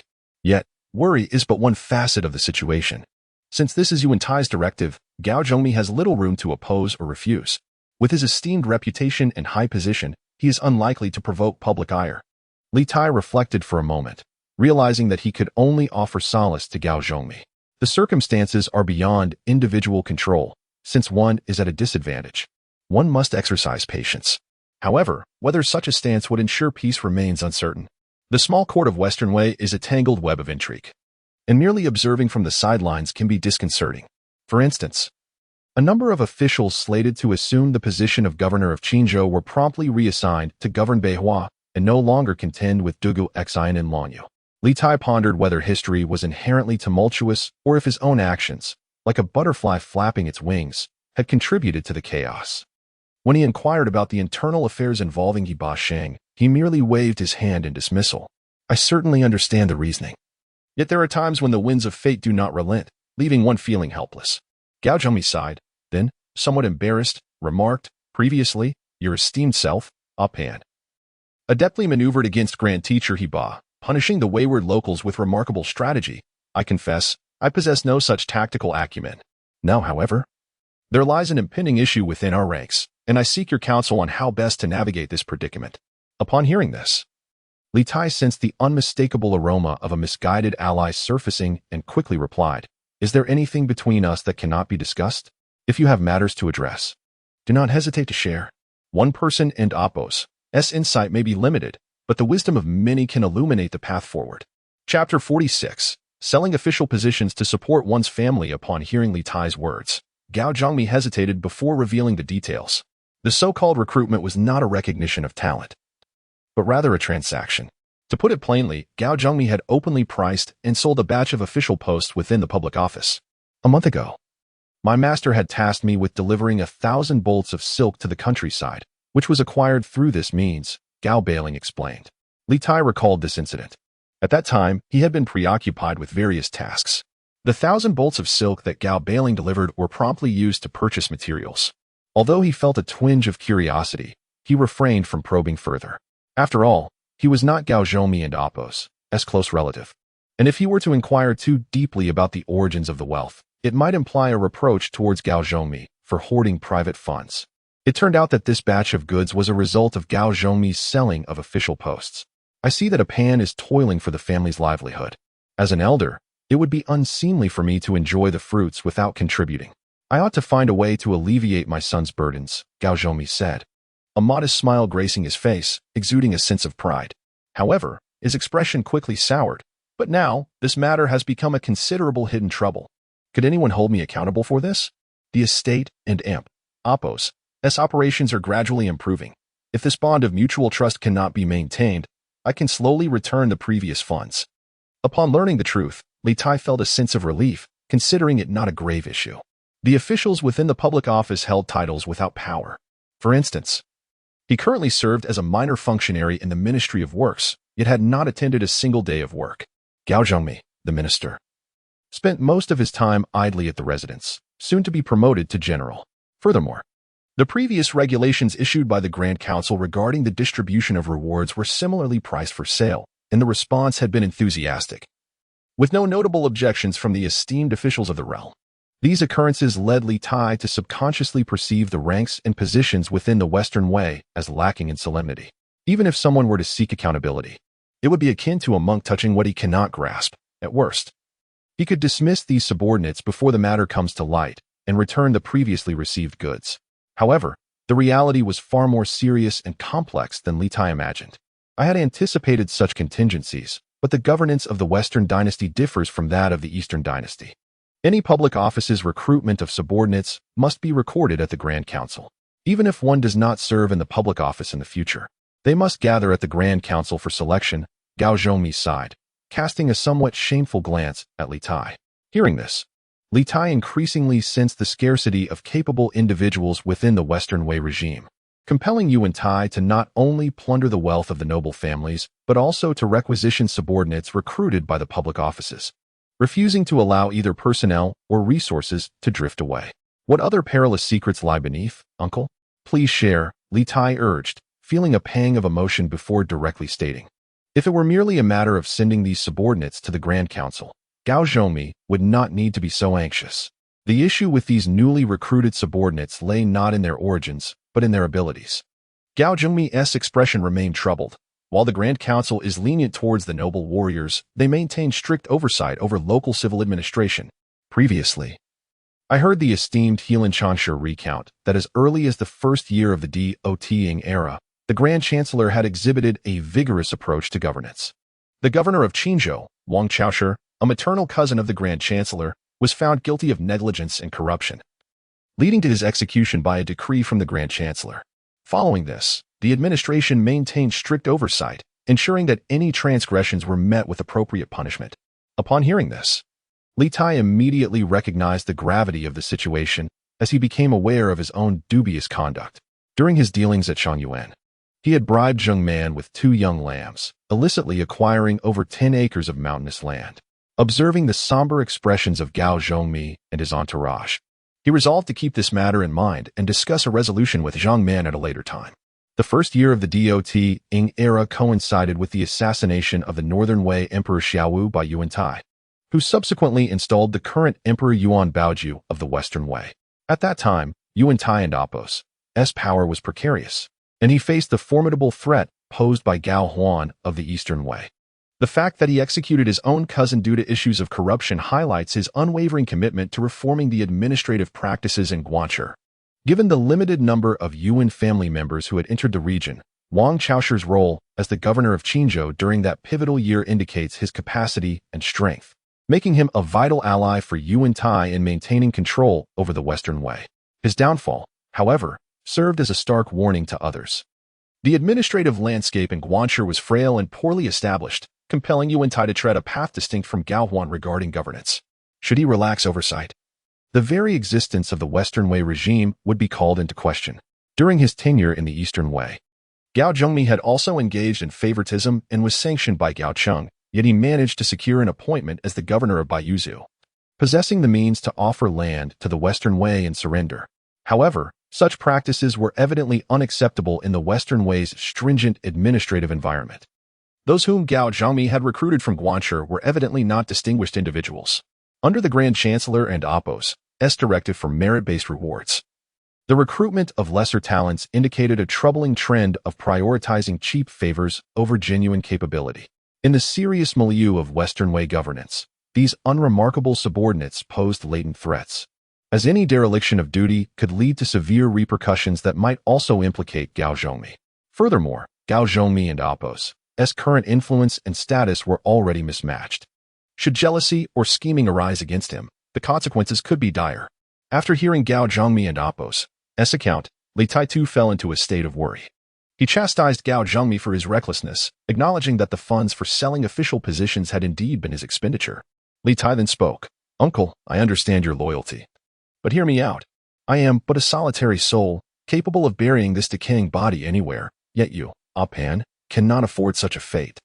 I have already wronged you in my previous actions. Binding you further with my concerns would be utterly shameless. The gifts I previously bestowed upon you were intended to inspire you to strive forward in this world. Until the crisis unfolds, we can maintain our connection. When the day of reckoning arrives, you can distance yourself from the turmoil." Gao Zhongmi gazed at Li Tai and spoke gravely. Upon hearing this, Li Tai fell silent once more. To be candid, although he had spent a considerable time in this world, he still felt no profound sense of belonging to its ways. Although Gao Zhongmi and Li Tai are inseparably bound to one another, the depth of their relationship and emotions cannot be described as profound. In fact, Li Tai harbors a subtle disdain for Gao Zhongmi and often entertains irreverent thoughts. However, upon hearing Gao Zhongmi's words that seemed to be a farewell to life, he was deeply moved. Perhaps Gao Zhongmi is not entirely virtuous, yet his kindness towards Li Tai is genuine and not merely a facade. Human emotions are invariably tied to one's existence and circumstances. Upon reuniting with Liuhun, Li Tai realizes that he still has many old acquaintances with significant influence in the Kansai region. Moreover, with Yibashing entrusting familial matters to him, Li Tai no longer needs to rely on Gao Zhongmi to establish himself in Kansai. Nonetheless, the human heart possesses a balance, weighing not only benefits and detriments but also self-worth. Although Li Tai does not consider himself an extraordinary individual, he refuses to undervalue himself. After a prolonged silence, he rose from his seat, formally bowed to Gao Zhongmi, and solemnly declared, "I, Pan, bow before you. If you perceive me merely as a shape of a man, I implore you, do not utter such words again. Life and death are fated, and wealth and nobility lie in the heavens. Though I may not be a great gentleman of this world, I feel myself worthy to share both fortune and misfortune with you. If you dismiss me for my youth, I too possess my own grand words to counter such folly." As he stood, hands resting on the table, he slowly approached Li Tai. With his gaze cast downward, tears began to fall uncontrollably. Placing his hands on Li Tai's shoulders, he trembled as he spoke. Pan, Pan. My earlier words were but self-reproach for having harmed your father and you. Yet, in my heart, I feel fortunate had it not been for your companionship. I fear I would have lost the courage to survive. You are a well-raised son, and though I dare not be greedy from this day forth, I shall secretly regard you as my own." While Li Tai felt immensely touched and wished to preserve the emotional atmosphere, he could not help but inwardly scoff at the notion, thinking, "I merely spoke of sharing fortune and misfortune with you, yet you treat me as a son? If we seek to be closer, why not simply pledge brotherhood? I too wish to hear Lu call me uncle." Although this matter weighed heavily on his mind, it was not without resolution. The individuals previously recruited may have been somewhat despicable and unworthy of trust, yet their future effectiveness could still be intertwined with their own fortunes. While their shortcomings had yet to be fully revealed, there remained an opportunity for proper education. In contemplating these concerns, he realized he was essentially scaring himself. If he feared that these individuals might jeopardize his family's well-being due to negligence, then the solution would be to provide them with a crash course in basic administrative skills. It is likely that Yu Wentai, even if he summoned these public officials to the Grand Council, would not relinquish his position. They would merely engage in some fundamental clerical tasks, and there would be no need to transform them into great talents capable of governing the nation. Chapter 47. Account registration. At the break of dawn the next day, Li Tai grasped Gao Ao's old spear to practice, meticulously applying oil for maintenance before carefully storing it away. After having breakfast, he proceeded to the main hall. "My lord, The records of the various officials and Oppos origins are all documented here, he was informed. I have met all these officials, and I can provide further details beyond what is written. The chief historian, Heilanda, had been waiting in the hall and promptly approached Li Tai to report. Thank you for your efforts, chief historian, Li Tai acknowledged. Taking the roster that Heilanda handed him and perusing its contents, it was evident that 2/3 of the proceeds from the sale of official positions were sent back to the merchant's hometown for Li Tai's expenses, while the remaining portion was saved at home to sustain his household. This indicated that Gao Zhongmi had not merely engaged in this matter for personal indulgence. Among the 7 officials, 2 were locals from Huazhou, while the others hailed from affluent families in distant provinces. During the Three Kingdoms period, the movement of people between nations was notably frequent, driven by warfare, famine, and trade. As the saying goes, a man is undervalued away from his homeland. Not everyone among these displaced individuals received special consideration, and Li Tai was acutely aware of the local prejudice against outsiders. Securing an official position, regardless of the authority it entailed, would significantly enhance their circumstances. Moreover, the role of a public official was not one of lowly status. During the Northern Wei era, it was often a preferred choice for the elite. The officials and Oppos connections were typically with established families, and these positions were often leisurely, offering ample pay with minimal responsibilities while allowing for social networking. What was there not to appreciate? In contrast, regional governors were burdened with heavy responsibilities and did not enjoy the favor of the aristocracy. For instance, Eugene, one of the 8 pillars of state in later times, once remarked that the roles of governors were scorned by former generations, while positions of prominence awaited the right moment. He preferred to leisurely dwell in the counties rather than take up an official post. It was only during the Six Towns Rebellion that Eugene distinguished himself during the suppression and subsequently found himself in Guangzhou. Appointed by Hebei Yu Wentai as a county governor and state chief historian, precisely the positions he had once derided. However, the current political climate in the Western Wei did not favor the aristocratic allure, as those with ambition now revered positions of power and merit. The public officials, idle in their duties, could hardly be regarded as esteemed or envied. May I inquire, chief historian, what positions these assistants might be assigned to should they be summoned to the Grand Secretariat? Since the establishment of the Dadong era, the Grand Secretariat has emphasized political integrity and compassion for the people and Oppos as hardships. The allocation of land and resources has been meticulous, Heilanda began, offering a compliment before continuing. However, talent in Guangzhou is rather modest, particularly in governance, where there is an urgent need for reinforcements. Many officials from the public office are dispatched to serve in the provinces. In recent years, Minister Su has taken charge of assessing land utilization and taxation, necessitating a thorough re-evaluation of accounts and registrations from the ground up, while regional officials must diligently engage with the countryside to encourage agriculture and oversee responsibilities. Upon hearing this, Li Tai realized the likely direction in which these individuals would be utilized. The significance of Su Chua in the political development of the Western Wei and Northern Zhou was monumental. It would not be an exaggeration to liken him to a chief engineer. His proposals, encapsulated in the 6 edicts, have been widely discussed in subsequent eras. Beyond establishing a political framework, Su Chua and Oppos' modifications and innovations in fundamental administrative practices also left a profound impact. For instance, the accounting regulations established by him, known as Ink Out, Vermilion In, along with the reforms to the household registration system, have profoundly influenced future generations. The Western Wei, being the weakest among the 3 states of the later period, needed to ensure the long-term stability of its governance based on a limited population. Thus, a meticulously efficient administrative structure from top to bottom was imperative. Accounting was not merely a matter of bookkeeping.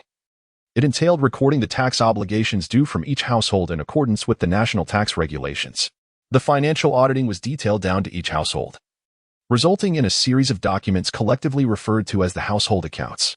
The independent accounting referred to as summary of the government's annual tax receipts, serving as a basis for the administration to balance income and expenditure. The management of finances and taxation in later dynasties, such as the Sui and Tang, largely adhered to the foundational accounting principles established by Su Chua. Although the number of registered households in the Western Wei was not as numerous as those in the other 2 contemporary regimes, it still amounted to several 100,000. Each household required a separate account, and the immense volume of writing and organizing these records is beyond imagination. In an age devoid of computerized office systems, All accounting documents had to be meticulously calculated and organized by officials at the state, county, and local levels, handwritten meticulously, and copied in multiple versions for the higher authorities to retain for verification, making the undertaking even more monumental. Yolanda mentioned that this project had been underway for several years, yet to this day, only the core states within the borders could barely complete the household accounting tasks. Other regions such as Hedong, Western Hunan, Longyu, and Northern Shanxi, despite being under the rule of the Western Way, lacked even a complete basis for household registration, let alone the capacity for accounting. Upon understanding these challenges, Li Tai recognized the extent of Yu Wentai's thirst for capable grassroots administrative personnel. The scarcity of talent resulted in uncollected taxes, with powerful families and nobles monopolizing land, compounded by deeply entrenched traditions. If this situation were not addressed, the financial predicament would only worsen, further weakening the state's power and diminishing its capacity for external expansion. Though Yolanda could not definitively state what positions would be assigned to the assistants of the Minister of Works, upon grasping the current administrative predicament of the Western Way, Li Tai resolved to prioritize enhancing these individuals' skills in drafting and accounting. Firstly, this sector faced the greatest shortage of talent, and secondly, Li Tai had already initiated relevant training within his estate. Whether tending to one sheep or two, the task remained. Although the classification of affairs in his estate was significantly simpler than that of a regime, the materials could be adapted for the specific context of accounting and household registration. Li Tai deliberated with Yolanda in the front hall throughout the morning, during which Gao Zhongmi also attended as a listener. Upon hearing Li Tai and Appo's proposal, he could not help but exclaim with excitement at its feasibility. Once the idea was settled, Li Tai instructed his staff to summon the 7 assistants in the afternoon, notifying them to prepare for intensive training. Most of these individuals resided in Huazhou City, making it convenient to gather them. After a considerable time had passed, they arrived in succession, encompassing a range of ages. The eldest among them, named Zhu Fangzhang, was in his 50s and hailed from Dingzhou, Hebei. During the upheaval in the 6 towns of Hebei, he led his kin over the Taihang Mountains to seek refuge. After the Western Way recovered Hedong, he was forcibly taken to Huazhou. Now, he resides in Wuxiang County, where he has been appointed as a clerk in the office of the Minister of Works. The youngest, known as Yangyu, was barely 20, from Hengnong. Upon entering the hall and greeting the assembly, he eloquently recounted his various attempts to join the military in Guanzhou, all of which had met with obstacles, exuding an air of youthful bravado and ambition, unmistakably a spirited young man with a thirst for martial prowess. As the assistants gathered, Li Tai spoke. Though our acquaintance is not born of deep affection, it is nonetheless a fortunate fate. Thanks to the esteemed Daxingtai, the Minister of Works may soon be transferred to another position. Before he could finish, a local assistant from Huazhou frowned and interjected. While the minister's promotion is indeed commendable, should we not also make appropriate arrangements for our office? If we continue to follow the minister, what benefits may we reap? Conversely, if we remain in service, will we not be at risk of being dismissed by our successors? Upon hearing this, Li Tai chuckled and replied, "The Daxingtai is in fervent pursuit of talent and will not allow capable individuals to languish idly. Any official whose term is completed or who is transferred may return to the Daxingtai for further consideration." This statement ignited a wave of excitement among the attendees, particularly the young Yangyu, who eagerly exclaimed, "I possess ambition and am eager to serve the nation. Should the Daxingtai call upon me to prove my worth and accept me into the military ranks, I shall not have squandered my aspirations." Li Tai found amusement in the audacious spirit of the young man, thinking to himself that he was already envisioning the Daxingtai's discerning eye for talent even before he understood where its gates lay. He refrained from detailing that the Daxingtai may not personally meet them to bestow official titles, believing that it was prudent to leave them with a glimmer of hope. He then gestured for Helen to elucidate their current circumstances. In a serious tone, Helen stood and discussed the Daxingtai and Appo's stringent regulations regarding the assessment of officials. After hearing his remarks, the jovial atmosphere in the hall swiftly dissipated. The local officer, Wu, with a pained expression, queried, "May I ask, my lords, whether it is possible to resign from the position assigned by the Daxingtai? One who dedicates himself to public service does so for its convenience. Yet my household is burdened with agricultural duties, and I lack the capacity to undertake new responsibilities." Yangyu, upon hearing this, scoffed disdainfully and retorted, "One must be evaluated by their performance in office. If one is merely covetous of position and fearful of responsibilities, how do they differ from the swine of their households? Vile scoundrel, Come, I shall duel you today, and see if you possess true valor. To perish at my hands would be far preferable to falling victim to the eastern bandits. Wu, known for his fiery temper, though wary of the Daxingtai's oversight, could not withstand the young man's provocation and immediately stood to challenge him.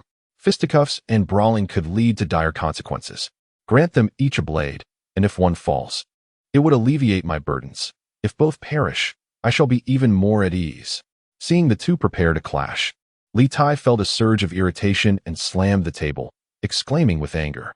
Upon hearing these words, although each harbored resentment, they promptly offered their apologies, refraining from further unruliness in the court.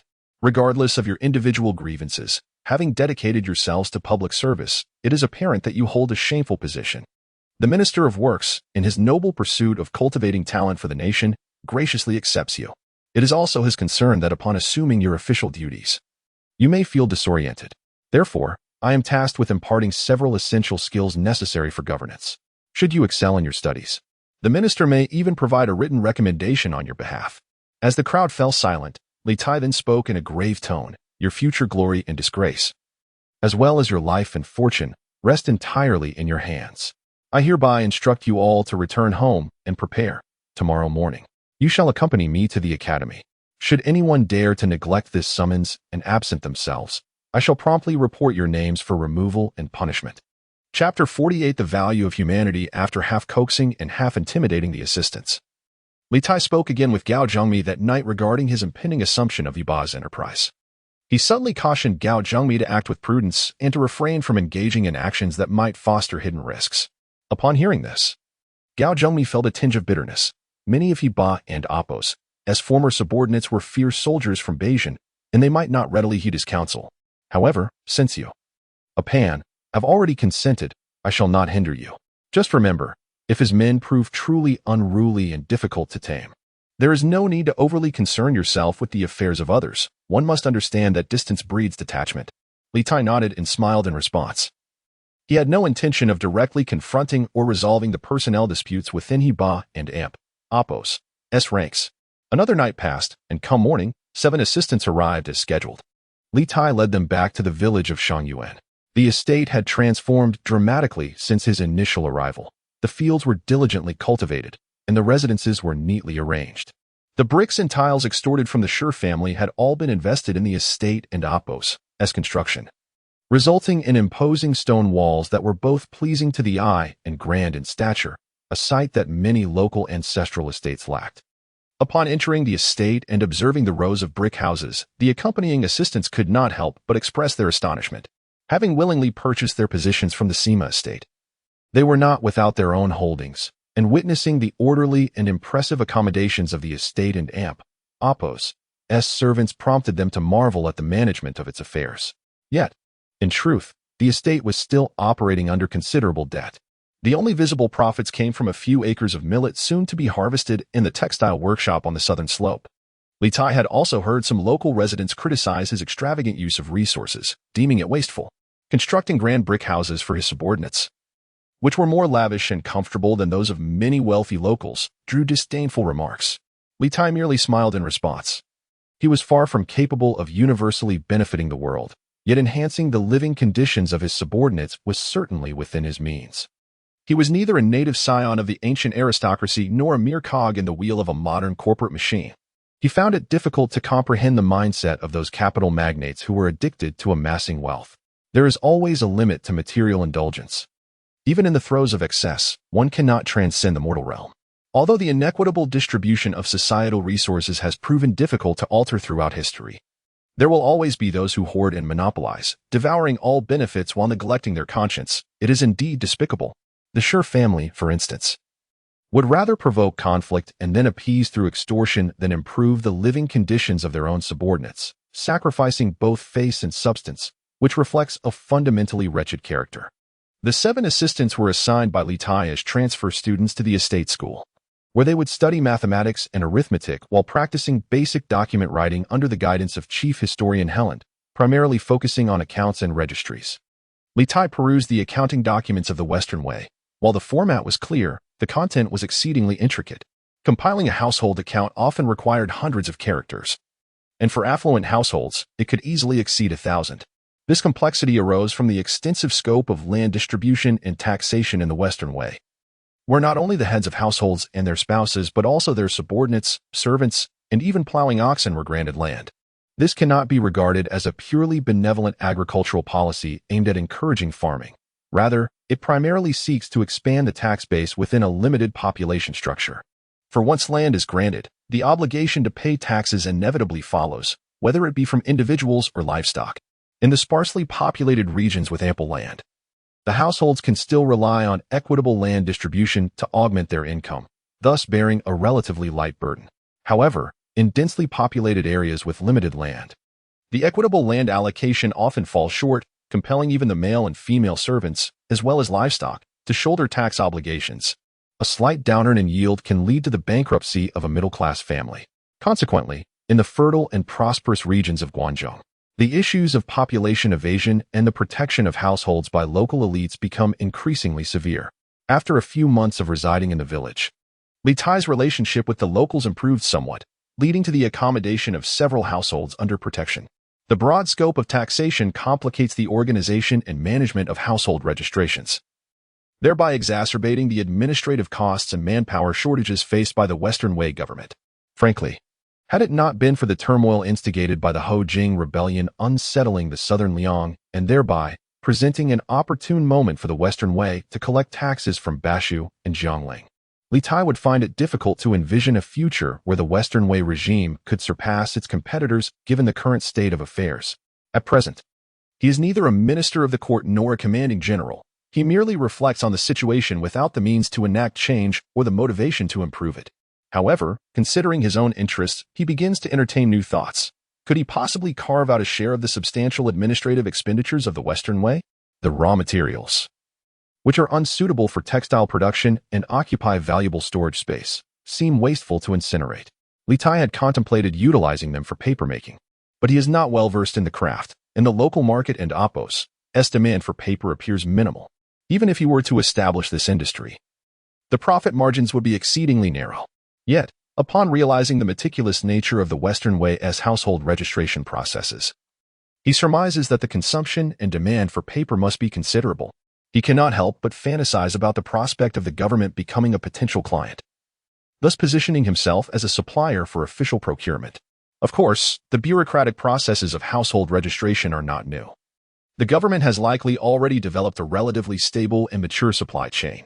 Even if Li Tai were to establish a papermaking factory with high-quality and affordable products, securing the supply rights for official stationery in the predominantly bureaucratic political environment of the Western Way would not be guaranteed.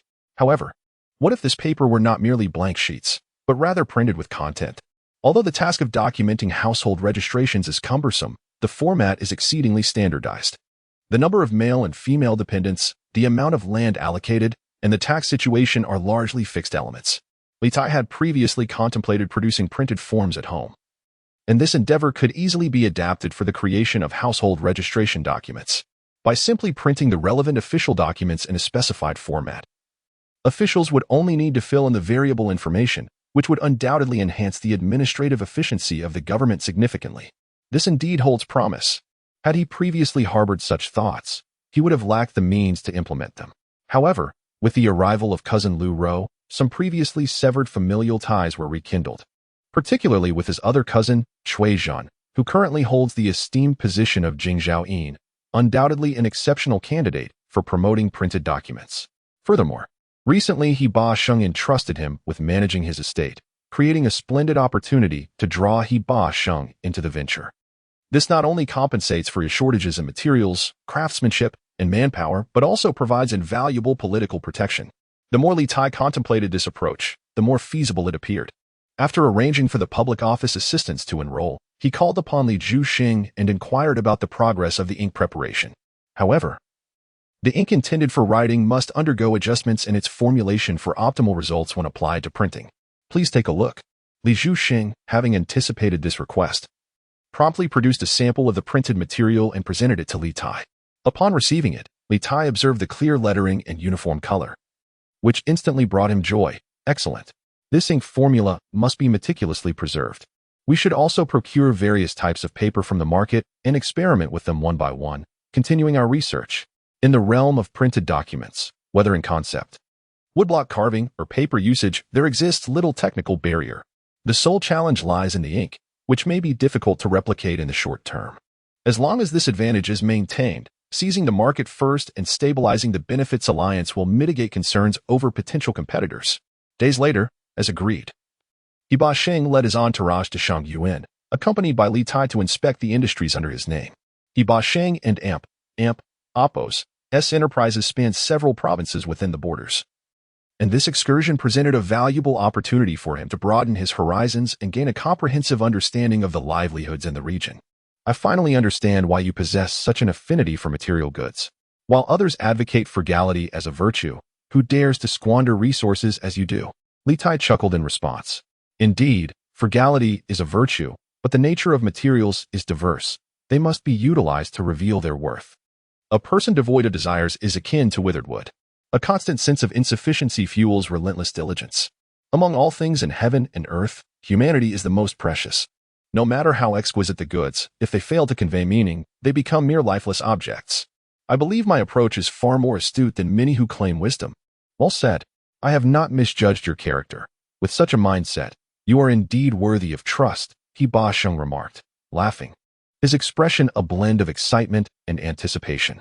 Let us set forth. The journey is long. We must complete our observations swiftly, as I am eager to see how you will develop these industries. Not only was Hebei Sheng filled with anticipation, but Li Tai himself felt a surge of eagerness. In any enterprise, the initial stages are the most challenging, a sentiment he had deeply felt in his hometown. Should he take over Hebei Sheng and Oppos S industries? Even if the benefits ultimately did not accrue to him, the scope for his endeavors would undoubtedly expand significantly.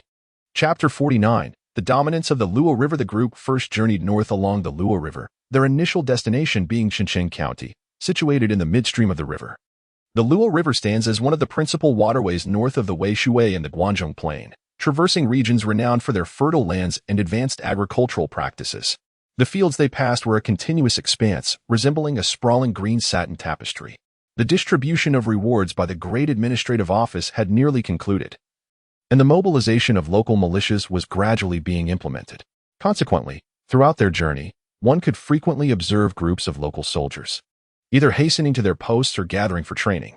At this juncture, coinciding with the transition from summer to autumn, the conscription of able-bodied men inevitably posed a challenge to agricultural endeavors. Before the Battle of Xiaobuan, Yu Wentai and the warriors of the northern towns still possessed a considerable number of elite troops. However, the losses endured by these seasoned Xianbei veterans during the Battle of Mangshan were substantial. Thus, Yu Wentai felt an urgent need to restore military strength and swiftly integrate the local armed forces, in such a state necessitating military priority. It was exceedingly difficult to balance agricultural and sericultural pursuits. Previously, Zhou Changming had been appointed as the commander of Wuxiang County, and during a conversation with him, Li Tai learned that the military restructuring strategy of the Western Way this year primarily targeted the already established local militias and the various powerful factions, rather than focusing on the equitable distribution of land. Discussions in later generations regarding the decline of the fubbing system during the Tang Dynasty often relate it to the collapse of the equitable land distribution system. However, the establishment of the fubbing system was initially unrelated to equitable land distribution, nor did it include provisions for land grants based on military merit. The fubbing soldiers were fully engaged or partially engaged professional and semi-professional soldiers. The integration of fubbing into equitable land distribution began only during the Sui dynasty. In the early Tang period, the fubbing community primarily consisted of small to medium landowners with military merit, marking the pinnacle of the fubbing system's development and its peak combat effectiveness. As the group approached the northern boundary of Wuxiang County, bordering Xinjiang, the channel of the Luo River became narrower, yet the flow of water was notably sparse. A dam had been constructed to obstruct the river, with a clear disparity in water levels inside and outside the dam. The artificially elevated water surged through the dam's breach, striking against the wooden wheels positioned along the riverbank. These wheels were connected to various structures, which served as water-powered mills. Inside, the mills were equipped to husk rice and grind flour, as well as process other materials such as crushed ore, clay, and pulp. Upon witnessing the rows of water mills along the riverbank, Li Tai could hardly suppress his envy. In ancient times, the availability of hydraulic resources was undoubtedly a crucial element for undertaking large-scale industrial operations. The application of hydropower represented a qualitative difference. As He Basheng rode alongside, he followed Li Tai's gaze towards the watermill industry and remarked, "Zhao Gui and others entered the pass early and seized the opportunities in the beauty industry. Indeed, an enviable feat. It is even more remarkable to encounter a kind neighbor. Liang Qinyan is truly a rare gentleman among veterans." In the section of the Luo River intercepted by the dam, the western bank belonged to Zhao Gui's estate. Beyond the numerous watermills established along the river, vast tracts of land stretching westward fell within the boundaries of Zhao Gui and Apos' estate, encompassing at least hundreds of acres.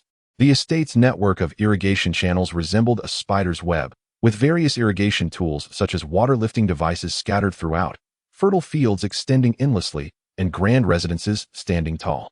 A single glance was enough to evoke profound admiration. On the eastern bank of the Luo River lies the estate of Liangchun, nestled between two plateaus. This manor is considerably smaller than the Zhao Gui estate, occupying a mere 40 to 50 acres.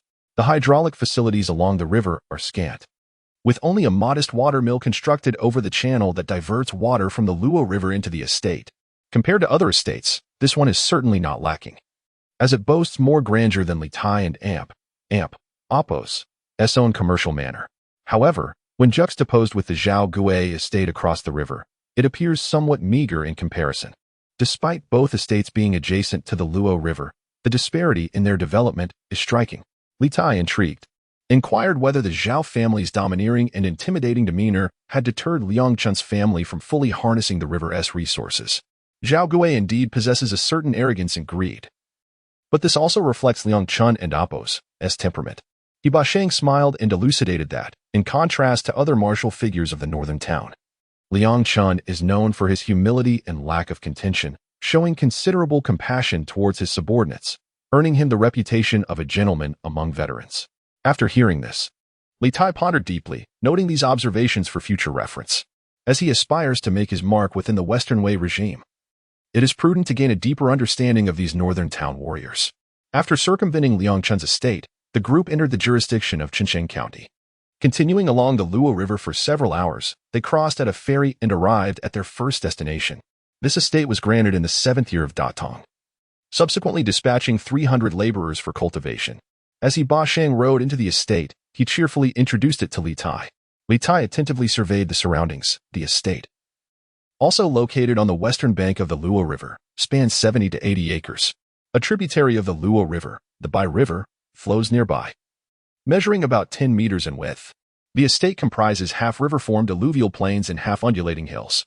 The flatlands are rich with crops, while the slopes feature terraced fields planted with hardy crops and mulberry trees. This indicates that the estate and Apos' overseer is indeed diligent in agricultural practices, unwilling to let the land lie fallow.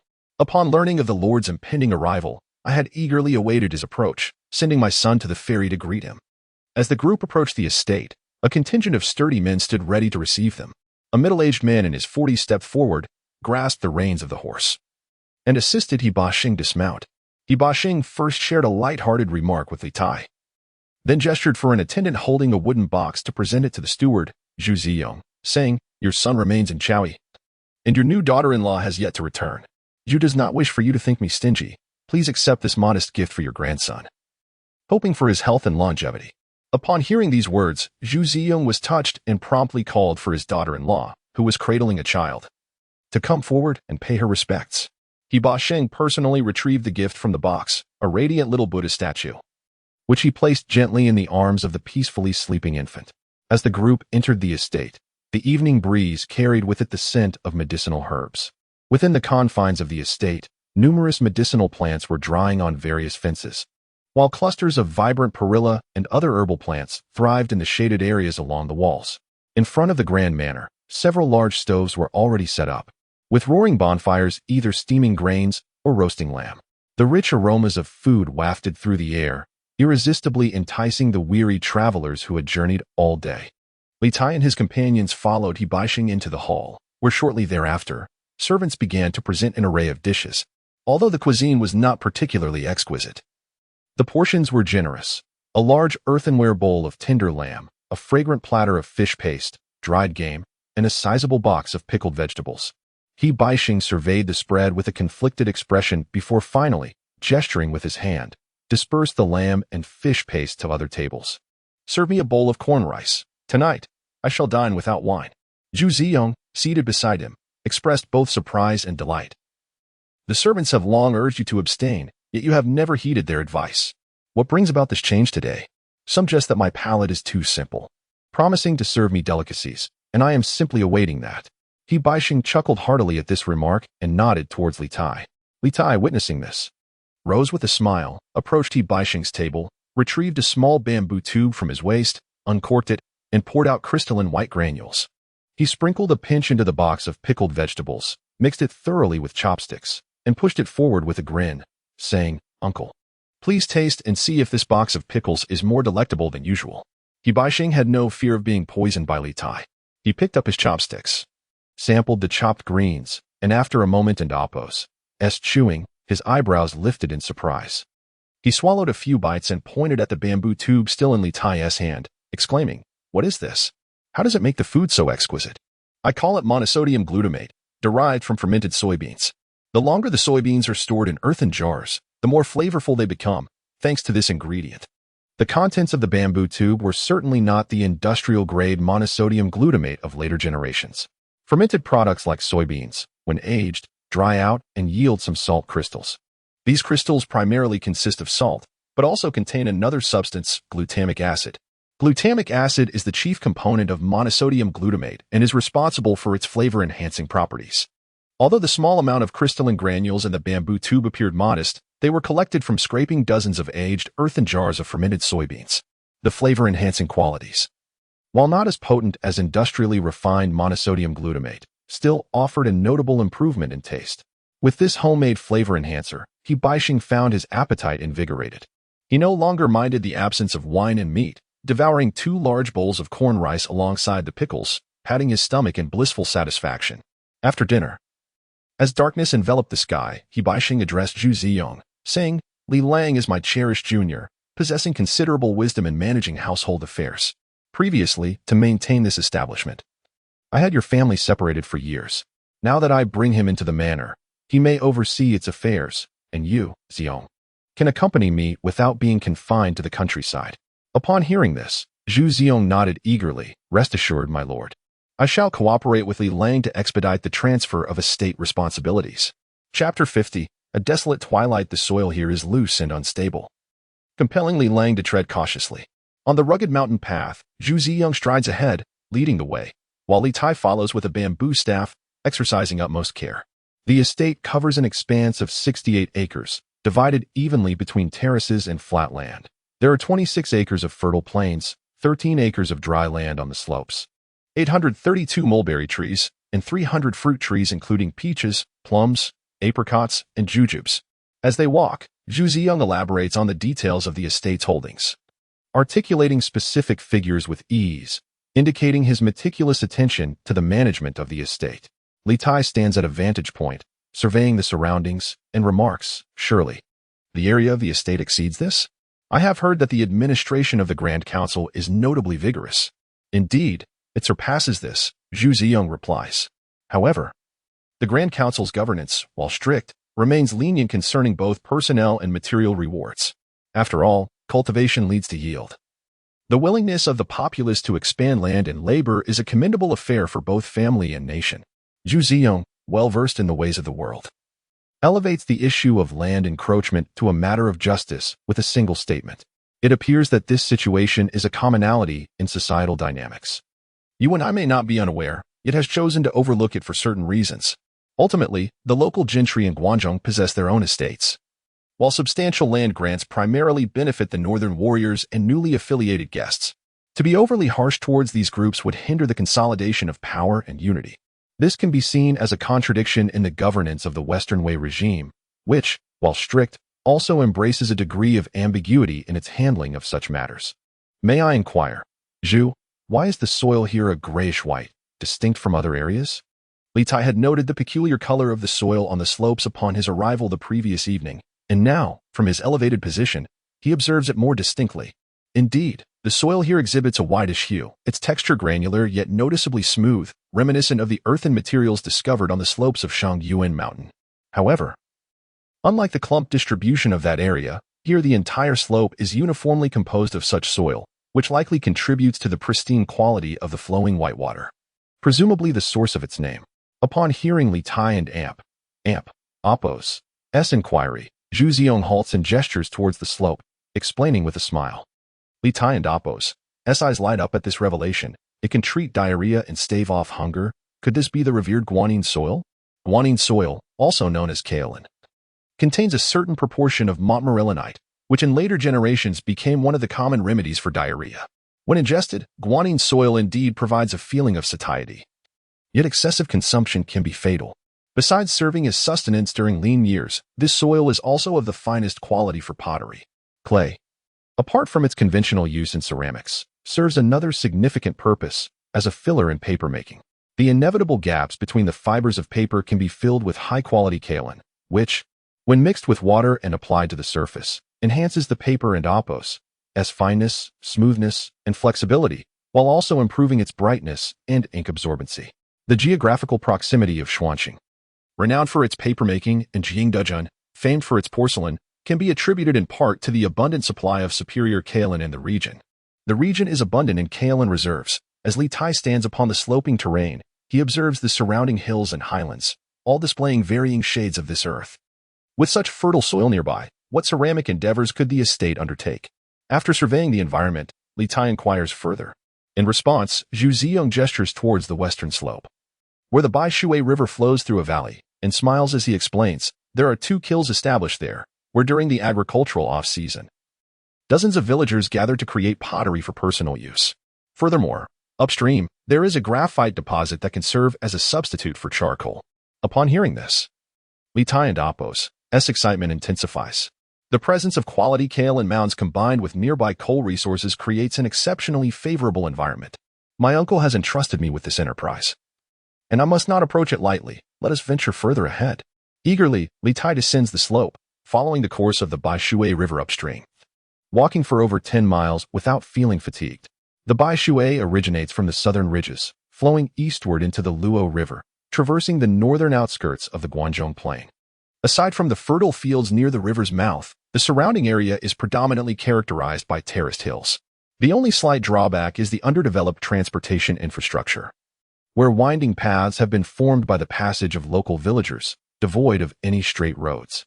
Although the Baishui River flows through the region, its shallow and narrow channel lacks sufficient water flow, and the banks reveal signs of erosion, making it nearly impossible for boats to navigate. On his return journey, curiosity compels him to inquire about Hebei and Apos' current business operations. Previously in Chaui, he had gained a general understanding of Hebei and Apos' enterprises. With a workforce of over 700 soldiers, the number appears substantial, yet the extent of his holdings is considerable, encompassing nearly 1,000 hectares of estate land. Even if a significant portion of this land is managed on behalf of the Grand Commandery, the remaining acreage remains impressive. Li Tai's estate in Shangyuan spans merely over 30 hectares, with more than half comprising hilly terrain, while his personnel count has reached nearly 600. Although currently operating at a loss, Li Tai is confident that by early spring next year, his estate will turn a profit, not only settling external debts but also generating substantial earnings. Even with considerable reductions, Hebei and Apos' could still manage a minimum of 300 hectares of cultivable land, ensuring a life free from want. Moreover, as a commanding general, Hebei and Apos' likely has other sources of income. Thus, Li Tai finds himself perplexed. Surely Hebei cannot be so impoverished that he struggles to make ends meet. Why then would he entrust Li Tai with managing his enterprises? Could it be that he perceives Li Tai as both handsome and considerate, thus wishing to pass on his authority to him? Alas, it seems the Lord is far too benevolent and compassionate. Upon hearing this, Zhu Ziong cannot help but sigh deeply. Beginning to recount the current challenges Hebei and Apos' faces in managing his household, despite having over 700 soldiers under his command. The actual labor force falls significantly short of that number. Excluding the elderly, the infirm, and women and children, the number of able-bodied men is fewer than 1,000. Furthermore, not all of these men can be engaged in production, as nearly half require training and must accompany the army. With over 3,700 troops, merely meeting the basic needs for food and clothing is a considerable challenge, in addition to sustaining at least 400 to 500 soldiers with provisions and equipment for combat. Moreover, there are the long-term support needs for injured and disabled soldiers. Hebei and Appos' victory arose from the North Town, marked by a life of turmoil, and now he, along with others, is beset by illness. The medical expenses for those wounded and ailing soldiers constitute yet another burden. Additionally, whenever there are military campaigns or urgent matters, Hebei and other generals from North Town must contribute to sustain the expenditures of the military state. On the surface, the granted lands appear bountiful, yet after deductions, the savings are quite meager. After discussing these matters, Zhu Ziyong dismissed the attendants behind him and quietly remarked to Li Tai, "I have observed the Lord and Appos' affectionate regard for the young gentleman, and I believe it to be genuine. Even among the Lord and Appos' own relatives residing in Guanshi, none have enjoyed such intimacy." Taken aback by these words, Li Tai listened as Zhu Ziyong continued with a sigh. Earlier this year, when the Lord suffered from a severe cold, he summoned the former Grand Tutor Wu Zhuanggong to discuss future affairs, yet these two have yet to arrive, deepening the Lord's sorrow. He often laments the uncertainty of his fate, wondering whom he should entrust his ailing servants to. At this point, Li Tai realized that they were referring to Hebei Yu's sons. Given the personal nature of the matter, he refrained from offering excessive commentary and merely replied softly, "The Grand Tutor passed away before his time. The old power of the Grand Council has since faded, and thus their endeavors have come to fruition. The two young gentlemen, wishing not to rely on past favors for recognition, are indeed exercising prudence." Yu Wentai inherited Hebei Yu's influence, becoming the paramount figure in Guangzhou. Even if his gratitude towards Hebei Yu is devoid of ulterior motives, the sons of Hebei Yu must exercise caution to ensure their peace. The young gentlemen comprehend the gravity of the situation. Yet as a mere newcomer without ties to North Town, I cannot help but feel sorrow for the Lord. Although the two young gentlemen may be wary and protective, they have not distanced themselves from material support. Upon the Lord's return, he often extends kindness to this solitary youth, a practice that has become customary. When matters arise that require admonition, they refuse to accept training, inevitably evoking a sense of melancholy among observers. Zhu Ziyong shook his head, expressing sympathy for Hebei's plight, and sincerely addressed Li Tai. Close kin are not to be entrusted with affairs. How can the Lord not worry for his subordinates? Moreover, the relatives still remain in the eastern province. Should they return next year, someone must be there to assist them in establishing themselves. I implore the young gentleman not to overlook these matters due to external appearances, since the Lord has entrusted family affairs to us. We loyal veterans earnestly hope you can aid him in securing the necessary support, preserving the legacies of both life and death."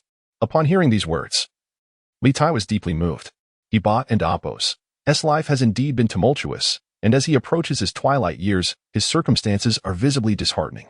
Observing Zhu Ziyong confide in him, it became evident that not only Hebei, but even his devoted servants shared a profound sense of pessimism regarding the future. "Rest assured, Zhu, I am but a solitary newcomer from the eastern province. My uncle has shown me kindness. I too should repay this loyalty. The matter is entrusted to me, and I shall uphold it, unless my uncle forsakes me. I shall never shy away from responsibility due to distinctions in kinship, nor shall I relinquish this affair to others." Li Tai fell silent for a moment before he finally spoke. Chapter 51. The disturbance of the Qihu. The party lingered at the Baishui Manor for 3 days. Under the guidance of Zhu Ziyong and others, Li Tai explored the surrounding areas, diligently recording his observations in a notebook filled with tens of thousands of words. "With that cunning look of yours, are you perhaps concocting some grand undertaking?" Hebei Sheng could no longer restrain his curiosity as they prepared to depart. Although he had refrained from questioning Li Tai's plans over the past few days, he had noticed Li Tai frequently scribbling notes. "This place, I believe, is a well-managed estate in your eyes, yet you find it lacking? It cannot be deemed inadequate. Rather, the potential of the land remains untapped. If my uncle's estate is merely sufficient for cultivation, my presence makes little difference. However, to maximize the human and natural resources, a thorough plan and adjustment are essential." As they traveled further north, they approached the rugged terrain of the Lus Plateau in northern Shaanxi. The administrative center of North Huazhou, Xingqing, lay on the western bank of the Luo River, near what would later be known as Huangling County. While Hebei Sheng found no other estates in the north, Xingqing was close enough that he decided to pay a visit to Guoqianhui. The group continued north along the Liuhun River, reaching Xingqing by the evening of the following day. Li Tai had previously felt that the fortifications of Huazhou were overly militarized, but upon arriving at the city of North Huazhou, he found the military presence even more pronounced, with numerous trenches and sentry posts established several miles outside the city. The area was dotted with anti-cavalry moats, with only a few roads available for passage, given the frequent incursions by the Qihu in the northern regions. Guo Qianhui was well placed to guard this territory and was never short of company. Observing the city and Appo's defensive arrangements, He Baixing could not help but chuckle. As they conversed, a group of horsemen charged towards them, among whom was the tall and striking Guo Qianhui. He Baixing, what brings you to the northern province? Have you come to lament the underutilization of Li Lang and Appo's talents and deliver him to my service? He Baixing smiled and nodded, while Li Tai dismounted and bowed respectfully. It is a pleasure to see you again, sir. Your commanding presence remains as formidable as ever, if not more so. I am merely accompanying my uncle on a leisurely journey and wish to inquire if your recent hunts have yielded sufficient game. The bounty has indeed been plentiful, but I fear Li Lang may find the scent of blood unpalatable, Guo Qianhui replied with a wry smile, gesturing for Li Tai to remount before leading the group into the city. As they approached the city, Li Tai detected a strong metallic scent in the air. Passing through a line of anti-cavalry obstacles, his gaze sharpened upon noticing wooden structures arranged outside the city, adorned with blood-stained corpses that had yet to dry.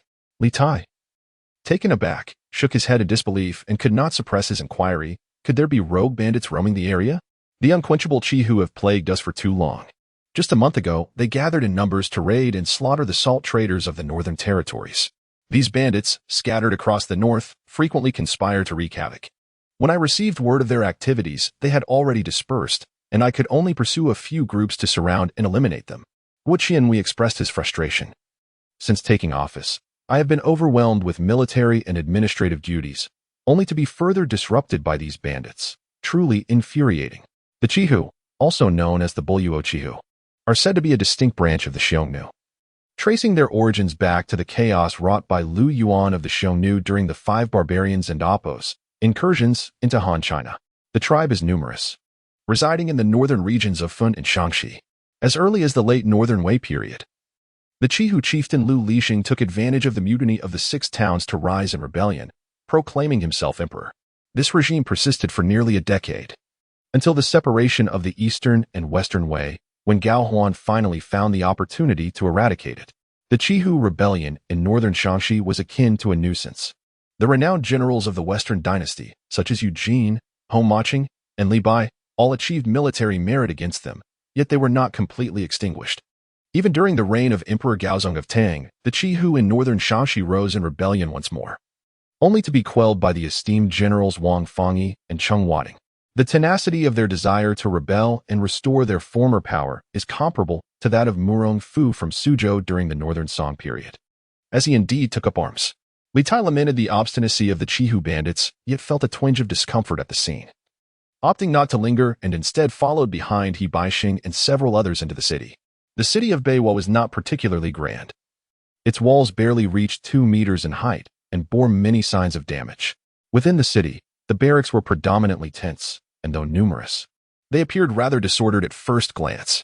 Nevertheless, He Baixing candidly remarked, "We bow. Your efforts in restoring this place have not yielded substantial progress. Please forgive me for laughing.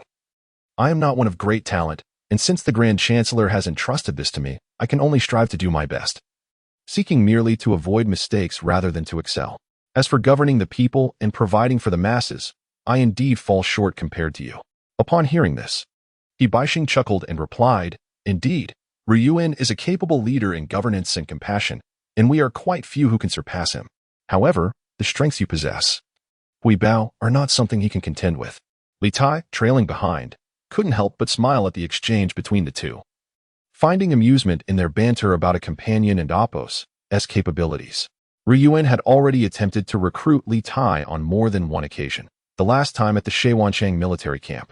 He Baixing had intervened on Li Tai's behalf to decline. This time, in the same company, Reunite revisited the subject, clearly eager for talent. "I am not afraid of your mockery, brother He.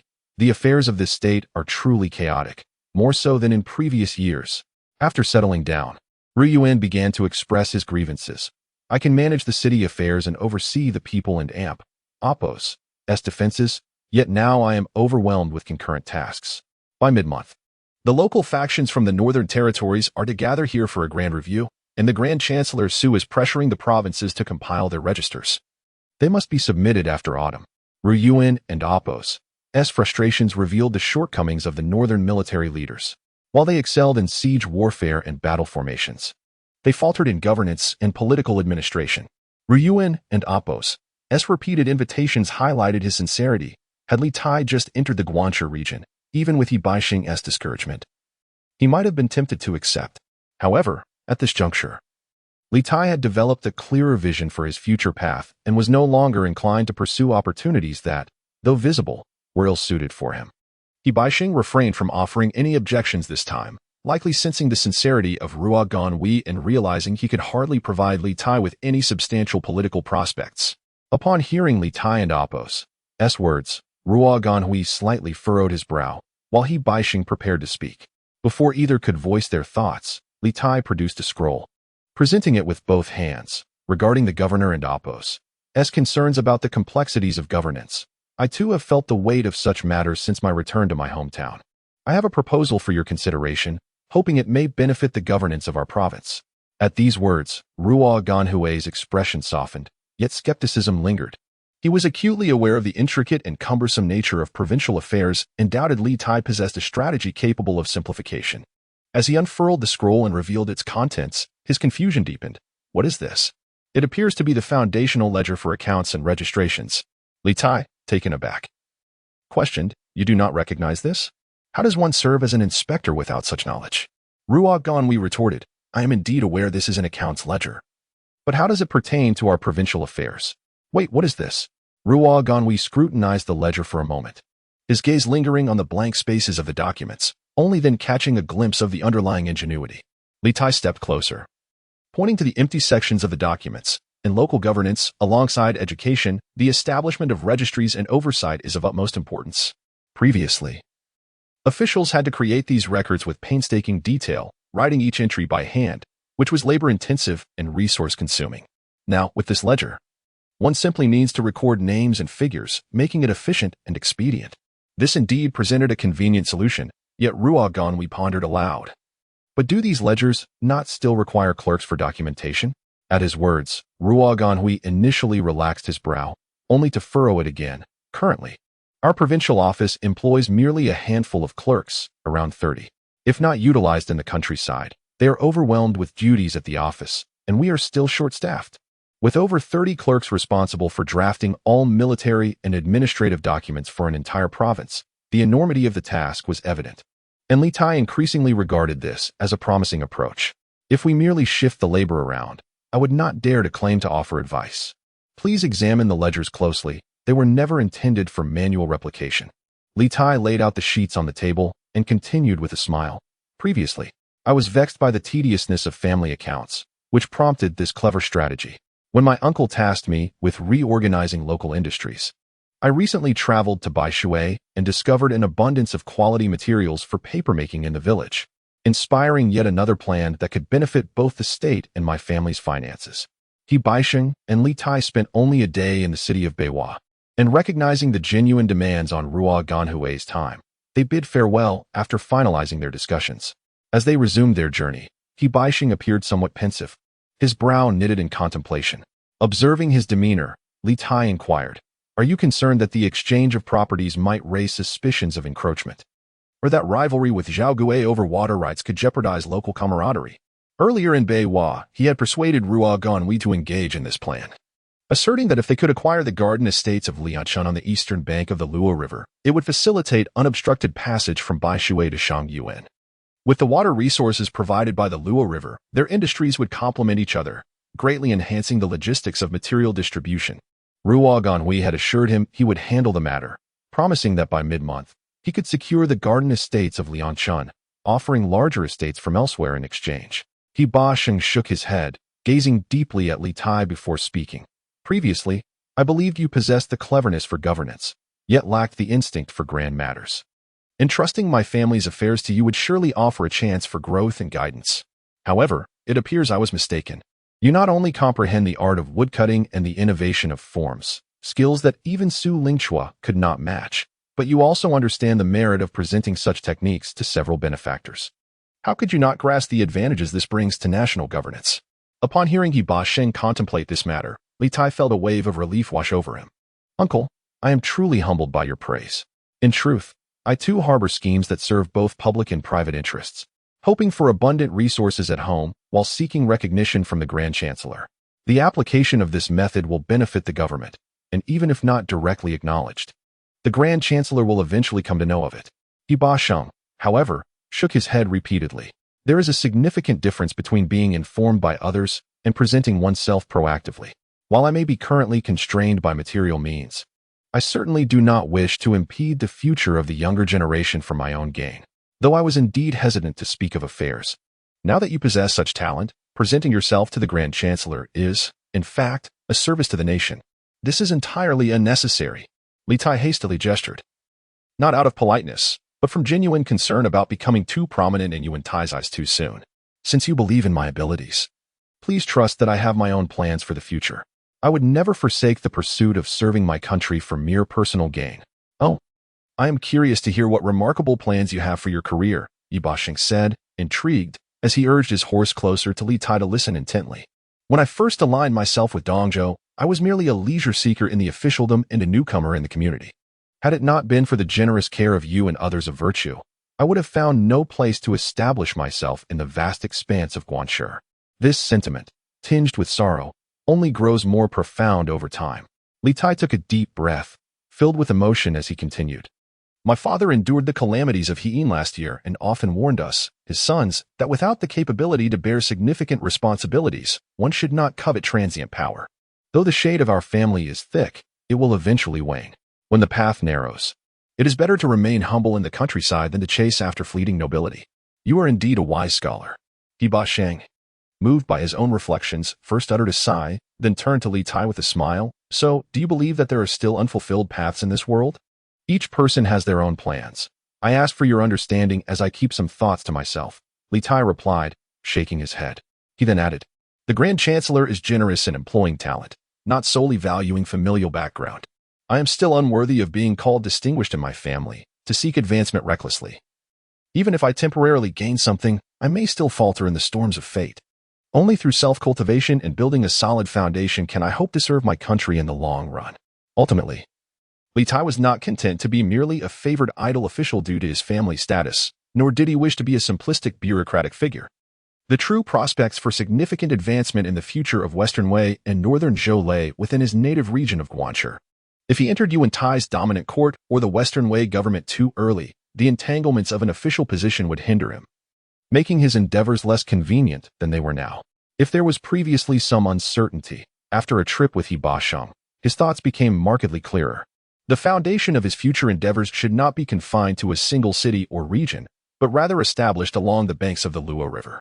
His first task is to establish a local influence capable of leveraging and directing the resources and dynamics of the community, before seeking an official position to amalgamate this local power with the authority bestowed by the government, thereby securing a foothold in the Guanshi region. This line of thinking is not solely the domain of Li Tai. At the very least, those he interacted with, such as Ba Sheng and several northern military figures, share this yearning and anxiety rooted in their homeland. If Ba Sheng's situation is somewhat unique, then the aspirations of these northern warriors are even more direct. When Li Tai proposed a joint venture to develop industries along the Liuhun River, the others readily acquiesced, not necessarily for the immediate profits this venture might yield, but due to the dire circumstances facing the northern warriors, particularly after the Battle of Mangshan. Their trusted troops had dwindled, while the government and Appos' demands for capability had become increasingly comprehensive. The government had already begun large-scale restructuring of the local military elite, and the administrative competencies of these northern warriors remained a significant weakness, risking their marginalization over time. The later historical prominence of the 8 pillars and 12 great generals, stemming from the military system, represents the last collective brilliance of the northern warriors. With the establishment of the Northern Zhou, those who could live out their days in peace were fortunate, those who could not were simply sent away. After this conversation, Ba Sheng no longer viewed his familial responsibilities as a burden to Li Tai. Although he sensed that Li Tai was holding back something, he did not consider it a significant matter. He was not an entirely virtuous individual himself, and did not believe that strict adherence to convention was an indispensable virtue. As long as one remains perceptive and judicious in their actions, is it necessary to recite daily affirmations of loyalty to the government? The Zhonghua Canal is the oldest and largest irrigation project in Guangdong, channeling the Jing River into the Luo River, traversing the northern expanse of the Guangdong Plain, and continuing to serve agricultural irrigation purposes to this day. However, due to the persistent conflicts in Guangdong, the canal has fallen into disrepair over the years, leading to intermittent flow, with only a few privately maintained dikes still functioning to retain and release water. As Li Tai traversed these dikes, he paused to meticulously document their hydrological and geographical details, seeking out local residents to inquire about the construction history of these dikes. Observing Li Tai's actions, Yu Baxing began to gain insight and asked, "Are you planning to construct some irrigation channels along the Luo River? Such endeavors require considerable labor and materials. Where there is a will, there is a way. What initiatives can an outsider undertake to foster community ties without infringing upon the edicts of the court?" The answer is, of course, irrigation. Upon his arrival, the local populace had already been stirred by the larger households, engaging in conflicts over water, an essential lifeline for agricultural production. He had long harbored ideas and aspirations in this regard, but previous conditions had not aligned, leaving only concepts unfulfilled.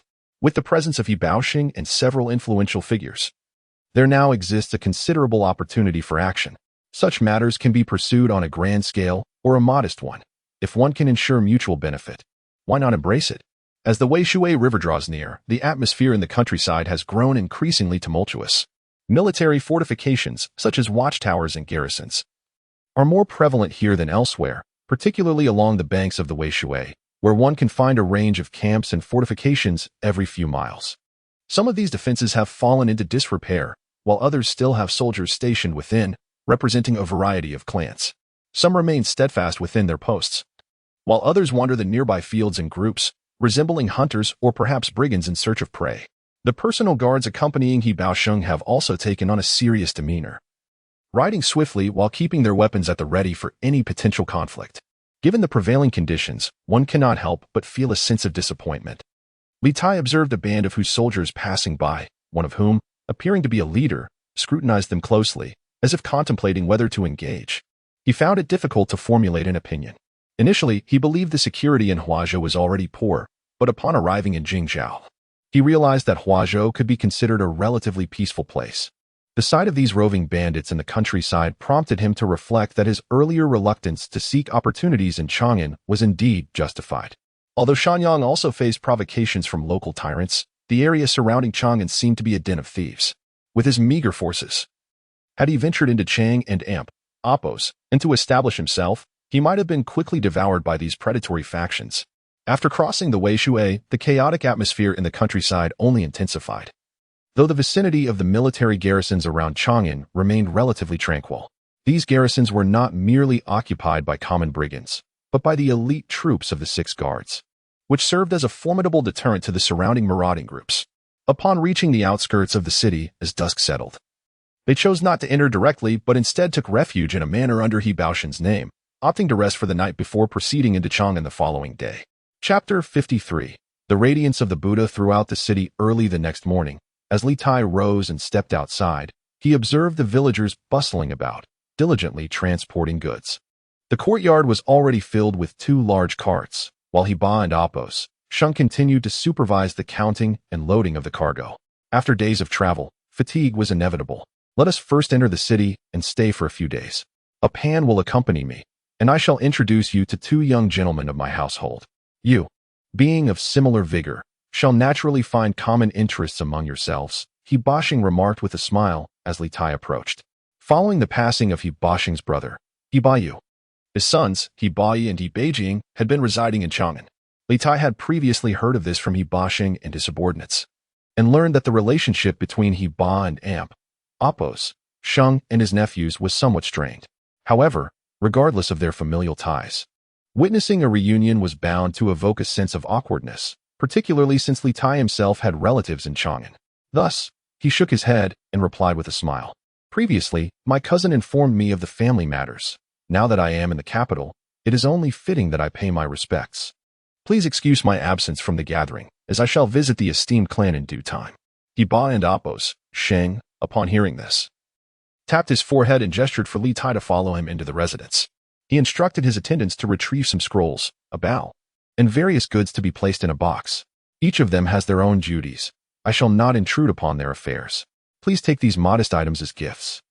Although I shall reside in the city for a few days, I prefer to avoid unnecessary distractions.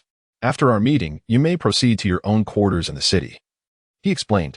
Li Tai nodded in agreement, acknowledging his understanding.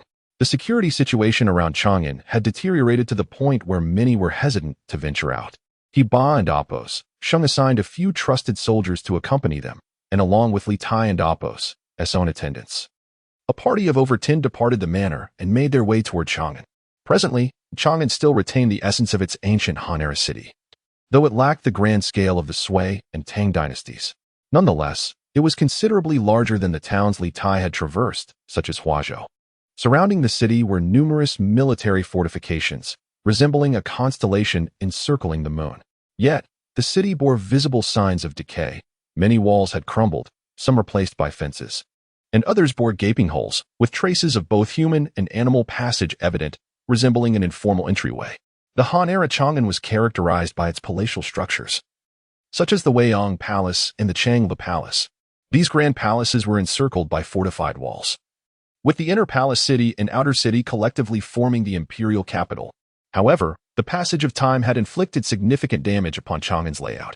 The usurpation by Wang Mang, the warlord chaos of the late Eastern Han, and the turmoil of the 5 barbarians during the late Western Jin had all severely ravaged this ancient city. Now, the scale of Chang'an had diminished to merely the confines of the former palace city, with the outer fortifications long gone, replaced by various garrison towns and fortresses, some having devolved into farmland. Li Tai and his party entered the city through the eastern Ba City Gate, which had once been part of the Changlu Palace during the Han Dynasty, now transformed into a mixed residential area. The phrase "the swallows of the Wang and Xia families" once graced the grand halls, now flitting into the homes of common folk. Although referring to the Jiangnan city of Jiangdong aptly describes the current state of Chang'an, the former Forbidden Garden has transformed into a residential area, where, aside from the haphazardly arranged homes of common folk nestled within winding alleys, the city also features a military district, distinctly separated from the civilian zones by walls. The military residences are termed Fang, while the civilian abodes are referred to as Lu. Interaction between the two remains minimal. Additionally, the city is dotted with numerous Buddhist temples, and even in the early morning, the harmonious chants and recitations resonate throughout. However, what piques Li Tai and Apos' interest the most are the residential areas, the temples, and the military district, which are interspersed with various kiln workshops, some of which are actively producing amidst billowing smoke. Surprisingly, what is drying near the kilns is not pottery or ceramic dishware, but rather an array of Buddhist statues, both large and small, each uniquely shaped, with many artisans diligently applying color.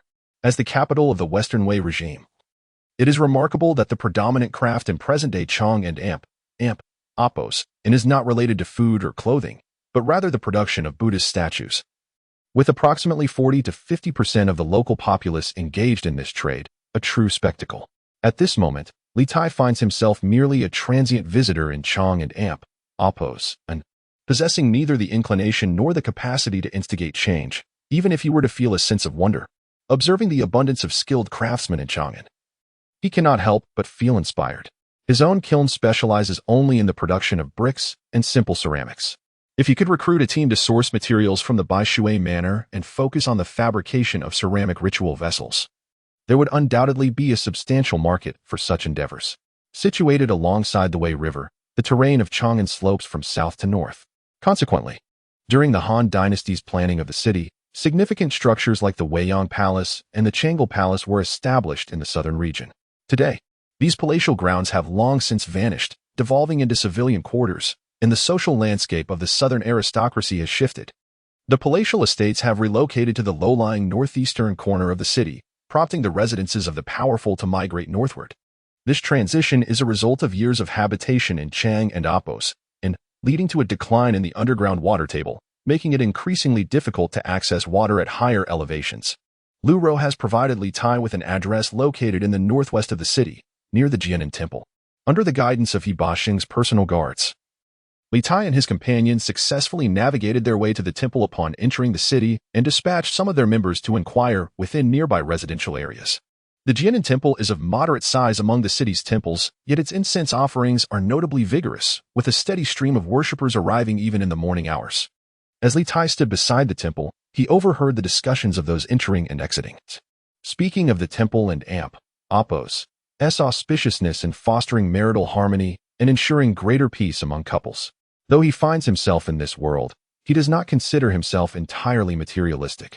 Thus, upon hearing such words, he feels a flicker of curiosity. With his retinue occupied in the search for their destination, he decides to explore the temple.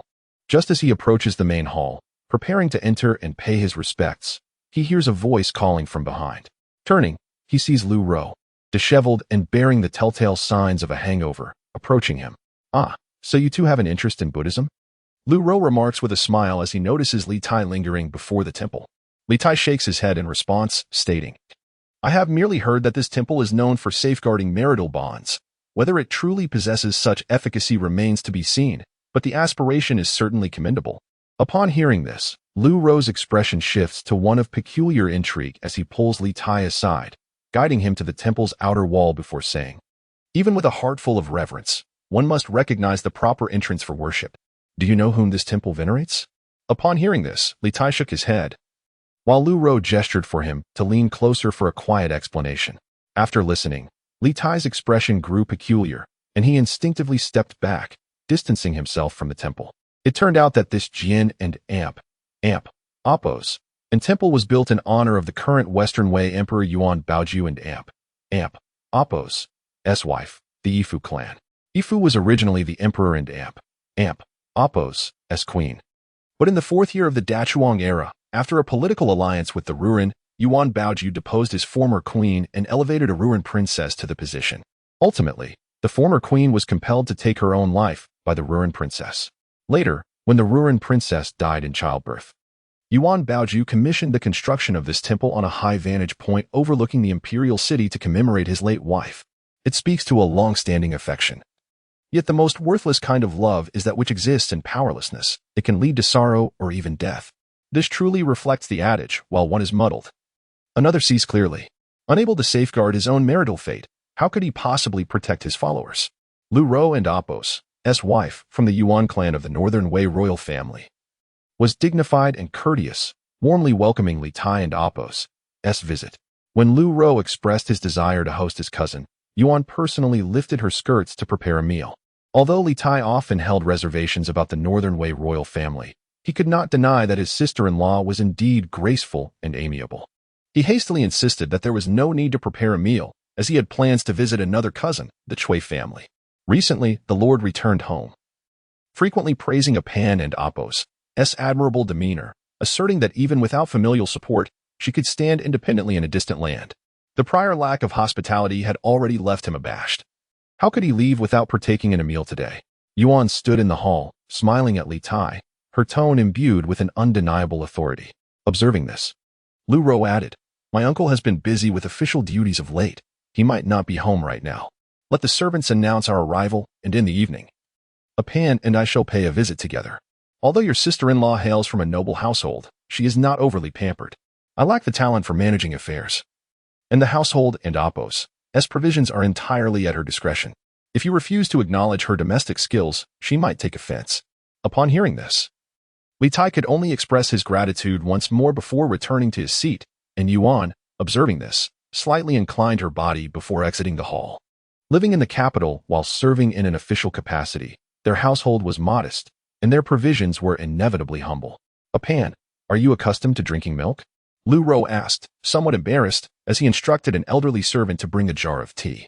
Since entering the household, Li Tai had noted that although Lu Ro's residence was not small, the doors and windows bore signs of wear, and the interior furnishings were remarkably simple, though meticulously tidy.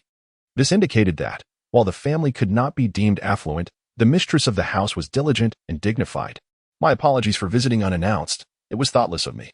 If my cousin continues to be so courteous, I shall feel ashamed to remain as a guest," Li Tai remarked, picking up a bamboo spoon to serve Lu Ro a scoop of tea, pouring himself a cup as well. After taking a delicate sip, He raised his eyebrows and exclaimed, "There is a certain charm to this tea, far more refreshing than milk." At that time, drinking tea had not yet become a custom in the north. The tea served at Lu Ro and Amp, Apos, as home was brewed with tea leaves, tangerine peel, dried dates, and ginger slices. Lacking the elaborate and diverse ingredients typical of the so-called spicy soup of later generations. This is a blend prepared by my mother, simply because my father enjoys it. I assisted her in the process. At the tender age of 5, Lu Ro's daughter possessed a rosy complexion and pearly white teeth, exuding an air of adorable charm. Initially shy and standing aside, she beamed with excitement upon hearing Li Tai praise the tea. With a joyful laugh, she dashed to the inner room, returning with a ceramic jar. Though reluctant to part with it, she placed it on Li Tai's desk, insisting that a spoonful of honey would enhance the flavor. Just one spoonful, she cautioned, as too much would spoil it. It was evident that this delightful treat was a cherished possession of the little girl. She wished to offer it to her guest while fearing it might be wasted. "Is it a large jar? How big is it?" Upon hearing this, the young lady's eyes sparkled with delight. She set down her small honey jar and gestured with her hands, exclaiming, "Is it this big?" "It's this big." Li Tai stretched out his arms in a sweeping embrace, which instantly brought forth a radiant smile from the little girl. Chapter 54. Stringent tutelage. Not long after entering the kitchen, the Yuan family prepared several exquisite dishes, sending them into the hall via a servant. Among these were a delicate fish tartare served on a lotus leaf, braised meat with gourd, a sheep and amp, apos, S-tripe soup, and a box of seasonal pickled vegetables, accompanied by the staple dish of steamed meatballs. Besides Li Tai, the principal guest, his numerous attendants dined outside, enjoying cold dishes, steamed buns, and a hearty bowl of mutton offal soup. As Li Tai gazed upon the beautifully presented dishes, he couldn't help but feel that Lu Ro's family must be living quite frugally in Chang'an. The lotus leaves and gourds used as serving vessels, while intriguing, suggested that the hosts might not possess even decent lacquerware. Furthermore, the ingredients were commonplace and inexpensive. For instance, the braised meat consisted of minced lamb and dried eggplant, slow-cooked and served in a green gourd, steamed without any extravagant seasonings.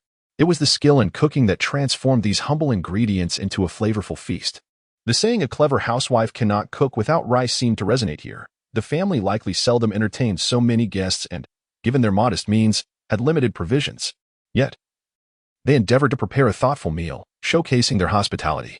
Though this repast could not be deemed lavish, Li Tai felt an abundance of warmth and human connection. The couple, Lu Ro and her husband, genuinely treated him as a long-lost relative, welcoming him with neither ostentation nor complaints, exuding a comforting simplicity. He felt somewhat embarrassed, as the gifts he brought were provided by Hebei Shang. He had wished to present his clever and charming niece with a precious and interesting token, but found himself without an appropriate offering. After the meal, Li Tai shared tea with Lu Ro and her husband, engaging in light conversation about the past, with the couple primarily recounting their experiences while Li Tai listened attentively, occasionally inquiring about their daily lives in Chang'an. Initially apprehensive about the potential awkwardness of meeting these distant relatives, he gradually found himself enjoying the cozy atmosphere of their home. The Chui family resided to the north of Chang and Amp, Apos, and in an expansive estate that spanned several acres. Rather than a mere residence, it was more akin to a manor.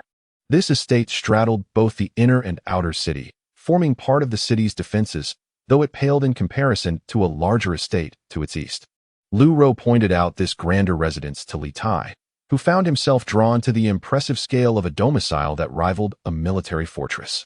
The Duke of Zhongwu, known as Yu Wentai, was the second most significant figure in the Yuan family and the most trusted nephew of Yu Wentai. Had he not passed away prematurely, the subsequent governance of the northern Zhou would have likely shifted entirely away from Yuan Hu. Li Tai, along with Lu Ro and their attendants, dismounted before the Chui family residence, while the Yuan mother and daughter entered the inner courtyard via a side gate in their carriage.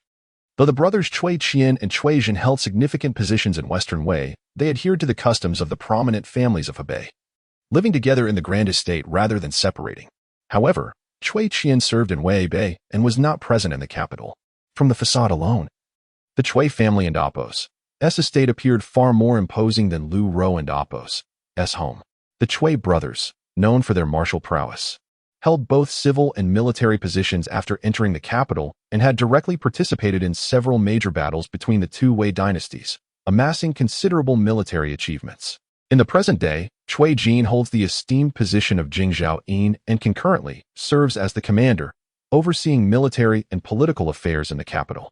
Although his brother, Cui Qian, is merely a nominal governor of Yingzhou, his authority extends far beyond that of Lu Rou, a mere secretary in the Central Secretariat.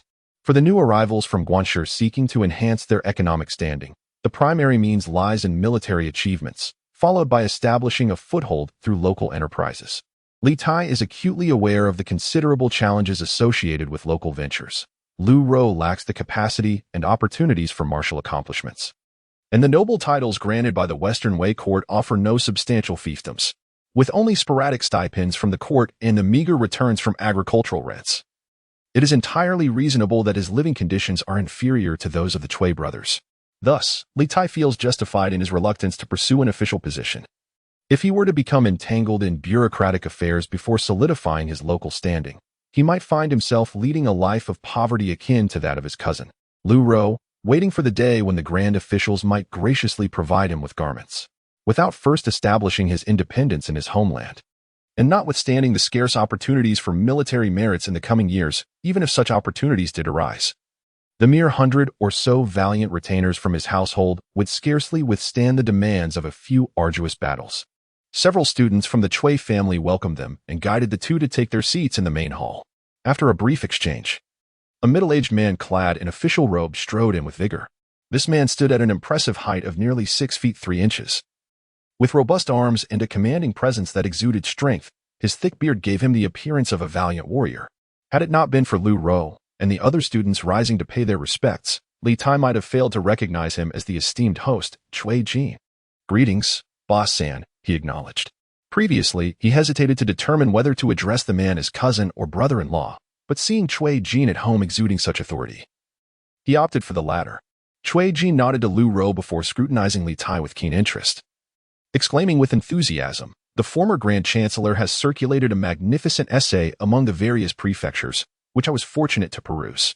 Initially, I assumed it to be the work of your uncle, but then I discovered it was indeed penned by a younger generation. Just now, I was informed by my son that you are diligently establishing yourself in the local community, a commendable endeavor for one so young. I had intended to invite you to meet me in light of this. Previously, my household informed me of your arrival, and I was quite pleased. However, unforeseen matters delayed my departure, leaving you to wait longer than anticipated. It is truly exhilarating to see fresh talent joining our ranks." While Lu Rou spoke with some hesitation, Cui Jin was the opposite, his words flowing forth like a rapid-fire cannon, leaving little room for interruption. It was only after Cui Jin concluded his discourse that Li Tai respectfully responded, "Your Excellency, I am humbled by your praise, Boss San. I truly do not deserve it. I am fortunate to have my late elder support my endeavors in the homeland, and I regret my tardiness in making your acquaintance." Cui Jin took his seat in the main position of the hall, gesturing for those present to take their places. As his gaze shifted, he frowned and asked, "Where is Amo? Is he not here to pay his respects?" Hearing this, the students promptly excused themselves and soon returned with a small boy, round-faced and stout. The child hesitated at the entrance, struggling to summon the courage to enter. However, upon catching sight of Cui Jin's attentive gaze, he became remarkably compliant. Bowing his head and stepping forward timidly to murmur, "Father, why do you mumble like you swallowed mud? Kneel." Cui Jin was initially engaged in light-hearted banter, but upon the entrance of the young boy, his expression darkened instantly. He slammed the table and admonished, "With parents absent and friends visiting, why do you not greet them? Quickly, apologize to your uncle." The boy, unable to meet his father's gaze, stole a glance at Lu Rou, hesitant to question if his father had misspoken. Observing his son, Cui Jin and Apos' irritation grew. He rose from his seat, seized the boy, and unceremoniously deposited him beside Li Tai, apologizing, "This wretched child has acted foolishly. Please forgive him." 13 Lang. "This gentleman here is your uncle from the Li family. Do not delay in bowing and seeking forgiveness." Li Tai, witnessing the child's distress at his father's scolding, felt a pang of awkwardness. The young lad is still innocent and may not recognize strangers.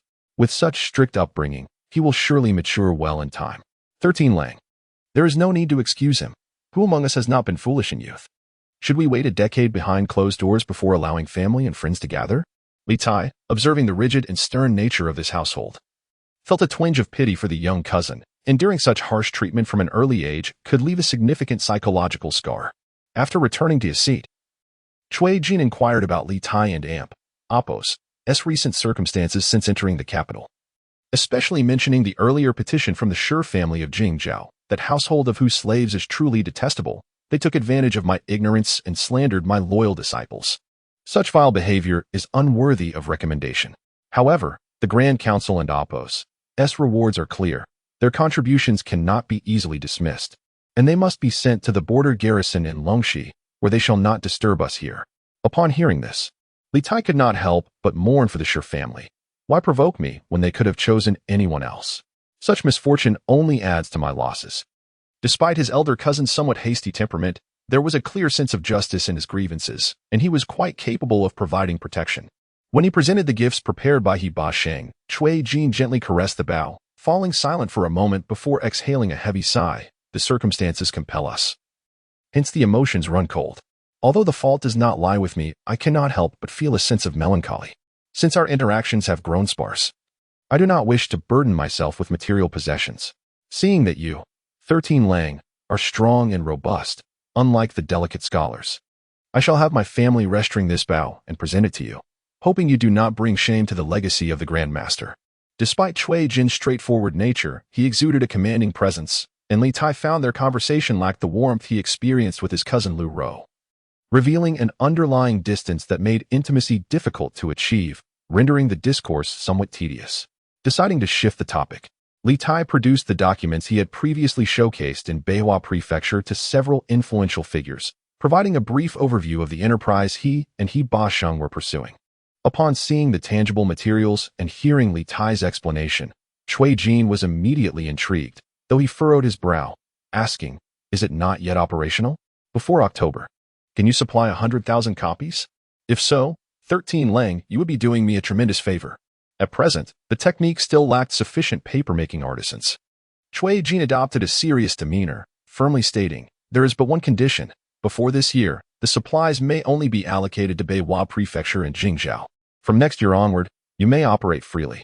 This stipulation was one Li Tai would naturally not refuse, regardless of the current production capacity. It was imperative to prioritize the needs of one's own family first. After recounting this incident, Cui Shan once again held the book delicately and scrutinized it. Moments later, he abruptly extracted a bamboo staff from beside the table and pointed it at his son, reprimanding him. "Look at your great-uncle. Without the protection and guidance of family, he has nonetheless managed to support himself and establish his own life. The elegance of this script is truly remarkable, evoking admiration from scholars. First, you shall accept the punishment, and then return home to practice. You are forbidden from dining in the hall." Chapter 55. Beyond preservation, Cui Yi was indeed decisive in his actions. After dining together, Li Tai spent the night at his residence. The following morning, as dawn broke, a student of the Cui family entered to inform that 10 skilled papermakers had arrived in the hall, ready to accompany Li Tai back to his hometown at any moment. Even if his cousin's vigorous approach stemmed partly from personal ambitions, Li Tai felt compelled to act swiftly. The well-being of all was paramount, and he could not afford to procrastinate. Thus, he partook of a simple breakfast at the Cui Manor, bid farewell to his cousin, whom he had scarcely met, and departed Chong and Amp, Apos, and with his entourage and the 10 craftsmen.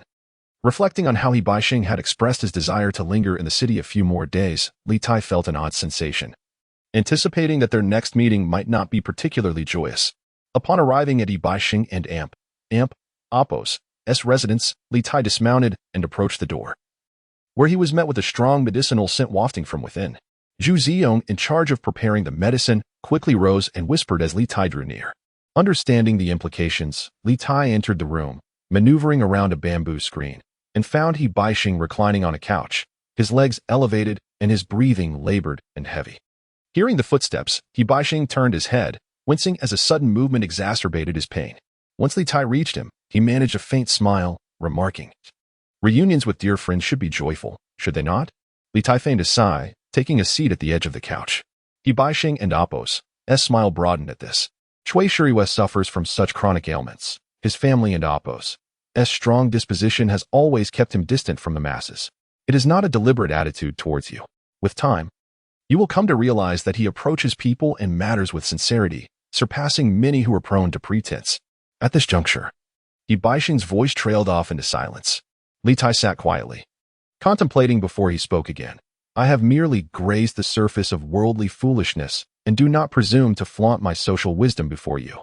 However, the concept of enduring without resistance and transcending without attachment suggests that even the sage must heed the natural order.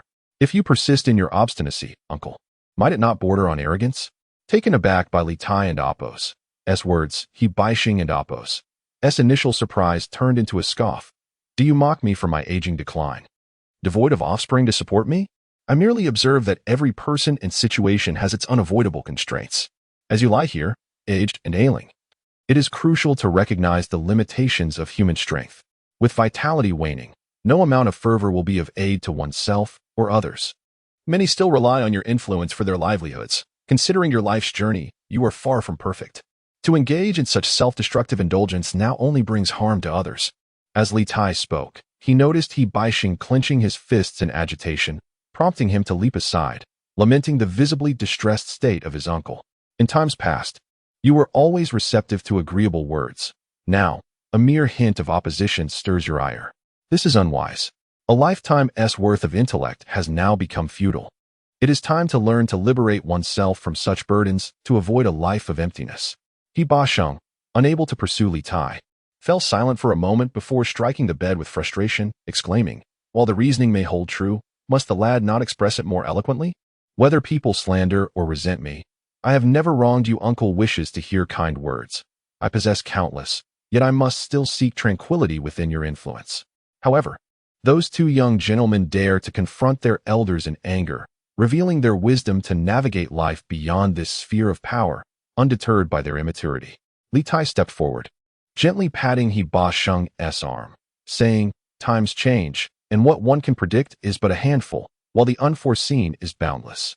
Understanding how to navigate human relations is far more precious than mere flattery. In the past, they were not often chastised in the courtyard. Why then expect them to be submissive now? They are grateful for Zhao Biaoqi's kindness in tending to their kin. Yet they indulge in disrespect towards Uncle's compassionate demeanor. This may be deemed ungrateful, yet it also reflects their sense of loyalty. If Uncle struggles to balance both sentiments, there is no need to fret over the shortcomings of the younger generation. Each person's circumstances shape their perspectives.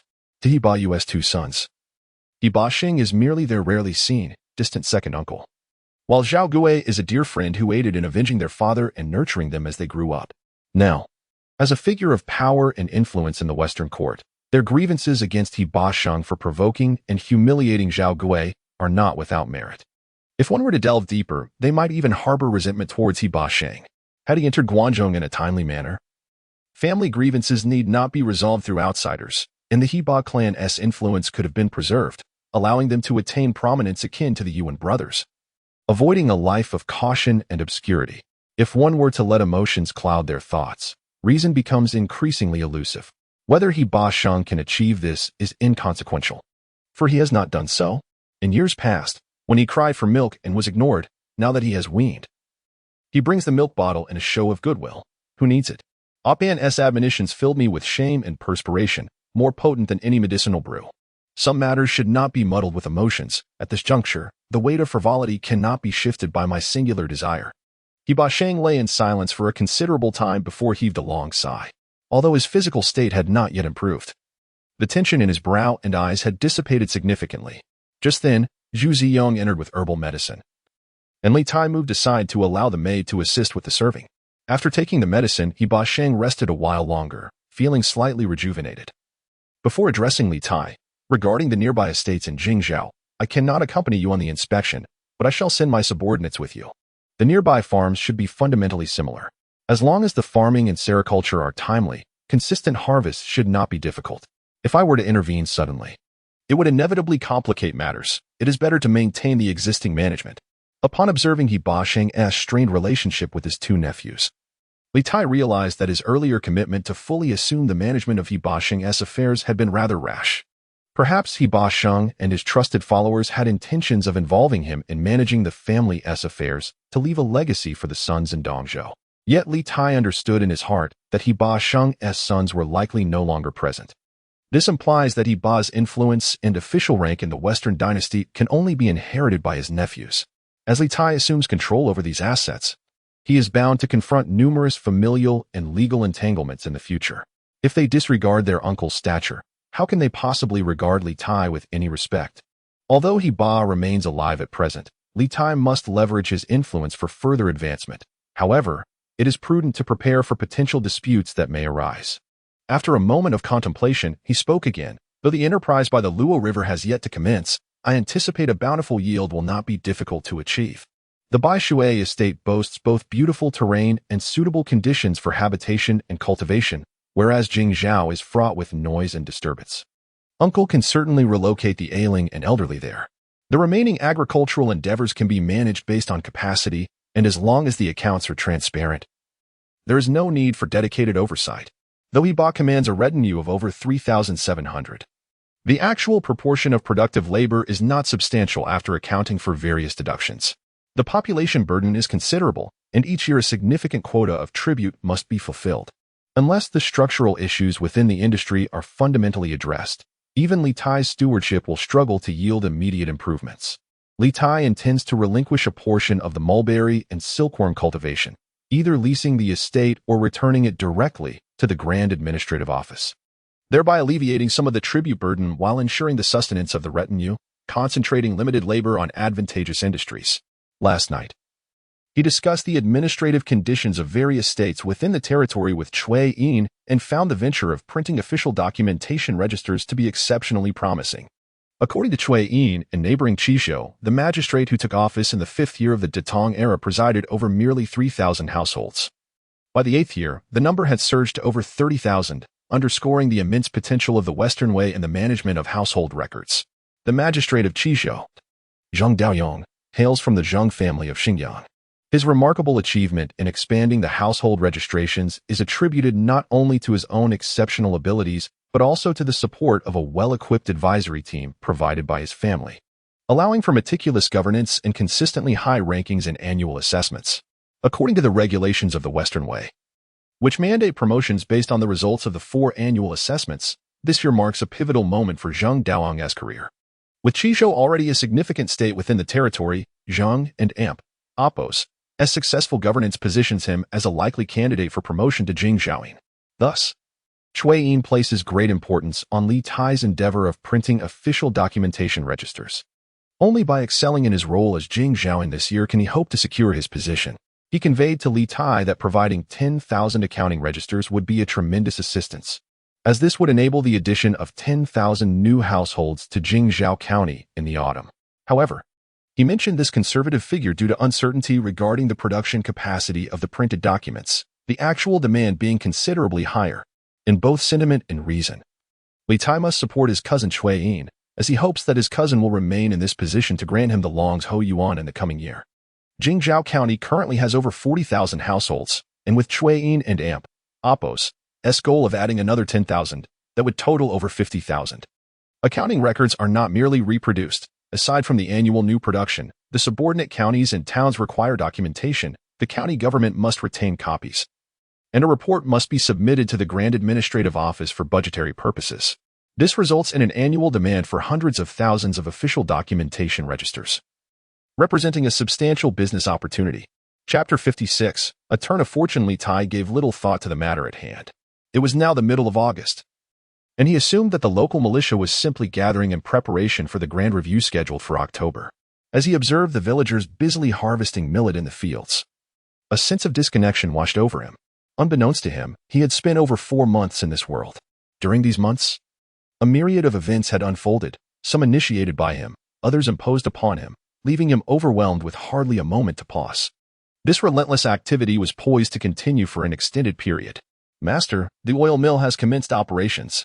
My father has recruited over 30 workers, and we can produce several measures of oil each day. As soon as he dismounted and steadied himself, a young man approached him with exuberance, Xiao Jingxi, the very attendant Zhao Dang had assigned to him. Upon hearing this news, Li Tai was filled with elation. The oil mill was a cornerstone of his plans for the estate, which had been stalled due to a lack of skilled artisans. Ultimately, it was these local influencers who possessed a deeper understanding of the regional dynamics. Although his initial encounter with Zhao Dang had not been particularly pleasant, subsequent interactions had been amicable, and this news was indeed a significant boon. But this was not the sole piece of good news. After Li Tai expressed his commendation by patting Zhao Jingji on the shoulder, several individuals strode into the hall of the estate. By the Lord's command, I have awaited your arrival for 2 days. The Liang family and Apos' estate in the northern plain has been successfully acquired and is ready for labor at any time. Splendid. Let us go and inspect it. Hearing this, Li Tai and Apos' face radiated with joy. He had been apprehensive about potential obstacles on his return journey, particularly the Liangchun estate. Situated in a turbulent section of the Luo River, was equipped with a pre-established dam, allowing for convenient utilization of water power, whether for pulping paper or processing grain. Immense advantages were to be gained. Li Tai could hardly wait to quench his thirst before he led a dozen sturdy men and the papermakers on horseback, swiftly reaching the newly acquired estate in less than an hour. The houses need not be immediately occupied, as long as operations are not disrupted. Your men may take their time to settle in. Li Tai nodded in agreement, understanding that such prompt action from Zhao Jingji must have required a considerable price. Otherwise, the Liangchun workers would not have been so cheerfully coerced into relocation. He showed little concern for the agricultural prospects of the estate. His primary interest lay in the nearby water resources. After surveying the estate, he proceeded directly to the banks of the Luo River. Upon reaching the riverbank, he noticed that a wooden ladder platform had already begun to be constructed in preparation for the water-powered hammer. Excellent. Truly excellent. The words filled him with delight, as he felt that fortune was indeed favoring him. Having endured the initial turmoil, he now approached his tasks with a sense of effortless smoothness. Standing by the riverbank, he intended to closely examine the ancient hydraulic structures when he spotted a boat approaching from across the river. On board stood 100 or so robust soldiers, brandishing their staffs with an intimidating demeanor. As the vessel entered the river's midst, someone shouted from aboard, "What treachery is being plotted on the opposite shore? Hasten to strike, lest you provoke calamity upon your family." Yang Keifu, witnessing that the querns had yet to be erected, Li Tai observed that the servants from the opposite shore had come to scold and obstruct them, their words dismissing even Liangchun with disdain, further amplifying the arrogance of Zhao Gui's retainers. Upon hearing this, Zhao Gui and Apos' servants fell silent, and the vessel ceased its advance, halting in the river and Apos' midst. After a considerable interval, another voice called out, claiming that Liang Keifu had long been engaged in his enterprises without substantiation. Such hubris, masking their cowardice. I recall my comrades being betrayed and trapped by the treacherous Zhao Gui at Mang Mountain. How I longed to slay a few of his minions to vent my wrath. Li Tai, witnessing this scene, felt a surge of motivation, believing it prudent to recruit several allies. Otherwise, even if endeavors were to flourish along the banks of the Luo River, with Zhao Gui acting as the river's tyrant, it would be challenging to achieve greatness. Following this incident, the opposing shore fell silent, allowing the construction of the querns to resume. Based on the progress observed, it would take at least 2 to 3 days to complete the querns and put them into operation. This time frame would also allow for the preparation of raw materials. The ingredients for paper making are remarkably diverse: bamboo, hemp, timber, crop straw, and remnants of torn cloth, among others. Any material rich in plant fibers can be processed into pulp using water-powered querns, with kaolin transported from Baishui Manor to be finely ground and sifted for use as filler. Li Tai possessed only a rudimentary understanding of the process. Yet his cousin Cui Jin had lent him 10 skilled papermakers. Provided the raw materials and tools were available, production could commence immediately. The more intricate task lay in the formulation of the ink for printing. Although a relatively mature formula had been developed within his own manor, the necessary materials still required procurement. Currently, inks are primarily categorized into soot ink and graphite ink. Graphite refers to a collective of mineral pigments, including coal, which is relatively accessible. There are coal mines upstream of Baishui, though the granularity is coarse and its ink-holding capacity modest, adequate for writing but insufficient for printing. Soot ink is divided into wood soot ink and oil soot ink, with pine soot ink being among the finest of materials. However, for printing, oil soot ink is preferable, as its inherent oiliness is already considerable. When blended with linseed oil and resin, its adherence to paper is enhanced, yielding a more uniform and enduring hue. Regardless of the ink type, Li Tai and Apos' manor possess limited production capacity, necessitating external procurement to meet demand.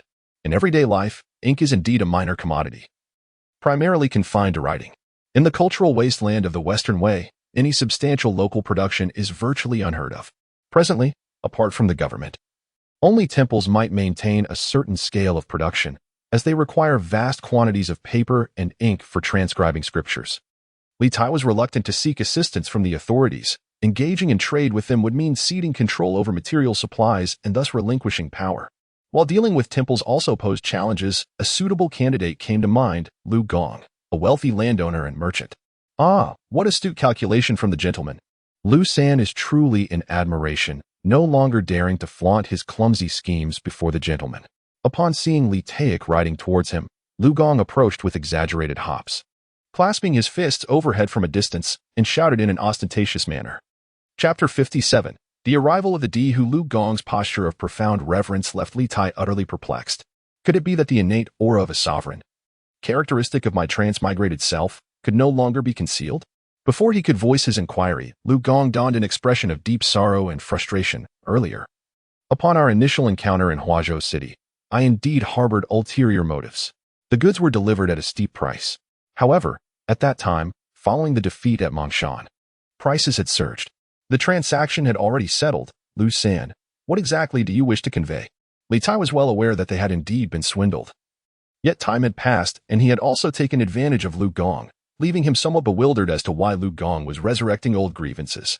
Lu Gong, with a mournful countenance, suddenly fell to his knees before Li Tai. The previous animosities were my fault. I beseech you, my lord, to show magnanimity and refrain from meting out punishment for past transgressions. If you are willing to forgive, Lu San is prepared to serve as a humble servant. Punishing for past transgressions? Upon hearing this, Li Tai was even more bewildered. Lu Gong lay prostrate on the ground, his face buried in the earth, expressing his remorse and regret. Listening to his lamentations, Li Tai gradually grasped the unfolding events. It appeared that following the Battle of Mangshan, a chieftain of the Qinshui Di, having witnessed the defeat of the Western Wei, fled home and incited rebellion. This insurrection gained considerable momentum, compelling the Grand Chancellor Yu Wentai to reconsider his initial intention to appoint Ru Hui in place of Dugu Xian as the governor of Qinzhou, ultimately deciding to maintain Dugu Xian in that role to ensure regional stability and quell the uprising.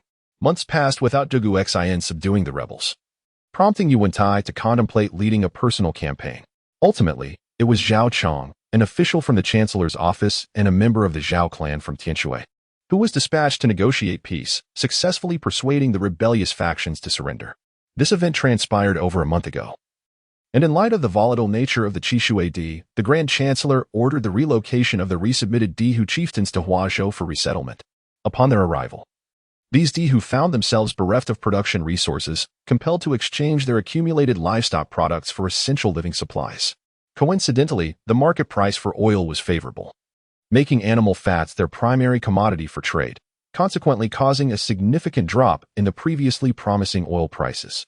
Upon learning of these developments, Li Tai could not help but chuckle in disbelief. He had been unaware of these circumstances, even in his previous meetings with Hebei and Ru Hui. They had not delved deeply into the reasons for Ru Hui's absence from Qinzhou. Li Tai had previously liquidated his assets, partly due to the fact that the capital he employed was not his own, and partly to avoid appearing overly greedy or aggressive, as he desired to foster better relations with the local populace. Thus, he had raised prices modestly, allowing them to redeem their autumn goods and providing them with a semblance of relief. However, who could have anticipated that a rebellion of the Dihu in the distant Lanyu would directly impact the plans of the large households in Huazhou to stockpile oil? This relief was far from sweet. Rather, it was akin to a bitter draught that left one gasping. Yet, Lu Gong and Apos' demeanor suggested he held a different perspective. The timing of his entrance and exit was indeed remarkably astute, seizing the opportunity to purchase at inflated prices while the villagers remained oblivious. He later cashed out when the market was buoyed, only to witness a swift decline soon thereafter. Not only did Lu Gong find it hard to believe this was mere coincidence, but even Li Tai himself pondered the unsettling likelihood of an undisclosed connection with the major players in the market. The coordination was, without a doubt, rather intricate. Have you suffered significant losses? Li Tai endeavored to appear less gleeful at Lu Gong's misfortune, bending slightly to inquire with genuine concern. Upon hearing this, Lu Gong and Apos' expression darkened further. The household accounts are now beyond my purview. I am unaware of the extent of our losses. Alas, my elders have only commanded me to seek your forgiveness. If you are unwilling to grant it, I fear Lu San may soon find himself without a home.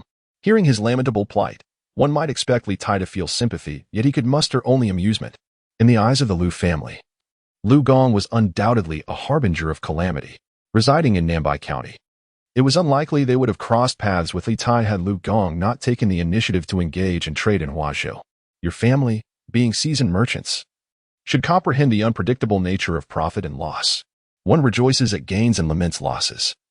It is only the diligent who bear the brunt of accountability. There is no justice in that.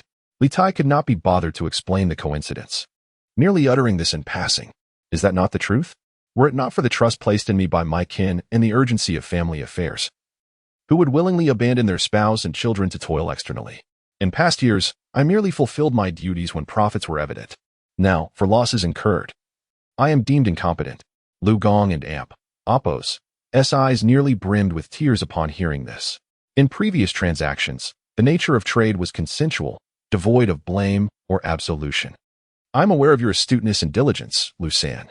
Since your family is no longer in a rush to engage in oil operations, would you be willing to assist me with a few matters? Without hesitation, Liu Gong nodded vigorously. I am willing. I am willing. I am grateful for your recognition. I shall exert myself diligently. At present, he felt somewhat disheartened by his family and Amp, Oppo's cold demeanor, yet still haunted by Li Tai and Amp, Oppo's earlier jests. Moreover, if given a choice, who would desire to be merely a lowly merchant? Thus, he resolved to shake off his despondency and lift his spirits. I have tasks to assign to you forthwith. The grains are now being harvested. You shall lead your team to procure the previously agreed-upon grain from the various households in the countryside. Li Tai still bore a debt of nearly 10,000 stones of grain owed to the county office, and the sooner this was resolved, the better. Having already procured 3,000 stones from only the Sher family, he was comfortably positioned to settle his obligations. Understood, understood. I frequently traverse the countryside and am well versed in local affairs. I shall ensure all the grain is returned to the granary by mid-September at the latest. Liu Gong took this initial assignment very seriously, patting his chest as he made his promise. Li Tai valued Liu Gong's keen perception highly, seeing him imbued with determination. He instructed further, in addition to procuring the grain, visit the nearby temples and acquire a batch of fine, affordable ink. The more, the better. Although Liu Gong did not grasp the purpose of acquiring ink, he did not inquire further, simply nodding in agreement. He had just instructed his servants to prepare a meal when he lifted his gaze to see Zhou Changming and Li Quji enter, both clad in military attire. He smiled and remarked, "You two are fortunate indeed. I have just ordered the kitchen to steam a fatty fish with fermented black bean sauce, and here you are." Has the local militia been successfully organized? In the late Northern Wei period, in an effort to quell the incessant rebellions that arose across the land, the government relaxed its grip on private military formations, recruiting 3,000 soldiers to be assigned to various commanders. When the Eastern and Western territories separated during the Three Kingdoms era, the title of commanding officer became increasingly prevalent. Titles such as governor and chief commander varied significantly in authority.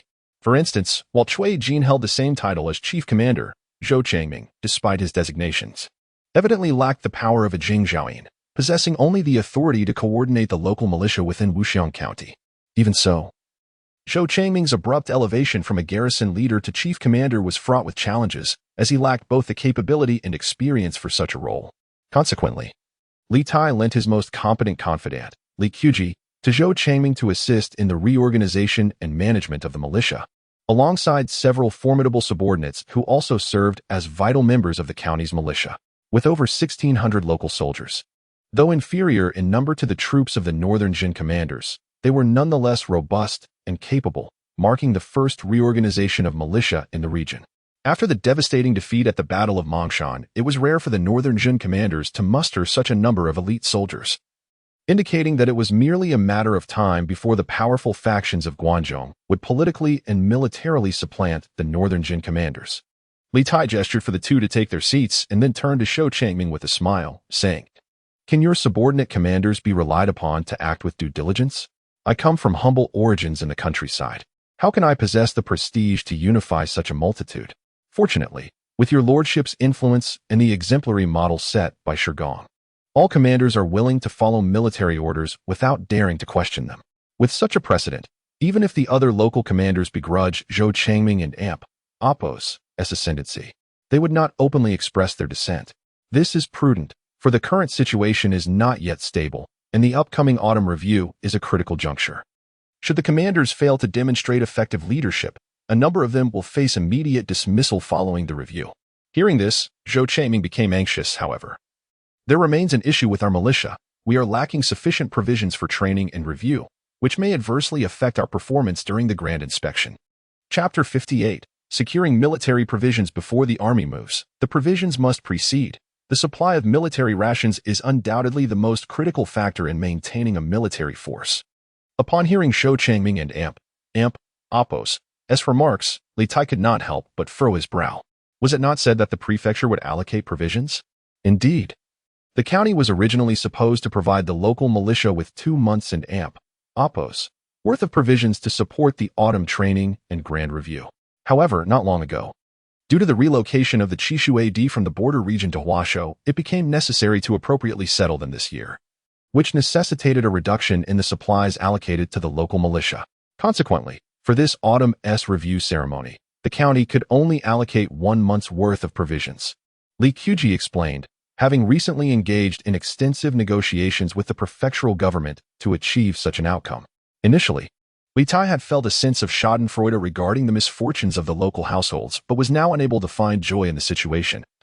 Realizing the ripple effects of the D's relocation, the number of D families migrating to Huasho amounted to several thousand, comprising tens of thousands of individuals, a staggering figure for individuals, yet hardly significant for a regime. Such a considerable migration was sufficient to compel the Grand Secretariat to revise its previous fiscal plans, redirecting provisions intended for the local militia to the D. This starkly illustrated the precariousness of the Western Way and Apos' resources. When there are few variables in financial allocations, any significant changes necessitate immediate adjustments. It is evident that there must be expenditures elsewhere. Why must the supplies for the local militia be affected? Ultimately, while the local militia had begun to consolidate, its combat effectiveness and strength were still not highly regarded by the Grand Secretariat. The previous disturbances caused by the D had also created considerable trouble, although the local militia of Wuxiang County was not directly under Liutai's command. It remained the only armed force in Guanshi that he could profoundly influence, and he held significant expectations regarding its formation and combat capability. However, once the internal grievances were aired, the pressing issues still required resolution. A troop of over 1,600 men would require a substantial amount of military provisions each month. Historical records from the Southern Dynasties Book of Song recount a tale from the Eastern Jin era. On the opposing shores, the barbarians faced imminent threats, where soldiers, despite facing dire conditions, were provided merely 7 sheng of rations daily, while extravagant entertainers in the court received 5 do. This highlights that a daily ration of 7 sheng was exceedingly meager for a soldier. To ensure sufficient provisions for a soldier's daily consumption, a daily allocation of 1 do would be considered reasonable. Each soldier would require 3 shur of rations monthly, leading to a staggering total of over 5,000 shur needed for the consumption of more than 1,600 men. Can you conceive of a solution to this dilemma? Although Liutai was troubled by this issue, he was reluctant to shoulder the burden, not to mention that he simply did not possess such quantities of provisions. Even if he did, it would be impossible to allocate them all to fill this gap unless Yu Wentai was willing to assign these local militias to him as private troops. I aspire to emulate the noble deeds of Elbu, not to become the steed of a mere horse. Liuhun is still my elder brother, while you, Huan, are insignificant. Previously, I had already conferred with several commanding generals regarding the urgency of the situation, hoping they would act with honor and lend their support. However, apart from the 2 veteran governors, the 3 newly appointed ones were all officials who had received rewards for their losses, and their personal savings were not substantial. They could barely scrape together 1,200 stones of miscellaneous grain. Upon hearing this, Liutai felt somewhat embarrassed, for his machinations had exacted an exorbitant price from the 3 new governors, particularly from that unfortunate Shurgong, who, after being extorted by himself, might have left the rats in his granary starving. The fact that they could still gather over 1,000 stones of grain under such circumstances indicates that these local magnates indeed valued this gubernatorial position highly. Zhou Changming interjected, stating that he had recently visited some uninvolved households within the county and could mobilize 800 stones of grain. This dialogue, seemed somewhat shabby and lamentable, yet it reflected the current state of supply for the army of Western Wei. During the early years of the Datong era, when Dugu Xin campaigned eastward towards Luoyang, he appointed the local benefactor Zhao Su as a logistics officer to procure military provisions from the local gentry, which allowed the army to be adequately supplied. prompting Yu Wentai to excitedly refer to Zhao Su as the master of Luoyang. By the end of the Datong era, when Yangzhong led his forces to conquer the mountainous southern states, he similarly required the local gentry's assistance in supplying provisions. It was indeed a case of I have a gun, and everything is inside. If you do not lend it, I will seize it. Even with the addition of these 2,000 stones of grain, a significant shortfall still remained. As for the remaining 3,000 stones, Li Tai was not entirely incapable of providing them, especially since he had extorted 3,000 stones from the merchants and historians of Shangyuan. It was quite reasonable for the county government to withhold military provisions, as he could always blame it on debts owed to the county office. However, he was not the legitimate leader of the local militia. It would be unreasonable for him to simply provide 3,000 stones of grain for the sustenance of troops. Even if he were willing to do so, after a moment of contemplation, he inquired, when will the county government provide the grain and fodder? Primarily, is it the millet? It can be allocated by the end of the month, with 8 parts millet and 2 parts miscellaneous beans, came the response. Upon hearing this, Li Tai nodded. That is acceptable. There is still time. Once the millet arrives, we shall immediately exchange it for wheat. Zhou Changming was taken aback, selling military provisions privately. Is that, even if it is a matter of expediency, it may not go unpunished, for the soldiers' rations are coarse and may undermine morale. The term refers to dehulled millet, which is the primary crop and staple food of the Guanshi region, although rice is also cultivated. It is mainly produced in large estates and official farms near abundant water sources. As for wheat, it requires threshing and milling to become flour, making it a more refined ingredient. The processing steps are overly complicated and demand considerable labor costs, making it far less convenient than simply steaming dehulled millet. Thus, wheat is often reserved as an emergency food supply, holding a much less prominent position in the dietary hierarchy of Guanshi, with prices nearly double that of millet. The county government could allocate 4,000 stones of dehulled millet. If all were exchanged for wheat, it could yield at least 7,000 stones, plus an additional 1,000 stones of miscellaneous beans and 2,000 stones contributed from within the county, amounting to enough provisions to last 2 months. However, the significant price disparity between wheat and millet arises from the stark contrast in taste between wheat rice and millet rice. And excessive consumption of wheat rice can lead to bloating and constipation among other issues. The soldiers are human too. If they perceive such parsimony in their treatment, their morale would undoubtedly plummet. Let us proceed as I suggest, Li Tai resolutely stated, and upon seeing Zhou Changming nod in agreement, he continued, a new water mill has been established on the plain, capable of grinding wheat into flour, producing several hundred stones daily, sufficient for the sustenance of the soldiers. The price of millet is nearly double that of wheat, and the cost of flour, derived from wheat, is also almost double that of millet. This substantial price disparity, amounting to a twofold increase, reflects the labor costs involved in the milling process. Prior to today, Li Tai would have found himself vexed by this issue. But with the aid of the hydraulic tools from the Liuhun River, the problem can now be resolved effortlessly. The pulp for paper production requires only water mills for processing, and the water mill is perfectly suited for grinding flour. In contemporary terms, a mill is tantamount to a small processing factory. Thus, the powerful and wealthy are keen to reside near water sources, as who would not delight in a lucrative enterprise that requires little effort. The Liang family's prompt decision to relinquish their estate may stem not only from Liang Chun and Apos' magnanimous nature, but also from the oppressive demeanor of Zhao Gui and Apos' servants, who, witnessing others profiting effortlessly while they remained unable to act, found it to be a form of torment. Although the mill does not belong to Li Tai's industry, he has already planned to use the first dividends from the printing workshop to compensate for several benefits, while several who may not concern themselves with such trivial matters.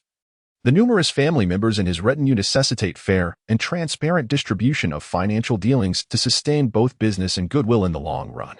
With the Mid-Autumn Festival now behind us and over 10 days remaining until the end of the month, Lu Gong has begun to lead efforts in the village to procure grain. Li Tai instructed him to exchange their harvested millet for a batch of wheat from the villagers for milling and processing, and subsequently to trade the processed flour back for wheat, thus creating a circular economy. At Li Tai and Apos' estate, having just completed the autumn sowing of winter wheat and the harvest of millet, the villagers eagerly engaged in the processing of grain. In the open space of the estate, several large wooden rollers had been installed, with individuals continuously turning the handles as the rollers spun rapidly, producing a cacophony of clattering and grinding sounds. On another side, A long wooden table displayed thick, round cakes, which were being chopped into fragments with knives and axes, subsequently fed into the rollers for pulverization. These cakes were the residue from the oil mill, having been pressed from sesame seeds, and were now being crushed again to be sent to another workshop. In the workshop, several large stoves were set up, with copper cauldrons heating over the flames, while one person skillfully stirred the contents within, continuously frying flour, bean powder, and crushed sesame cakes. Li Tai also tended to a large stove, rolling up his sleeves to personally stir the mixture, attentively monitoring the color of the frying flour. While shouting instructions, reduce the fire, add half a shung of sheep fat to suppress the dust, add salt, just half a handful will suffice. After my handling, you shall take over. Once he relinquished the stirring position, he moved to a nearby rack, pinched a handful of the finished fried flour, savored it thoughtfully, and nodded in satisfaction before directing, add water to form the dough. Do not add too much. Once shaped, press it firmly and send it to the oven to dry. The process of pressing the cakes involves a row of large wooden barrels. The freshly kneaded dough, still fluffy and plump, is first placed into the barrels, covered with several layers of silk cloth, then topped with wooden boards, and finally weighed down by hefty stones, while workers apply pressure using levers. The pressed grain cakes are already quite thick, yet they are not the final product. They must be transferred between two wooden boards and processed further using a rammed earth technique, compressing the cakes from over 10 inches thick to just a few inches. Only after this meticulous procedure is completed can it be deemed finished. On the drying rack, cakes are continuously retrieved with hooks to remove moisture and are laid out beneath a shelter for ventilation and cooling. Recently arrived at the estate, Hebei, with a commanding presence, sits on a wooden stool, eagerly instructing his guards to scrape half a bowl of compressed cake crumbs, impatiently urging them to prepare it with hot water. He holds a ceramic bowl, blowing on it gently as he drinks. This is not food meant for his uncle. Li Tai, observing from a distance, approaches the cooling shed. By the time he arrives, Hebei has already drained the bowl, revealing its bottom. And with a satisfied pat on his belly, he reflects, in my military days, I could hardly have imagined such exquisite and delicious fare. Chapter 59. The blessings of the local militia. The local militia of the county underwent reorganization, and Zhou Changming was appointed as the commanding general. The garrison at Shenyang thus became a gathering point for the local soldiers. As August drew to a close, militias from surrounding counties began to assemble and march toward Shenyang, establishing their encampments around the fortified garrison. Shortly, this area transformed into a sizable military camp. In the midst of prolonged turmoil in Guangdong, the local populace, aside from tending to their agricultural pursuits, had also taken it upon themselves to learn military tactics for self-defense, familiarizing themselves with general camp regulations. However, as they were now required to function as a formal military unit, the soldiers needed to master the commands related to formations and maneuvers. Once a contingent of local soldiers had gathered, training commenced in earnest. A stretch of hillside outside Shenyang was cleared to serve as the drill ground, where various captains held copies of formation diagrams, striving to interpret the commands and directing their subordinates to assume various offensive and defensive postures. While the local soldiers had previously engaged in drills within their villages, those were typically less formal and of smaller scale. The formations assigned by the military were considerably more intricate and dynamic, leading to some confusion in command. Some soldiers responded swiftly, while others were somewhat sluggish. The varied reactions to the commands resulted in instances where individuals collided, falling clumsily to the ground amidst the chaos. Witnessing this disorder, some could not suppress their laughter. And soon the merriment spread, escalating the noise. After a lengthy period of uproar, no basic formation had been practiced successfully. On the earthen rise, Zhou Changming observed the tumultuous scene, his expression darkening. He solemnly declared, if you cannot form ranks after the first drumbeat, the leaders of each squad shall be punished with 10 strikes. His authoritative command proved somewhat effective. The soldiers quelled their laughter and gathered their focus, while the squad leaders grew increasingly tense. As the drum sounded, they grasped their formation diagrams and began to organize their troops into designated positions with urgency. Once the drum sequence concluded, Zhou Changming ordered Li Quji to lead several sergeants into the ranks for a thorough inspection. Out of line, Li Quji commanded, pointing out a small group where 3 soldiers stood incorrectly spaced.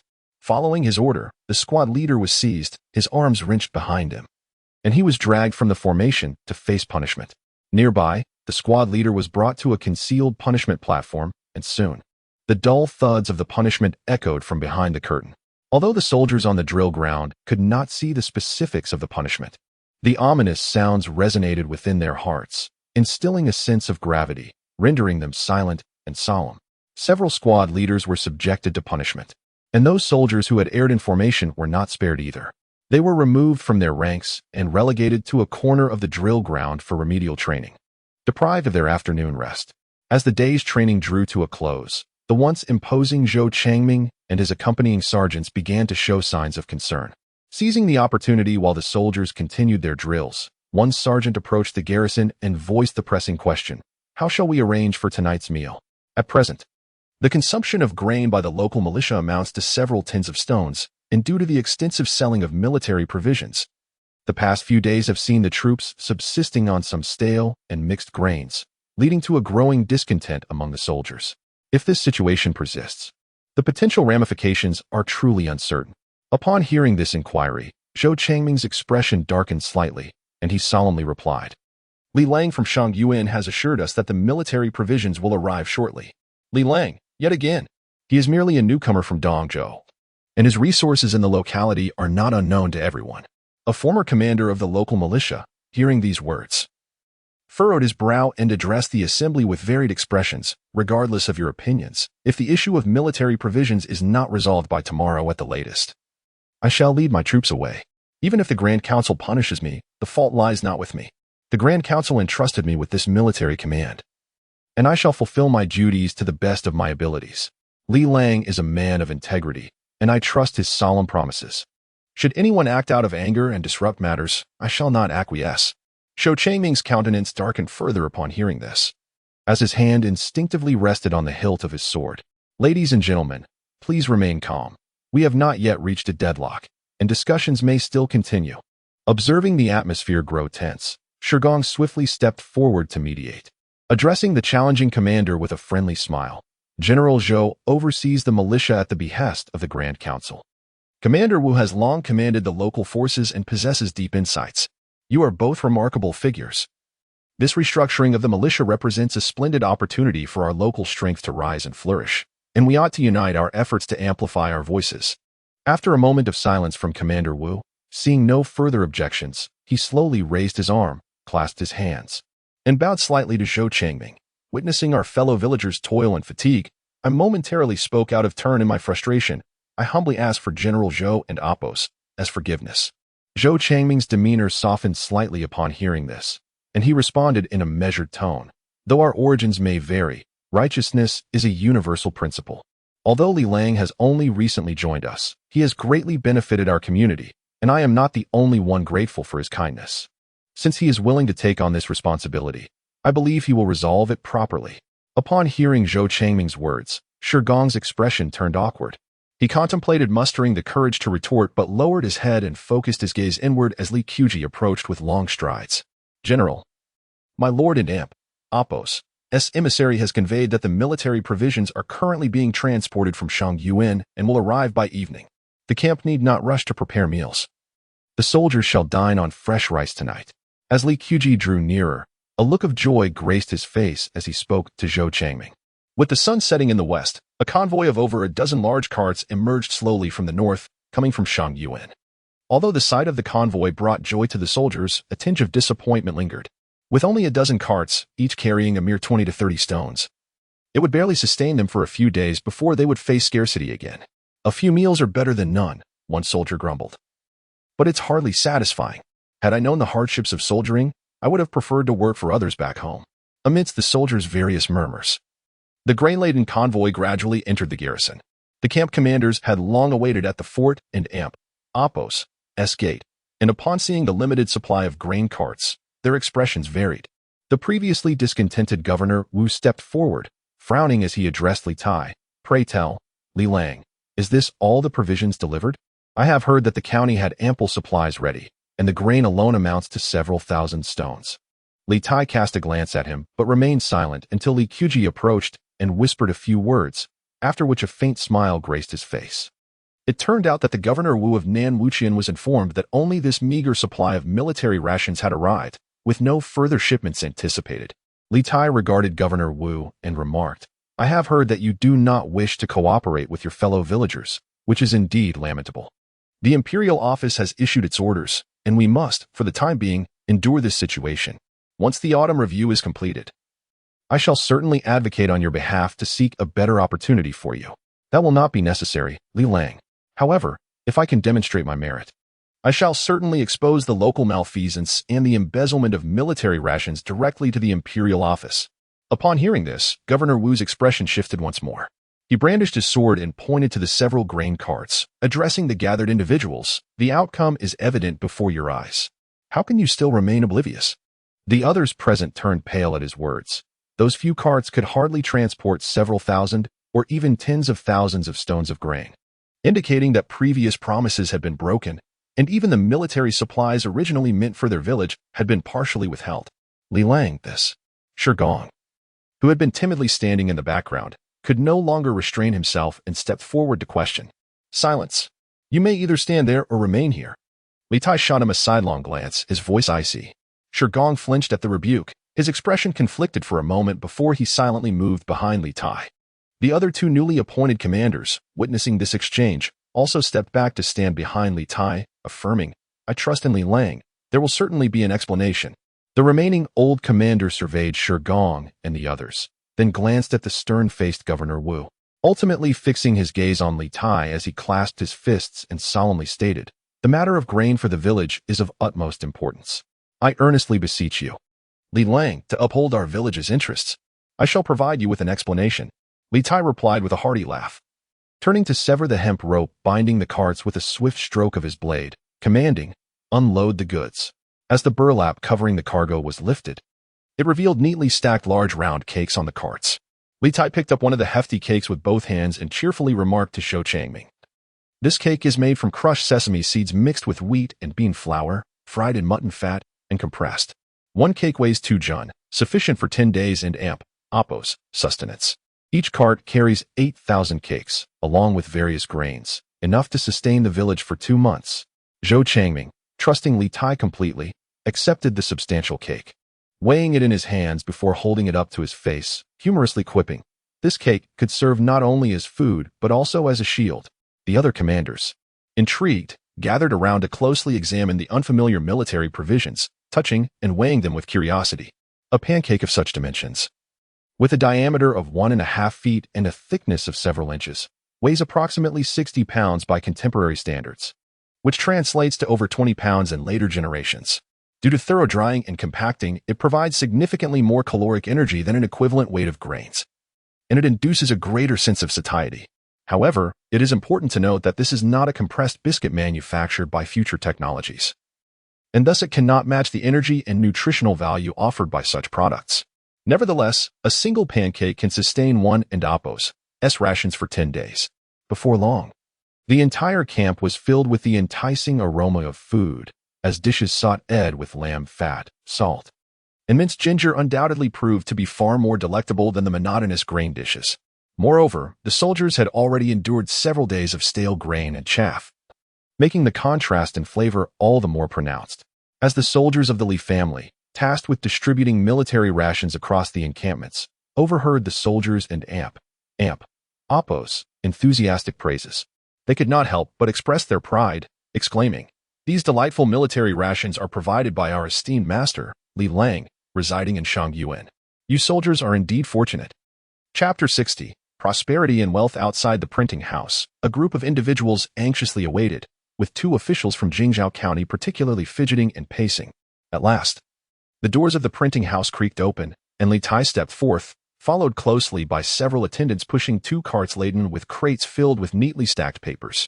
Pray, Master Li, what are those documents? An official from Jingzhou County hastily inquired, neglecting formalities in his eagerness. Upon hearing this, several subordinate officials burst forth in joy, forgoing further pleasantries to eagerly delve their hands into the crates, examining the meticulously arranged volumes with increasing delight, ultimately breaking into hearty laughter. Their elation was hardly surprising, as the matter at hand was not only pivotal to Cui Yin securing his position as the governor of Jingzhou, but also intimately tied to their own fortunes and prospects. The autonomy of provincial officials was notably robust during this period. Many assistants sought to carve their own paths, closely entwined with their superiors, fostering a strong dependence on personal relationships for both livelihood and career advancement. Should Cui Yin fail to establish himself as the governor, it would spell trouble for their continued employment in the county office, much like Li Tai himself, who remained a private aide to Gao Zhongmi. His ties not yet formalized within the Western Wei court, despite holding an official title that scarcely constituted a genuine civil service role.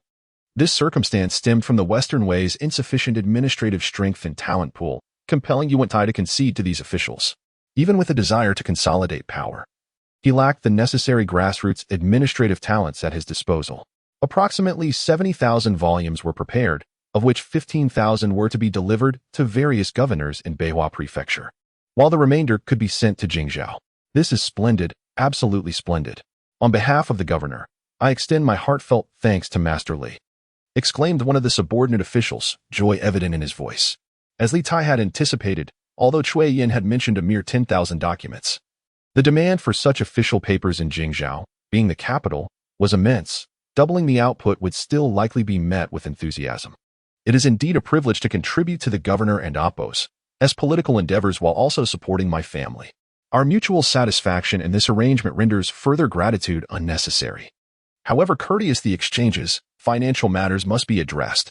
Previously, Li Tai had not discussed pricing with Cui Yin in detail, but now armed with a promising production capacity, he felt confident in presenting a quote. After consulting with Yi Baixing and conducting his own calculations, Li Tai devised a tiered pricing structure. The first 30,000 volumes would command the highest price, with subsequent batches decreasing incrementally. The price for up to 50,000 volumes would roughly equate to 3,000 bolts of silk, with greater quantities yielding lower unit costs. This pricing was not only substantial but, compared to production costs, represented sheer profit. The government's own production of 50,000 volumes would not accrue such expenses in labor and materials. However, the value of the technology was incalculable, especially as these printed materials afforded Cui Yin the invaluable gift of time. Without the support of these official documents, he would find it impossible to complete such a significant expansion of household registrations within the year, thereby hindering his ability to achieve notable political accomplishments. Moreover, Cui Yin had stipulated exclusive supply throughout the year, barring Beihua Prefecture, which naturally had to be factored into the pricing. Nonetheless, Li Tai and Oppos quote retained a degree of negotiability, allowing for a potential halving of the price while still being acceptable. Cui Yin approaches his endeavors with remarkable decisiveness. Merely 3 days after receiving the first batch of goods, feedback emerged. The price for the initial 50,000 sheets had plummeted to the equivalent of 2,500 bolts of silk, alongside a direct reservation of 100,000 sheets, totaling 3,800 bolts of silk in value. Through this communication, Li Tai could vividly envision his cousin poised for action, ready to embark upon a grand enterprise. The ledger for 100,000 sheets, even after accounting for the expenses incurred in presentation and distribution, would still allow for the expansion of at least 15,000 households. As Jingzhou serves as the core of the Guangdong region, increasing the household count by 15,000 within a short span bears far greater significance than a mere expansion of several thousand households in the outer provinces. It is evident that Cui Yin has resolved to secure his position as the magistrate of Jingzhou, suppressing all competition. The goods are not solely compensated with silk. The prefectural government can provide a maximum of 1,000 bolts of silk, with the remainder to be settled using other materials. The accompanying letter includes a list of materials, indicating the various market prices regulated by the government, from which Li Tai may freely choose. Without a stable currency as a medium of exchange, large-scale transactions in antiquity are indeed fraught with complications. As for the choice of materials for settling accounts, Li Tai does not intend to make that decision himself. He has resolved to forego the profits from this initial venture, although the ideas and techniques originated from him. The actual establishment of the production line and its operationalization primarily rely on Yi Baixing and several others. Moreover, these two have provided him with significant assistance in other areas. For instance, had it not been for the availability of water-powered mills at the home of Ruo Jianhui, Li Tai would have found it nearly impossible to fulfill the substantial processing of several tens of thousands of jin of grain. Yi Baixing, having heeded Li Tai and Oppos as counsel, had rented out part of his estate or returned it to the Grand Council, thereby consolidating the labor force, a considerable portion of which participated in grain processing. Even if these two do not seek recompense, Li Tai cannot shamelessly accept without expressing gratitude. Given the pressing needs this year, he feels it is only right to extend his support to his junior. After articulating this sentiment, He Baixing meticulously reviewed the list of goods, selecting the necessary supplies. With a multitude of retainers and a high proportion of veteran casualties, the burden has intensified, particularly following the Battle of Mangshan, where provisions were allocated for the deceased and care for the injured increased. The limited availability of essential medications in civilian reserves poses challenges in procurement, and the Grand Council's allocations cannot be entrusted to private entities. Upon observing the inclusion of medical supplies for the injured in the list provided by Chui Sun, Li Tai discerned that his cousin possesses a compassionate heart beneath his seemingly aloof demeanor. Although he refrains from accepting gifts from He Baixing, there remains a bond of affection for this venerable superior, as these supplies are evidently intended for him. Ultimately, He Baixing's selections predominantly comprise these materials, valued at approximately 1,500 bolts of silk. Li Tai, upon hearing this, smiled, disregarding the brevity of his time in this world. He could not compare to He Baixing's tumultuous and illustrious past, characterized by capriciousness and exuberance. With He Baixing's choices made, the remainder naturally belongs to Ruo Jianwei, still amounting to over 2,300 bolts of goods. Additionally, by mid-month, there is a requirement to provide over 15,000 official documents to Beihua Prefecture, which, according to Li Tai's prior pricing standards, would also entail several hundred bolts of silk. Accumulating the figures, it amounts to nearly 3,000 bolts of silk in revenue. And this is merely the first dividend within less than a month. Regardless, it is quite reasonable. A couple of days later, he landed. The former chief historian of the Sima family arrived to bid farewell to Li Tai. At the beginning of the month, Gao Zhongmi had accompanied Yu Wentai to the court and was officially appointed as the Grand Commandant. At that time, Li Tai was preoccupied with supplying military provisions for the local militia and did not accompany them. The transformation from a mere nominal chief historian to a county governor is indeed a remarkable elevation. Although Liuyang County is situated far in the Longyu region and has just endured the rebellion of the Di people, anyone aspiring for accomplishment would not resist such an arrangement. Consequently, He Lan wore a joyful expression and said to Li Tai, "Official matters press urgently, leaving no time to tarry. I must depart immediately for my post. Though our time together has been brief, the affection remains long-lasting. Please convey my gratitude to the Grand Commandant for his kind recommendation." He Lan was exceedingly busy, scarcely pausing even for a meal. After a few hurried words upon entering the estate, he took his leave. After Gao Zhongmi's elevation to Grand Commandant, Li Tai and Apos' title was transformed to a military officer in the Grand Commandant and Apos' office, essentially becoming the leader of Gao Zhongmi and Apos' personal guards. The day after Li Tai delivered the military provisions, Shou Changming led the local militia to set out gradually towards Liuyang. He Bahan also departed from Shangyuan the day prior to join his troops in Chao County. Gao Zhongmi, meanwhile, accompanied Yu Wentai in the court of Chang'an and directly headed north, prompting Li Tai to hasten to join them. After arranging matters concerning the estate, Li Tai began selecting attendants and preparing his belongings. The spear of Gao Ao Chao was too conspicuous to bring along, as countless trusted individuals from the Western Wei generals had perished beneath its point. Bringing it to the Grand Assembly would only invite misfortune. He Bahan and Apos' bow, gifted to him, could be taken along. Should any provocateur arise, a swift arrow would suffice to eliminate them, perhaps witnessing his valor and fierceness.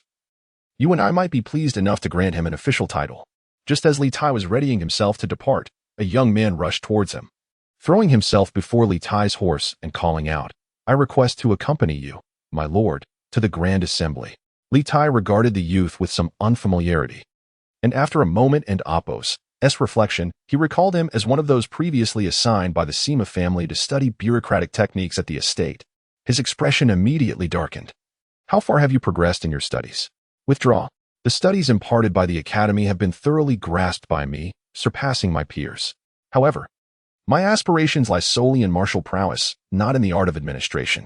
I earnestly beseech you, my lord, to show leniency and support." Yang Yi responded quickly. Li Tai shifted his gaze and noticed Li Zhuxing, who managed the academy, nodding in agreement. Recognizing the young man's talent, he gestured for a horse to be brought forth, silently permitting him to accompany him to the Grand Assembly. Chapter 61. Liuyang of Jingyuan. Liuyang is situated on the northern bank of the Weishui River, at the heart of the Guanzhong Plain, once the capital of the Qin and Han dynasties. However, as time has passed and history has unfolded, the ancient city of Liuyang has long since vanished, and even the name Liuyang itself has disappeared from the administrative divisions of the Western Wei. Only a Liang garrison remains on the northern boundary of the ancient site, now elevated to the status of Liang defense. Jingyuan is a long and narrow plateau in the northern Hebei region, stretching nearly 100 miles from east to west. Bordered by the Jushui River to the north and overlooking the Weishui River to the south, it is the site of the Grand Military Review held in the 9th year of the Taihang era. Beginning in September, armies from various provinces and local militias gradually departed from their stations, converging upon Jingyuan. By the time Li Tai set out from Shangyuan, it was already mid-September, and upon his arrival in Jingyuan, it was late September, with only a few days remaining before the official commencement of the Grand Review. At this moment, the high slopes of Jingyuan were adorned with fluttering banners, as troops from various provinces in Guangdong established their encampments, the sounds of men and horses creating a lively atmosphere. Between the encampments, cavalry roamed freely. Without the proper passes and orders, movement was nearly impossible. Were these soldiers deliberately obstructing and provoking? After passing through yet another checkpoint, Li Yin could no longer contain his frustration. The newly formed regiments were understandably on high alert, and Li Tai, having witnessed such military formations on multiple occasions, had developed a discerning eye, quickly distinguishing between the new recruits and seasoned veterans. As he traversed the camps, he noted groups of 300 to 500, or even around 1,000, yet only about 20 to 30% adhered to the established military protocols. Most encampments exhibited significant flaws, whether in their layout or their locations. It was evident that these were hastily assembled local militias from Guangdong following the Battle of Mangshan earlier that year. Although the influence of local gentry and militia had existed for many years, their primary function was to defend their homeland, and their experience with long marches and field camping was limited, rendering oversights inevitable. This was one of the reasons the Grand Review was mandated.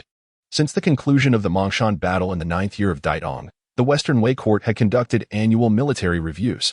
After several years, these disparate militia forces scattered across the Guangdong and Long regions were transformed into the formidable army known as the Fubing. As it stands now, the numbers alone appear impressive. Just in Li Tai's journey through Jingyuan, he observed several tens of thousands of troops stationed there. Regarding the military appearance, Li Tai had grown weary of critiquing the Western Wei army of this period. He himself had been involved in the construction of the Fubing. Even the basic provisions had to be sourced by the individual commanders, with no unified distribution of armor or uniforms.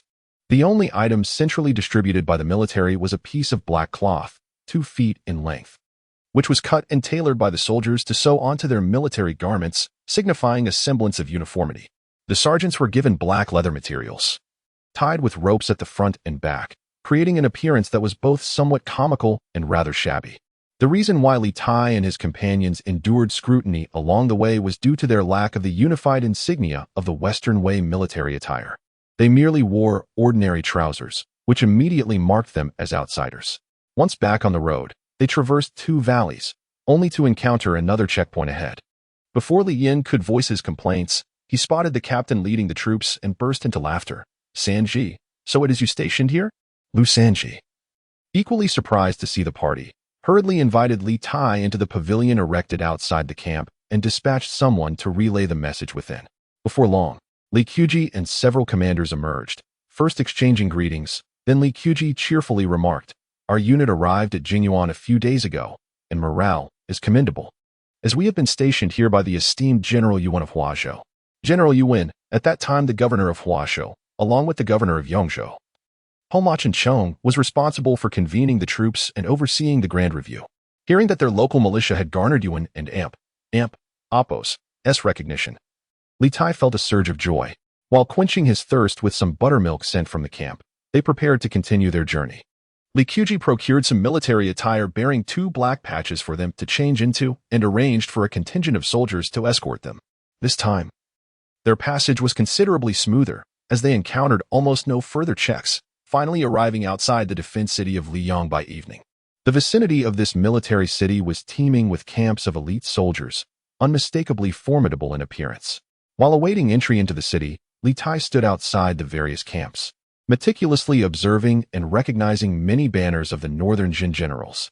Among them were He Baixing and several distinguished leaders, including Zhao Gui's camp, an old battalion, situated at the northeastern corner outside the defense city, adjacent to the encampment of Tang Taizu, Liuhun. However, the troops of Sui Taizu Yangzhong were conspicuously absent. perhaps deemed unworthy to be stationed in this vicinity, as Yangzhong had not yet obtained the rank of governor, being a tier below. The Grand Chancellor Yu Wentai and the Western Wei Crown Prince Yuan Qin had also arrived at Liuyang defense, resulting in stringent scrutiny for those entering and exiting the city. Armored soldiers of the Western Wei elite guarded the area, forbidding any unauthorized individuals from galloping through. Observing the imposing setup around the defense city, Li Tai could not help but entertain a whimsical thought. What if he could bring a modern weapon across and unleash it here? How would history unfold thereafter? They waited outside the city for a significant half hour, until dusk approached, when a group emerged from within the defense city. The leader, a relatively tall young man, stood within the prohibitory line and called out, "Is Li Bashang, the assistant in the office of the Grand Commandant, present?" A multitude of officials and soldiers had gathered, waiting to be announced for entry, and the prolonged wait inevitably stirred impatience, creating a somewhat chaotic scene. It was not until the second call that Li Tai heard his name amidst the crowd, promptly parting the throng, stepping forward with cupped hands, and declaring, "Li Bashang, subordinate of the Grand Commandant's office, is here." A guard approached to verify his credentials before guiding him within the restricted area. The young man who had called out earlier stepped forward, sizing him up with a few glances before clasping his hands and smiling. "Indeed, Sir Li is exceptionally distinguished. No wonder the Grand Commandant instructed me not to inquire too closely, for one glance suffices." Li Tai could not help but internally scoff at the irony of having called out several times, yet it was he who took the initiative to approach. Nevertheless, the flattery was pleasing to the ear, and he returned the gesture, saying, "I am but a humble individual. Please forgive me for causing you to laugh. May I inquire how I should address you?" "One Nian Hua, unworthy servant of the Grand Commandant's office. You may simply call me Sir Li." The young man replied courteously. Li Tai, upon hearing the introduction, took a closer look at him. Although Gao Zhangmi, the Grand Commandant, was somewhat ineffectual, the rank of his office was undeniably legitimate. The former Heland had served for a few months as the Grand Historian of the Minister of Works, subsequently being appointed as a regional governor. Even Li Tai, who held the position of a military officer in the Grand Commandant's office, was a legitimate sixth-rank official. If he were to relinquish his allegiance to Gao Zhangmi and transfer his official ties to the Western Wei Court, he could easily attain the rank of county magistrate. The young man appeared to be in his 20s and bore a mixed heritage of Di and Chang. His demeanor was notably amiable, lacking the typical robust and boisterous nature of most Hu people, yet his role as the Grand Historian of the Grand Commandant indicated that his background was far from ordinary. Reflecting on the surname Nian, which was not commonly encountered, Li Tai bowed slightly and inquired, "Might I ask, sir, is it true that Nian Zhaoding?" "Indeed. He is my esteemed father," the young man responded. Zhaoding was the posthumous title of Nian Xian, a name that did not fall within Li Tai's original sphere of knowledge. He struggled even to recall the posthumous titles of his own ancestors. However, not long ago, he had overheard Yi Baosheng lamenting that had Nian Xian not lost his prestige in the Battle of Heqiao a few years prior, his funeral honors would have been even more grandiose. Nian Xian's reputation in later generations was not particularly prominent, yet he held a remarkable status as the foremost figure among the celebrated generals of the Northern Jin Army and the Western Wei, regarded as a father figure by them all. Among the Northern Jin leaders who entered the capital, Nian Xian held the highest rank, and all esteemed him as a patriarch, revered even by the likes of Emperor Yu Wentai. Currently, the elevated positions of Grand Tutor Wang Meng and Grand Preceptor He Baosheng in the Northern Jin were ones that Nian Xian had occupied in the early years of the Taihang era. Moreover, prior to Dugu Xian's absolute rule over Longyu, Nian Xian was the principal leader in that region. Nian Xian passed away in the 6th year of Daidong, and according to ancient mourning customs, his son should have just completed his period of mourning this year, only to be appointed as the Grand Historian of the Grand Commandant's office, indicating that there were influential connections at court, regardless of the scope of power. At the very least, his official rank had been elevated, facilitating subsequent appointments to other positions. Upon seeing the amiable Nian Hua before him, Li Tai felt a twinge of dissatisfaction with his own lineage from the Li family of Longxi. He wondered why his grandfather and father did not seek fortunes in the Northern Jin to elevate their standing, allowing him to bask in their glory and be greeted by these Northern Jin figures as a grandson. "What do I do? Lu, call me grandfather." "Thank you for the kind welcome, Grand Historian, though there are still several attendants awaiting outside."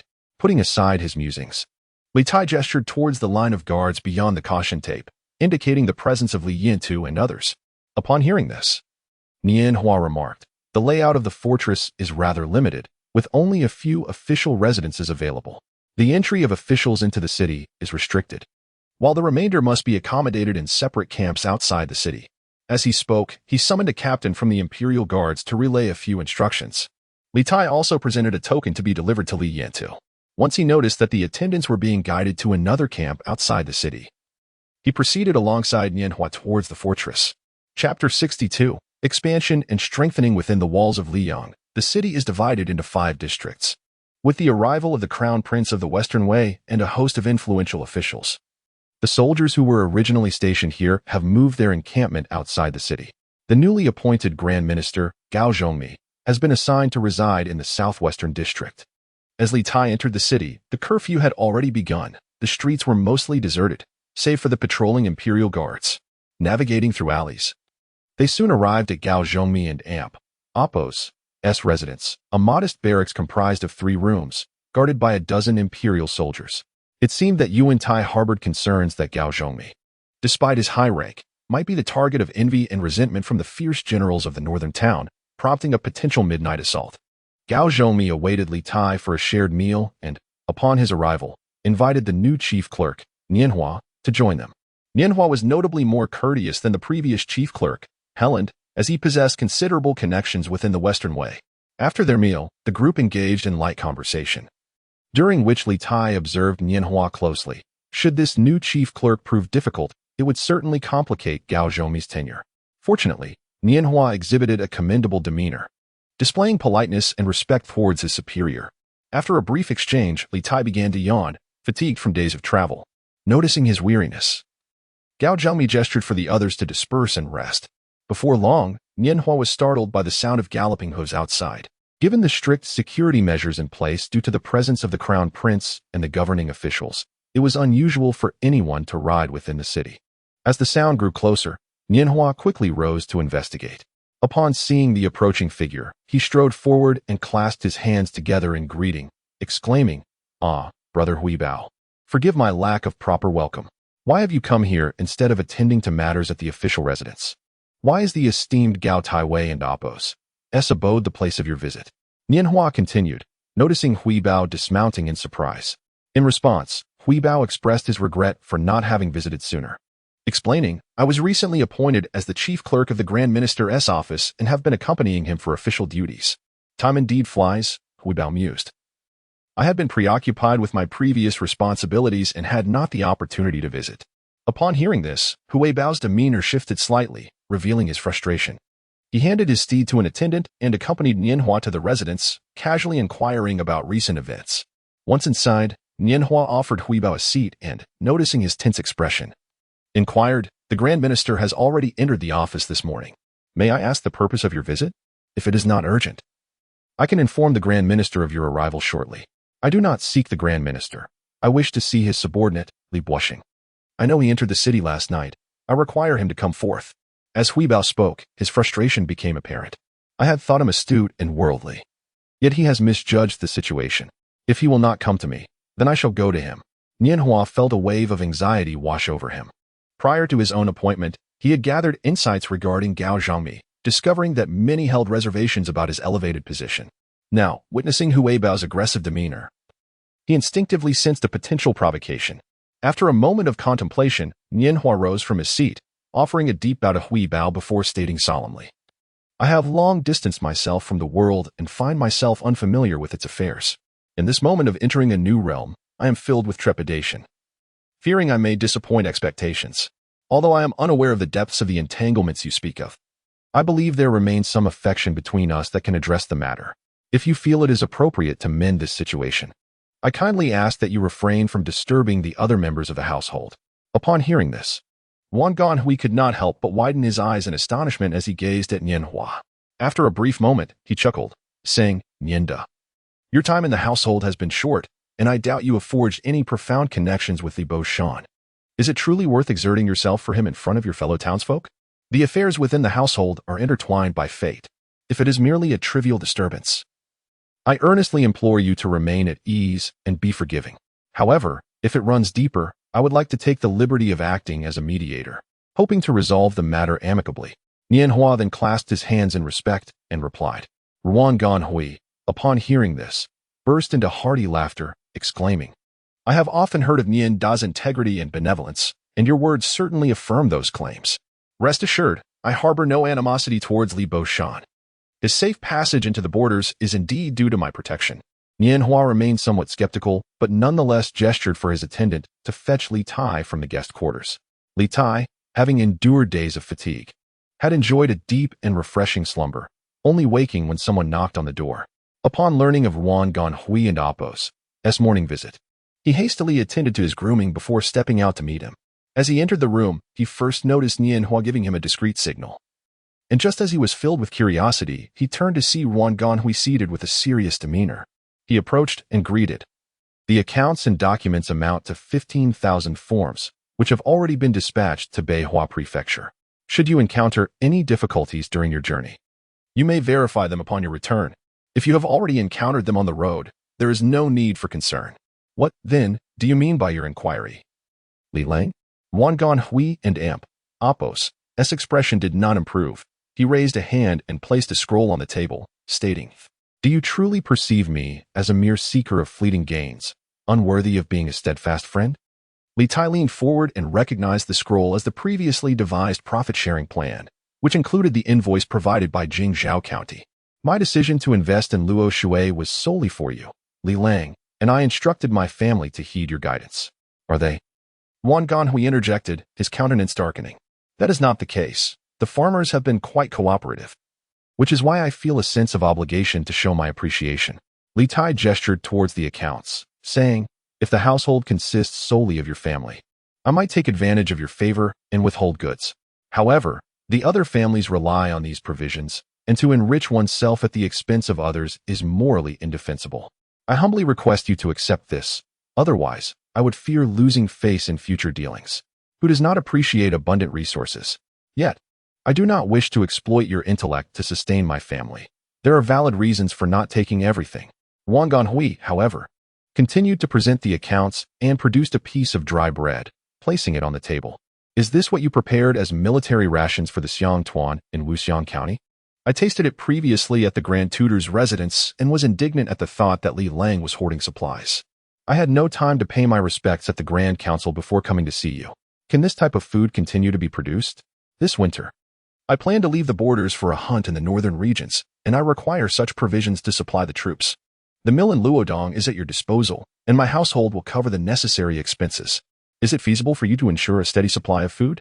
Upon hearing this, Li Tai finally comprehended the essence of Ruo Jianhui's visit.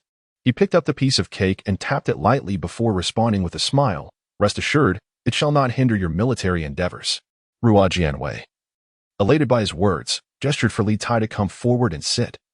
Stuffing the account statements into Li Tai and Appo's embrace, a trifling sum of goods will greatly facilitate our military administration.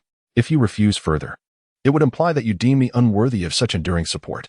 Hearing this, Li Tai could only smile and accept the account statements. Any further reluctance would appear overly affected. Had I not witnessed your operations firsthand, I would never have realized the myriad of ingenious methods present in worldly affairs. No wonder. During our encampment at Shaiyuan, Brother Hebei sought to breach my quarters and seize personnel, although I am yet to fathom the depths of your wisdom. Even this modest display is already astonishing. With Li Tai having accepted the account statements, Ruo Jianhui seemed to have unburdened a concern, his demeanor transforming into one of ease and joy. He remarked with a smile, the food from Wuxiang County has already garnered attention and discussion among the people of Jingyuan. Such a promising enterprise ought to be expanded and strengthened. Each family requires military supplies, and if they all procure from my establishment, a steady flow of materials will be assured.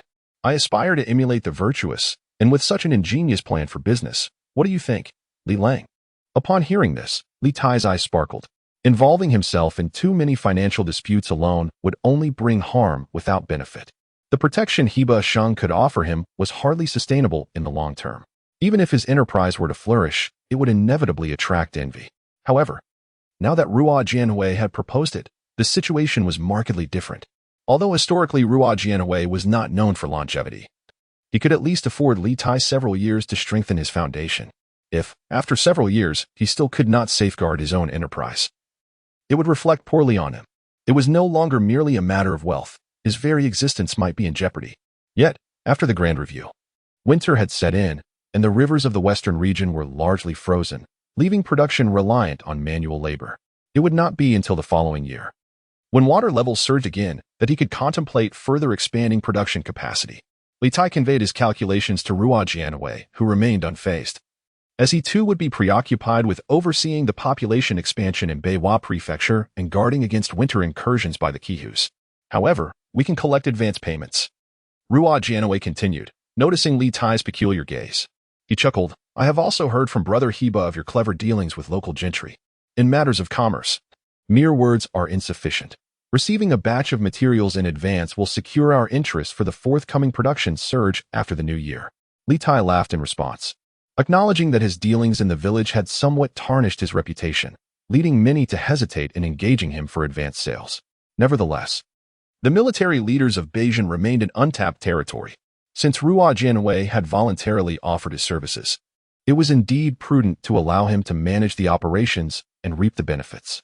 Chapter 63. The affairs of the capital. It appears that Ruo Ganhui is engaging in capital operations for the first time.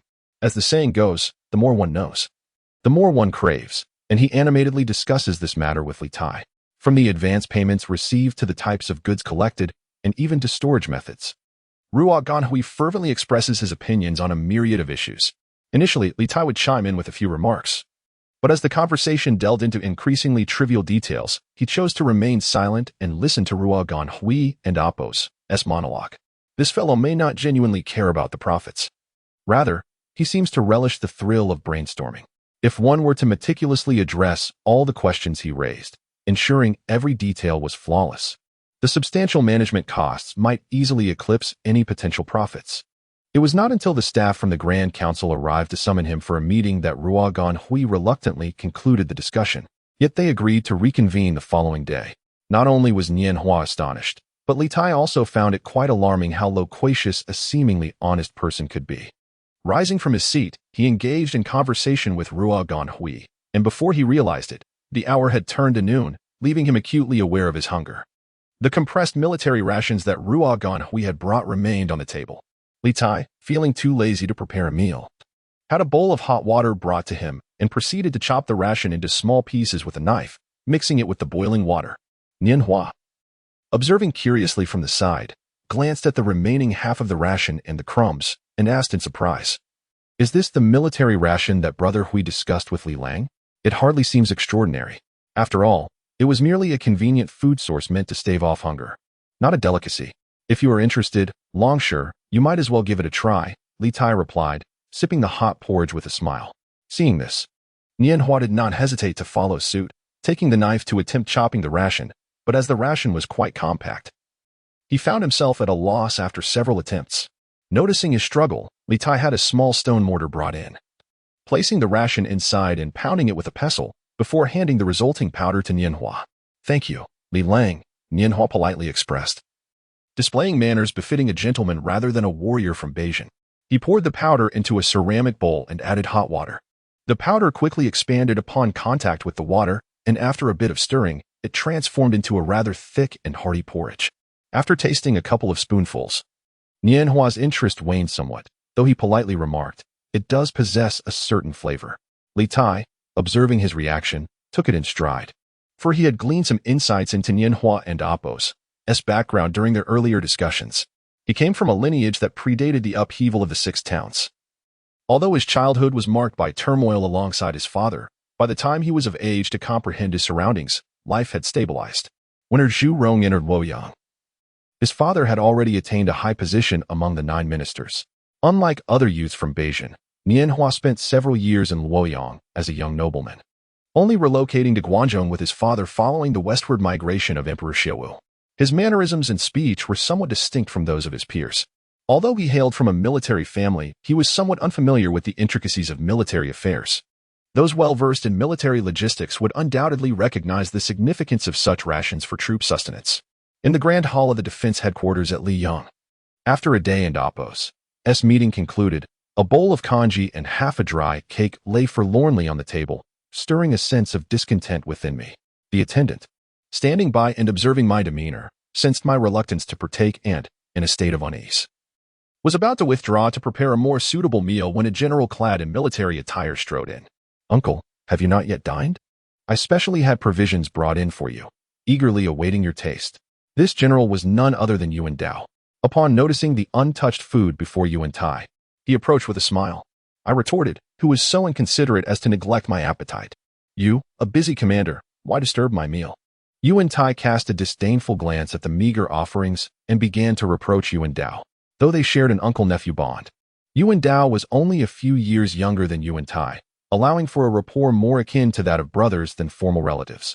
Hearing Yu Wentai and Appo's complaint, Yu Wentai chuckled. With the Grand Assembly approaching, what matter could possibly take precedence over sustenance? Since I have taken the liberty to provide this meal, there must be a reason. You should try it first. At this, Yu Wentai reluctantly lifted the earthen bowl and sampled a spoonful, his expression unchanged. However, when he grasped the coarse, brick-like dry cake, he found it impossible to bite, and in a fit of irritation, hurled it at Yu Wentai, exclaiming, "I and Appo's tasted it. Now tell me, where lies the justification in this? With such a tooth-shattering hard biscuit, are you jesting at my lack of provisions for my men?" Yu Wentai deftly caught the dry cake, placing it carefully back on the table before looking at Yu Wentai and saying, in terms of flavor, "It is indeed lacking in distinction. But what if I were to say this is the rations provided by a subordinate commander in Huazhou? How would you then regard it?" Upon hearing this, Yu Wentai and Appo's expression shifted dramatically. He took another careful sip of the congee, even using his chopsticks to scrutinize the mixture. After a moment, he raised his gaze and inquired, "Which commander is so extravagant with resources as to concoct a soup with sesame, fine flour, and mutton fat seasoned with ginger? Is he attempting to curry favor through material excess, vying for accolades? If he believes such underhanded tactics will elevate his standing, no matter how vast his wealth, I shall ensure he is suitably placed." It was no wonder Yu Wentai was incensed. The congee, while not particularly delectable, was an excessive indulgence for military provisions. The disastrous defeat at Mangshan had depleted the Western Way's resources accumulated over years, and for the past 6 months, Yu Wentai had been beset by the burdens of military and political affairs. This year's Grand Assembly aimed to restore morale and replenish military strength. Yet both the court and the defense headquarters were tightening expenditures, striving together through hardship. The troops participating in the assembly were provided with meager supplies. Should anyone seek to garner attention by supplying their soldiers with such extravagant fare, it would inevitably stir discontent among the other military factions. From Yu Wentai's perspective, this represented a detrimental disruption of harmony. "I initially shared your sentiments, uncle, but upon learning the circumstances, I believe this individual merits your recommendation." Yu Wentai, unfazed by his uncle and Appo's ire, continued, "Before we discuss matters further, allow me to show you how this soup is prepared." As he spoke, he instructed an attendant to fetch a mortar and pestle, and once the tools were delivered, he began to crush the dry cake, mixing it with water to create a blend. "Pause for a moment and bring the dry cake here." Upon witnessing this, Yu Wentai decided to return the bowl of soup he had just prepared to Yu Wentai's table. After sampling both bowls of soup with great care, Yu Wentai turned his gaze towards the unassuming dry cake. After a brief moment, he sighed, "Indeed, it is exquisite, yet rather extravagant." Yu Wentai refrained from further explanation and instead presented a complete, whole grain cake, tapping the hard, round bread as he remarked, "This single cake weighs 2 jun, sufficient to sustain 20 to 30 individuals for a meal." Upon hearing this, Yu Wentai's interest was piqued. He lifted the cake, weighing it in his hands and inspecting it closely, before bringing it to his mouth and taking 2 hearty bites. However, he was met only with discomfort in his jaw, leaving a row of indents on the surface. "Ah, a splendid food source. Dry and hard, convenient for storage. With this, how could one not embark on a long journey?" At last, Yu Wentai could not suppress a smile, gently caressing the grain cake as if admiring a flawless jade disc. "Who is the commander responsible for this? Quickly summon him to me. Such a generous offering of fine provisions deserves my utmost recognition." Seeing this, Yu Wentai prepared to summon someone, yet Yu Wentai interjected. As for this grain, it was not produced under the supervision of Shou Changming. Upon inquiring, Zhou stated that due to the relocation of the D tribes, the local granaries were insufficient, and he regrettably sought assistance from the villagers, who, out of goodwill, provided the resources to craft this exceptional military grain. However, the benefactor does not serve in his camp. Yu Wentai, upon hearing this revelation, felt a twinge of disappointment. He instructed an aide to fetch paper and ink. Recording the matter at hand, then handed the note to the attendant with the instruction, "File this for later review. It shall be addressed after a thorough examination."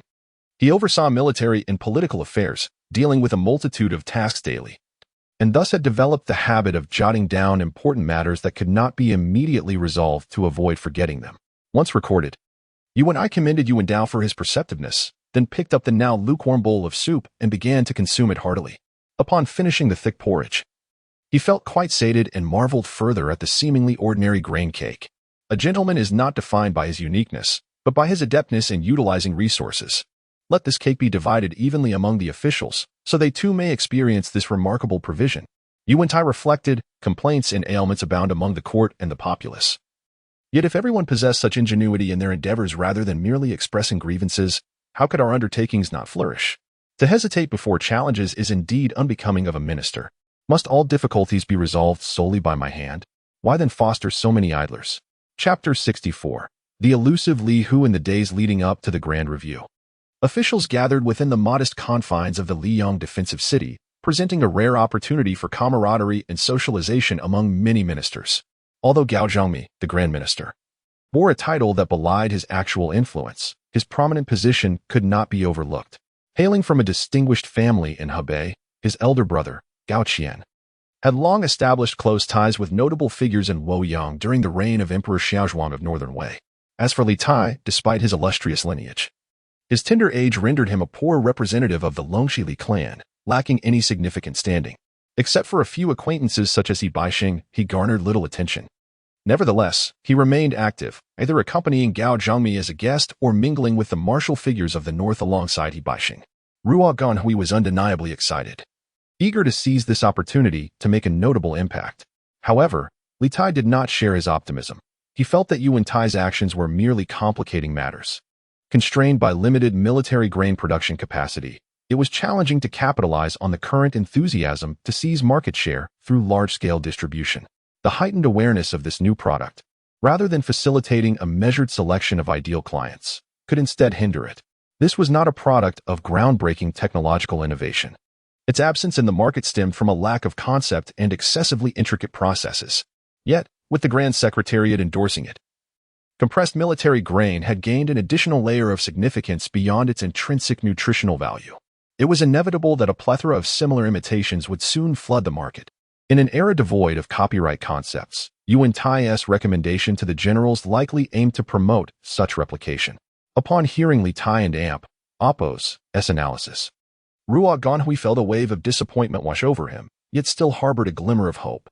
However, as he roamed the defensive city and overheard many discussions, it became apparent that most were not considering purchases, but rather contemplating self-manufacturing, which left him disheartened. Would they truly allow this venture to falter before it even began? The sudden bleak outlook for what seemed a promising enterprise filled Ruo Ganhui with profound disappointment and an overwhelming sense of emptiness, as if it had ended before it had begun. Li Tai, sensing his despondency, offered consolation. Fortune can be a double-edged sword. This endeavor involves intricate craftsmanship, and a rush of eager hands may lead to inferior products flooding the market. There is no need to hasten. By delving deeply into the techniques and honing our skills, we can still prevail amidst the chaos and seize the opportunity later. He intended to adopt a measured approach, allowing the fervor to wane before leveraging accumulated expertise and a refined production model to gradually capture the market. This perspective did not dismiss the wisdom of the ancients. While ancient societies often prioritized commerce over craftsmanship, rulers who remained attentive to artisanal techniques could achieve remarkable levels of mastery in a remarkably short time. It was not an exaggeration to say that even something as simple as compressed military grain could be produced swiftly. Yet, this path undeniably undermined the intrinsic value and significance of the military grain itself. It was a type of sustenance capable of mass production, possessing ample caloric content, extended shelf life, and ease of transport. If the sole purpose were to cater to the whims of a curious few, no matter how ingenious the execution, its true value would inevitably diminish.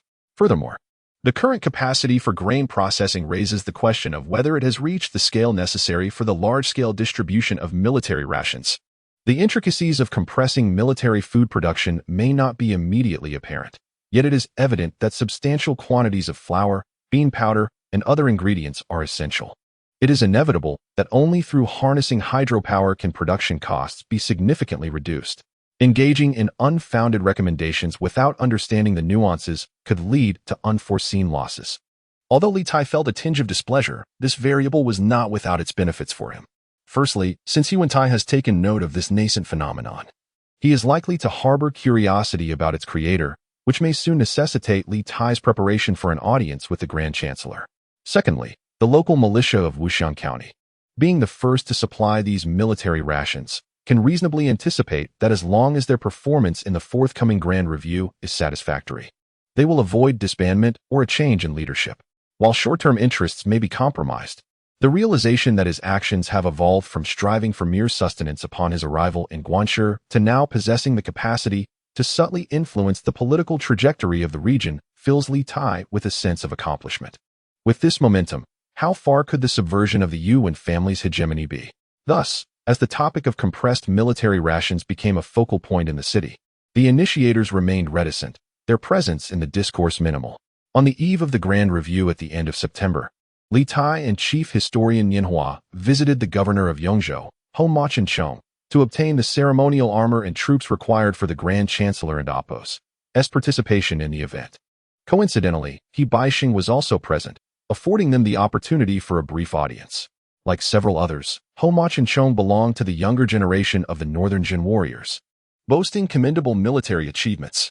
At merely 30 years of age, he had already attained the position of governor of Yongzhou.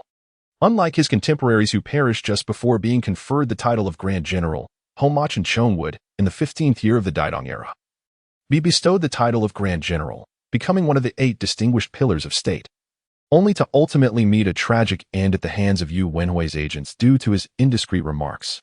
With this knowledge, Li Tai had envisioned Ho Machin-chong as a boisterous and unreserved warrior. However, upon their meeting, he found the reality somewhat divergent from his expectations. The man was indeed tall and robust, yet lacked the roughness he had anticipated. During his conversation with He Baixing, he exhibited a tendency towards silence rather than fervently sharing opinions, predominantly listening and occasionally responding with noncommittal sounds. Witnessing Ho Machin-chong's demeanor, Li Tai couldn't help but reflect on the irony of a man who had spent most of his life in taciturnity ultimately meeting his fate through careless words. Nevertheless, the political climate of Northern Zhou was precarious and delicate. Of the 8 pillars, only 2 remained alive, apart from Yuan and Apos' loyal retainer, Eugene, leaving Ho Machin-chong as the sole survivor. In such circumstances, even the most prudent behavior might not guarantee survival. Ho Machin-chong held great respect for He Baixing, the elder statesman of Wuchuan, and despite his busy schedule, he patiently engaged in light conversation with him, delegating official matters to his subordinates. It was only when his subordinate reported the arrival of Liuhun, the newly appointed governor, that Ho Machin-chong rose from his seat. Li Tai felt a surge of excitement upon hearing the name. He had long wished to make the acquaintance of the illustrious Emperor Taizong of Tang. However, He Baixing abruptly rose to bid farewell to Ho Machin-chong, exiting through a side door, seemingly intent on avoiding an encounter with Liuhun, who was entering through the main entrance. "What? Do you wish to meet Li Wenbin?" He Baixing inquired, noticing Li Tai lingering behind and glancing back frequently.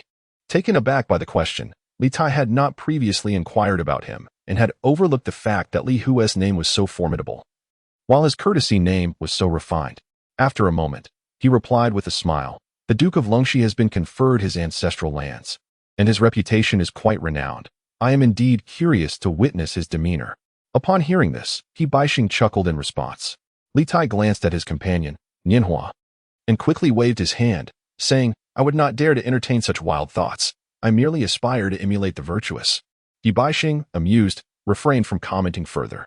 Yet, Li Tai could hardly contain his curiosity and, quickening his pace, whispered, "Uncle, do you avoid meeting the Duke of Longxi because, alas, I have wronged Wenbin.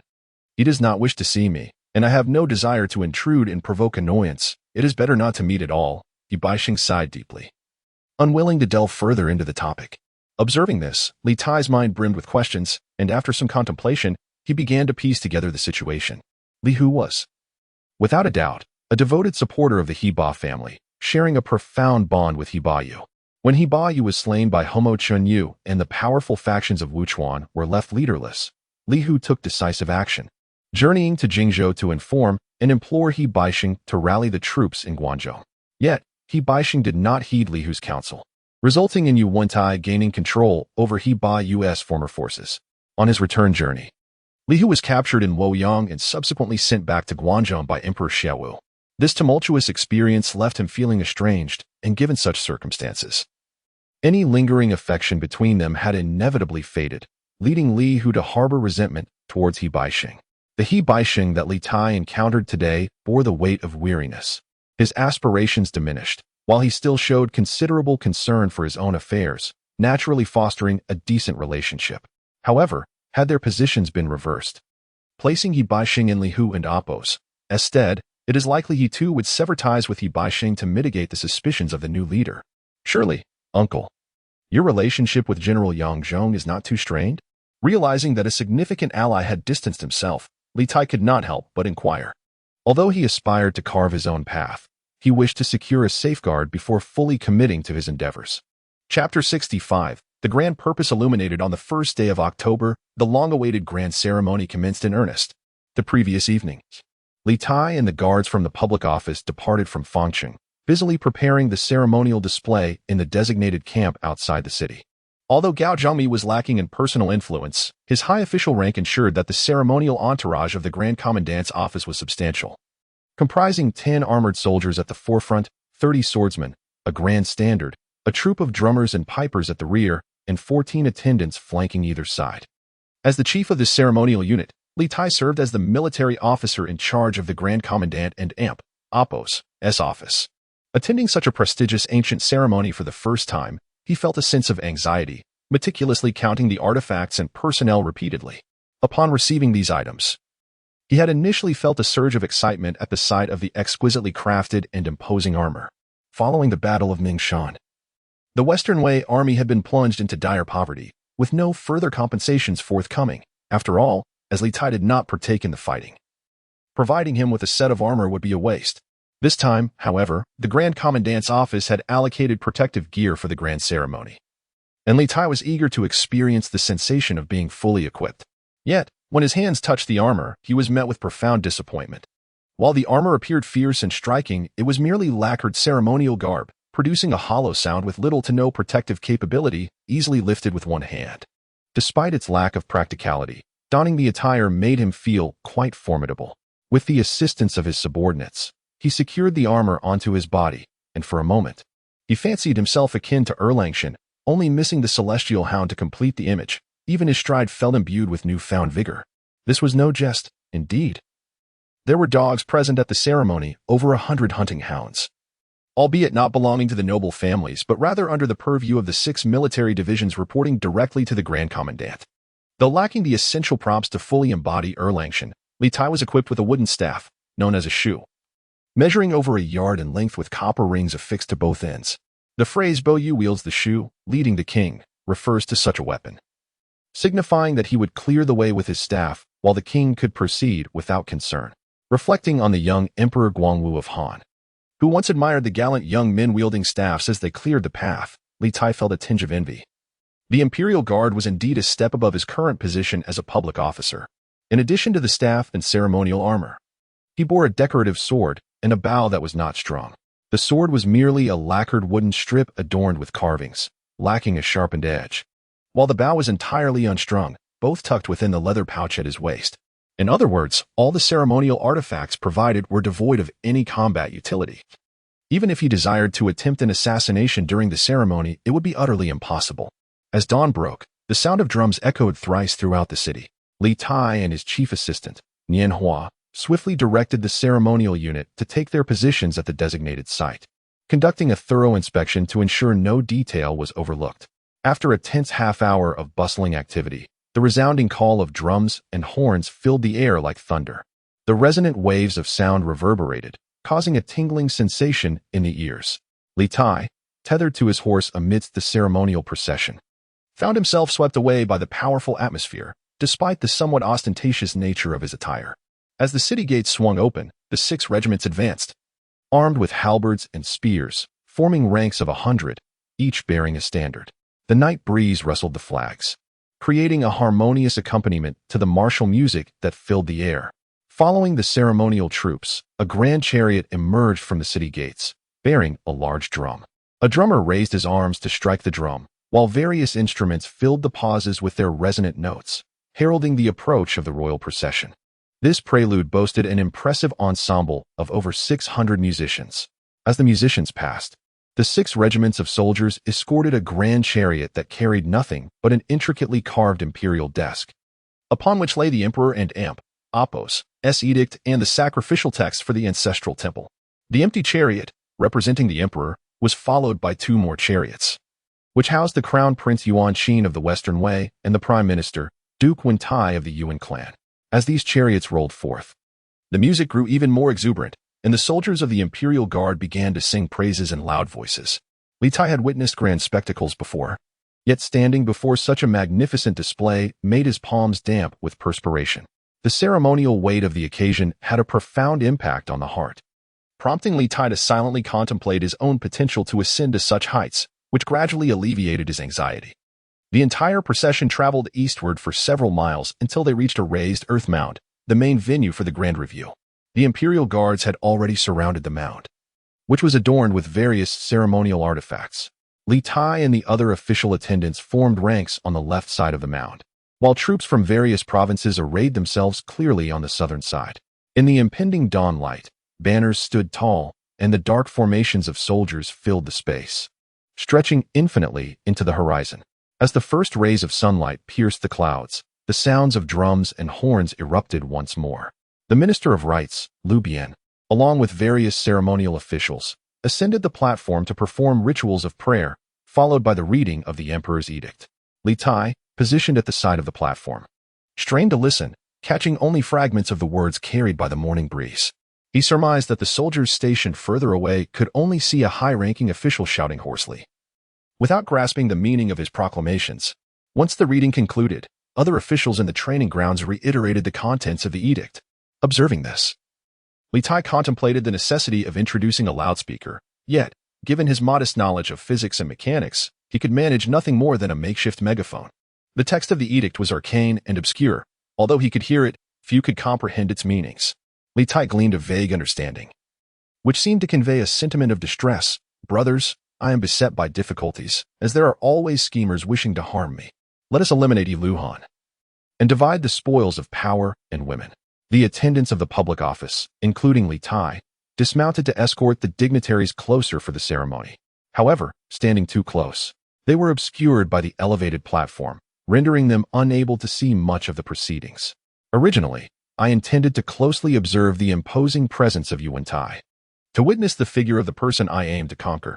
However, all I beheld was a row of armored soldiers and Apos' legs. Upon receiving the ceremonial vessels, Prince Yuanqing was guided off the stage by the ceremonial officials to take his seat within the rear tent. His puppet-like demeanor inevitably evoked sentiments regarding the frailty of the Western Wei imperial power.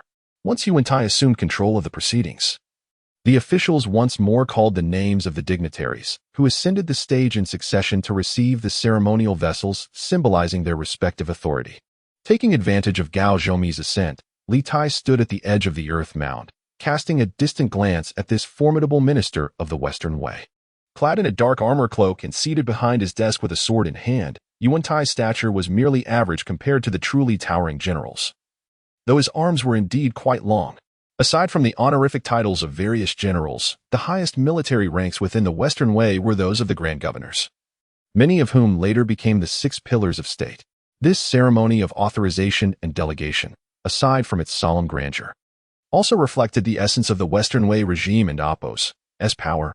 Although Yu Wentai overshadowed the imperial family and wielded supreme authority, he could not act with absolute autonomy, necessitating the delegation of power to the Grand Governors to jointly uphold the governance of the Western Wei.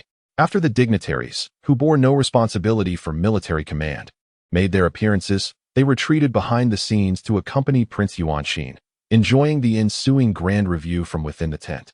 However, once the Grand Governors received their conferred powers, they led their respective troops back to their divisions, their movements accompanied by the resounding beat of drums, their display of authority far surpassing that of the dignitaries seated within the tent. As the sun ascended higher, Li Tai, holding a spear, stood outside the tent, gradually feeling the warmth of the late October-autumn. This sensation was partly due to the infectious atmosphere, dissuading him from remaining indoors, and partly because, although the lacquered armor was not heavy, it was stifling, particularly as the dark surface absorbed heat, with the front and rear tents shielding him from the breeze, rendering the sun and Apos' scorching rays all the more unbearable. Accompanied by the throbbing of drums, the first to appear were 3,000 armored cavalrymen, led by several commanders. Galloping forth from the encampment, resembling a colossal fortress forged of steel, slowly advancing towards the center of the field, following the conclusion of the Battle of Mangshan. An air of despondency pervaded the entire Guanshi region, both among officials and the common folk. Yet, as this heavy cavalry made its entrance, the negative shadows in the hearts of the spectators began to dissipate. As the armored knights approached the high platform, Yu Wentai rose from his seat and strode to the forefront of the earth mound, gazing down upon these elite forces, and suddenly raised his arm, exclaiming, "The righteousness is radiant, and the thieves are of little concern." Initially, his voice was uneven, only gradually becoming synchronized. Hearing this proclamation from behind the tent, Litai couldn't and Apos help but feel amused. The Emperor Xiao quarrels with Gao Huan, and yet Gao Huan still treats him like a little darling. You came to Guanshi and were taken down by him. How dare you shout like this? Chapter 66. The hunt in Jingyuan. Since the Grand Military Review commenced, the Jingyuan region has been filled with the resounding echoes of drums, as various military formations were executed with remarkable brilliance. It often occurred that commanders, due to their exceptional training of troops, were rewarded on the spot. Although the finances of the Western Wei were in a precarious state, Yu Wentai had previously amassed considerable resources from local gentry, and he was certainly not stingy during this significant ceremony, presenting varied rewards to the generals. The material rewards bestowed upon the generals were secondary. The paramount aspect was the sense of honor derived from receiving accolades in front of numerous onlookers, a sentiment that no material wealth could supplant. Li Tai, serving as an official guard, found his participation in the Grand Review rather limited, with no opportunity to showcase his own prowess.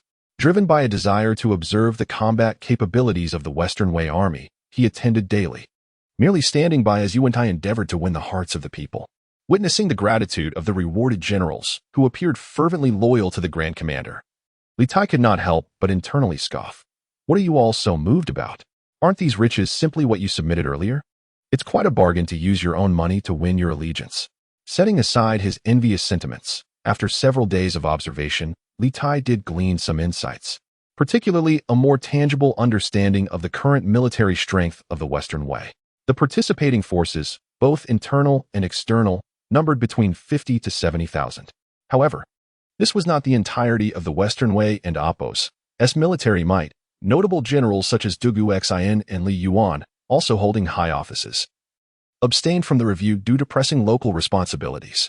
Among the armies present, the Xianbei troops comprised approximately 20 to 30,000, including the remnants of the 6 armies from the Battle of Mangshan and the various detachments under the commanders of the northern garrison. While this figure may appear respectable in isolation, it did not constitute an absolute advantage overall, representing a significant reduction compared to previous numbers.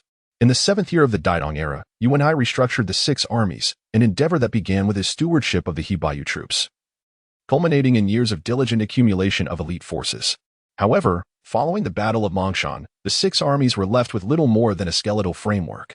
Despite the numerical disadvantage faced by these veteran Xianbei soldiers, their morale and combat effectiveness remained robust, overshadowing the local militia. After all, regardless of how fierce the future Guangdong provincial troops may become, they require time to mature. In comparison to these seasoned Xianbei veterans, the current forces lack the experience and armament necessary to contend effectively, revealing considerable disparity. Li Tai's observations allowed him to gain a deeper understanding of Yu Wentai's strategies in consolidating the local gentry of the Guangdong region. Psychologically and practically, Yu Wentai regarded the veteran Xianbei soldiers as the indispensable backbone of the Western Wei regime. These soldiers were equipped with the finest weaponry and received greater attention during the review, undoubtedly strengthening their psychological bond with Yu Wentai, who ultimately considered them his own. The stark reduction in troop numbers served to awaken the veterans and Apos' sense of urgency, reinforcing the notion that their survival depended on rallying closely around the Grand Commander to evade the potential backlash from the local gentry. As for the local militias led by the powerful clans of the Ganlong region, although their numbers are greater, The evident disparities among them instill a sense of reverence that prevents any immediate upheaval. The Grand Chancellor personally oversees the Grand Review, continuously rewarding the leaders of these militias, which ignites a fervent ambition within them and enriches their visions of a promising future. Li Tai, having conducted a brief analysis of these various mentalities, could not help but exclaim that indeed, encouraging the populace to strive against one another is the infallible means to ensure the stability of governance. Though the Battle of Mangshan inflicted substantial losses upon the Western Way, it inadvertently helped to eliminate further obstacles, leading to a subtle equilibrium between the barbarian and Han forces within its ranks. Otherwise, this internal competition could swiftly spiral out of control, potentially resembling a tempest that could shatter even the resolute Yu Wentai, the helmsman of this endeavor. After observing for several days, the Grand Review is finally poised to transition into the next phase, the hunt. The ancients placed immense significance on hunting activities, adhering to the seasonal practices of spring for capturing, summer for protecting crops, autumn for harvesting, and winter for hunting. Spring hunting is intended to prevent the overpopulation of wild beasts. Summer aims to safeguard the crops. Autumn seeks to procure rich sustenance. And winter serves to deter famished animals from encroaching upon human settlements. The term hunting reflects this ancient practice, equating it with agriculture, as it was a critical productive endeavor for early civilizations. According to the Book of Rites, when the emperor and feudal lords are unoccupied, they engage in hunting 3 times a year. To neglect hunting is deemed disrespectful. Elevating hunting to a ceremonial status underscores its importance in military training and state affairs. For neglecting warfare could lead to perilous consequences. However, with the advancement of agriculture and a more stable material existence, the delineation between military and civilian roles became increasingly distinct, leading to a gradual transformation in customs and ideologies. For instance, regarding the prevention of wild animal overpopulation during the spring hunt, the Book of Rites introduced new regulations: no killing of fawns, no destruction of eggs or nests, and prohibitions against harming pregnant animals. This reflects a burgeoning awareness of sustainable practices. After the military exercises in the Jingyuan region concluded, the troops returned to their camps to prepare their gear. Following a 3-day rest, they gathered once more in Jingyuan for training orders before embarking in waves toward the east. The Grand Army advanced along 3 routes. The left and right flanks were led by the governors of Yongzhou and Huashou, while Yu Wentai commanded the center, spreading across the vast Hebei plain, forming an impressive military formation. Li Tai, serving as an officer in the public office, accompanied the central forces. Additionally, these officers distributed small drums, about the size of a human head, designed to be hung on saddles for signaling troop movements, known as pai drums. The poem by Bai Juyi, "The Drums of Yuyang Resound," speaks of such drums. The commanders beat the drums while the soldiers wielded cymbals, creating a cacophony to frighten and drive away the beasts that roamed the mountains and forests.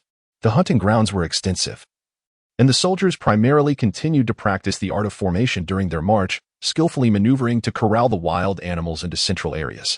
If the region under one's command is plagued by an excessive number of wild beasts, one shall be subjected to military discipline. On the 3rd day of the march, the Grand Army reached the eastern fringes of Jingyuan, where the commander finally stationed his troops and issued orders to the various lords and military leaders to select their finest hunters for the upcoming hunt. The team that yielded the most bountiful catch would be rewarded with 200 bolts of silk. Upon receiving this military command, Li Tai and his retinue were filled with exhilaration, hastily preparing their hunting gear. After several days of idle waiting, Gao Zhangmi, too, felt an insatiable urge to engage in the hunt. However, as he was required to follow the commander and Apos' lead, he merely encouraged his officers with the promise of additional rewards for those who could achieve the top rank. Just as Li Tai finished donning his armor and filled a quiver with 30 arrows, he noticed that Chang Shi Nianhua had also completed his preparations. With a smile, Li Tai inquired, "Chang Shi, would you care to compete?" Although Nianhua exuded the refined demeanor of a young noble from Luoyang, he was still in the prime of youth. Upon hearing Li Tai and Apos' words, he gladly clasped hands in agreement. Could it be that the esteemed Dugu is hunting? Nearby soldiers, witnessing this lively exchange, could not help but exclaim in surprise, only to be met with ridicule from their comrades. The esteemed Dugu holds a high and weighty position in the prime of life. How could he resemble an elegant young lad? Clad in light armor, Li Tai sat astride his steed, his youthful and athletic figure accentuated by the absence of a helmet, as he simply wrapped a cloth around his hair. The brisk wind brushed against him, causing his eyes to narrow slightly, his sword-like brows furrowing, and his lips pressed together. His military attire enhanced his already striking features, radiating a masculine vigor. As he galloped into the hunting grounds, he instantly became the center of attention. Beauty is a sentiment shared by all. In an instant, knights began to approach, eager to admire his presence. Originally a hunting party of 10, it suddenly swelled to over 100. Is Li Lang trying to win by sheer numbers? As Li Tai rode closer, Nianhua glanced at the throngs that had gathered behind him, unable to suppress a twinge of envy. The young lord exudes charm and allure. I wonder if his archery and horsemanship match his looks? If not, we shall have to rely on our skills and beauty to capture the crowd's admiration. A military officer laughed heartily, unabashedly intending to showcase his own prowess in archery and horsemanship, hoping to draw the gaze of many. What a fierce competitive spirit! Just as Li Tai was reflecting on this, a gray shadow leapt from the underbrush a few paces away. With quick reflexes, he drew his bow and released an arrow, striking a wild hare in the belly, pinning it dead to the ground. What remarkable archery skill! The onlookers erupted in applause at this display, and once the cheers subsided, they understood that Li Tai was not merely a pretty face, but a man of substance. They turned their horses and dispersed, somewhat sheepishly. Chapter 67. Yu Wentai. After setting up camp, the Grand General Yu Wentai donned a set of light riding attire and, amidst the throng of his trusted generals and personal guards, galloped into the hunting grounds. As Yu Wentai scanned the surroundings in search of prey, he soon noticed the stir caused by Li Tai and Appo's entrance. Upon observing from a distance as Li Tai skillfully shot an arrow that struck a rabbit in the underbrush, his eyes gleamed with delight, and he could not help but point at the youth, exclaiming with a smile, "This young man possesses remarkable talent and grace, reminiscent of the vigor of youth. Whose retainer is he?" The nearest general, Ba Sheng, upon hearing this, rode forward with a smile and responded, "This young warrior is named Li Ba Sheng, hailing from the esteemed family of the late Minister of Works, Liuhun. Yet, he does not pride himself on his lineage. Rather, he is well versed in human affairs and possesses considerable wit. If the Grand General were to summon him in your leisure, you would undoubtedly witness more of his exceptional abilities. What an extraordinary lad, to receive such high praise from the Grand Preceptor." Yu Wentai mused, his curiosity piqued, yet the youth had already galloped far across the field. Indeed, it was he. Yu Wentai then cast a sidelong glance at Zhao Gui, who appeared somewhat embarrassed, before turning back to speak to the general. "I often engage in discussions on current affairs with this young man. I dare assert that the Grand Preceptor's appraisal is both genuine and accurate. Should you summon him to your court for consultation, you will surely be astonished." Hearing two esteemed generals bestow such commendations upon the young archer genuinely captured Yu Wentai's attention. His gaze shifted to Gao Zhangmi, positioned at the rear of the generals, and he raised a hand to command. "The eastern and western lands differ greatly. Please, Grand Minister, join me in this delightful hunt." Gao Zhangmi, both flattered and slightly melancholic, hastily rode forward. Witnessing the Grand General's evident curiosity towards a young warrior stirred various sentiments among the onlookers. Yu Wentai, who had initially been among the personal guards, felt a flicker of